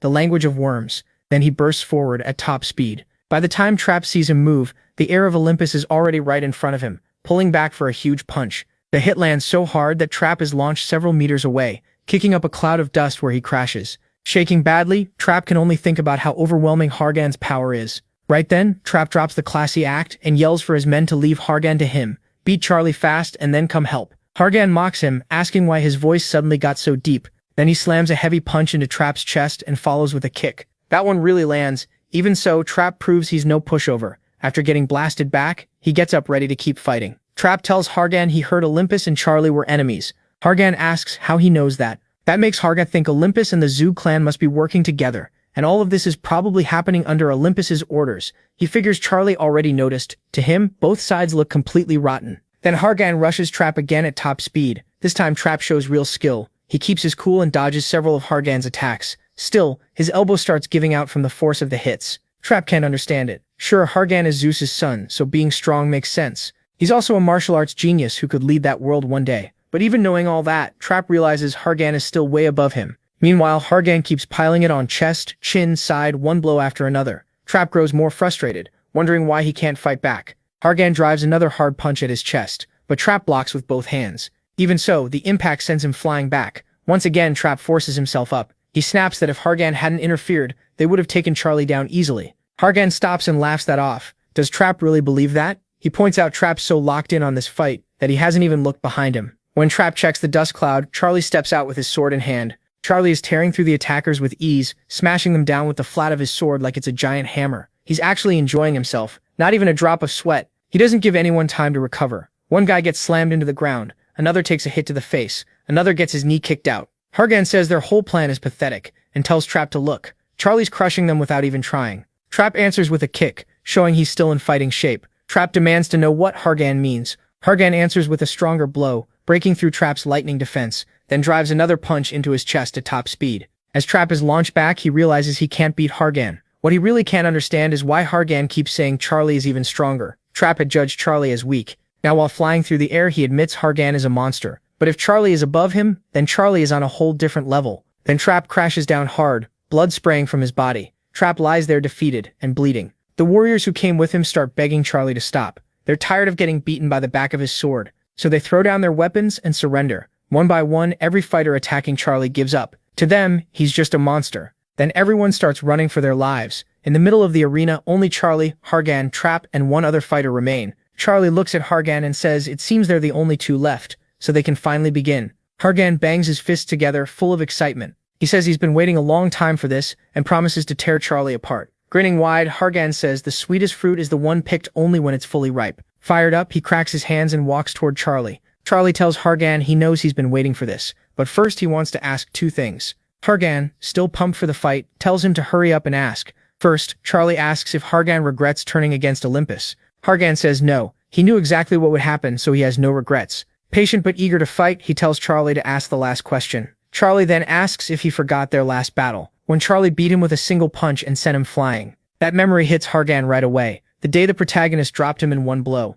He could never forget it. It was the first time he lost to someone who wasn't a rancor. He also remembers Charlie using a different sword back then, and he notices the arcane sword in Charlie's hand now seems weaker than the one he used before. From that, Hargan realizes Charlie has been holding back. He digs into the ground and says he remembers it perfectly. How could he forget the only loss he ever took from a player? Hargan strides toward Charlie with total confidence and asks if he still looks the same as before. Charlie, holding his sword, says no, he actually looks smaller. Hargan likes that answer, but he still believes Charlie is hiding his true power, so he decides to hit hard enough to force it out. He bursts forward and Charlie charges too. Hargan throws a blow like Charlie once did while Charlie blocks with his sword. The clash explodes with power, blasting the arena and shocking everyone nearby. Fighters at the edges stop what they're doing just to protect themselves, stunned that two players could unleash power like rancors. Charlie keeps blocking Hargan's attacks with the arcane sword. Hargan throws even heavier punches, and Charlie keeps stopping them with his blade. Furious, Hargan yells for him to use more power. He pours even more strength into his attacks, trying to force Charlie to reveal everything.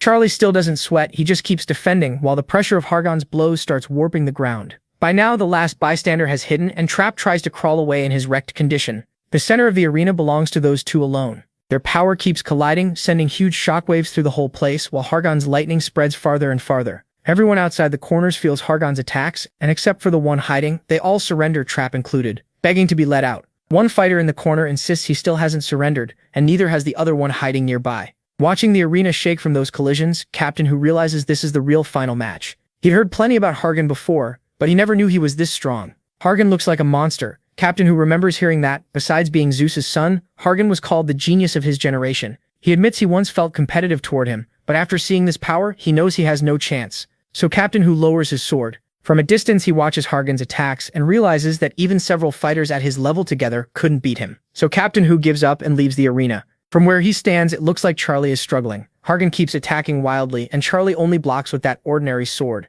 Even as he leaves, Captain Who still wonders how Charlie ever defeated a rancor with skills like that. Then Hargan fires another high-speed punch at Charlie's face, and Charlie raises his sword yet again to block it. He blocks again, but Hargan's punch is so heavy it sends Charles sliding back. Hargan instantly rushes in with the next attack. Charles realizes Hargan is insanely fast. He starts wondering just how far Hargan's speed can go. A moment later, Hargan flashes in like lightning, and Charles blocks with his sword again, this time turning the blade so Hargan hits the edge. Hargan follows up right away, and a huge blast rings out. In the middle of the clash, Charles suddenly grabs Hargan's head with one hand. Hargan curses, shocked that Charles caught him so easily. For the first time, Charles smiles, like he's finally enjoying himself. Hargan hates that and unleashes even more power, firing off a massive burst of lightning that would have hit anyone nearby. Charles notices the attack cracked his sword badly. Still calm, he tells Hargan he's pretty strong. Hargan looks at the damaged blade and asks if Charles is really okay with that weapon. Then he questions the protagonist. Charles set records up to the 19th floor, so why isn't he showing that same level of power now?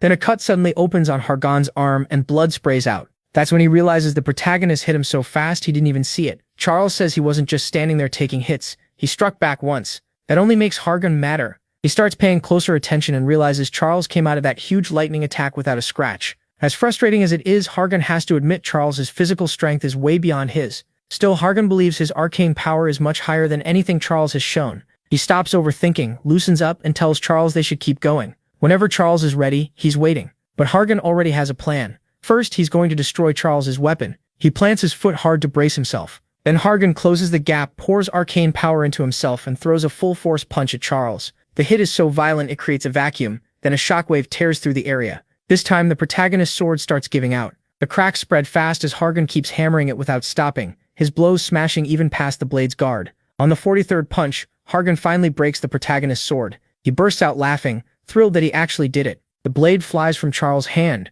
but Charles just praises him, saying that was impressive and Hargan's power has grown a lot. Hearing that calm response throws Hargan off. He should have the advantage now, yet Charles seems even more relaxed. Something feels wrong. Then the protagonist releases a huge wave of mana. It's so dense that it wipes away all of Hargan's lightning. Hargan realizes the electricity covering the area is gone in an instant. For the first time, Charles finally attacks, enlarging his hands with gigantification. Before Hargan can react, Charles is already in front of him, so fast it happens in less than a blink. Hargan curses to himself, knowing the punch is already too close to dodge. Charles slams Hargan in the face and sends him flying across the arena at crazy speed. One punch is all it takes to end the fight. Hargan had been attacking non-stop, thinking the protagonist was already fighting seriously, but Charles had barely used any of his real power. He hadn't used Ken the Sacred Fire or even his true strength skills. Then he turns toward the last person left and calls out to him, "Hey, you're the only one left. Come on, we don't have time." The unsubscribed guy gets so scared he drops to the ground. That leaves Bravo alone in the ring, while the other 999 fighters are down. Even Hargun, the strongest of them all, lost with a single punch. The system then announces the winner of the Great Martial Arts Tournament. It's Charles. Giant panels show him as the only one still standing in the arena. He picks up his nameless sword, thinking it served him well. He's a little annoyed it broke so quickly, because it was perfect for controlling mana. The sword was actually made with terrible mana conductivity on purpose, just as he asked the blacksmith to do. His plan was to suppress his power against Hargun, so everyone would think he was only on the same level as the others. He wanted to win while hiding his true strength from the rankers watching. The problem is, he may have overdone it by knocking out Hargun with one punch. Then the tournament announcer appears and declares Charles, also called Bravo, the winner of the 834th Great Martial Arts Tournament. Right after that, he asks Charles how it feels to win. Charles just says it was fun. The boy doing the interview is stunned. Huh? That's it? Charles confirms that's all. Without wasting time, the boy brings out the grand prize and thanks Charles for the interview before handing it over. The moment Charles takes it, he knows it'll boost his arcane power. The boy explains that the reward is the Great Scarlet Medicinal Sphere, and this year's version is nearly perfect. Holding it, Charles can feel the massive power inside and realizes it's going to take real effort to absorb it all. Now everything Charles needed to reach the 20th floor is finally in place. There's only one thing left. Draw out the full arcane power from the medicinal sphere. The system gives the full details on the Great Scarlet Medicinal Sphere. The scene shifts to the administrator's room, where the celestial demon is listening to Charles's interview. The others there can barely stop trembling from fear of him. Trap and his father, the head of the Zug clan, are there too. Trap's father is totally confused. Hargan teamed up with that bastard Charles, even though Hargan is Zeus's son and Olympus is supposed to be Charles's enemy. So why would they form an alliance? At the same time, the whole room suddenly changes its tune. Now everyone is laughing and cheering because the favorite won and secured the result they wanted. The same people who were acting hostile before are suddenly clapping and praising the tournament's success, saying it was a victory for the martial kingdom. The celestial demon sees right through them. They were just insulting the celestial demonic cult, and now they're acting friendly. Trap's father asks the leader of the Kanang if he plans to join the evil side.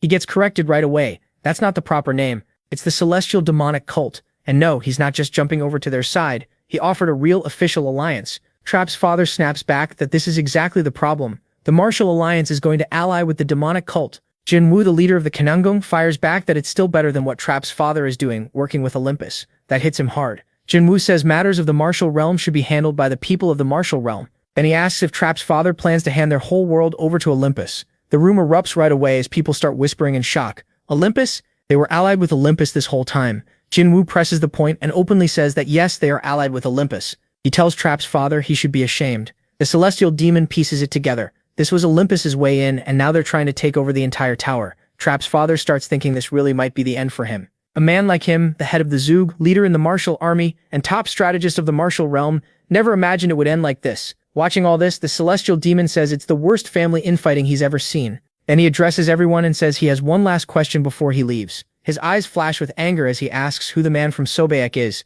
The room grows even tenser. Sobaek knows he's finished. Everyone is staring at him, and all he can think is that he's dead. 2 days later, at the Nangun clan training room, Yuan is already inside, ready to begin training. He looks around and knows he got lucky. Renting a place like this for 10 days would cost a crazy amount of points. He remembers Captain Hu saying the tournament winner could use it to absorb the elixir safely. Back when he first entered the tower, joining Nangun felt like a huge dream. Now that clan feels too small. His goal is far beyond the gods of this world. He sits down, opens his inventory, and takes out the Great Scarlet Medicinal Elixir. His arcane power is at 99, but he needs 100 for what waits on the 20th floor. Getting another point won't be easy. In his past life, he heard this elixir affects everyone differently. In the martial world, people talk about energy flow and breathing, but for this elixir, the key is focus. He puts the elixir in his mouth, knowing the real problem is how much mana his body can hold. Then Yuan clears his mind and starts focusing. Mana begins gathering around him. The elixir pulls in all the mana nearby and sends it into the mucks. He feels that pure mana spread through his whole body, and he tries to absorb it as well as he can. Because the mana is so pure, it's also wild and hard to control. The protagonist notices that the mana is refining his body. He figures it's thanks to his talent as a mana master, but that alone isn't enough. So he pushes everything else out of his head and focuses even harder, but his concentration starts slipping. He knows this was already close to a coin flip, and if he loses focus now, he'll fail. He also knows he won't get another shot at arcane power from this elixir. At that moment, Yuan forces every distraction out of his mind. Dense, pure mana covers his whole body like a river flowing inside him. His arcane power stays at 99, but the power keeps surging through him. The story shifts to the 20th floor, the maritime kingdom of Porchoja. An axe slams into the ground and blood splashes from someone it just cut. This kingdom has 12 islands, and we're on Neptune Island. Two giant children beg for mercy, asking what they did wrong. The men tormenting them mock them for crying. Even though the kids are only 10 years old, they're already 4 meters tall. Their attackers sneer that giants should have behaved while the Asgardians were helping them. Instead, they chose to fight the demons. The bullying keeps getting worse until one pirate orders the others to finish them off and kill the brats. Then they demand the boys say what they want to hear. The one leading them is Orang, a member of the Wolf Guild. He asks the children where the Stone of the Sea is, the treasure from the legends of Portia. A famous story says whoever finds the Stone of the Sea will become the god of the sea. But the giant boy insists it's only a rumor, just a myth. The attackers don't buy it. They've heard another rumor too, that the giants are hiding the stone somewhere. Since Olympus spread that story, they think it must be true. The giant boy argues that anything from Olympus can't be trusted, because the giants are their sworn enemies. Orang says he knows that, but he'll keep them alive only until he gets an answer. Pointing his weapon at them, he says every part of the 20th floor is under Olympus's control, so nobody there would care if a couple giants died. The girl hides behind the boy. Orang gives them one last warning. Talk now or die. Then a voice suddenly shouts from far away that evil is running wild these days. Everyone turns toward the voice and spots a figure coming closer. Orang yells at him to get lost and stop trying to play hero. Then Orang goes tense. He realizes who it might be, that guy with the red cape.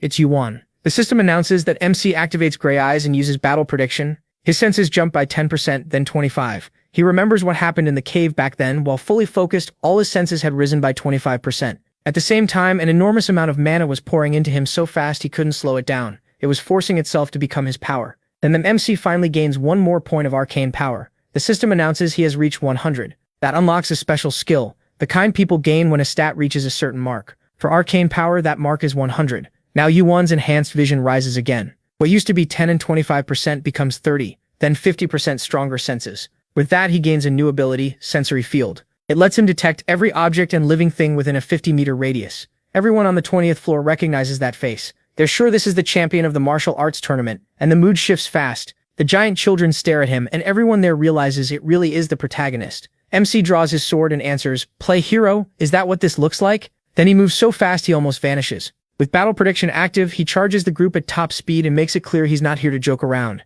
The system announces the big sensory field. And that's where the first season ends. Now it's time for Season 2, Part 14. We pick back up as Yuan rushes in to face the men who are about to kill the giant children. All of them immediately go on alert. One pirate grabs his huge axe and gets ready to fight the protagonist. He clashes with him and instantly feels how strong this player is. Yuan wonders why a so-called rookie is this powerful. These fighters clearly aren't normal 20th floor players. They're far above that level. The pirate, still not recognizing the protagonist, curses at him and demands to know what guild he's with. He says that no matter what group someone belongs to, this kind of thing crosses the line. Even the worst groups have rules. But before he can name his own faction, his boss starts studying MC closely. Not sure if he's mistaken, he suddenly stops the fight and orders everyone to quit attacking. The pirate obeys at once and pulls back. His boss asks if this is really him, but the protagonist keeps his sword up and the pirate keeps hold of his axe. Then the boss speaks, shocked because he never expected the vice lord of the celestial demonic cult to be here. The giant children shrink back a little. The one standing before them is the infamous the protagonist.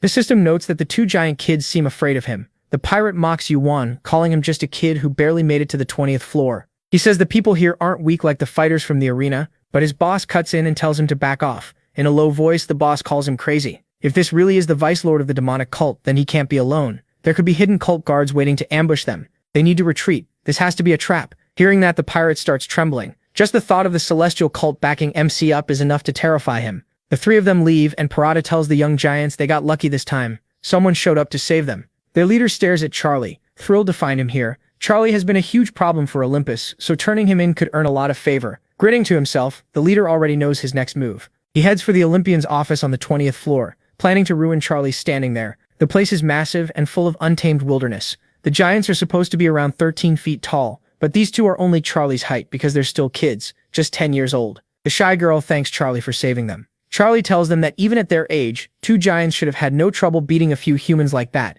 Then he asks why they didn't fight back. Boar clearly doesn't trust Charlie. He says the mech seems to know something about giants and asks who he's connected to, Olympus or Asgard. The girl cuts in and reminds her brother that Charlie just saved them. Boar admits that but says Charlie is still human, and no human helps giants for no reason. Charlie just smirks and says he's smarter than he looks. Bor snaps back, saying that's exactly what he thought. He guesses Charlie is after the Sea Stone too, then angrily complains that people keep coming after them for the same rumor. He says nobody believes him when he says they don't know where that stone is. Then he asks why everyone wants to attack them over stupid gossip. Charlie answers that he isn't there for the stone. He came to talk to Urfa. Both giants are shocked that this human wants to meet Urfa right away. Charlie says he wants to see Urfa, their elder. That only makes Bar madder. He says Urfa doesn't meet just anyone, especially not humans, and tells Charlie to leave. He adds that, like Charlie said, he could have crushed those men himself, and if more show up even in groups, he'll wipe them out too. Charlie already knows giants are far from weak. They're born with overwhelming power. He realizes these two held back on purpose. If a real fight broke out here, it could grow into something much bigger and lead to another massacre of their people. That makes Charlie respect Bor. He may be young, but he thinks ahead. Then Bor calls to his sister, telling her it's time to go. She stops him and says she still has something to do. Bor gets annoyed. He asks if she contacted the elder. She says yes. Charlie saved them, so the least she could do was send a message. Nair is surprised because the elder actually replied. At the same time, she explains that no one gets to contact the elder whenever they want. Only he decides when to answer. Then she shows Bor's message to Charlie, and from a distance he watches the elder's reply. The message says Charlie is allowed to come because the elder wants to meet him. Then it adds a goofy note. Only someone beautiful and cute can read the message. If you're staring and see nothing, then you're not. The scene cuts to someone racing ahead at high speed. Several wolves appear, and the two young giants chase after them. These wolves are giants too. Bor is confused. He can't understand why the elder wants to meet a human like Charlie. Meanwhile, the mix is riding a giant wolf like it's nothing. Nair is shocked and asks if Charlie can tame beasts, or maybe if it's some kind of illusion skill. Either way, she's amazed that the giant wolf obeyed him so easily, while Bor just keeps grumbling. The joke here is simple. It feels like Charlie somehow sweet-talked the wolf into helping him, like he promised it something exciting, and that's why it obeyed so fast. Still, Nair thinks Charlie can't be normal. She's heard stories about what he did in the great martial arts tournament. Bor brushes all of that aside. He says he doesn't care, doesn't like Charlie, and finds him suspicious, especially because somehow he knows the elder. Bor stays stubborn about it, but Nair knows her brother well. She tells him he's frustrated because he wants to fight Charlie, even though he knows he can't win. Bor admits it with a bitter look. Meanwhile, they keep moving at incredible speed. Soon they reach a cliff. The path continues on the other side, and the wolves don't hesitate. They leap across. Once they land, they're already in giant territory. Hidden watchers are everywhere, even if they're doing a terrible job of staying out of sight. At last, they reach the giant's hideout. Bor goes on ahead and tells the mech they've arrived, so he can get off the wolf now. But Bor nearly jumps when he sees the wolf acting affectionate toward Charlie. He yells at it to stop and calls Charlie dirty. Charlie looks offended, while the wolf seems more interested in whatever reward it thinks it's getting later. Charlie knows the next part is critical. What happens from here could affect how they deal with the enemies outside. Then they arrive at their destination, not just a giant tree, but a truly colossal one. The system identifies it as Adam's giant tree. Bor tells Charlie it's impressive, and says the tree never burns and will never fall. He adds that the elders say this tree came from the world tree, though he doesn't know if that's really true. Charlie remembers that story well, and knows it isn't the whole truth. Before his regression, even this tree, said to be impossible to burn or destroy, was reduced to ashes during the second giant massacre. When all the giants died, Charlie pauses staring at the tree. Bor calls out, asking what he's doing. Charlie answers that he's coming. Bor warns him to watch his step, because one wrong move could get him trampled by a giant. They keep going. Then the scene shifts to the city inside the tree. The giants are stunned to see a human there. They start whispering at once. Some think he must be a guest since Bor and Nair brought him, while others insist that's impossible because no human has ever come here before. Bor tells Charlie to ignore them. Since he's the elder's guest, nobody will dare touch him. The scene moves to the elder's home, higher up. Even without seeing him yet, the giant scale of the place makes it obvious who lives there. From outside, Bor seems nervous, as he calls out to the elder. The elder opens the door and tells them to come in. Of course he's home. Charlie is glad he'll finally get to meet the giant elder. He knows this is a high-ranking being, someone who existed long before the first giant massacre. Charlie also knows exactly who he is. This is Urfa, the living history of the giants. Once inside, the system confirms it. Sitting with him is a giant wolf about the same size as the one Charlie rode. Urfa greets him warmly. He calls Charlie a human child. Charlie returns the greeting and notices just how enormous the house really is. Urfa asks for his real name, saying he's gotten old and his memory isn't what it used to be. Charlie introduces himself. Urfa remembers right away and says he's heard a lot about Charlie from Hephaestus. Charlie is caught off guard by Urfa calling Hephaestus that boy, since the guy is nearly 400 years old. Urfa goes on saying he's heard about Charlie standing against Olympus. For someone who isn't even a ranker yet and only just reached the 20th floor, that's impressive. As he talks, he keeps petting the giant wolf, but then Urfa turns serious and says what Charlie did wasn't bravery, it was recklessness. He warns the mech to give up on fighting them if he values his life. In Orpha's eyes, Charlie is so far below that level that even the smallest thing could kill him. Charlie answers right away, saying he knew Orpha was a pacifist. What he didn't expect was for Orpha to be a coward too. He says it while looking straight at the giant. Orpha's expression hardens, and he stares back. The MC releases even more mana. Orpha, a high ranker, glares at Charlie and snaps, asking how he dares speak to him like that. Without even getting out of his chair, the giant crushes the whole room with even heavier mana. And this time Charlie really feels it. Everything starts to blur. The pressure gets so dense that Charlie is forced to the floor, his feet sinking in. Even then, he looks at Orpha and says the giant must already know Olympus is preparing for the next Gigantomachia. With his fists clenched, Charlie keeps staring him down and asks if he's really going to just sit there and wait for his people to be wiped out. All at once, the pressure vanishes. Charlie realizes Orpha is no longer trying to overpower him. Orpha admits he's right. If they keep hiding, their destruction is only a matter of time. It could happen in 10 years, 100 years, or even tomorrow. No one knows. Orpha adds that unlike humans, the giants don't have the Sea Stone. Then he says he knows where it is. Charlie immediately asks why he's giving that away so easily. Orpha says there are 2 reasons. First, someone he trusts spoke very highly of Charlie, so he believes Charlie isn't with Olympus. Then he says there's a second reason, and turns his gaze toward Charlie, his eyes starting to glow. Charlie notices exactly what Orpha is staring at. Orpha's eyes are locked on Kenny and Charlie's hands. Charlie quickly hides his hand because Kenny starts glowing even brighter under the giant's stare. The scene shifts outside Orpha's house. Charlie leaves with Kenny and heads down the giant's steps. As he walks, Charlie keeps thinking about how hard Orpha stared at Kenny. It felt rude enough to bother him. He remembers Orpha's second reason for helping him. Orpha believes Charlie is the strongest player of this era, and an era means 1,000 years. Charlie knows some of that praise comes from his connection to the old group, but he still thinks Orpha is rating him way too high. He starts to wonder if everything inside Orpha's house was a test to see if he was worthy of the Sea Stone. Still, one thing is certain, he's going to find it. For anyone wondering, Charlie is heading to a specific part of Adam's tree, and getting there is dangerous because of all the obstacles. Looking around, he can tell everything here is enormous. That also means he has more room to move. At his current level, he can't damage this place even if he goes all out. So Charlie summons a dozen sacred flames above his head. He's using them to train, since he still can't fully control that much sacred fire at once. Soon the flames will slip out of control and fall at random. That's the whole point of the training. Dodge the fire. Charlie activates Gray Eyes to read the path of the falling flames. Then he plants himself upside down to keep his balance and focus. Since he's already using Gray Eyes, Charlie adds another skill, Sensory Field. Now he's stacking 2 strong perception abilities at once. With both active, he can track the path of the sacred fire much better. His awareness of everything around him jumps by half. Charlie starts weaving through the flames he created himself, turning the whole thing into solid training. He's actually enjoying it. The dodging, the sacred fire control, and the mix of those 2 perception skills all work together. The training is paying off, and his perception keeps improving. But then the backlash hits. A sharp pain pounds through his head, and the MC realizes he's getting dizzy from using 2 high-level skills at once. Half out of it, he drops a hand to the ground to stop himself from falling flat. He flips and lands back on his feet in a clean recovery. But the sacred fire comes at him from behind. The flames curve back hard toward the MC. Even so, the branches aren't burned. This fire has a will of its own. It only targets one thing, and that target is the MC. Charlie barely manages to avoid it, still a little dazed from how close that was. Even with that risk, he's excited. Gray Eyes and Sensory Field together let him see the world more clearly than ever. The 2 skills work perfectly as a combo. The only problem is the overload. His brain can't handle that much information for long. So now the MC has a new goal. Keep training this combo. Then someone shows up behind the MC and calls out saying, so this is where he was hiding. The giant who arrives is furious. He calls Charlie a worm and makes his hatred clear. The system identifies him as Cavante. Cavante tells Charlie he's heard the rumors and knows he's getting famous, but he's not convinced Charlie is really as strong as people claim. One of Cavante's friends tries to calm him down, reminding him Charlie was invited by an elder and escorted by Boar. Cavante brushes that off like it means nothing. Charlie notices right away that this giant has no respect for him at all. Then Cavante says it plainly. All humans are his enemies. The scene cuts to Urfa's house. Urfa's asleep in his chair, glowing faintly as he falls into the same strange dream again. In it, countless voices repeat that humans are the enemy. The dream keeps pressing the same words into his mind. Humans are enemies. Every last one of them. Then he sees water swallowing the whole forest.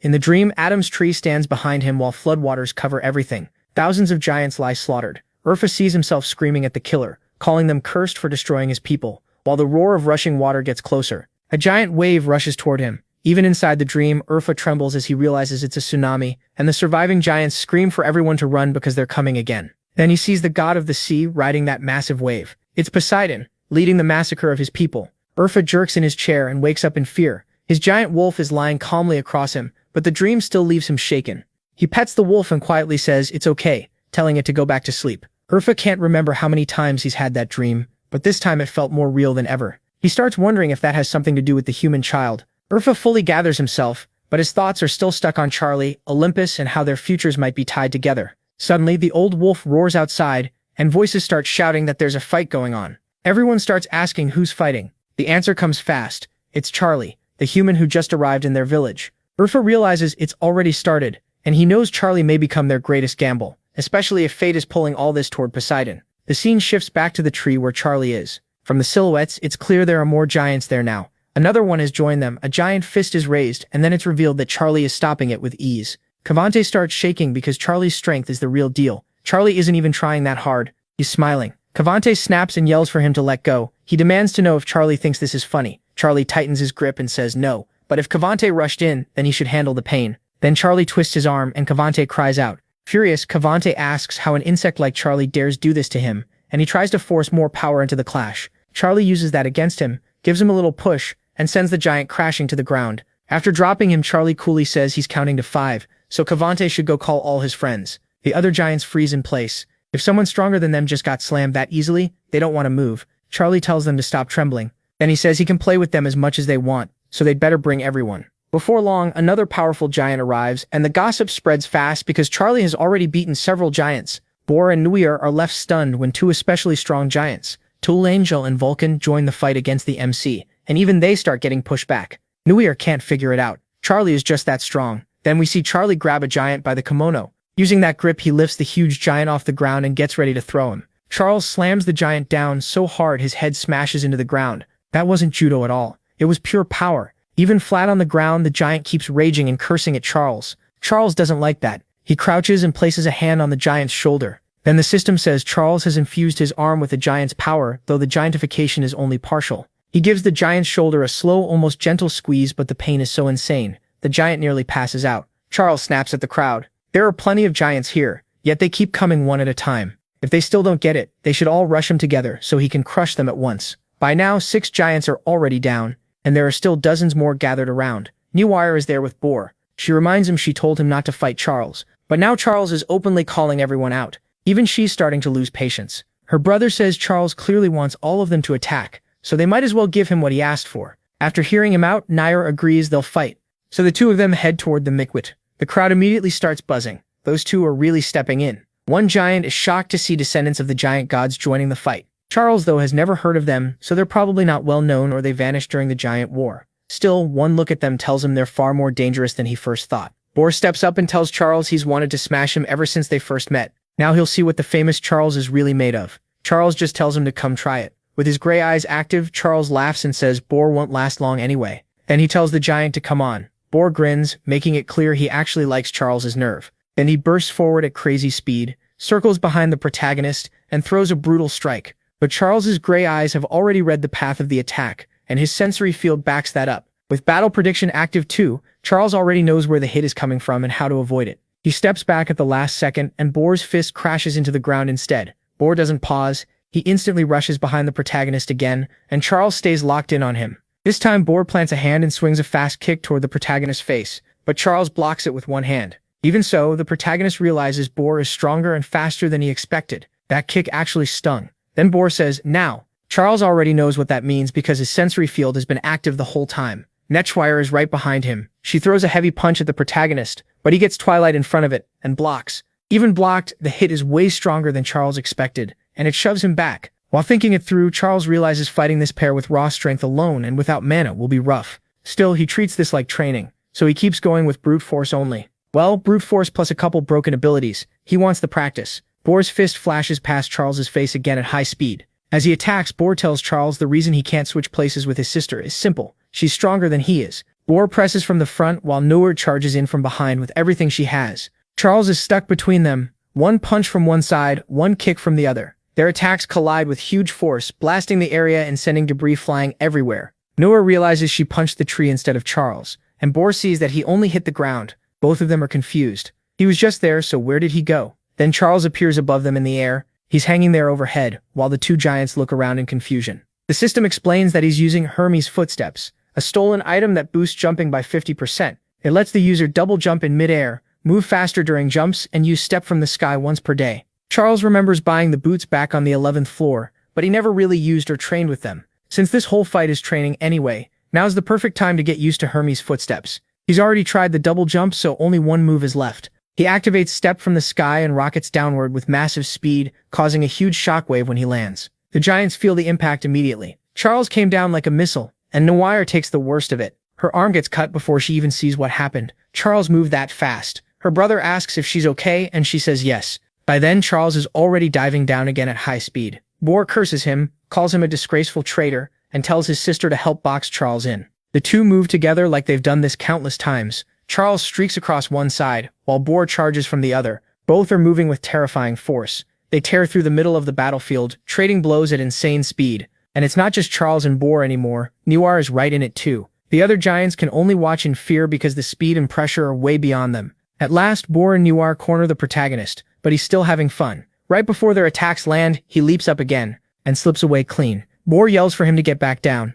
Noire notices her brother is getting serious now. The tower's penalties have started appearing on his body, and she tells him to stop, but he doesn't listen. Charles sees just how impressive Boar is. He's forcing out so much mana that the tower's restrictions are kicking in on him anyway. Charles uses his gray eyes again to read the coming attacks, and he can tell from Boar's movements that this next blow will use everything he has. Boar pours a huge amount of mana into his fist, ready to hit Charles with full power. Charles sees it coming and makes his choice. He'll stand still and take it head on. Even then, Charles keeps analyzing the situation while Boar thinks he's found an opening. The gray eyes stay focused because Charles already decided to take this hit. Boar's fist closes in, and Charles understands exactly what's about to happen. But he still doesn't dodge. He wants every giant here to see that he's much stronger than they think. Boar throws a punch so powerful it looks like lightning bursts from his hand. The strike explodes forward. Boar was sure the protagonist would dodge. Instead, he freezes in shock when he realizes the protagonist chose not to move. That's when it hits him just how far below Charles he is. All he can do is curse. Noire saw the whole thing. Her brother put everything into that blow, so much that even the tower punished him for it. But after taking it head-on, Charles comes out completely fine. Charles reaches a hand toward the giant and calmly praises his strength, saying it was decent. He even says he'd be happy to take more hits like that. Noire drops to the ground, already convinced they can't beat Charles. Boar knows Charles is unbelievably strong, but being called merely decent fires him up instead. He swears that tomorrow he'll fight Charles again, and next time he'll crush him. That promise puts a huge grin on his face. He loves fighting, and he's sure tomorrow will be the day he finishes Charles. So he greets the protagonist and says the pleasure of hitting him again tomorrow will be all his.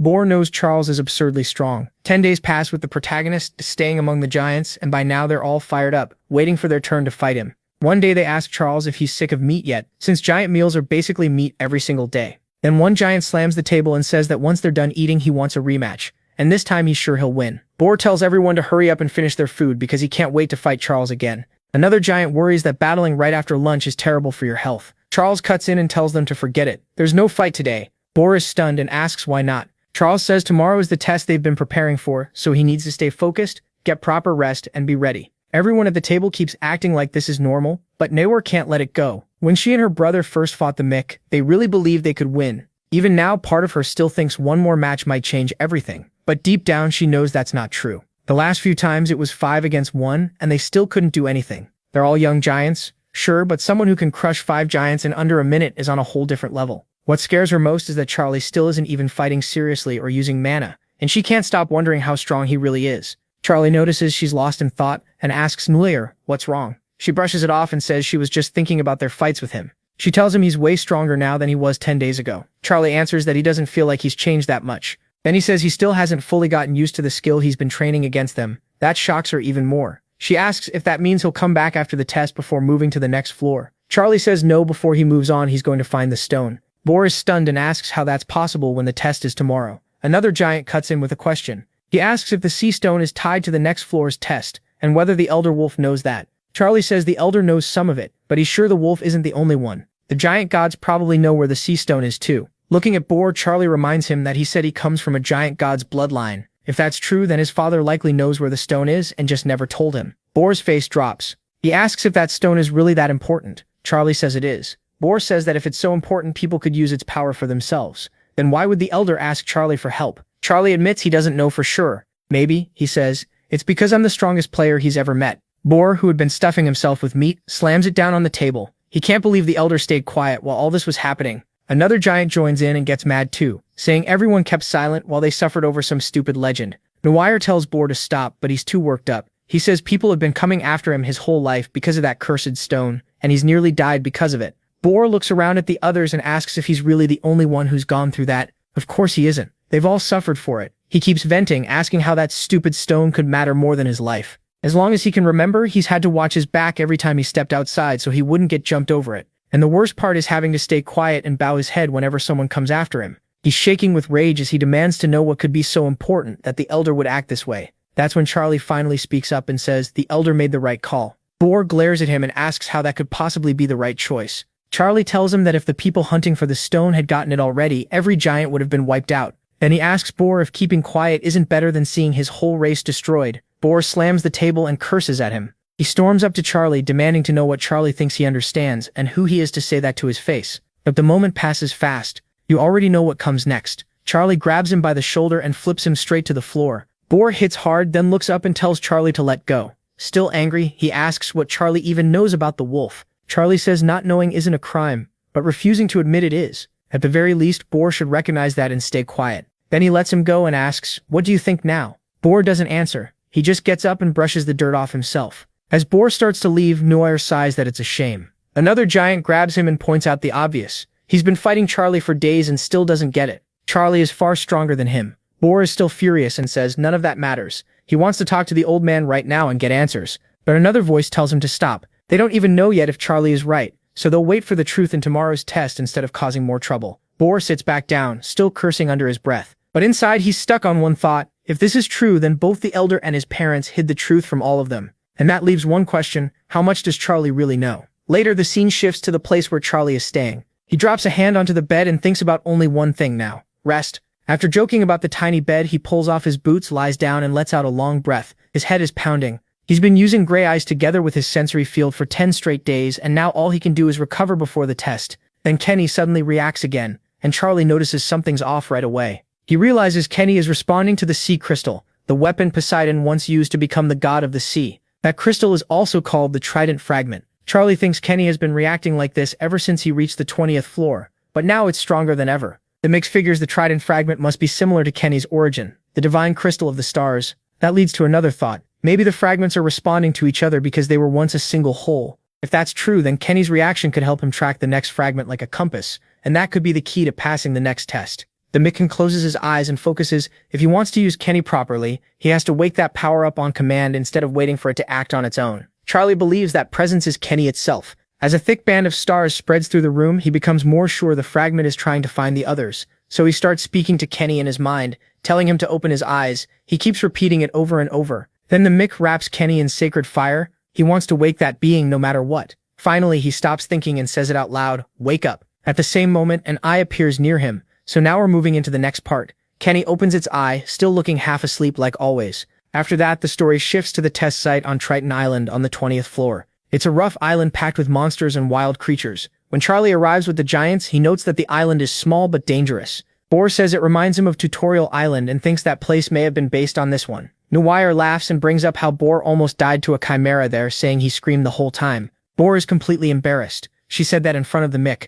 Bor tells the Mick they only came to guide him to the test site, though he doubts anything here can really threaten Charlie. He adds that he and Noir both took this test before and it was rough. Charlie just sighs and says this one might be different. Noir explains that even the giant leaders are watching this test, but they didn't come in person. If they all showed up, this place could turn into a battlefield. That makes Charlie think this test may matter far more than usual. Charlie realizes the giant elder made a huge choice. The giants survived this long by hiding and buying time, but now through this test they're finally stepping into the open. Charlie knows Olympus had to notice this sudden shift. If things go bad here, the giants won't just lose trust. Their whole race could be wiped out. No matter what, he has to find the sea stone. The system announces the test will begin in 10 minutes. Charlie says goodbye to the giant brothers and heads out, leaving the rest to them. He can tell the tribe's situation has changed a lot. Ulf the Elder even sent 2 giants from his home to guide the Mick. Before leaving, Charlie warns them, if things turn ugly, hold nothing back. Bor gets fired up and says they can count on him no matter what happens. After Charlie leaves, several warriors show up to stop him. Bor boldly tells Charlie not to worry and just keep going to the test site. One of the attackers mocks them and orders his group not to let Charlie out of sight. They need to finish him before he gets there. Then he looks at the giants and says they should be easy to deal with, so everyone should focus and grab Charlie. He doesn't even finish the sentence before Bor slams into him so hard he drops to his knees, clutching his stomach. Right after that, a huge blast erupts. and all the warriors finally realize this fight won't be simple. Even pinned down by Bor, the attacker still runs his mouth, calling the giants cowards and asking if they want to die. Bor shuts him down, saying he's got it backwards. They're not backing off. Then the man glances to the side and sees Nea. She's way stronger than Bor, and with one casual hit she wrecks the enemy near her. Nea coldly asks who he was calling a coward. She wipes the blood off her face like it means nothing. The look in her eyes is different now, not a captive but a hunter. In that moment she proves that even young she's still a giant. The attacker starts shaking even harder, asking what kind of look that is. Just her stare is enough to scare him. He finally realizes that the giant girl he thought was weak is nothing like before.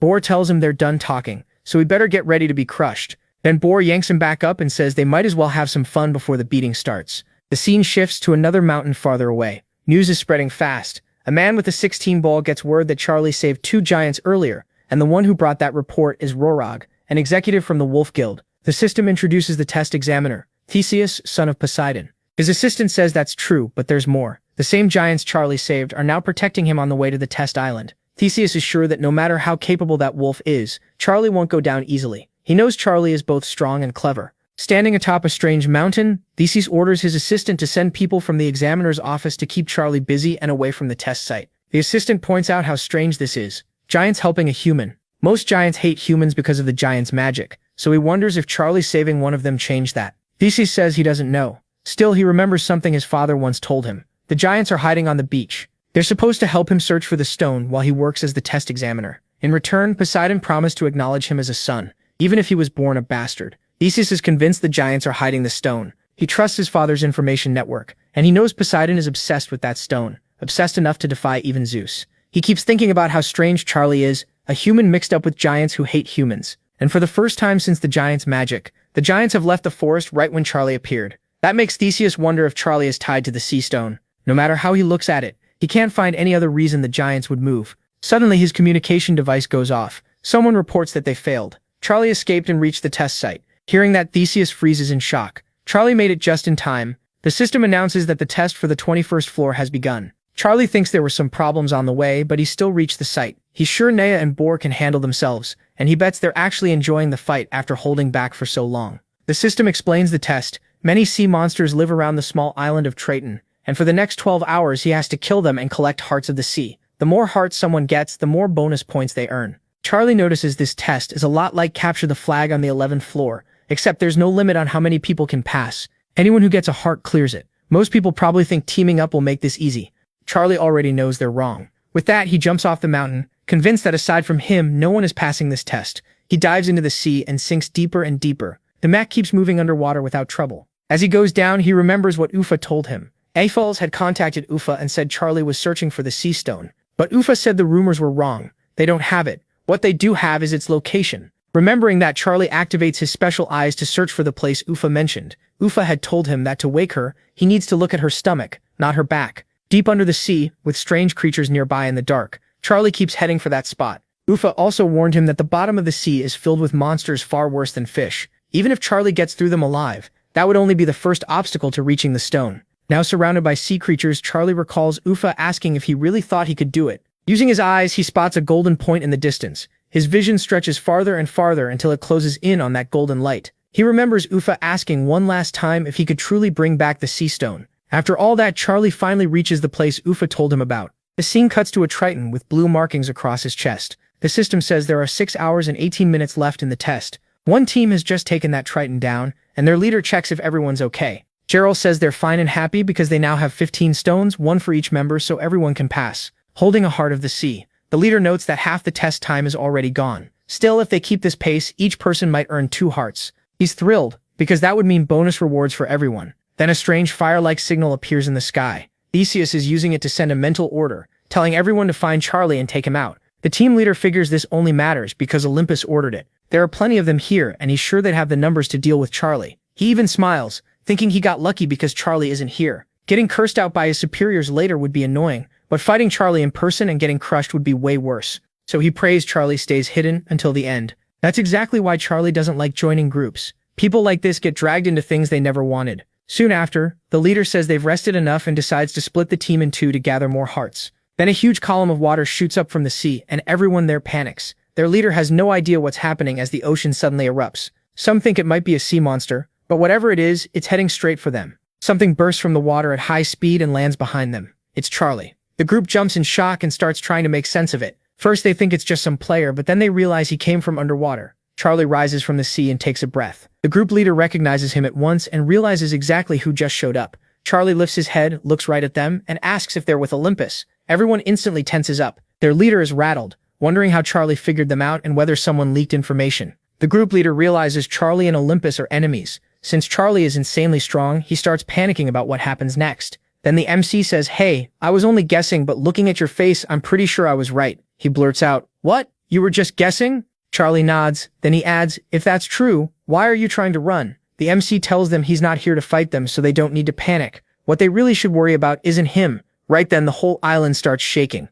In the ocean, several whirlpools form as a strange pressure spreads through the area. Then a giant creature bursts out of the sea and everyone freezes in fear. The MC, meanwhile, stays calm. The narrator jokes and calls it a bug, then quickly corrects himself. It's actually a huge moray eel. The giant moray turns back and basically gives the order, "Kill them all." More monsters start pouring out of the sea, including several other morays. The Olympus group leader realizes they're exterminators, but he can't understand why so many are here. Then one of his men warns him they have an even bigger problem. Caillou snaps that nothing could be worse than this, but the man tells him to turn around. A massive wave of monsters is charging straight at them. Caillou immediately orders everyone to run as fast as they can. He says those beasts are known as exterminators, and if they wait any longer, they'll lose their way off the island. One of the others protests that leaving means failing the test. Caillou says the test doesn't matter anymore. Something is seriously wrong here. But the MC cuts in and says nothing is wrong. He says the test is finally being set the way it was supposed to be. Then he draws his sword, ready for what comes next. The system announces the test is being updated. At that moment, Charlie remembers Urfa's words: erase the sun and moon mark on her stomach, then break the seal. Once the seal is broken, her true form will appear, and the test difficulty will completely change. Everyone gets the update, and Caillou realizes everything they did before was pointless. Someone screams at him to run because the exterminators are coming, while the brawler and the protagonist are useless to rely on. To them, those two are dead weight now. Charlie recalls Urfa saying the test would get much harder. The system might even demand that they defeat it, and only then would the reward become the Sea Stone. If that happened, the test would no longer be under Olympus's control. The administrator would take over personally and Olympus wouldn't be able to interfere. At the same time, a swarm of exterminators races toward the group. Even with all those exterminators nearby, Charlie keeps thinking about what Urfa told him. Urfa explained he knew all this because he was the one who created the turtle, made it swallow the stone, and then put it to sleep. While remembering that, Charlie casually cuts through the exterminators like he's doing simple math. Two split into four as he tears through them, sending some one way and some the other. They're way too easy for him. Even while fighting, his mind stays on Urfa's warning. The old giant promised that while Charlie was in the test, the giant tribe would not let Olympus attack him. He also said Charlie's job now was to keep the sea stone out of Poseidon's hands. Urfa made it clear. Charlie has to claim the stone and stop Poseidon from getting it no matter what. And while that sinks in, Charlie keeps slicing through monsters from every angle. Charlie understands why the monsters are going wild. They sense the sea stone, now they're all rushing toward it. And if even the monsters noticed it, then Olympus definitely has too. By now, Charlie is sure Olympus has realized the test is no longer under its control. The system announces the update and the yellow turtle appears. Charlie stands in the middle of the shaking ground as a massive strange form moves across the area. Charlie thinks about how long it took after he broke the seal. The turtle stayed asleep for a while, but now that she's appeared on the horizon, he knows exactly where to go. The system declares that the turtle's body is now the new test site, so the battlefield has moved. Everyone has to head onto the turtle. Then the system states the new goal: defeat the turtle and obtain the sea stone. The scene shifts to the administrator's area. He reads a message and realizes Charlie still hasn't been found. This happened a little earlier, and Theseus is stuck wondering why Charlie was soaked when the island is so small.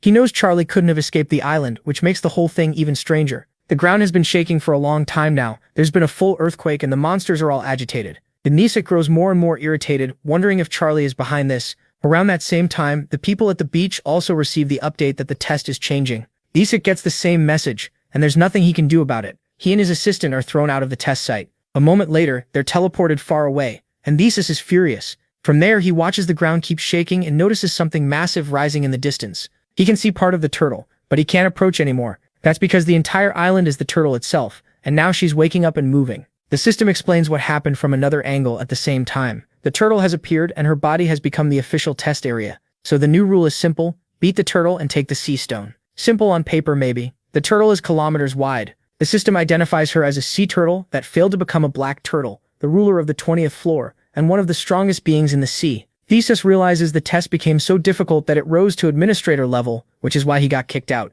The administrator will now oversee it personally. He's furious. He never imagined there was a sealed turtle here, or that the stone he wanted so badly would become the reward for killing her. Since she's such a colossal being, that explains why the reward is the sea stone, and he knows this is all Charlie's doing, so he pulls out his phone and messages his father, asking for reinforcements because the sea stone has finally appeared. He keeps thinking that once this test is over, he'll rip Charlie in half. Right then, an older man lands in front of him. The Wolf Guild members are there too, beaten, tied up, and dumped on the ground. Theseus looks at the ones who captured them and says it's the first time he's seen him since the Gaijin Tameki. It's been a long time, Suda. The system announces that Suda has appeared, a high-ranking giant, the first son of Surd. He isn't alone either. Several other powerful giant warriors are with him, while the Crimson Wolf Guild lies defeated on the ground. Suda shuts down the greeting right away, saying they're not friends. Then he asks why Theseus is here, if he makes his living as a test examiner, and the test is happening right now. Theseus says he came because of the chaos, then asks why Suda is stirring up trouble so close to the test site. The fire giant explains that some kids from his tribe had trouble with those men. He says the adults there picked a fight with giant children as if they were equals,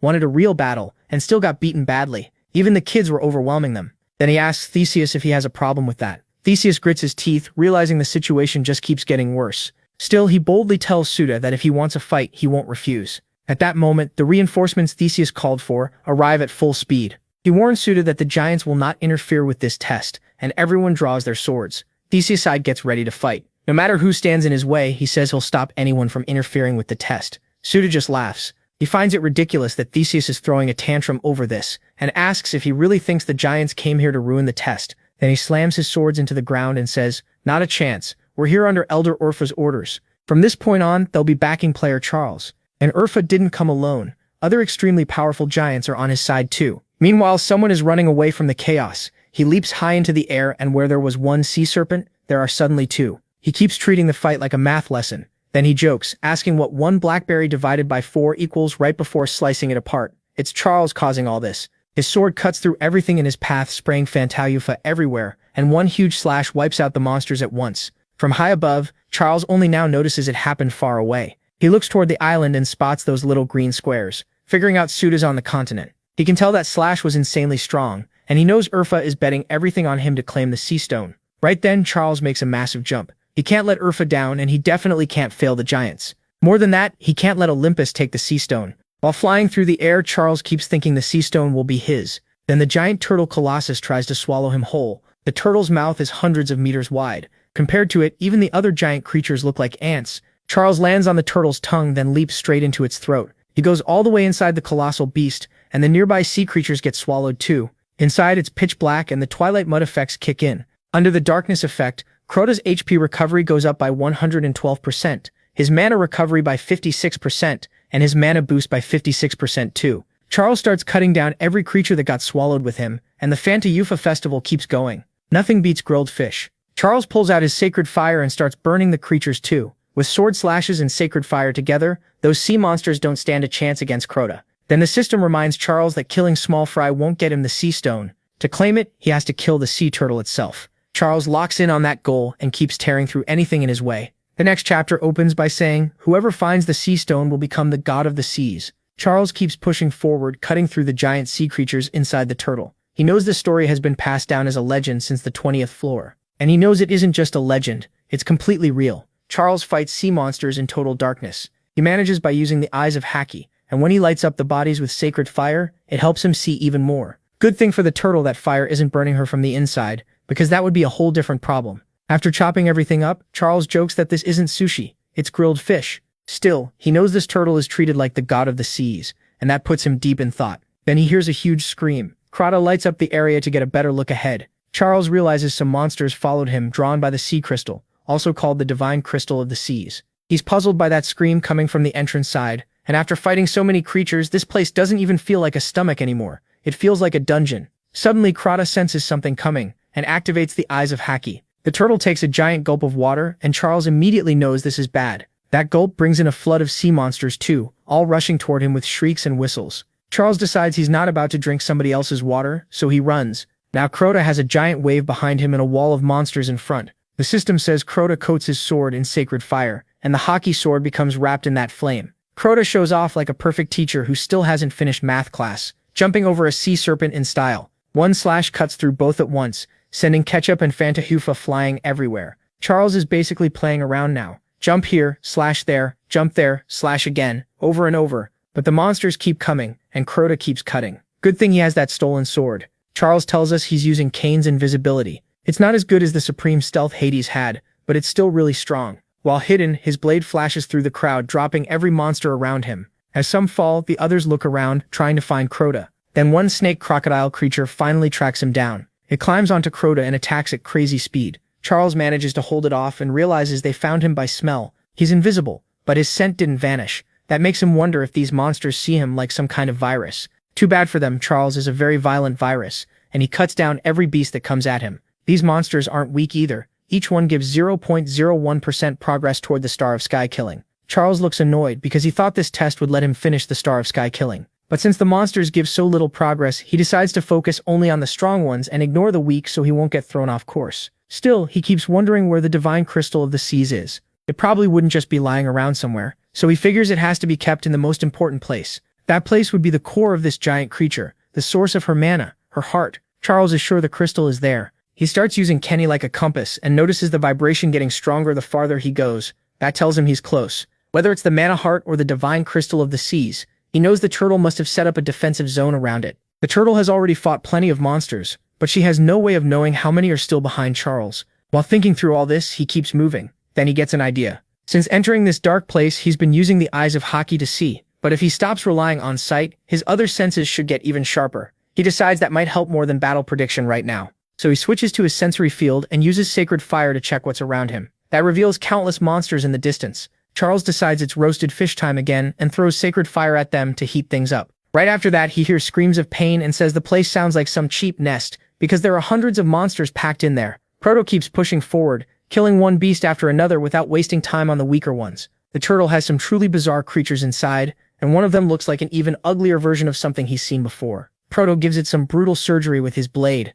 and fixes it right down the middle. Charles is physically exhausted now. Even with the sword and darkness buffs, this place is worse than any dungeon he's ever faced. He's been killing monsters for so long that there might be more here than in his whole journey so far. Still, Bravo ignores the weak ones, kills a strong one, jumps to the next, kills another, and keeps advancing. With Sacred Fire active, it gets even easier, because these monsters are simple to cut apart once they've been cooked. He knows he's only managing this fight because of the Twilight Blade's buffs. To save time, Charles starts using even more Sacred Fire, basically burning straight through, and moves on to the next pack of monsters. After that, he feels like he's almost there, but his hand is reaching its limit. That makes Kenny try to wake up, like she's telling him to open his eyes. Charles doesn't know how much longer he can keep fighting. He's already been going for over an hour at full intensity. Even so, he runs toward where he believes the sea stone is, while mentally begging Kenny to wake up before his hand gives out. So he keeps slicing through the dark, with Proto charging through thousands of monsters. In that endless battle, he keeps calling out to Kenny in his head, telling her to show up. Then Proto throws his sword and rushes forward at extreme speed.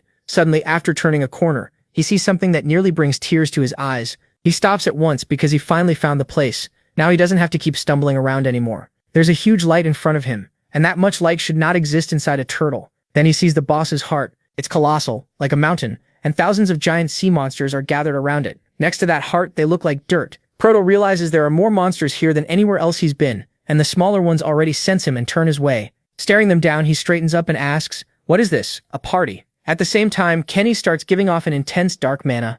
At that moment, Charles remembers what Hephaestus told him, that everything he made was for one purpose, to create an item, a channeler that could use those powers through Kenny. He also remembers Hephaestus saying Kenny was the best creation he ever made, something worthy of being compared to Zeus's lightning. Now Kenny's eyes begin to appear, and the creature starts waking up. At last, she fully opens her eyes, and Charles activates Hell, a skill that comes from Kenny. Bravo waits for the giant sea beasts to come at him, with Hell active in his hand. Then he commands them to move. Now that he has found the sea stone, there is no reason to hold back. He stops saving mana. At the start of the new chapter, Charles thinks about Hephaestus's great creations like the roads of Earth and Eastern Athena. He also remembers Apollo's sun chariot, more proof of Hephaestus's skill. Still, if you ask what Hephaestus's greatest work is, most people would say Zeus's lightning. With one strike, it can destroy an island, or even control the weather. Thinking about that, Charles realizes just how amazing Kenny must be, since Hephaestus put him on that same level. Ahead of Bravo, thousands of giant creatures stand between him and the human heart. He moves forward, and they part for the lightning, even while hissing and trying to close in.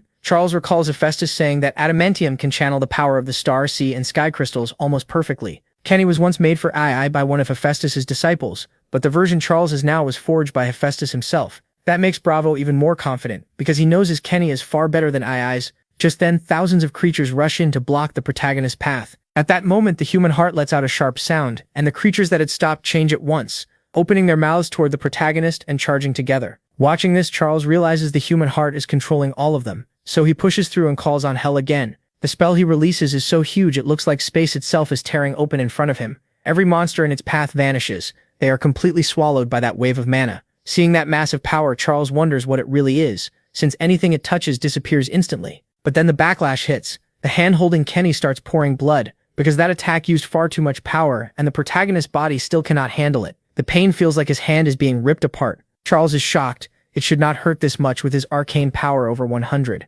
Even so, his body still cannot endure it. With thousands of monsters left, he forces himself to hold on just 2 more times. Then Charles activates the R steps and makes a huge leap toward the Heart of Mana. More giant monsters jump in front of him, while the system says the jump's power rises by 50 with R steps. Bravo gets close to the Heart of Mana, but more giant creatures rush in to kill him, so he uses Hell a second time. Everything touched by Hell is gone. Dead or erased, it does not matter. They are no longer in his way. Then he activates Celestial Space, letting him walk through the air and boosting his thought speed by 100 for 5 seconds. The protagonist plans to use that short window well, because thousands of giant creatures are still there. Bravo gets even closer, but he knows his hand is almost done. He only needs 1 more strike, so he prepares to use Hell again. But the protagonist has to hit the exact right spot, so he activates the Eyes of the Rack to find it. From the air, he stares at that mountain-like mass, the Heart of Mana, and searches for the target. And the Eyes of the Rack do their job. Deep inside the Heart of Mana, he finds the Sea Stone. The moment he sees it, Kenny reacts to the fragment, and the protagonist knows that is where he must strike. With Kenny's eyes open, he becomes sure of the target. Even with the Eyes of the Rack active and blood pouring from his hand, he knows he has finally found it. He only needs 1 more hit. Now, right in front of those creatures, Charles fires Hell straight into the Heart of Mana. The impact releases an intense flash, bright enough to nearly blind the nearby creatures, like staring at the sun. Charles blasts a huge hole through the heart and blood sprays everywhere. That massive heart explodes and breaks completely apart. The creatures that were being controlled snap out of it and start shaking in fear. Bravo has shown them who rules this place now. One curious creature creeps closer to check what happened.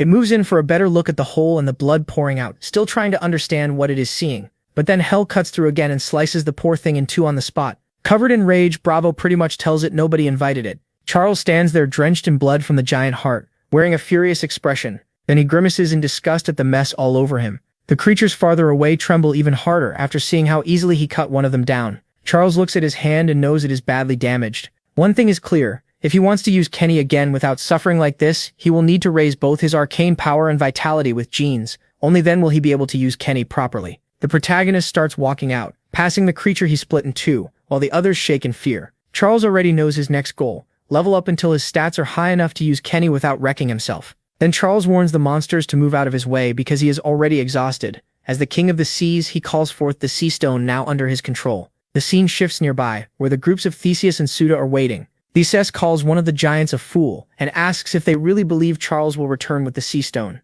Suda answers without doubt. Charles will come back because the old man already decided it. Theseus thinks they are all idiots. In his mind, Charles has no chance of passing this test or defeating the Sea King, so he waits. But once the test is over, he plans to kill everyone there. Then the sea turtle rises from the ocean with a loud cry, and everyone sees that giant monster over a kilometer long emerge from the water. But right away, the light fades from its eyes. Its huge mouth starts to shut, and its body goes stiff. Then it falls back into the sea, leaving everyone confused. It appeared, lost its light, and collapsed again. The system announces that Charles da Silva Azevedo has passed the 20th floor test, and Theseus is left stunned. That shock quickly turns to anger. To him, this should be impossible. There is no way Charles, just a 20th floor player, killed that monster.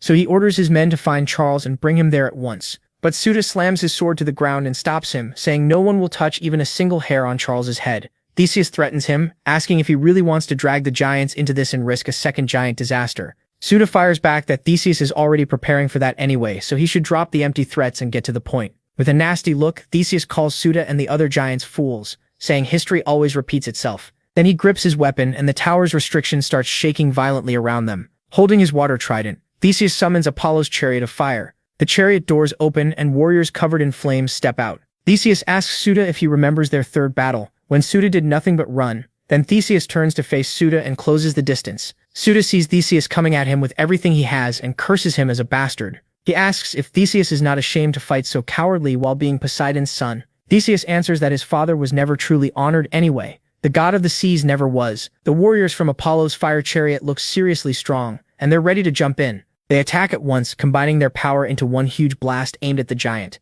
The fight starts hard, with powerful strikes flying from both sides. Still, the giants begin to lose ground because Theseus's human fighters are highly skilled. Suda realizes Theseus has blocked him again. Watching his people get beaten, he starts to fear another Gigantomachia. He remembers the first one, Theseus standing above a hill with countless giant corpses left behind by Olympus. Then a deafening sound cuts through the battlefield, and everyone pauses, wondering what caused it. They turn and see a massive wave rushing toward them like a tsunami. The battle stops right away. On the beach, they'd all be swallowed by that wave until they notice this isn't a normal tsunami, but something far stranger. Dozens of giant sea monsters rise from it. Among them are two especially feared ones. One huge beast in the distance and the deadly Dr. Alligator, an elite monster known for its savage strength. But then the creature in the back lifts its head even higher, and everyone realizes it's far bigger than they first thought. Compared to that monster, even the giant sea beasts look tiny. The system identifies it, a high-level sea monster, the legendary Leviathan. Fighting the sea monsters was already bad enough, but facing Leviathan on this floor is almost hopeless. The Olympians are stunned, wondering why a monster like this is even here. Then they realize it's a named boss, far stronger than the giants in front of them. The wave of monsters closes in behind the Olympians. They're shocked to see so many high-level creatures charging together, since sea monsters normally don't move in order like this. That makes Theseus remember the legend of the skin of the sea, that whoever finds it becomes the god of the sea. His face goes blank as he finally understands. This is why his father was so obsessed with finding the skin of the sea. Theseus keeps asking himself if the legend was real while that army of monsters rushes straight at him. A few seconds later, the giant wave reaches the shore. Then Charlie appears from the middle of it, sarcastically apologizing for interrupting while they were all so busy. He also says he's exhausted. Now holding the crystal of the sea in one hand and his sword in the other, Charlie tells the Olympians to get out of his way. It becomes clear that the skin of the sea doesn't just rule the ocean, it commands all sea monsters too. Using that power, Charlie boosts the sea's strength even more. Theseus glares at Charlie and spits out an angry insult. Then he demands the skin of the sea be handed over immediately, already starting to shape water magic as he speaks. With a shout at the mix, Theseus uses his control over water and charges in at full speed. Charlie, still drained from fighting the turtle, calls on the skin of the sea once again. He calls out to Theseus, making it clear he now holds more than Kenny. He has the power of the sea god too. A moment later, Theseus rides the water straight over Charlie, ready to strike. Charlie activates the skin of the sea's power, though nobody can tell what he's planning. Theseus doesn't wait. Gripping his trident tightly, he gathers all the water into a single point. Then he fires a crushing blast at the protagonist, strong enough to shatter stone. But Charlie blocks it. Even worn down from the turtle fight, Charlie still taunts him, saying, "Theseus, looks like you can't do anything without water." The Mac keeps mocking him, saying he looks like a fish out of water. That only makes Theseus angrier.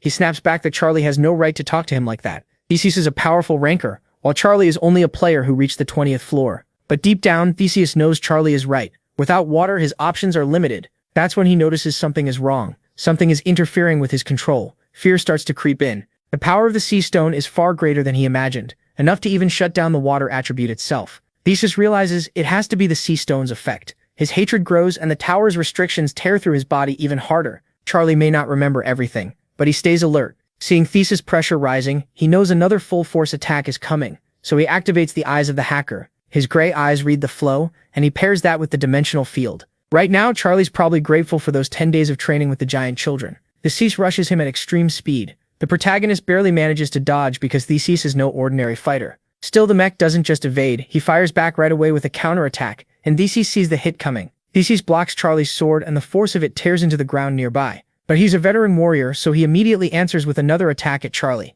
The protagonist manages to defend again, while the impact tears up the ground around them. Charlie is exhausted, but he knows he has to hold his ground. If he slips even once, it's over. Using his trident, Theseus traps the Makama's sword and tries to rip it from his hand. Filled with hate, Theseus remembers his father's words, "Find the sea stone no matter the cost," and he'll finally be acknowledged as Poseidon's son. Even while the tower's restrictions tear him apart, he keeps going. He doesn't care what happens to his body as long as he earns his father's recognition. Then he activates his arcane lance to take control of the fight. In Theseus's mind, if he gets that stone, he'll finally stop being the unwanted son.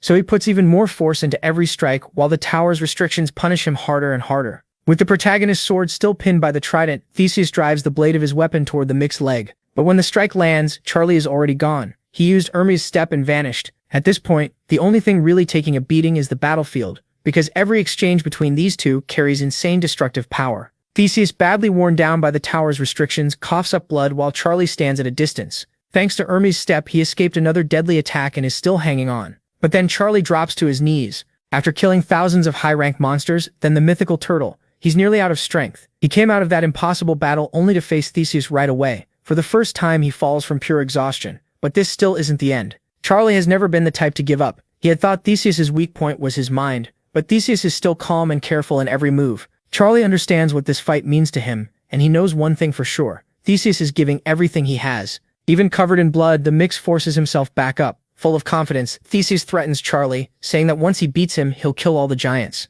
As he says it, the tower's restrictions surge through his body even more fiercely. Theseus almost feels like the main character himself, as he declares Charlie picked the wrong opponent. Then he takes his stance again and proudly names himself the son of great Poseidon. Charlie rises too, showing his grit as he gets ready to face this Olympus ranker again. He grips the sea stone tighter, regretting that he still hasn't mastered Cain the way he wanted. His hand took too much damage in the battles inside the turtle, and now that weakness matters, even against an enemy far stronger than him, Charlie readies himself once more. He tells Theseus he'll end this fast and then keep climbing the tower. After that, he points his sword at him, ready for another round. While giants and Olympians keep fighting in the background, the battlefield starts breaking apart from the force of Charlie and Theseus alone. Dust and mana fill the air. Neither side can afford to watch for more than a second. Losing focus here means death, and the same goes for Charlie and Theseus in their brutal clash. Once again, Theseus uses the same old move, locking the protagonist's sword with his trident so he can finish him. But this time, Charlie lets go of the sword, pulls out his sword lock and tries to strike Theseus, who reacts fast and blocks the Mix attack. Now they're face to face again. One is burning with hate, the other with pure rage, and both are coughing up blood because this fight has pushed them hard. Neither of them is doing well. Every clash tears up the ground with huge shockwaves. Then Theseus changes his approach, setting a trap instead of repeating the same attack, and Yuan catches the shift right away. To avoid the trick, the protagonist uses the steps of Hermes again, pulls back, and gets out of range of the spear. That only makes Theseus more annoyed. He's realized the protagonist is a nightmare to fight, since he keeps slipping past almost every attack. Still, Theseus knows it's not just speed. After watching closely, he notices Yuan starts dodging before the attacks even come. Since the start of the battle, his eyes have been glowing bright red, and Theseus can't stop wondering what those eyes really are. He keeps those eyes active and uses the sea stone to interfere with Theseus' water mana. Even so, Theseus still hits with insane force. He can tell he's nothing like the other Olympians, and the gap in level and stats between them is huge. By now, the giant sea monsters are nearly past the barrier that was holding them back. Using the sea stone, the protagonist keeps calling them in to help. Theseus notices he stopped attacking and mocks him,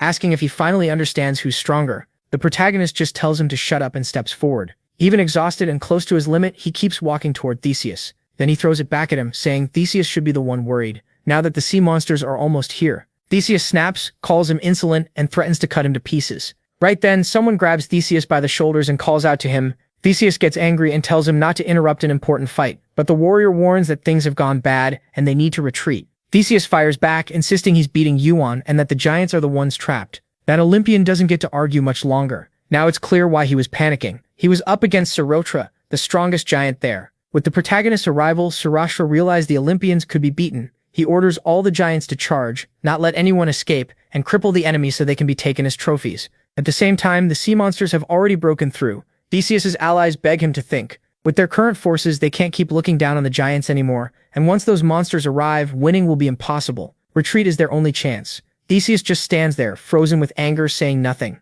The warrior beside him shouts his name, trying to snap him back to reality. All Theseus can think is, "Run away? You want me to run?" Then he looks ahead and sees Yuan holding the very item Poseidon has searched for over 1,000 years. The sea stone is finally right in front of him, yet his men are telling him to leave. That's when the protagonist starts laughing. At last, Theseus's mental balance is broken, and there's no way he can keep fighting at the same level now. The warrior keeps pressing him to wake up. Finally, Theseus gives in and says they're retreating. Even so, rage is boiling inside him. He truly believes that if the fight had continued, he would have beaten MC. Grinding his teeth, Theseus forces himself to make the choice he hates most. He summons Apollo's sun carriage and orders everyone to fall back. Since the command came from their leader, the Olympian warriors obey. Swallowing their pride, they board the sun carriage and pull out of the battlefield. But Sarotra isn't satisfied just watching them flee. He never expected to see the day proud Theseus of Olympus would run. So he shouts that this is the price for thinking he had already beaten him, because the giants still hadn't even gone all out. The fire giant launches one last attack at the retreating enemy, a massive firestorm, and roars at the Olympians not to run like fools. His strike slams into the spot where the carriage was, or where it used to be. When the smoke clears, the carriage is already far away, carrying everyone safely. The sun carriage burns across the sky like a second sun. Below, the fire giant stands on the ground, while far off the sea still churns under the power of the sea stone and its monsters.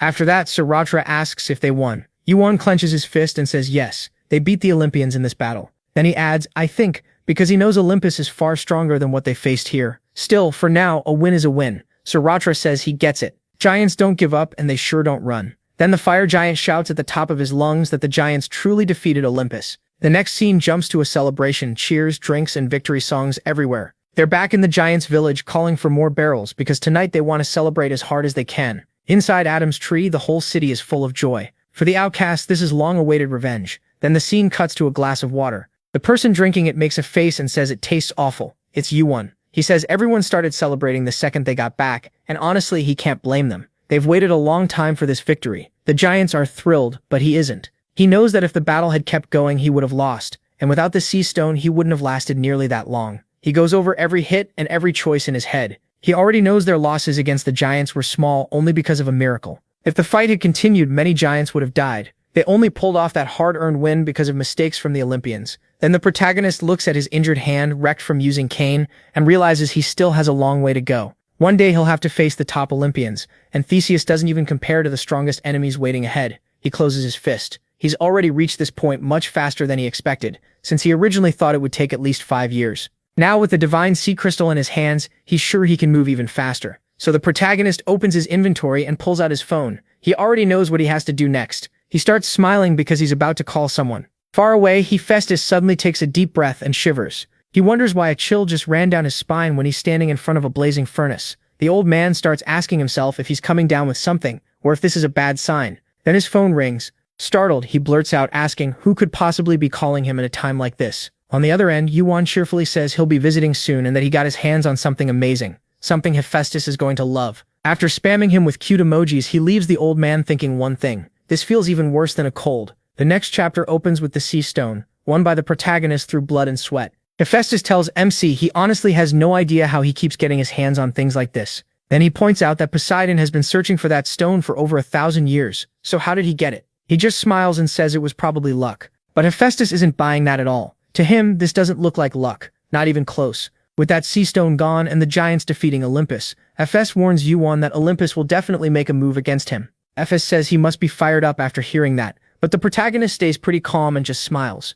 Hephaestus thinks Zeus will be busy dealing with Poseidon's anger. MC may not know all the politics inside Olympus, but he still turned a bad situation into one that helps him. Hephaestus watches him with real respect. He always seems insanely lucky, pulling off the right move without even trying. What he doesn't know is that the protagonist already knows everything, because he came back in time. Then Hephaestus gets ready to inspect the jewel more closely. He never expected the protagonist to bring him something this valuable. He lifts the stone and confirms his guess. It looks almost exactly like Zeus's lightning stone. The only real difference is its element. Its power is water. Yuan asks if Hephaestus can refine it, and Hephaestus says refining it isn't the main issue. What's more important is having the right materials to use the stone properly. MC cuts to the point and asks how long the refining will take this time. Hephaestus tells him about 10 days. Hephaestus adds that there's nowhere nearby to get the diamond he needs. He says he'll bring the diamonds himself as soon as he can. Confused, Hephaestus asks how he's supposed to do that. The protagonist only says he'll handle it. Hephaestus then asks if he's secretly rich enough to buy diamonds. MC says no. He spent everything making cane.